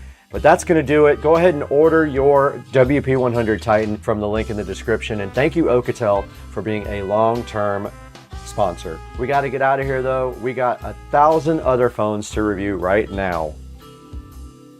All right, we're out here taking video now on the WP100 Titan. We got it set for 4K, 30 frames per second. This is the compound here, and you can see the alligator right there chilling, so fresh and so fly. And I just wanted to get you guys an idea of what the video quality was like. But yes, there is the alligator right there. There is the compound. There's some green grass for you guys. There is the pool, should be looking nice and blue. There is the pool tile. And then of course we want to go ahead and look at some red colors. There's some nice reds and purples for you, and another look at the compound on the WP100. Let's get some pictures as well.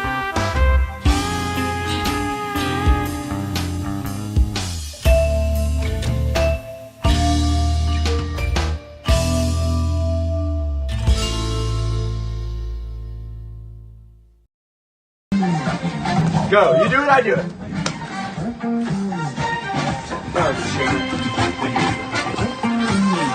We can't do it like him. Do it.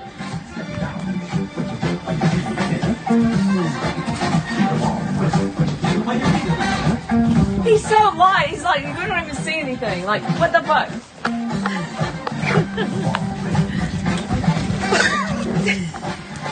Oh my God.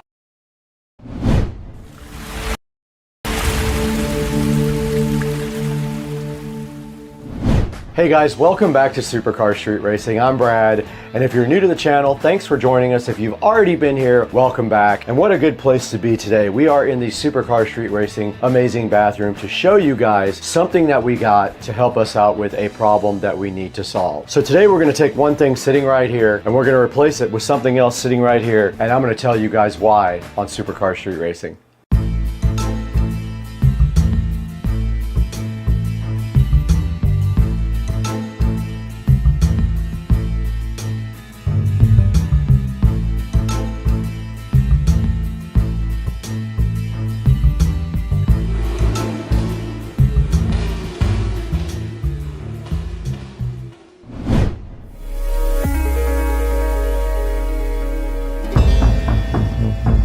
Alright guys, welcome back to Supercar Street Racing, and you can see here that we are in the beautiful Supercar Street Racing bathroom with this fit index scale right here. Now this was my scale over the years when I was losing weight. I actually got it at a thrift store for about $4, and it does have an app-based thing and all that, so it works pretty good, and it does body mass index and all that. But however, this thing has stopped working recently. It is erratic and quirky, so we had to figure something else out, because I am going to tell you why we need this and a replacement for this. So traditionally I've been trying to eat well, I've been trying to eat low carb and everything like that, but over the last year I have really let my diet go. Even though I exercise daily, I'm on the treadmill every day for 1 hour and doing weight, that has come to a close to keeping me in a good amount of shape. And as you can see, as you've been watching me for the last couple of years, I have gradually gained weight back on, and I think that I'm probably about 20 pounds overweight of where I need to be. My comfortable body weight where I'm nice and fit is in the 150s, low 150s to high 140s, no lighter than about 147, and I'm a little bit skinny right at that point. So I'm only 5'6", so a good weight for me is probably around 150. And we're gonna take some time to tell you how we're gonna get there.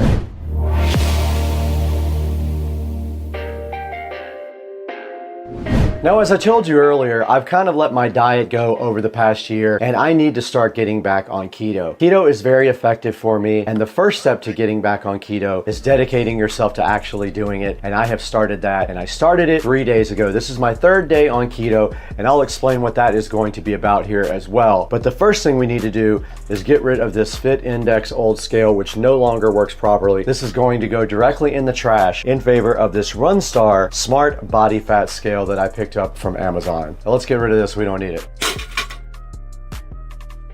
And it just did break.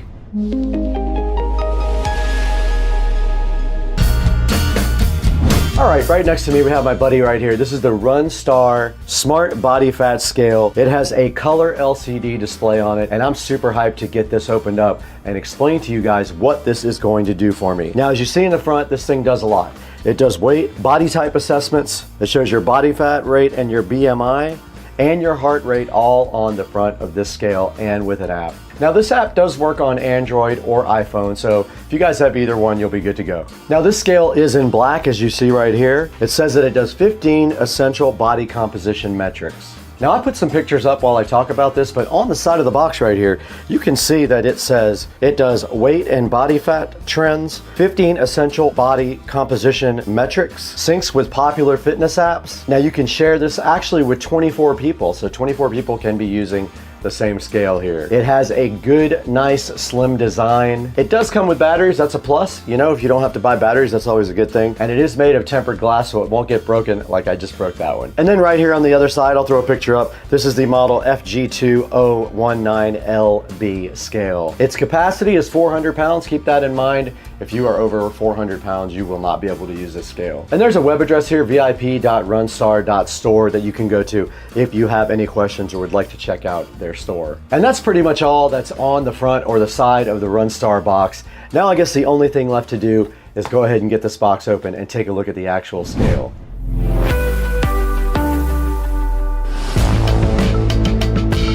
Now, the inside of the Runstar scale, it just has a piece of foam over the Runstar to keep it protected. Go ahead and get rid of that. And then right inside of that, there is a user manual right here. Shows you some of the error codes, like low for charging battery, overload, and calibrating. There's also a QR code right here to scan to go ahead and download the app to use with this guy. This does use Bluetooth to connect to your phone, so remember that. Make sure your Bluetooth is on when you go ahead and download the app to connect the scale.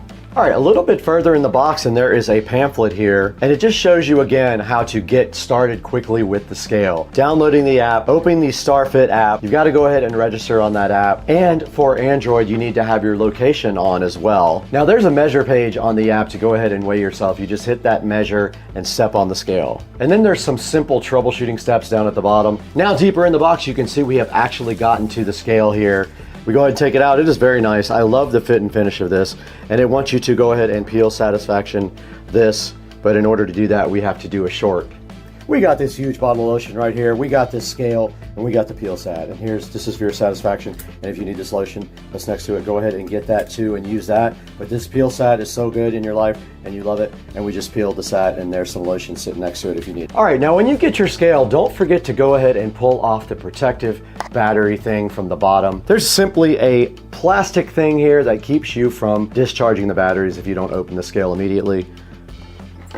Just pulls right out like that, and the scale should be on now. And it did light up, and it did say hello. All right, we are back with the Runstar Body Fat Scale, and today I'm gonna do something I'm uncomfortable with, but I am gonna go ahead and step on this scale with my clothes on and tell you how much I weigh today. And to do that, we do have a second recording device right here. What we're gonna do is put this directly down on the floor, right here on hard ground.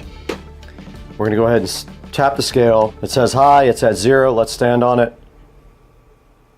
Now this thing says I weigh 172.1 pounds. That is the current state of my physical fitness. It is about 20 pounds overweight of where I need to be. So let's go from there and talk about how we are going to fix this.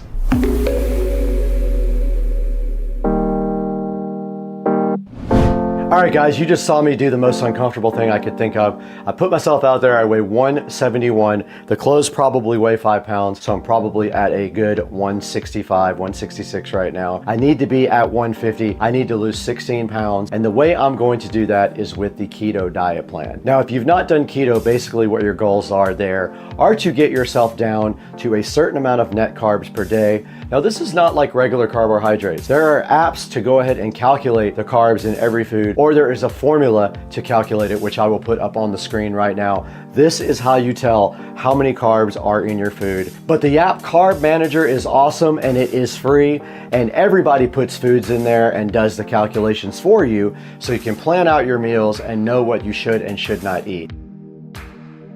When I do keto, I keep my carbohydrates down to almost none, but you are allowed sometimes about net 24 carbs per day. And you can get that very easily, so you have to be very careful about what you're eating. You cannot take in any types of sugar, so no sugary drinks, no sugary coffee, nothing like that. And you need to do things like no sugar added ketchup and things like that. That's the only way to guarantee that you're not going to be getting sugars and carbs into your diet when you're on the keto diet plan. Now, last time I did the keto diet plan, I lost about 25 pounds and I did it in about 60 days.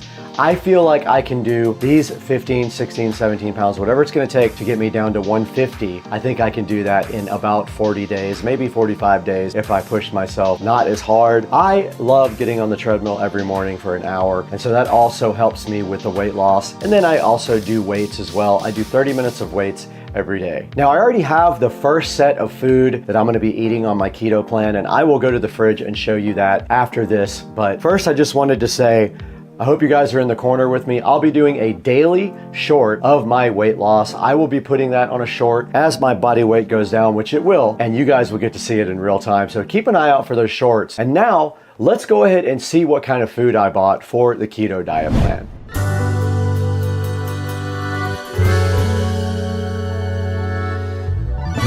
So before we go into the kitchen, we're just going to take a look at how this app works with the scale. All right, guys, we have the operating instructions right in front of us, and you can see right here, all that we need to do is go ahead and download the app. So let's go ahead and go to the phone real quick. Did scan. Now it's going ahead and going to the Play Store, I assume. There's StarFit. We're going to go ahead and install that. While that installs, I have the scale down here. Let's go ahead and open the StarFit app, and we're going to go ahead and register. I'm going to go ahead and put my name in, put my birthday in. Just had my birthday last week. Go to inches.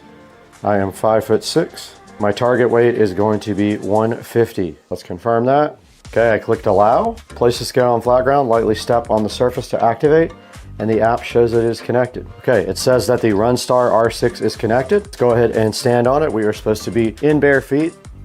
All right, it says 173 again. Measuring my heart rate. BMI is 1.2. 23% body fat. And here is all of the different things associated with this measurement. So now you guys can see what the scale can do. I have to lose 23 pounds on this diet. You can chart all the aspects of your body, so your weight, BMI, body fat, and then of course you can use multiple people on the same scale as well. But there's a good 91.3 pounds of water weight, 39 pounds of fat, 7 pounds of bone mass, 31 pounds of protein mass. Pretty accurate, I think. That's about what I weigh. And it's pretty cool that you can get all this on the app. So now you guys know how the Runstar works and how you use it with the app. Now let's go on into the kitchen and see what kind of food that we got for the keto diet.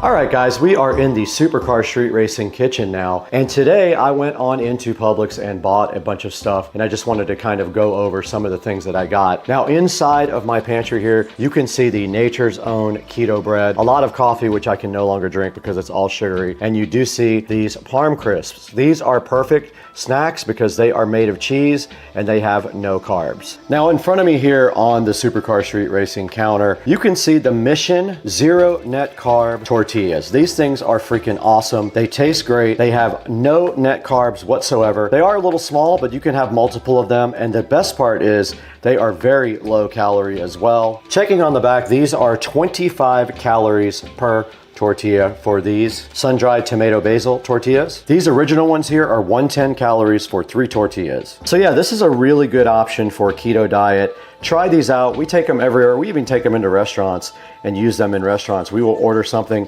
and put our own tortillas on there and take the food off of whatever they have and place it on our tortillas so that we can do some cool things like go get Mexican food and still be low carb. Now inside the fridge here, there's some essentials that you have for low carb eating. One of them is no sugar added Heinz ketchup. That has no extra sugar added. Obviously, real mayonnaise you can have because it's all about fats and low carb in keto.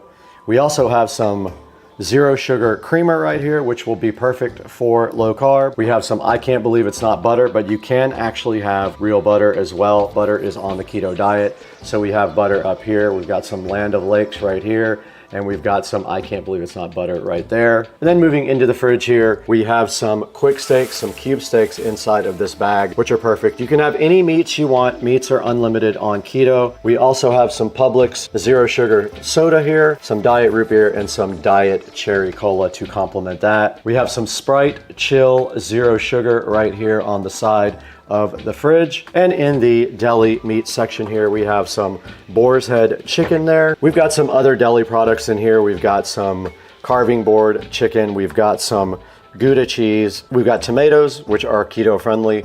And we have another pack of cheese there. We have enough food there to go ahead and make sandwiches every day, or we also have some quick steaks there. Now moving into the freezer area, I only bought one thing today to get me started, and that is a pack of Bubba Burgers here. I bought Bubba Burger turkey burgers there, and I will be putting those on the Nature Zone bread to eat later on if I want something for dinner. And that pretty much rounds out everything that I have for my keto diet. To start my keto diet, I have started and been on it for the 3rd day now. I'm actually feeling better already. Today's a big day. It's a big start. Now, let's go back into the Supercar Street Racing Studio B and see if we can take a look at this scale online and show you guys how to get one for yourself.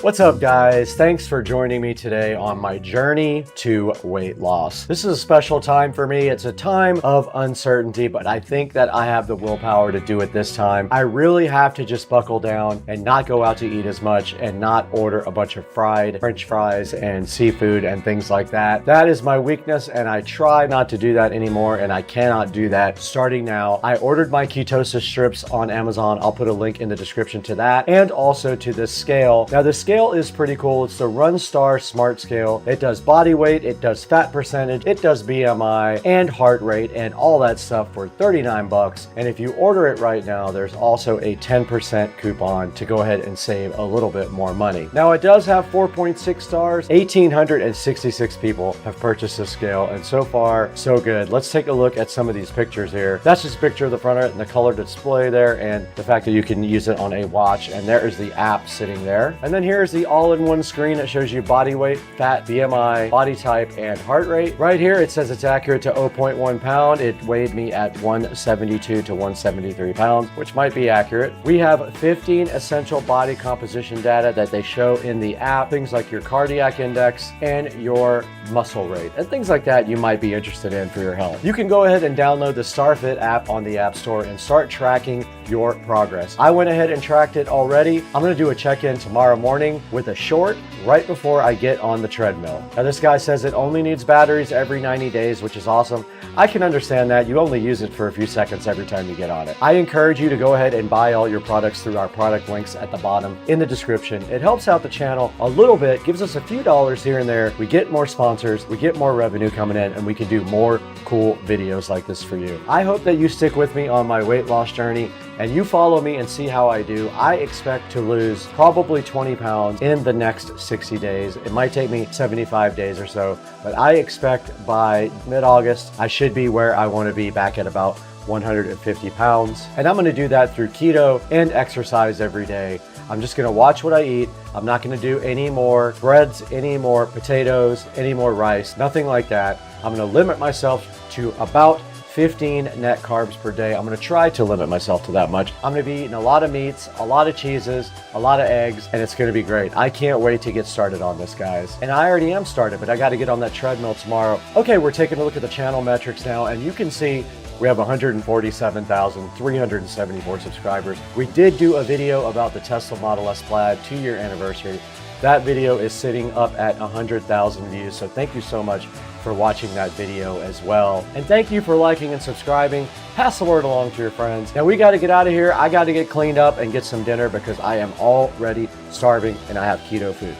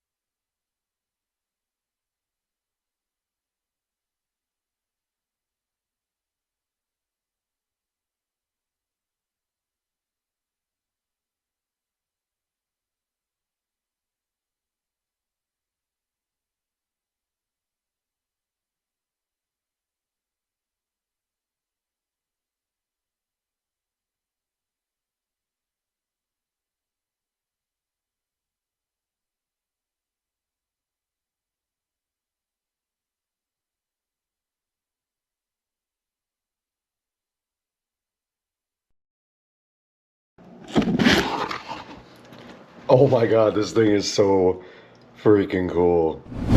Guys, welcome back to Supercar Street Racing again, and you got Brad here. We just got through a minor hurricane which has just moved out of the area, and so now we have time to come back and show you guys a new review of something sent to us by a company. They wanted us to check it out, asked if we were interested, and of course we want to get this stuff out to you guys to try. So let's get out here in the SCSR garage and take a look at what we got out here. And we have the Jet Fan Max by Kika. We're going to be taking a look at that today, and they also sent us the portable fan as well to take a look at. All that coming up today on Supercar Street Racing. Hang out.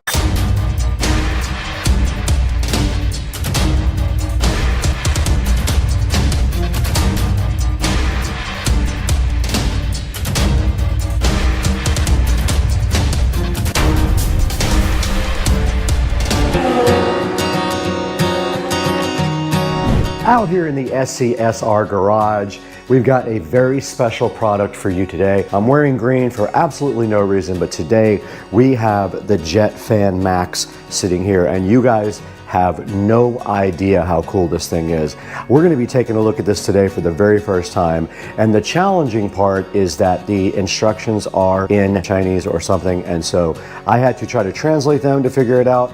But we're going to open this stuff up really soon and see what's inside the box, what they included with the Jet Fan Max and the portable fan as well. We'll get that information to you guys today and tell you how we feel about this fan. So let's get going. We got a lot of stuff to do today with this, and we're out here in the beautiful garage hanging out with the Tesla and the golf cart. Let's get this thing unboxed. We're starting with the Jet Fan Max here from Kika, and right in front of me you can see the box is silver and does show a picture of the fan in front right there, and then it's got some little artwork around it like that, and on the back it looks identical to the front. No big deal, nothing really on it.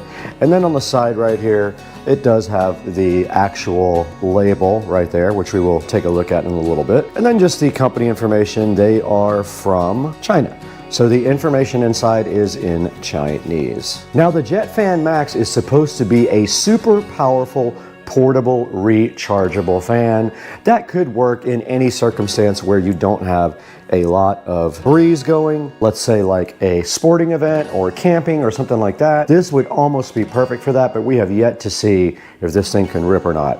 Now, I did cheat and I charged it ahead of time, so it is completely charged up. So let's go ahead and open the little one first and see what that's all about. You guys can see the Kika cute little portable fan sitting right in front of you. And if we take a look at the box, it just says portable fan on the front and has the company logo. And then on the side, it does say that it comes in multiple colors there: red, blue, green, black, and gray. It says that it has a long battery life, it's quiet, and ultra compact. And then on the back, it just has information about the model number, the label, and other things like that. And so that pretty much is all that's on the box of the Kika mini portable fan, the cute little fan. So I guess our next thing would be get this thing unboxed, get it charged up, and let's see what this thing is capable of doing. All right, we're gonna go ahead and unbox the Kika mini portable fan, and it is taped shut with a little sticker, and those came out fairly easy. Let's go ahead and get this thing unboxed. It does slide right out of the packaging just like that, and when it slides out, you'll be surprised later what you see in the big box, because this looks very similar. But let's take it out, and it looks like it has a USB Type-C charging port on the bottom, which is great. It means you can charge it with any of your USB-C adapters. And it did come with a power cord here in case you don't have a USB Type-C, which I'm sure you do. Pretty much everyone has one of those now. So let's go ahead and get this thing on the charger and see how much charging it actually needs.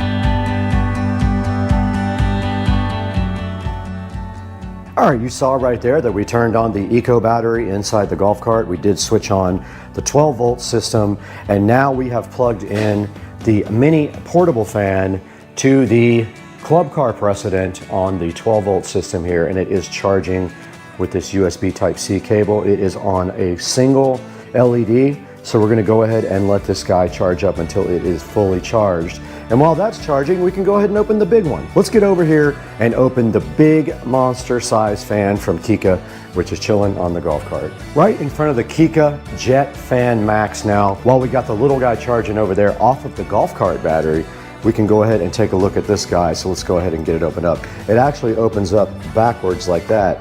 And as you can see on the inside here, we have the Kika fan. We have a nice instruction manual right here as well. We've got this add-on device right here, which kind of looks like a filter. We've got this tube right here, like an extension. We've got a charging cable right here. We've got this little brush add-on. And then we got the Jet Fan Max, which weighs about, I would say, 5 pounds at least. All right, we're sitting in front of the Jet Fan Max packaging content, and unfortunately, the entire manual is in Chinese, so I did have to translate the few things that I could figure out. But obviously there is a type of filter here that you can put on it with a screw on this thing. So that means you probably screw it onto the end right here. You can see the Jet Fan Max is threaded, and then on the other side we see the controls here. So this is the power button. You long press this button here to go ahead and start the Jet Fan Max, and then this is a slider that does control the power level. Now this button, not sure what that does because I am not able to translate that part of the manual. We can give it a shot and see if we can figure out exactly what that does. All right, the Jet Fan Max is in front of us, and we do have this add-on. You have that, and then you have this nice brush add-on here as well, and that goes right on. I don't know what you would possibly use that for unless you're gonna clean something maybe. You have an extension also that you can add on right here, and there's a good look at the extension on the end, and then you can then put your brush. That just clips right on the end like that, and that is how you use the accessories. I guess you can blow stuff off with it, like a cleaning tool. And then this thing just does come straight back off like that, and that part unscrews just like that. Back out here with the VESA Jet Fan Max, and let's talk a little bit about the operation of this. Now, as I said, this is kind of substantial. It is heavy. 5 or 6 pounds should tell you that it is a quality product, and a lot of that might be the battery on the bottom. I'm not sure, but the battery does slide out just like that. So if you have an extra battery, you can go ahead and have that charged up and ready. But that just slides right back into the VESA, and then it is ready to go. Now here is the power slider, and that's the level of the fan intensity.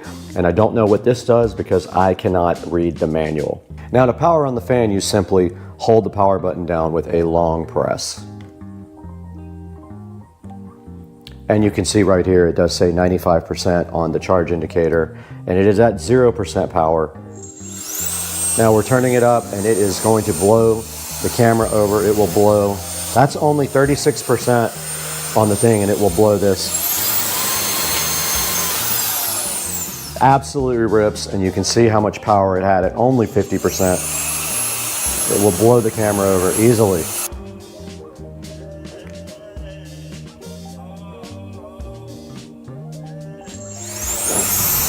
%60 power. 100.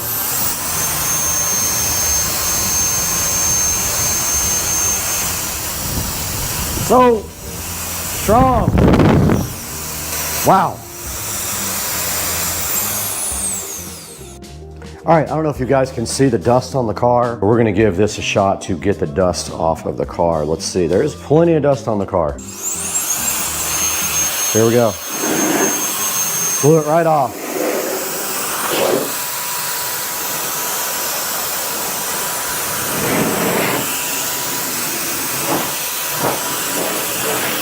The dust that isn't stuck to it is coming right off.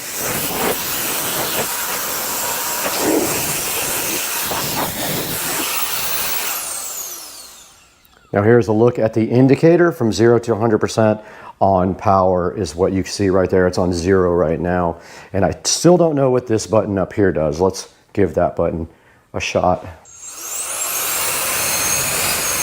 Oh, it's a turbo button. 100, and this is turbo. Oh, it won't let me do any more turbo. Oh, there it goes. All right, it would not let me go on turbo the second time. I don't know why. Maybe the fan will overheat the motor. Let's see. That time it did. That's the turbo button right there, the top button.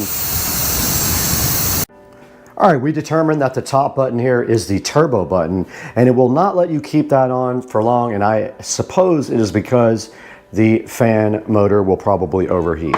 Now, we were on 95% power. Let's go ahead and plug this in again and see where we are after using it briefly. 77% charge after using it for about 2 or 3 minutes. So you're not gonna get a whole lot of power time out of this, it looks like. That went from 95 to 77 in not too long a period, but also we used the turbo button 5 or 6 times, so that probably sucks down extra battery. I would say you probably could get a good 10 minutes out of this if you really needed to, but we would have to test that completely. Once it gets fully charged up, we'll see how long we can get this thing going for. But we can get 10 minutes out of it. In the Supercar Street Racing kitchen, over an hour and a half has gone by, and you can see that the fan has now charged up to 100% on a standard USB outlet right here. It is a 20-watt USB outlet, and we use regular USB Type-C.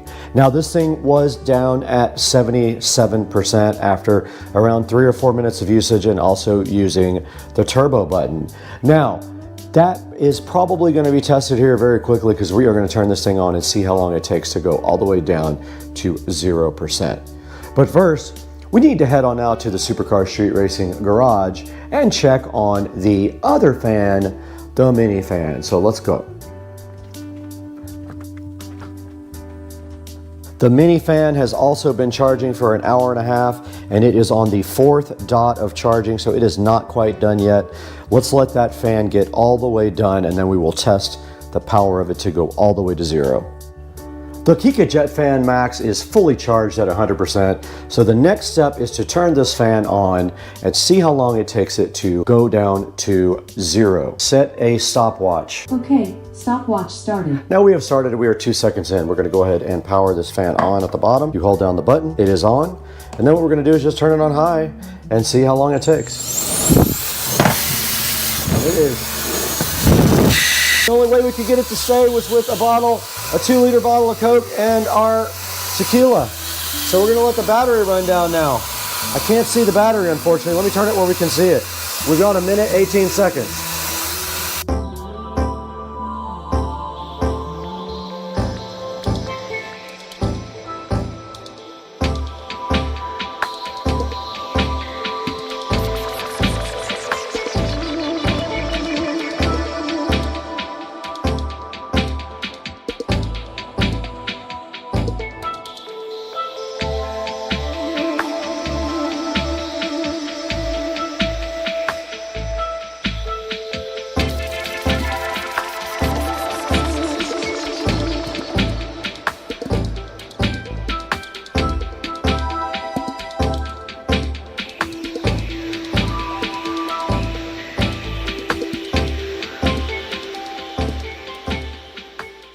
All right, guys, we got the mini fan here now, the portable fan by Kika, and you just saw how the Max, Jet Fan Max did in the endurance test, and now we're gonna test the mini portable fan here from Kika and see how long this goes. All right, guys, we have our stopwatch running right here on our device, and so we're gonna put our fan right here, start it up, and see we're already 10 seconds in. Let's go.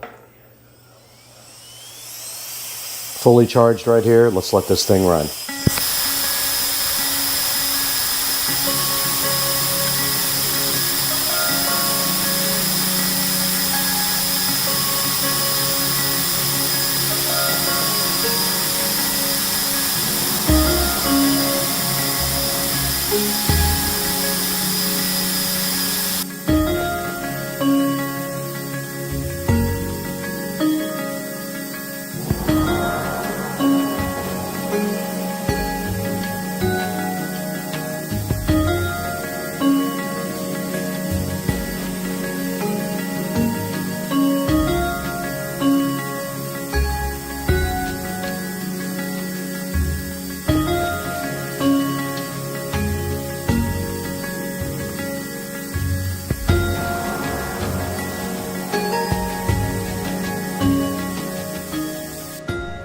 Okay guys, so you just saw we ran the mini portable fan down to nothing.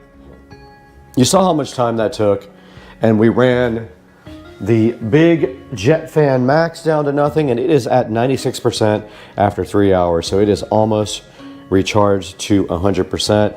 Just using the typical USB Type-C cable here. This guy right here ran completely down as well. So we can actually put this on the charger now. It has a USB Type-C on the bottom also. So we just plug this thing right in like this. And you can see on the back of the unit, it does have 4 LEDs, and it did start blowing again as soon as I plugged it in. But it has 4 LEDs right here. Both of these guys are recharging. Okay, let's reset the stopwatch and see how long it takes this portable tiny mini fan to recharge. This is going on 3 hours right now, maybe a little bit more. And then we'll give you an update once we get all this stuff completely recharged. The Kika or Kaika, however you want to pronounce it, fans are rocking every way, y'all. Guys, welcome back once again, and today we have a special product here, the Kika or Kaika, however they pronounce it, Jet Fan Max. I don't think this thing is available yet.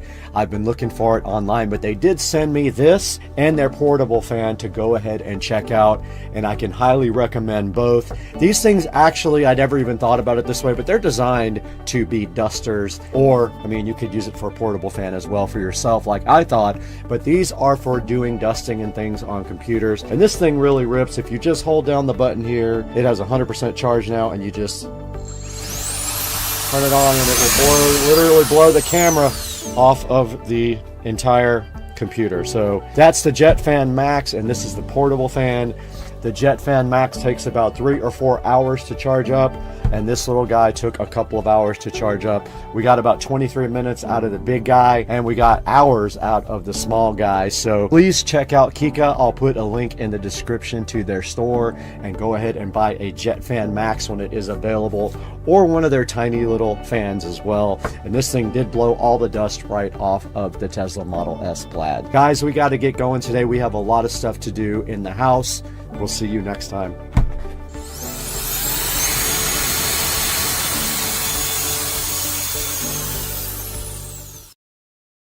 Okay. Okay. All right, guys, shut it. Shut. Let's go on in the flippers. Hey guys, welcome back, and today we're over at Rich and Trish's house, and we have something so exciting in here that none of these people know about, and it's time to see. I don't even know what this looks like. So check this out. Inside of this package right here is the new channel merchandise, and on the back it has the Tesla, and on the front it has the channel, and there is one for most everyone in here, including that dude over there. That's the new merchandise for the channel, and Supercars, street racing. we might let's let it do that in peace. And it does say downloading. Has an interesting bar graph on the front that is similarly moving to the one on the app. Preparing to install the update now. Notice the cool control on the front. You do have a play button and a rotary control on the front. It says rebooting now. These are the Studio Monitor 4406s from JBL. They have a 6-inch woofer and a dome tweeter. Now this guy does everything that the other WIM device does, but also has power outputs. And it is a touch screen, by the way, so you can touch anything on the front, and there's a good look at the apps on the front and the settings. Now it says to put the remote in pairing mode, and it is rechargeable. I think there is a USB-C in the bottom. It says put it in pairing mode. Hold both the source and the mute button. I am pairing. All right, we are now completely done setting up our WIM amp. We cannot play most everything for you because copyright problems. All we can play basically is the YouTube audio library without getting in trouble, and we are paired with it now. Look at the front where it says Bluetooth. Now this thing does all kinds of cool streaming stuff, but like I said, we cannot do that because of issues with copyright, but it does support Amazon Music, all these iHeartRadio, KKBox, Napster, Pandora, YouTube Music, any of that stuff. It supports TuneIn, Internet Radio, Spotify, you name it, it is on here. Good old-fashioned Internet Radio, Google Cast, and Amazon Alexa. Now that we are in Bluetooth mode, we can go to the phone.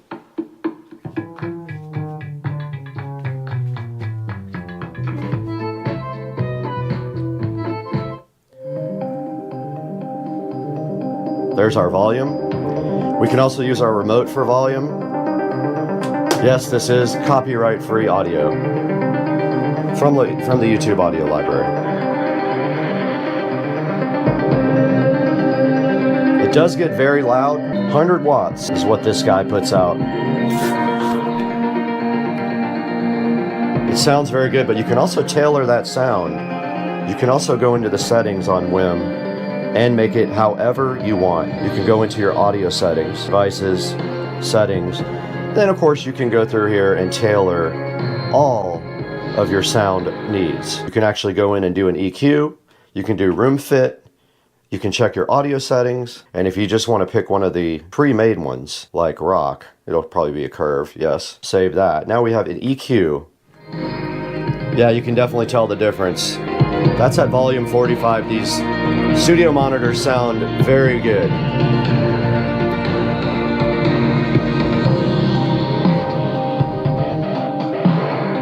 Very nice. I love the Winamp Ultra. It has plenty of power for these power-hungry monitors as well. These guys are inefficient. Eat your dinner, man. Before everybody else eats it. He's more worried about that grass. Yep.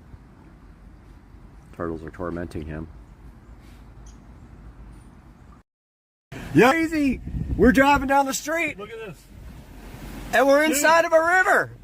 How does this happen? Oh, hold on. In Is it Tennessee? cold? Is it cold? Yeah, Oh, and it's so cold. And deep too. So cold. And deep. All right, we're out here with Dukes of Duval And Carter. And we're on the beach in Mayport, and we're about to do the craziest burnout. A sand out. A sand out. Let's go. Oh, let's go. Dang. That's it. That's it. That's everything. Hey guys, Supercar Street Racing, welcome to the channel. Got a little bit to talk to you tonight about MHD. So, been with MHD for a couple of years now. These guys have been good to me. They have done nothing but positive things for the E93 BMW N55. Don't get it wrong, I know you got an N54. I got an N55. Last year it was made. Even the 335 IS still got the N54, but I got the N55. So N55 actually upgraded motor from the N54. They fixed a lot of the issues with the N54 when they went to the N55. However, the tuner market is more there for the N54, even though you can get good stuff for the N55. Let's talk a little bit about MHD. So there's two ways to flash your car. There is a plug-in unit called the JB4, old school, plugs right into your engine wiring harness and programmed with the flashes for the JB4. It interfaces through your computer or your stalk. You can actually control maps and things with the stalk on your steering wheel, and that is a plug-and-play harness application, and it's very popular. And before we had Android flashing devices, you had JB4. Nothing against JB4. However, MHD is an Android flash only application. It uses a cable for DCAN. So DCAN is the BMW OBD2 port. DCAN to USB. USB to your phone or a tablet or a computer, whatever you have, it works. It's just, you buy a cable, plugs in your OBD2 port, USB into your phone, good to go. So what are the differences? So MHD has, just like JB4, off-the-shelf tunes based on your modifications. Now let's say you just have nothing, stage 0, I just want some horsepower. Flash the stage 0 map, you'll get some horsepower. A good amount. It'll feel way different than stock. Trust me, it's a big upgrade. If you want the real power though, you're gonna have to do the downpipes and the intercooler. That's where the big power is.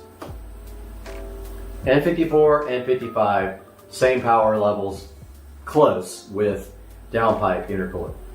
What are we talking about power-wise? So on 93 octane fuel, not the 91 crap you get in California, you're probably talking about 75 wheel horsepower, which is substantial. Let's say 100 motor horsepower. Motor makes 320, you make 420. What about on ethanol? So most places have E85 available now. So what can you do on ethanol? Well, depends on what you have. So the 2011 late model N55 has a better high pressure fuel pump than the earlier models. You can do a little bit more on that guy. You can make 50% ethanol happen. Probably on the N54, you're looking at 35 to 40% ethanol as your maximum ethanol content. I happen to have the N55, the later model. I have the upgraded high pressure fuel pump. I run 50%-ish ethanol, and you can never tell. I'll explain that in a minute. The problem with E85 is ethanol. It says E85, 85% ethanol. However, E85 can be anywhere from, at the lowest, I've seen 50, at the highest, I've seen 95. So you're lucky if you get the high end, you're unlucky if you get the low end. Usually you get 85-ish, a couple of points under over. Now, so what's the positives of running ethanol? Ethanol's cheaper than premium, so it's about $3.30 right now. It used to be $1.80. Welcome to our current situation. It makes more power. It burns cooler. All three of these things lead to better ignition timing, more horsepower, cheaper fuel, and for you, that's amazing. That's what you want as a car guy. You want the cheapest fuel that makes the most horsepower, burns the coolest, and just feels good to run. It just smells amazing too. If I could smell, I can't smell anymore, so I don't know. So ethanol, I run an E50 mix on MHD. So here's MHD right here. Now let's talk about what happens if you want to run more than 50% ethanol. Cannot do that. You cannot do that on the soft fuel system. The reason is ethanol has a different air-fuel ratio per parts of fuel than 93, 91, 100 octane.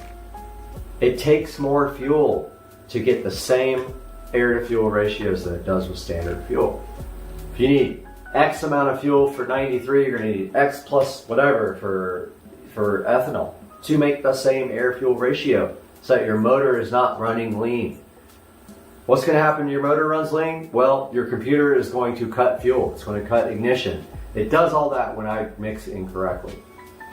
It's in game right now. Yeah, it is. It is. I don't know what I'm putting in the tank. I guess. I know from experience how many gallons of E85 to mix with 93. And don't forget, 93 octane has 10% ethanol already, so you have to factor that in. There's good calculators online. There's an E85 calculator. I'll put it in the link in the description. But you got to know where your ethanol content is, and that is all part of getting the right fuel system. What happens if you want to run more boost than stock? Let's say you want to go upgraded turbos or a single turbo even. What do? Well, there's two ways you can do this. Unfortunately for me, my N55 does not have, nobody makes an upgraded high pressure fuel pump for my car, unfortunately. This car is direct injection. You've got the low pressure fuel pump in your tank, delivers fuel to the high pressure fuel pump on your engine, driven off the crankshaft, multiplies this pump times, thousands of RPMs, injects high pressure fuel directly into the cylinder head. That's why you can run E85. Direct injection. It's not port injection, totally different. That's in the intake manifold. This injects fuel directly into the cylinder head, so there's your difference. Now, let's say I want to run a single turbo or larger than stock turbo. Like an N55 technically is a single turbo. Let's say you want to run a big single, like up or down low, whatever. In that case, you're either going to need you're always going to need a low pressure fuel pump. Your low pressure fuel pump will not be able to handle anything more than stock. Bank on a low pressure fuel pump, E85 certified. Go to Fuel It if you need one. I'll put a link in the description. Fuel It has everything you need. You're going to need a low pressure fuel pump, and you're going to need port injection with injectors, or a low pressure fuel pump and a upgraded high pressure fuel pump. If you're an N54 guy, you're lucky. Those are available. You don't need port injection. But if you want to go port injection, MMP has a very good solution for this. It's on the screen right here. I'll put a link in the description. $580 for the N55. For the N54, same price. S55, same price. And if you always have to have an injector controller for this guy. The injector controller will interface with MHD. And I never mentioned this, MHD can be custom flashed. There are tuners out there, Twisted Tuning. There's tons of them. Do a search, MHD tuning. You'll find millions of them. On the forums, there'll be threads about, custom tuning. Those guys can interface with this injector controller. Motive makes an amazing injector interface for MHD. Plugs right in. It's made to go with port injection and control these extra injectors. This guy comes with 1050cc injectors. Comes with the sandwich plate. Comes with your extra fuel rail. It's good to go, man. Look at this. It's a fantastic kit. It's low cost. It's just a good thing. I mean, look at this guy. It's all like anodized black with the MMP logo and little plugs right there. So yeah, so that's basically what is going on with MHD. MHD is a mature product. It's been out for years. It's an off-the-shelf tune, so let's not get anything twisted about this. It's not a custom tune for your car. Lots of people run downpipe, intake, intercooler. That's what they test it with. They tune it all the same way. So it's not your car on a dyno getting tuned, but it's close enough that thousands, let's say 100,000 people run it. I don't know how many. It's a lot. There's a lot of people running this. So I trust it. I've never had an issue with it in my cars. I haven't blown my cars up. The car is pretty smart. The DME knows when to pull timing, knows when to pull fuel, knows when to cut ignition. Yes, people have blown their car up, I'm sure. But I've had good experiences with it. The car runs amazing. You're gonna see it after this video on E50, 50% ethanol, 50% 93 Florida fuel. Judge for yourself. The car's not anything super fast. Yes, it gets beat. It's not a fast car. It is a fun car. The drivability is amazing. The torque is there down low. Actually, entire rev range. The power's there if you need it. So I say check it out. If you have any questions, I hope you guys hit me up and check out this next part because I think you guys are gonna like me tearing up the streets in this thing. All right, hey guys, Supercar Street Racing here again with a probably year later review of MHD. So MHD is a phone, Android, I believe it works for iPhone too, not sure, don't care because I don't use iPhone, but definitely a phone-based flash off-the-shelf system. Now, we are running the E50 map here on MHD. So, I'm a little E50 plus-ish. I'm a little E-heavy today because I accidentally stopped watching the pump when I was filling up. So, I got about 8 gallons of E85 to the rest 93, which was about 7. So, I'm a little bit heavy. It might break up, it might misfire. When those air fuel ratios get a little bit too lean, it will cut fuel or spark, and that's where we are right now. We also have the flashed transmission. Here, XHP, not race, but the one right before race. I think it's like stage 2 or whatever. So living with this for a year. Definitely have had issues. Now, you got to know that the 335i is going to have issues with coil packs and plugs. When you modify this car, the first thing that's going to go is your coil packs. They get weak, they fail. So you got to expect that that's going to happen in this car, okay? Like, when you modify this car, you change the coil packs immediately. You don't need like aftermarket coil packs. You don't need any of that garbage. That's a scam. If you're not on a single turbo or like running some kind of crazy amount of horsepower, you don't need aftermarket coil packs. If you want them, by all means go for it. Will it help? Sure. Do you need it? If you're not getting 30 pounds of boost, I mean, stock boost levels plus a little bit is not going to need coil packs at all. And there's plenty of proof of that on the internet. You don't have to trust me. Go ask somebody. Go read. But this guy's on a lot of E85, and you can see the thing absolutely gets out. Like, it's fun. It's a fun car.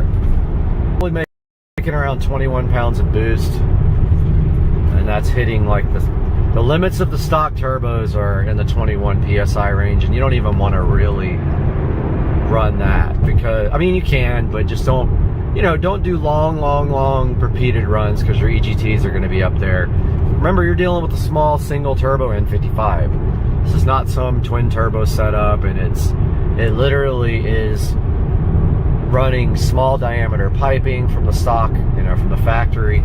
You don't want to be doing like long repeated drawn out pulls unless you've got an EGT gauge. Now if you have MHD, which I have on this, you know, on this Android, you can monitor everything with the gauges. I mean, I'll see if I can get it to come up, but basically, you know, the longer, the harder you pull on this guy, the more EGTs you are going to generate, because, you know, small turbo is working overtime to make 20 pounds of boost, 21 pounds of boost plus, and eventually that heat's got to go somewhere. So this is my data logging, and it always has to go twice, so you have to tell it, you know, yes, I agree to let me. Okay, so there's our gauges right there. If you're looking for a review of MHD, this is it. MHD is amazing. It's an off-the-shelf tune. If you want a custom tune, like, this is not for you. This is an off-the-shelf. This assumes that you know how to do E50. This assumes that you have analyzed the content of your ethanol. This also assumes if you're running E50 that you're post, I think the dates are late 2011 due to the high pressure fuel pump. So make sure, that's nice Porsche. Make sure that you're running the correct high pressure fuel pump to do E50. It says it in MHD when you go to flash. It'll say like a certain date and later. Make sure you have the supporting mods, and then you can flash the MHD E50 map. Just remember, ethanol content varies from fill up to fill up, from tank to tank. On the fuel pump, you know, when you go to the fuel station, when you go to your gas station, E85 is not always E85. It can be E50, but there's like a little, I mean, barely giving it any fuel. Of course, these guys always come out because, you know, they don't know about yield. Yield doesn't mean anything to them. Did you see that? Got cut off by this stupid Tahoe right there with no mirror. His passenger side or driver side mirrors like literally fogged up to the point he can't see. So estimations in this car, it's got actually a horsepower graph right there, which really means nothing, but this car is probably making 380 wheel to 400 wheel, depending on, the guy's got no fucking taillights either. You know, upper 300 wheel, which in this car is really fun. I've had 1,000 wheel horsepower cars before. It's not like that. This car doesn't pull hard all the way to redline. It pulls really hard to maybe 6,500, 7,000, and then that's 6,000, and then it loses steam. The turbo is just too small to really pull all the way to redline. Now, the good part about this car is that the response is insane. Like, all the torque is literally available from zero. That's the best part about this car. Now, when you start adding bigger turbo, you start increasing the turbo size. It's a single turbo. It's an N55. It's a twin scroll, or whatever you call it, turbo. You're going to have some lag. You'll get some better top end, but you will have lag. I'll show you guys an update here in a little bit when I'm able to actually get on the gas. But for now, see you in a couple minutes. All right, guys, checking out the MHD 50 mix for E90 BMW. So E50 is designed for the later model N55 with the newer high pressure fuel pump that comes after, like, it's like late 2010, I believe. I'll have to look it up for you guys and put it in the link, but we're going to check that out here in a minute. Let's get the MHD going here. So if we go over here to the, somebody's already playing over there, wants to mess around. MHD, where are you? Right there. Now, if we get to MHD, notice how it's all messed up because of the aspect ratio.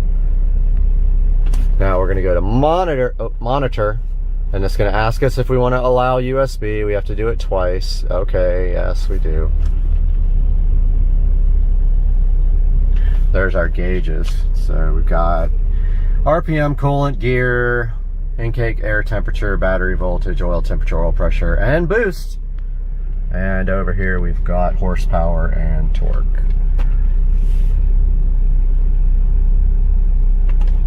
Can't really do much right here, but when we get to like a better place, but here's a good look at like MHD.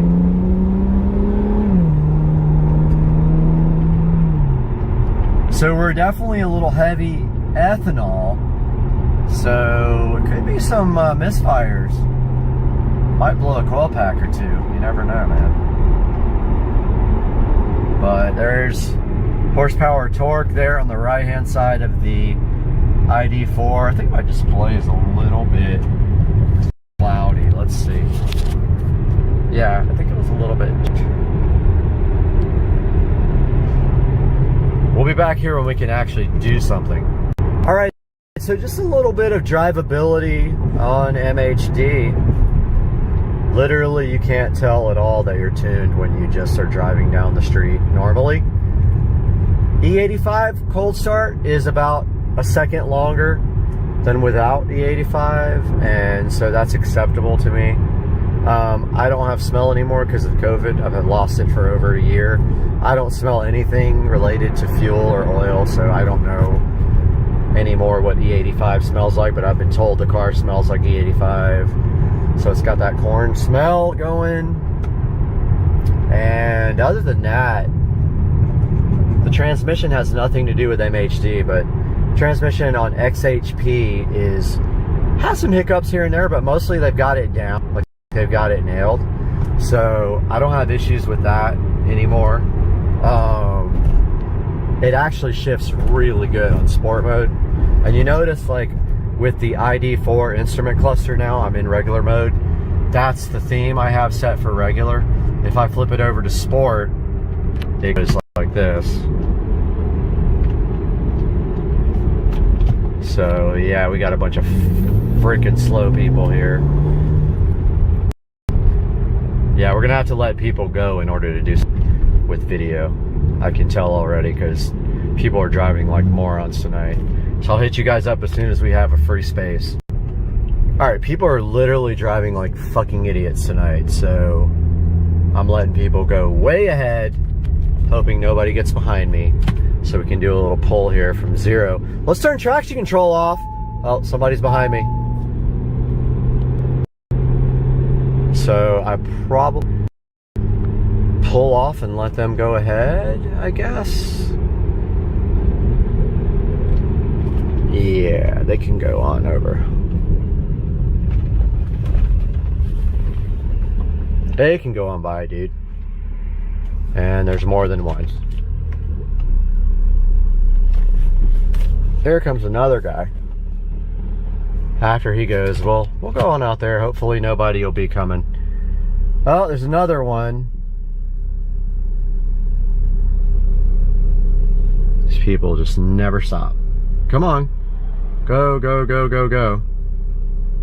Hopefully that's the last guy coming right there.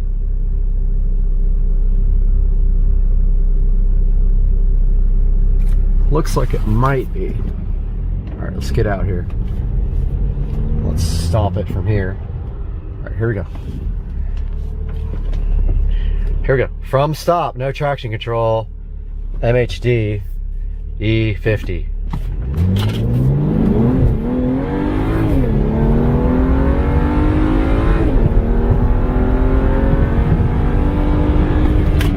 Somebody like stopped right in front of me. Let's do that again. There's somebody behind me, so I'm gonna pull off up here and try again here in like 2 seconds. All right, so the car was a little bit cockeyed. The car's running really good though. Like, it feels great. I think they might have turned off. Yep, they did. They turned off. Okay, let's get out here. Here we go. E50, MHD, E85. Here we go. 1, 2, 3, right from scratch. There we go. There's 60, 70, 80, 90, 100. And that's all we can do on this little road. So that's 0 to 100 MHD. E50. Car's running so good, even with a little bit too much ethanol in the mix. Good run, man. Good run. So there you have it. I mean, that was no traction control. Car broke loose at first gear, but this car hooks up freaking awesome with Pilot Sport 4S's. Yes, the car's not anything amazing. It's not like a supercar. It doesn't make 600, 700 horsepower. It makes 450 at the wheel. I mean, at the engine. 425 at the engine. That's plenty. Man, you're gonna get yourself in trouble with anything more. But I just wanted you guys to see how cool E50 is on this car, and it runs great right now. And you saw it. It's not like doing 0 to 60 in like 2 seconds or anything like that. Maybe 4, maybe 4.5. Who knows? But man, this car is fun to drive, and I absolutely love going out on the street and getting people who want to play, because it surprises a lot of people. And yeah, it doesn't beat everybody. That's not the goal. The goal was that when I had my IS300 with my Supra swap and my Supra with, you know, 800 wheel, 900 wheel horsepower, that's when you beat most people and bikes, or, you know, 80% now, because everybody's got 1200 horsepower Lambos and Audis and all that. But man, that was fun, guys. Over 2 years, I think, with MHD, and still a blast. I don't know how much how boost we made. It usually about 20 psi, and the horsepower readings always go over 400. So I love that. I just love it. It's just so much fun, and I hope you guys get a 335i, and I hope you tune it, and I hope you hit me up in the comments and ask me questions and want to know how to do it. I'll be glad to help you. MHD 335i. Later, Gator. We load the liquid oxygen as late as we can in the countdown. It's densified. That means it's ultra cold. All right, guys, we are live here today. Hopefully the audio is working. And getting it onboard the vehicle just before liftoff means it won't warm up. I think it is working. However, let's see if that's loud enough for you guys to hear the stream. In the quantities we want, so it stays nice and cold. It doesn't bleed off, and that gives us the performance we need on Falcon 9. Continuing on, Falcon 9. I think so. So let's take a look at what's going on today with SpaceX. So this is the Axiom 1 mission, and so that basically is, oh, we lost video for a second there. Axiom 1 is a private astronaut mission to the International Space Station. I am hyped about it. I got my Kennedy Space Center hat on here, my NASA shirt, as you guys can see. So yeah, this is the first all private astronaut launch to the International Space Station.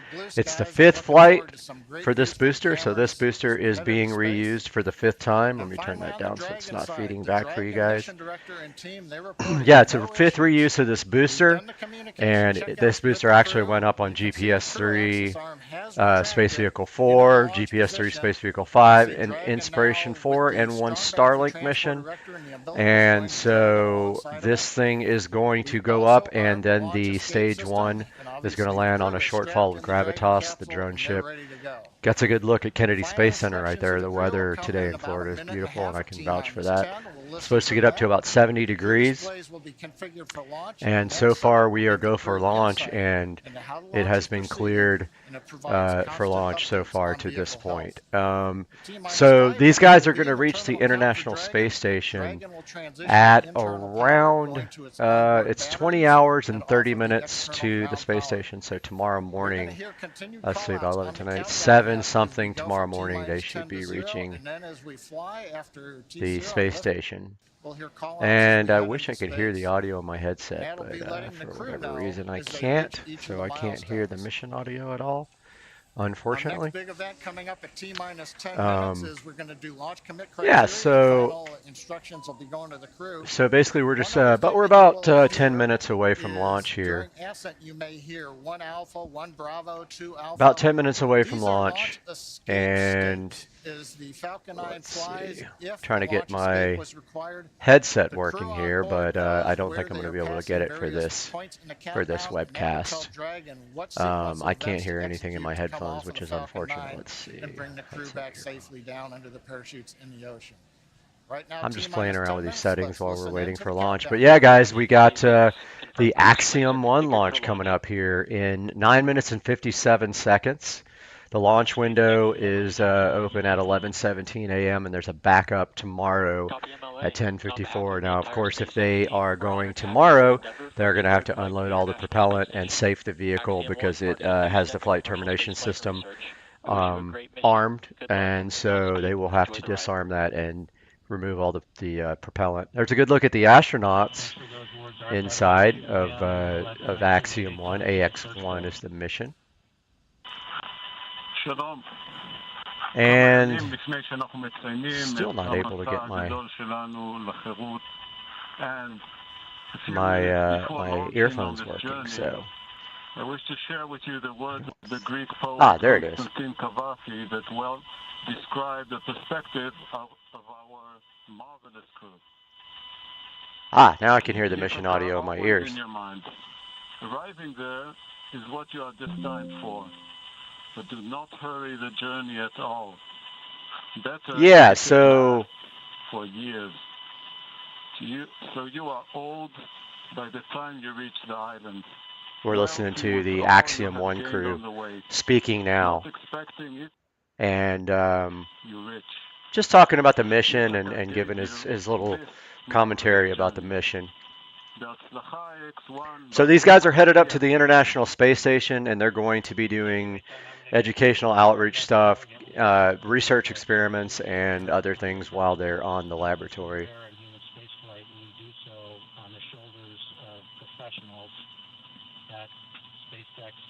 So still waiting for that to happen here, the launch in 8 minutes and 11 seconds, waiting for the final go from the flight director here.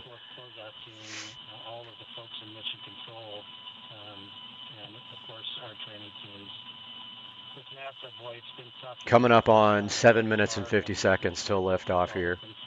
So we're going to see the propellant loading conclude if it hasn't already. So we're waiting for updates here from Mission Control and SpaceX.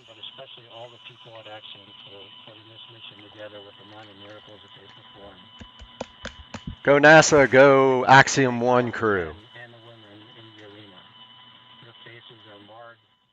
Yeah, so, all right, so Axiom 1, first private astronaut mission to the International Space Station. Guys, this is history today being made.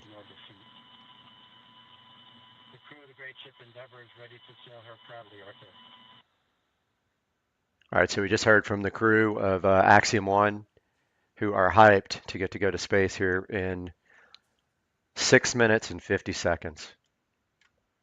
Some heartfelt words there. Stage 1 engine chill has started. So they just started engine chill. All right, so there was the call that we have begun to Next thing is the chill strong back the retract. engines on the first stage. So what we're doing right now is flowing a little bit of the super chilled liquid oxygen. 6 minutes till liftoff those here. M1D engines. There's 9 of them at the base of the first stage. And that's essentially bringing them down to the temperature of that super chilled liquid oxygen to prevent any thermal shock to the hardware. And just before that call, some really heartfelt words from Commander MLA and mission specialist. So a little bit different from the old way of doing launches. They actually fuel the vehicle while the crew is on board. That has never been done before in the history of spaceflight. And the reason they do that is because the colder that fuel is on launch, the more performance they get out of the Falcon 9 and the engines there, the Merlins. So fully loaded on both the first and second stage. LOX loading continues on both stages.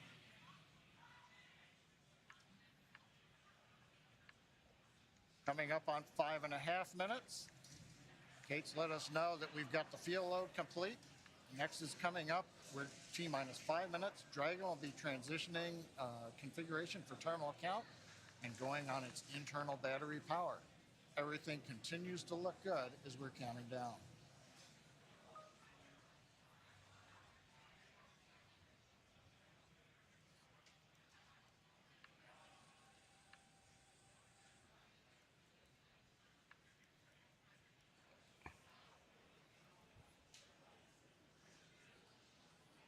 all right, guys, sorry I had to answer an email. We got about 4 minutes left. Falcon 9 tanks are pressing for strong back retracts.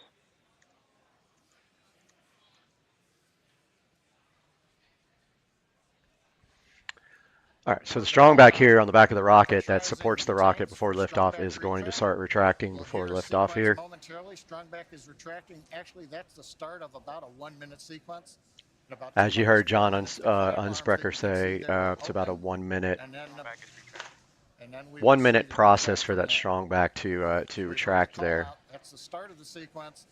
Doesn't mean that the clamp arms are late opening. Will take us a few more seconds. As you can hear, the excitement and the crowd is really growing. Everybody's so hyped about the launch. It's California. quite a big deal in the space community. And next we should see the strong back. Sorry guys, I'm having to send work emails here.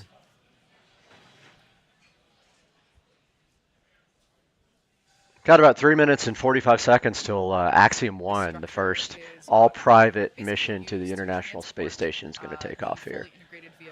So just a reminder, they will attempt to land stage 1 after stage separation. There will be a boost back burn, an entry burn, and a landing burn in order to slow the vehicle down and attempt to make the landing on the shortfall of Gravitas, the drone ship. RP1 fuel is about 3 minutes. on first and second stage. 3 minutes. Should be wrapping up LOX load on the first stage momentarily. So they're wrapping up the liquid oxygen loading. Fill on second stage. Stage 1 LOX load is complete. There we go. Stage 1 liquid oxygen is done loading.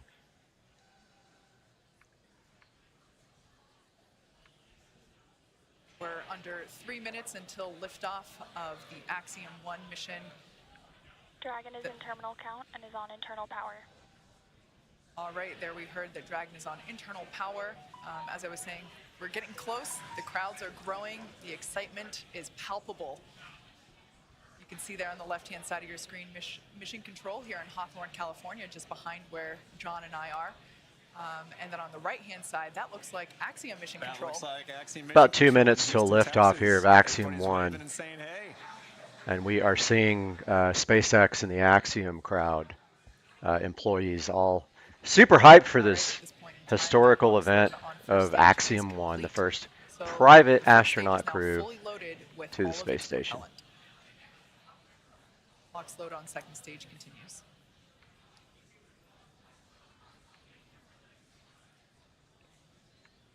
As we've mentioned before, Stage 2 lock load is complete. There's stage 2. The liquid oxygen is done loading.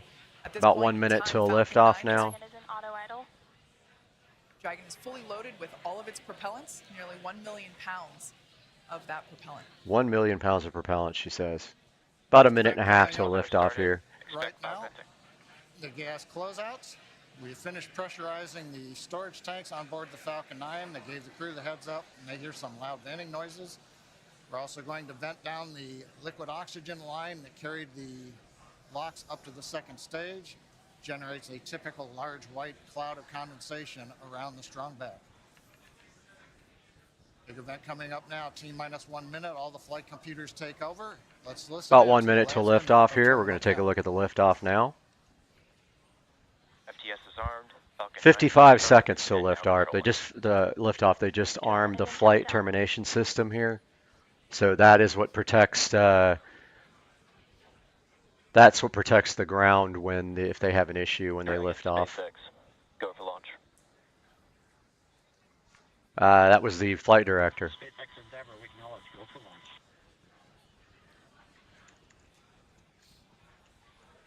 T-minus 30 seconds. 30 seconds till liftoff here.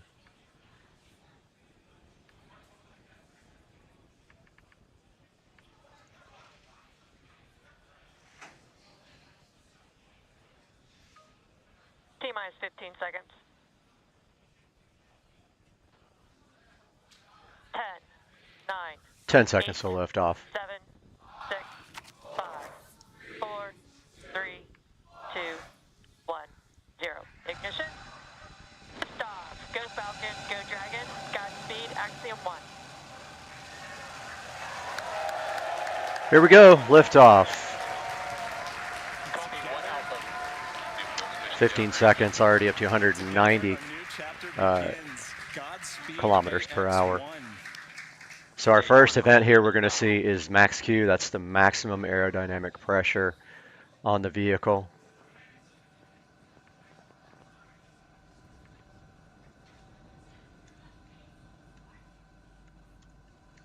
T-plus 38 seconds into this historic mission, flying crew on board Dragon and Falcon 9. Range telemetry nominal. Everything looking good on this launch. You can see there the Cape fading away in the background as the vehicle's headed up to the International Space Station and stage 1 separation.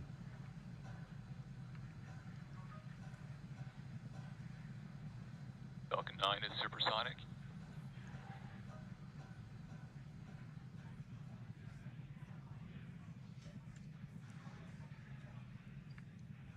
Max Q. Stage 1 throttle up. Merlin 1D engines coming back up to power. 1 Bravo.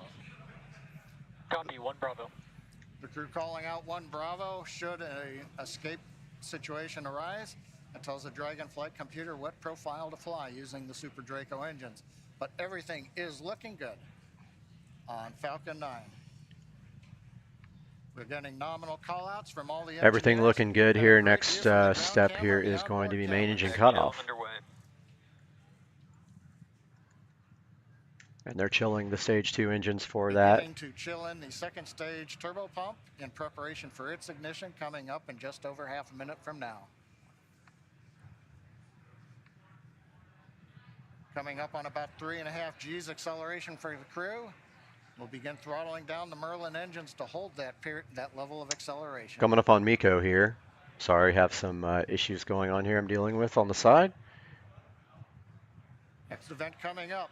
We're going to get main engine cut off of the 9 engines. Get stage separation and ignition of the second stage engine. You've heard the throttle down call out. We're holding 3.5 Gs for the crew.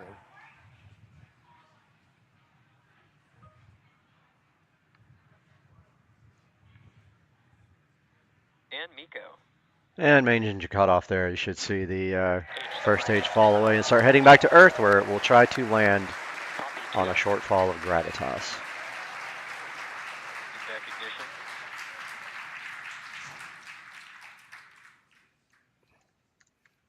Successful stage separation and ignition of the second stage engine. On the left, the titanium grid fins beginning to slowly deploy.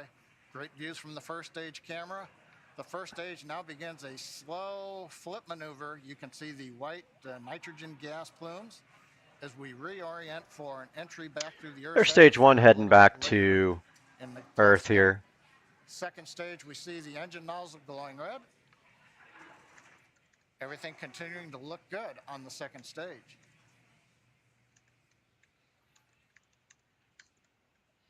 Should be hearing call outs coming up to the crew here shortly on how the trajectory is looking.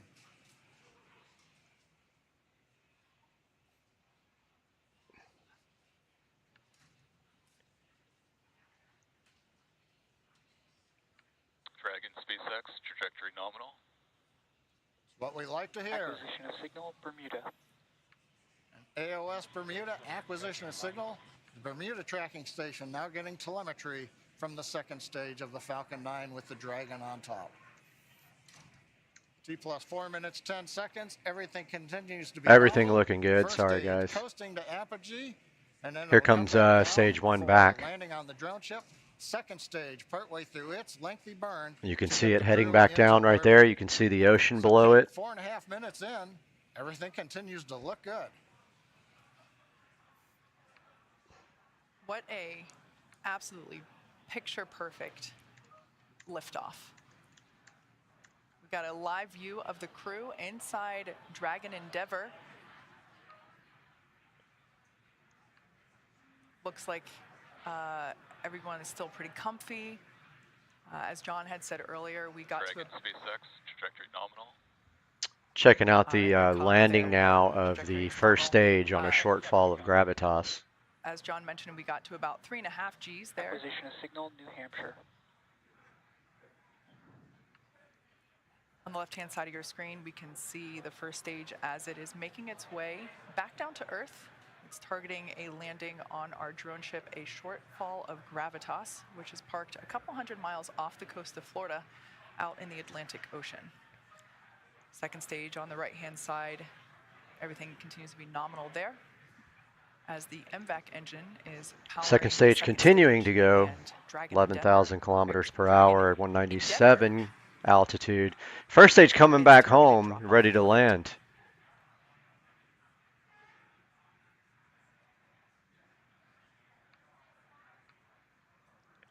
Absolutely beautiful views of both the first and second Dragon stages. SpaceX, trajectory nominal.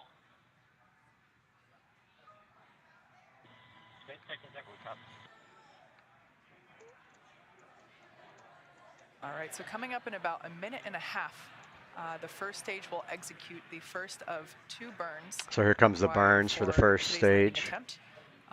At about T plus 7 minutes and 30 seconds, we'll see the entry burn begin. That's where the first stage will ignite the center engine first, and then a couple seconds later ignite 2 more engines, so a total of 3 engine burn, which will last about 29 seconds. We are about 6,000 kilometers in altitude here for stage 1. As it re-enters back That's into the actually Earth's going up in atmosphere. speed and lower in altitude. The first stage sees high drag, which scrubs roughly 70% of that velocity by the time that the landing burn begins. Stunning view where you can see the curvature of the Earth there on the left-hand side. Dragon SpaceX, trajectory nominal.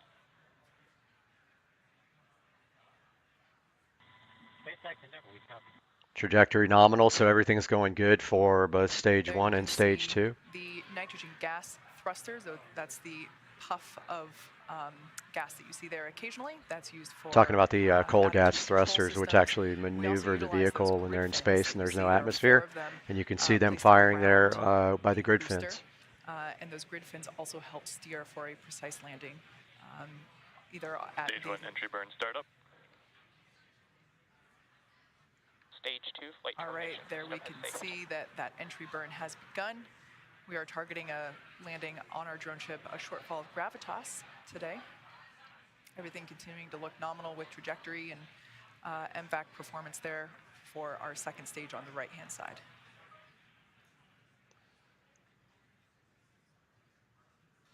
So we are conducting the entry burn. Previously, the booster was... Stage 1 entry burn shut down. So there's the entry burn is done. We're about 34 kilometers in height now. Sorry, I'm answering messages over here at the same time. The dense part of the Earth's atmosphere.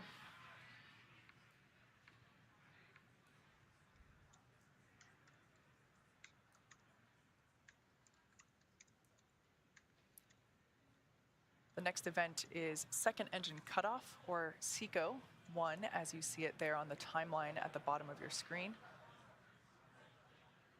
Stage 2 internal guidance. That's where we shut down the MVAC engine, or second engine cutoff. Copy, Shannon. Stage 1 transonic.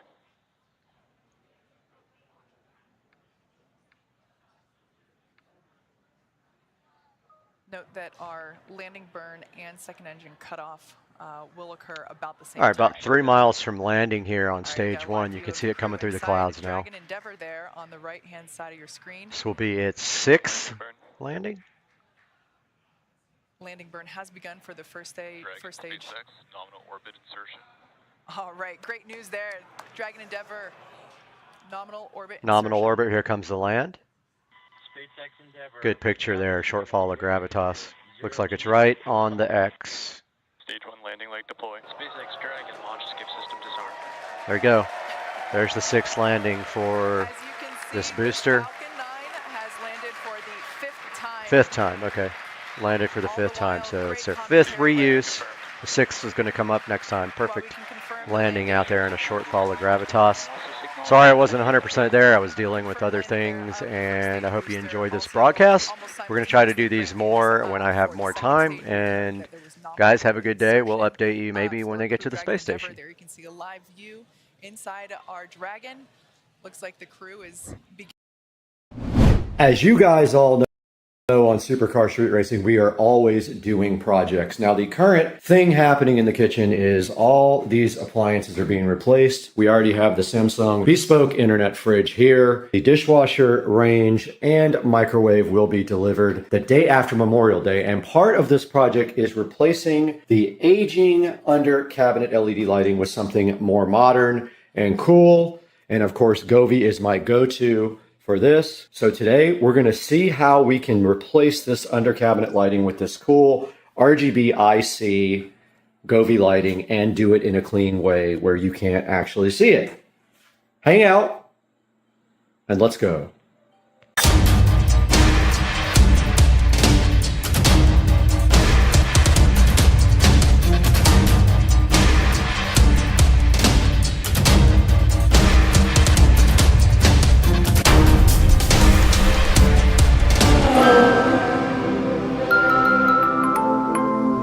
Back in the Supercar Street Racing kitchen, and the other day I gave Patricia all my appliances and I totally forgot that there was an LED strip under the microwave here and I just ripped it out, so no big deal.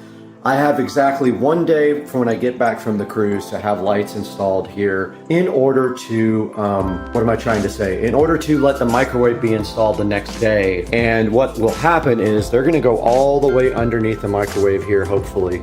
Underneath this, they will be cut right here or just run underneath this shelf, the wiring, and all the way across this way with a 9-foot version of what we have over here. So basically right here we have a 6-foot section.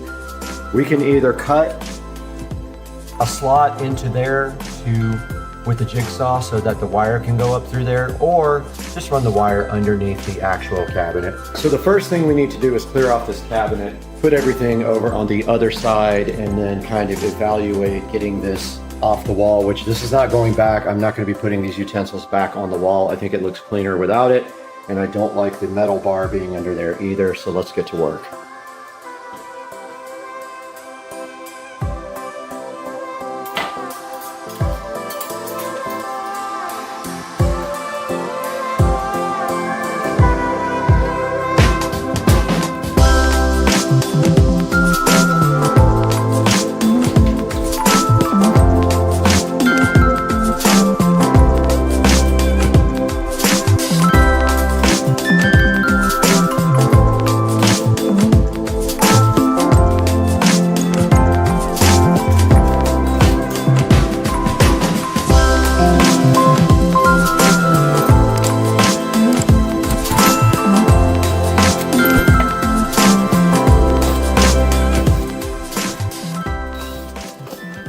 see if I got the power.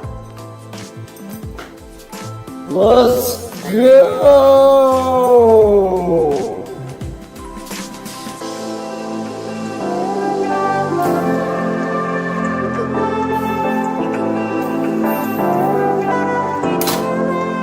Alright, I'm using a straw and some tape to pull the wire through.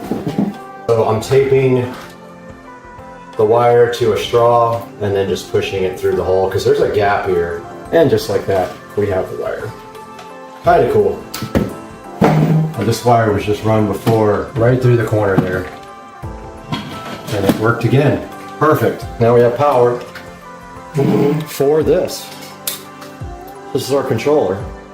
Now, the only problem is, now, if you look at our lights here, this is the first wire, and you can see it's kind of big. How far away is our first light from there? Okay, that's kind of perfect. We want to get this up through the hole, this big one. Let's see if I made enough room. I did. That worked. So this is our goal today, is to kind of lay this out. Oh, I got the wrong end. Oh, what? These nuts. Got it! How are you supposed to do that? Dude. Oh! What? Oh, man. That sucks. So bad. They're the wrong direction. You can't do this. This is crazy. These can only go right to left. They can't go left to right. Means this side is totally... This is insane. These lights have to go from this way to this way or they don't work at all. Why wouldn't they make it freaking interchangeable on both ends? Ugh. Hate this. That is the dumbest thing ever. Now what am I gonna do? Gotta go along the back. I got no choice. Oh, that sucks so bad.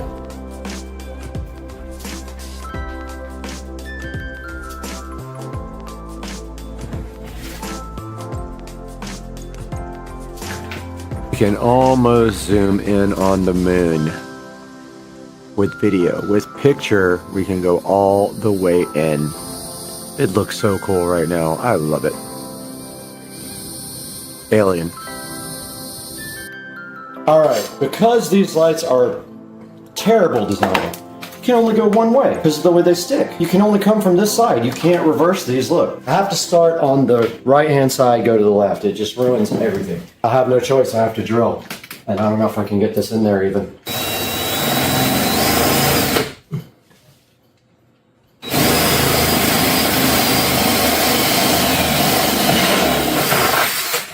Okay. So power is going to have to come down through the back of the cabinet now, so I have to get my power wire rerun to the back. Alright, that is the maximum available. We got our good old wiring clamps out. We're going to run this wire here to the back of the cabinet. Alright, I'm going to drill as close as I can to back here.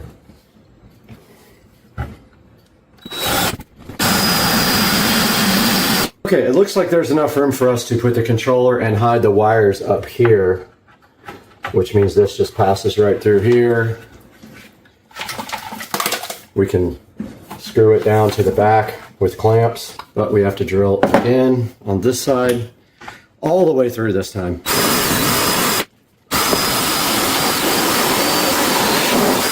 Now we got to get through the bottom of this, and we will want to stretch out these lights and see how far we have. So if we start there. Okay, so now we have to drill in this corner, and that's always kind of tough getting the correct location because there is a 1/4 inch piece of board in here. You can see right here, there's a 1/4 inch kind of trim piece. So we have to actually be out from the wall a little bit. All right, we're drilled. Let's get our vacuum out.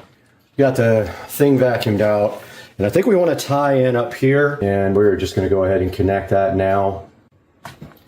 So what this means obviously is that up here or somewhere we have some wire to hide. So what I'm going to do, I'm going to mount this first light on the corner, and then I'm going to pull the slack and put the controller up in this void, but I am going to just mount this first light now. Take you guys along for the ride.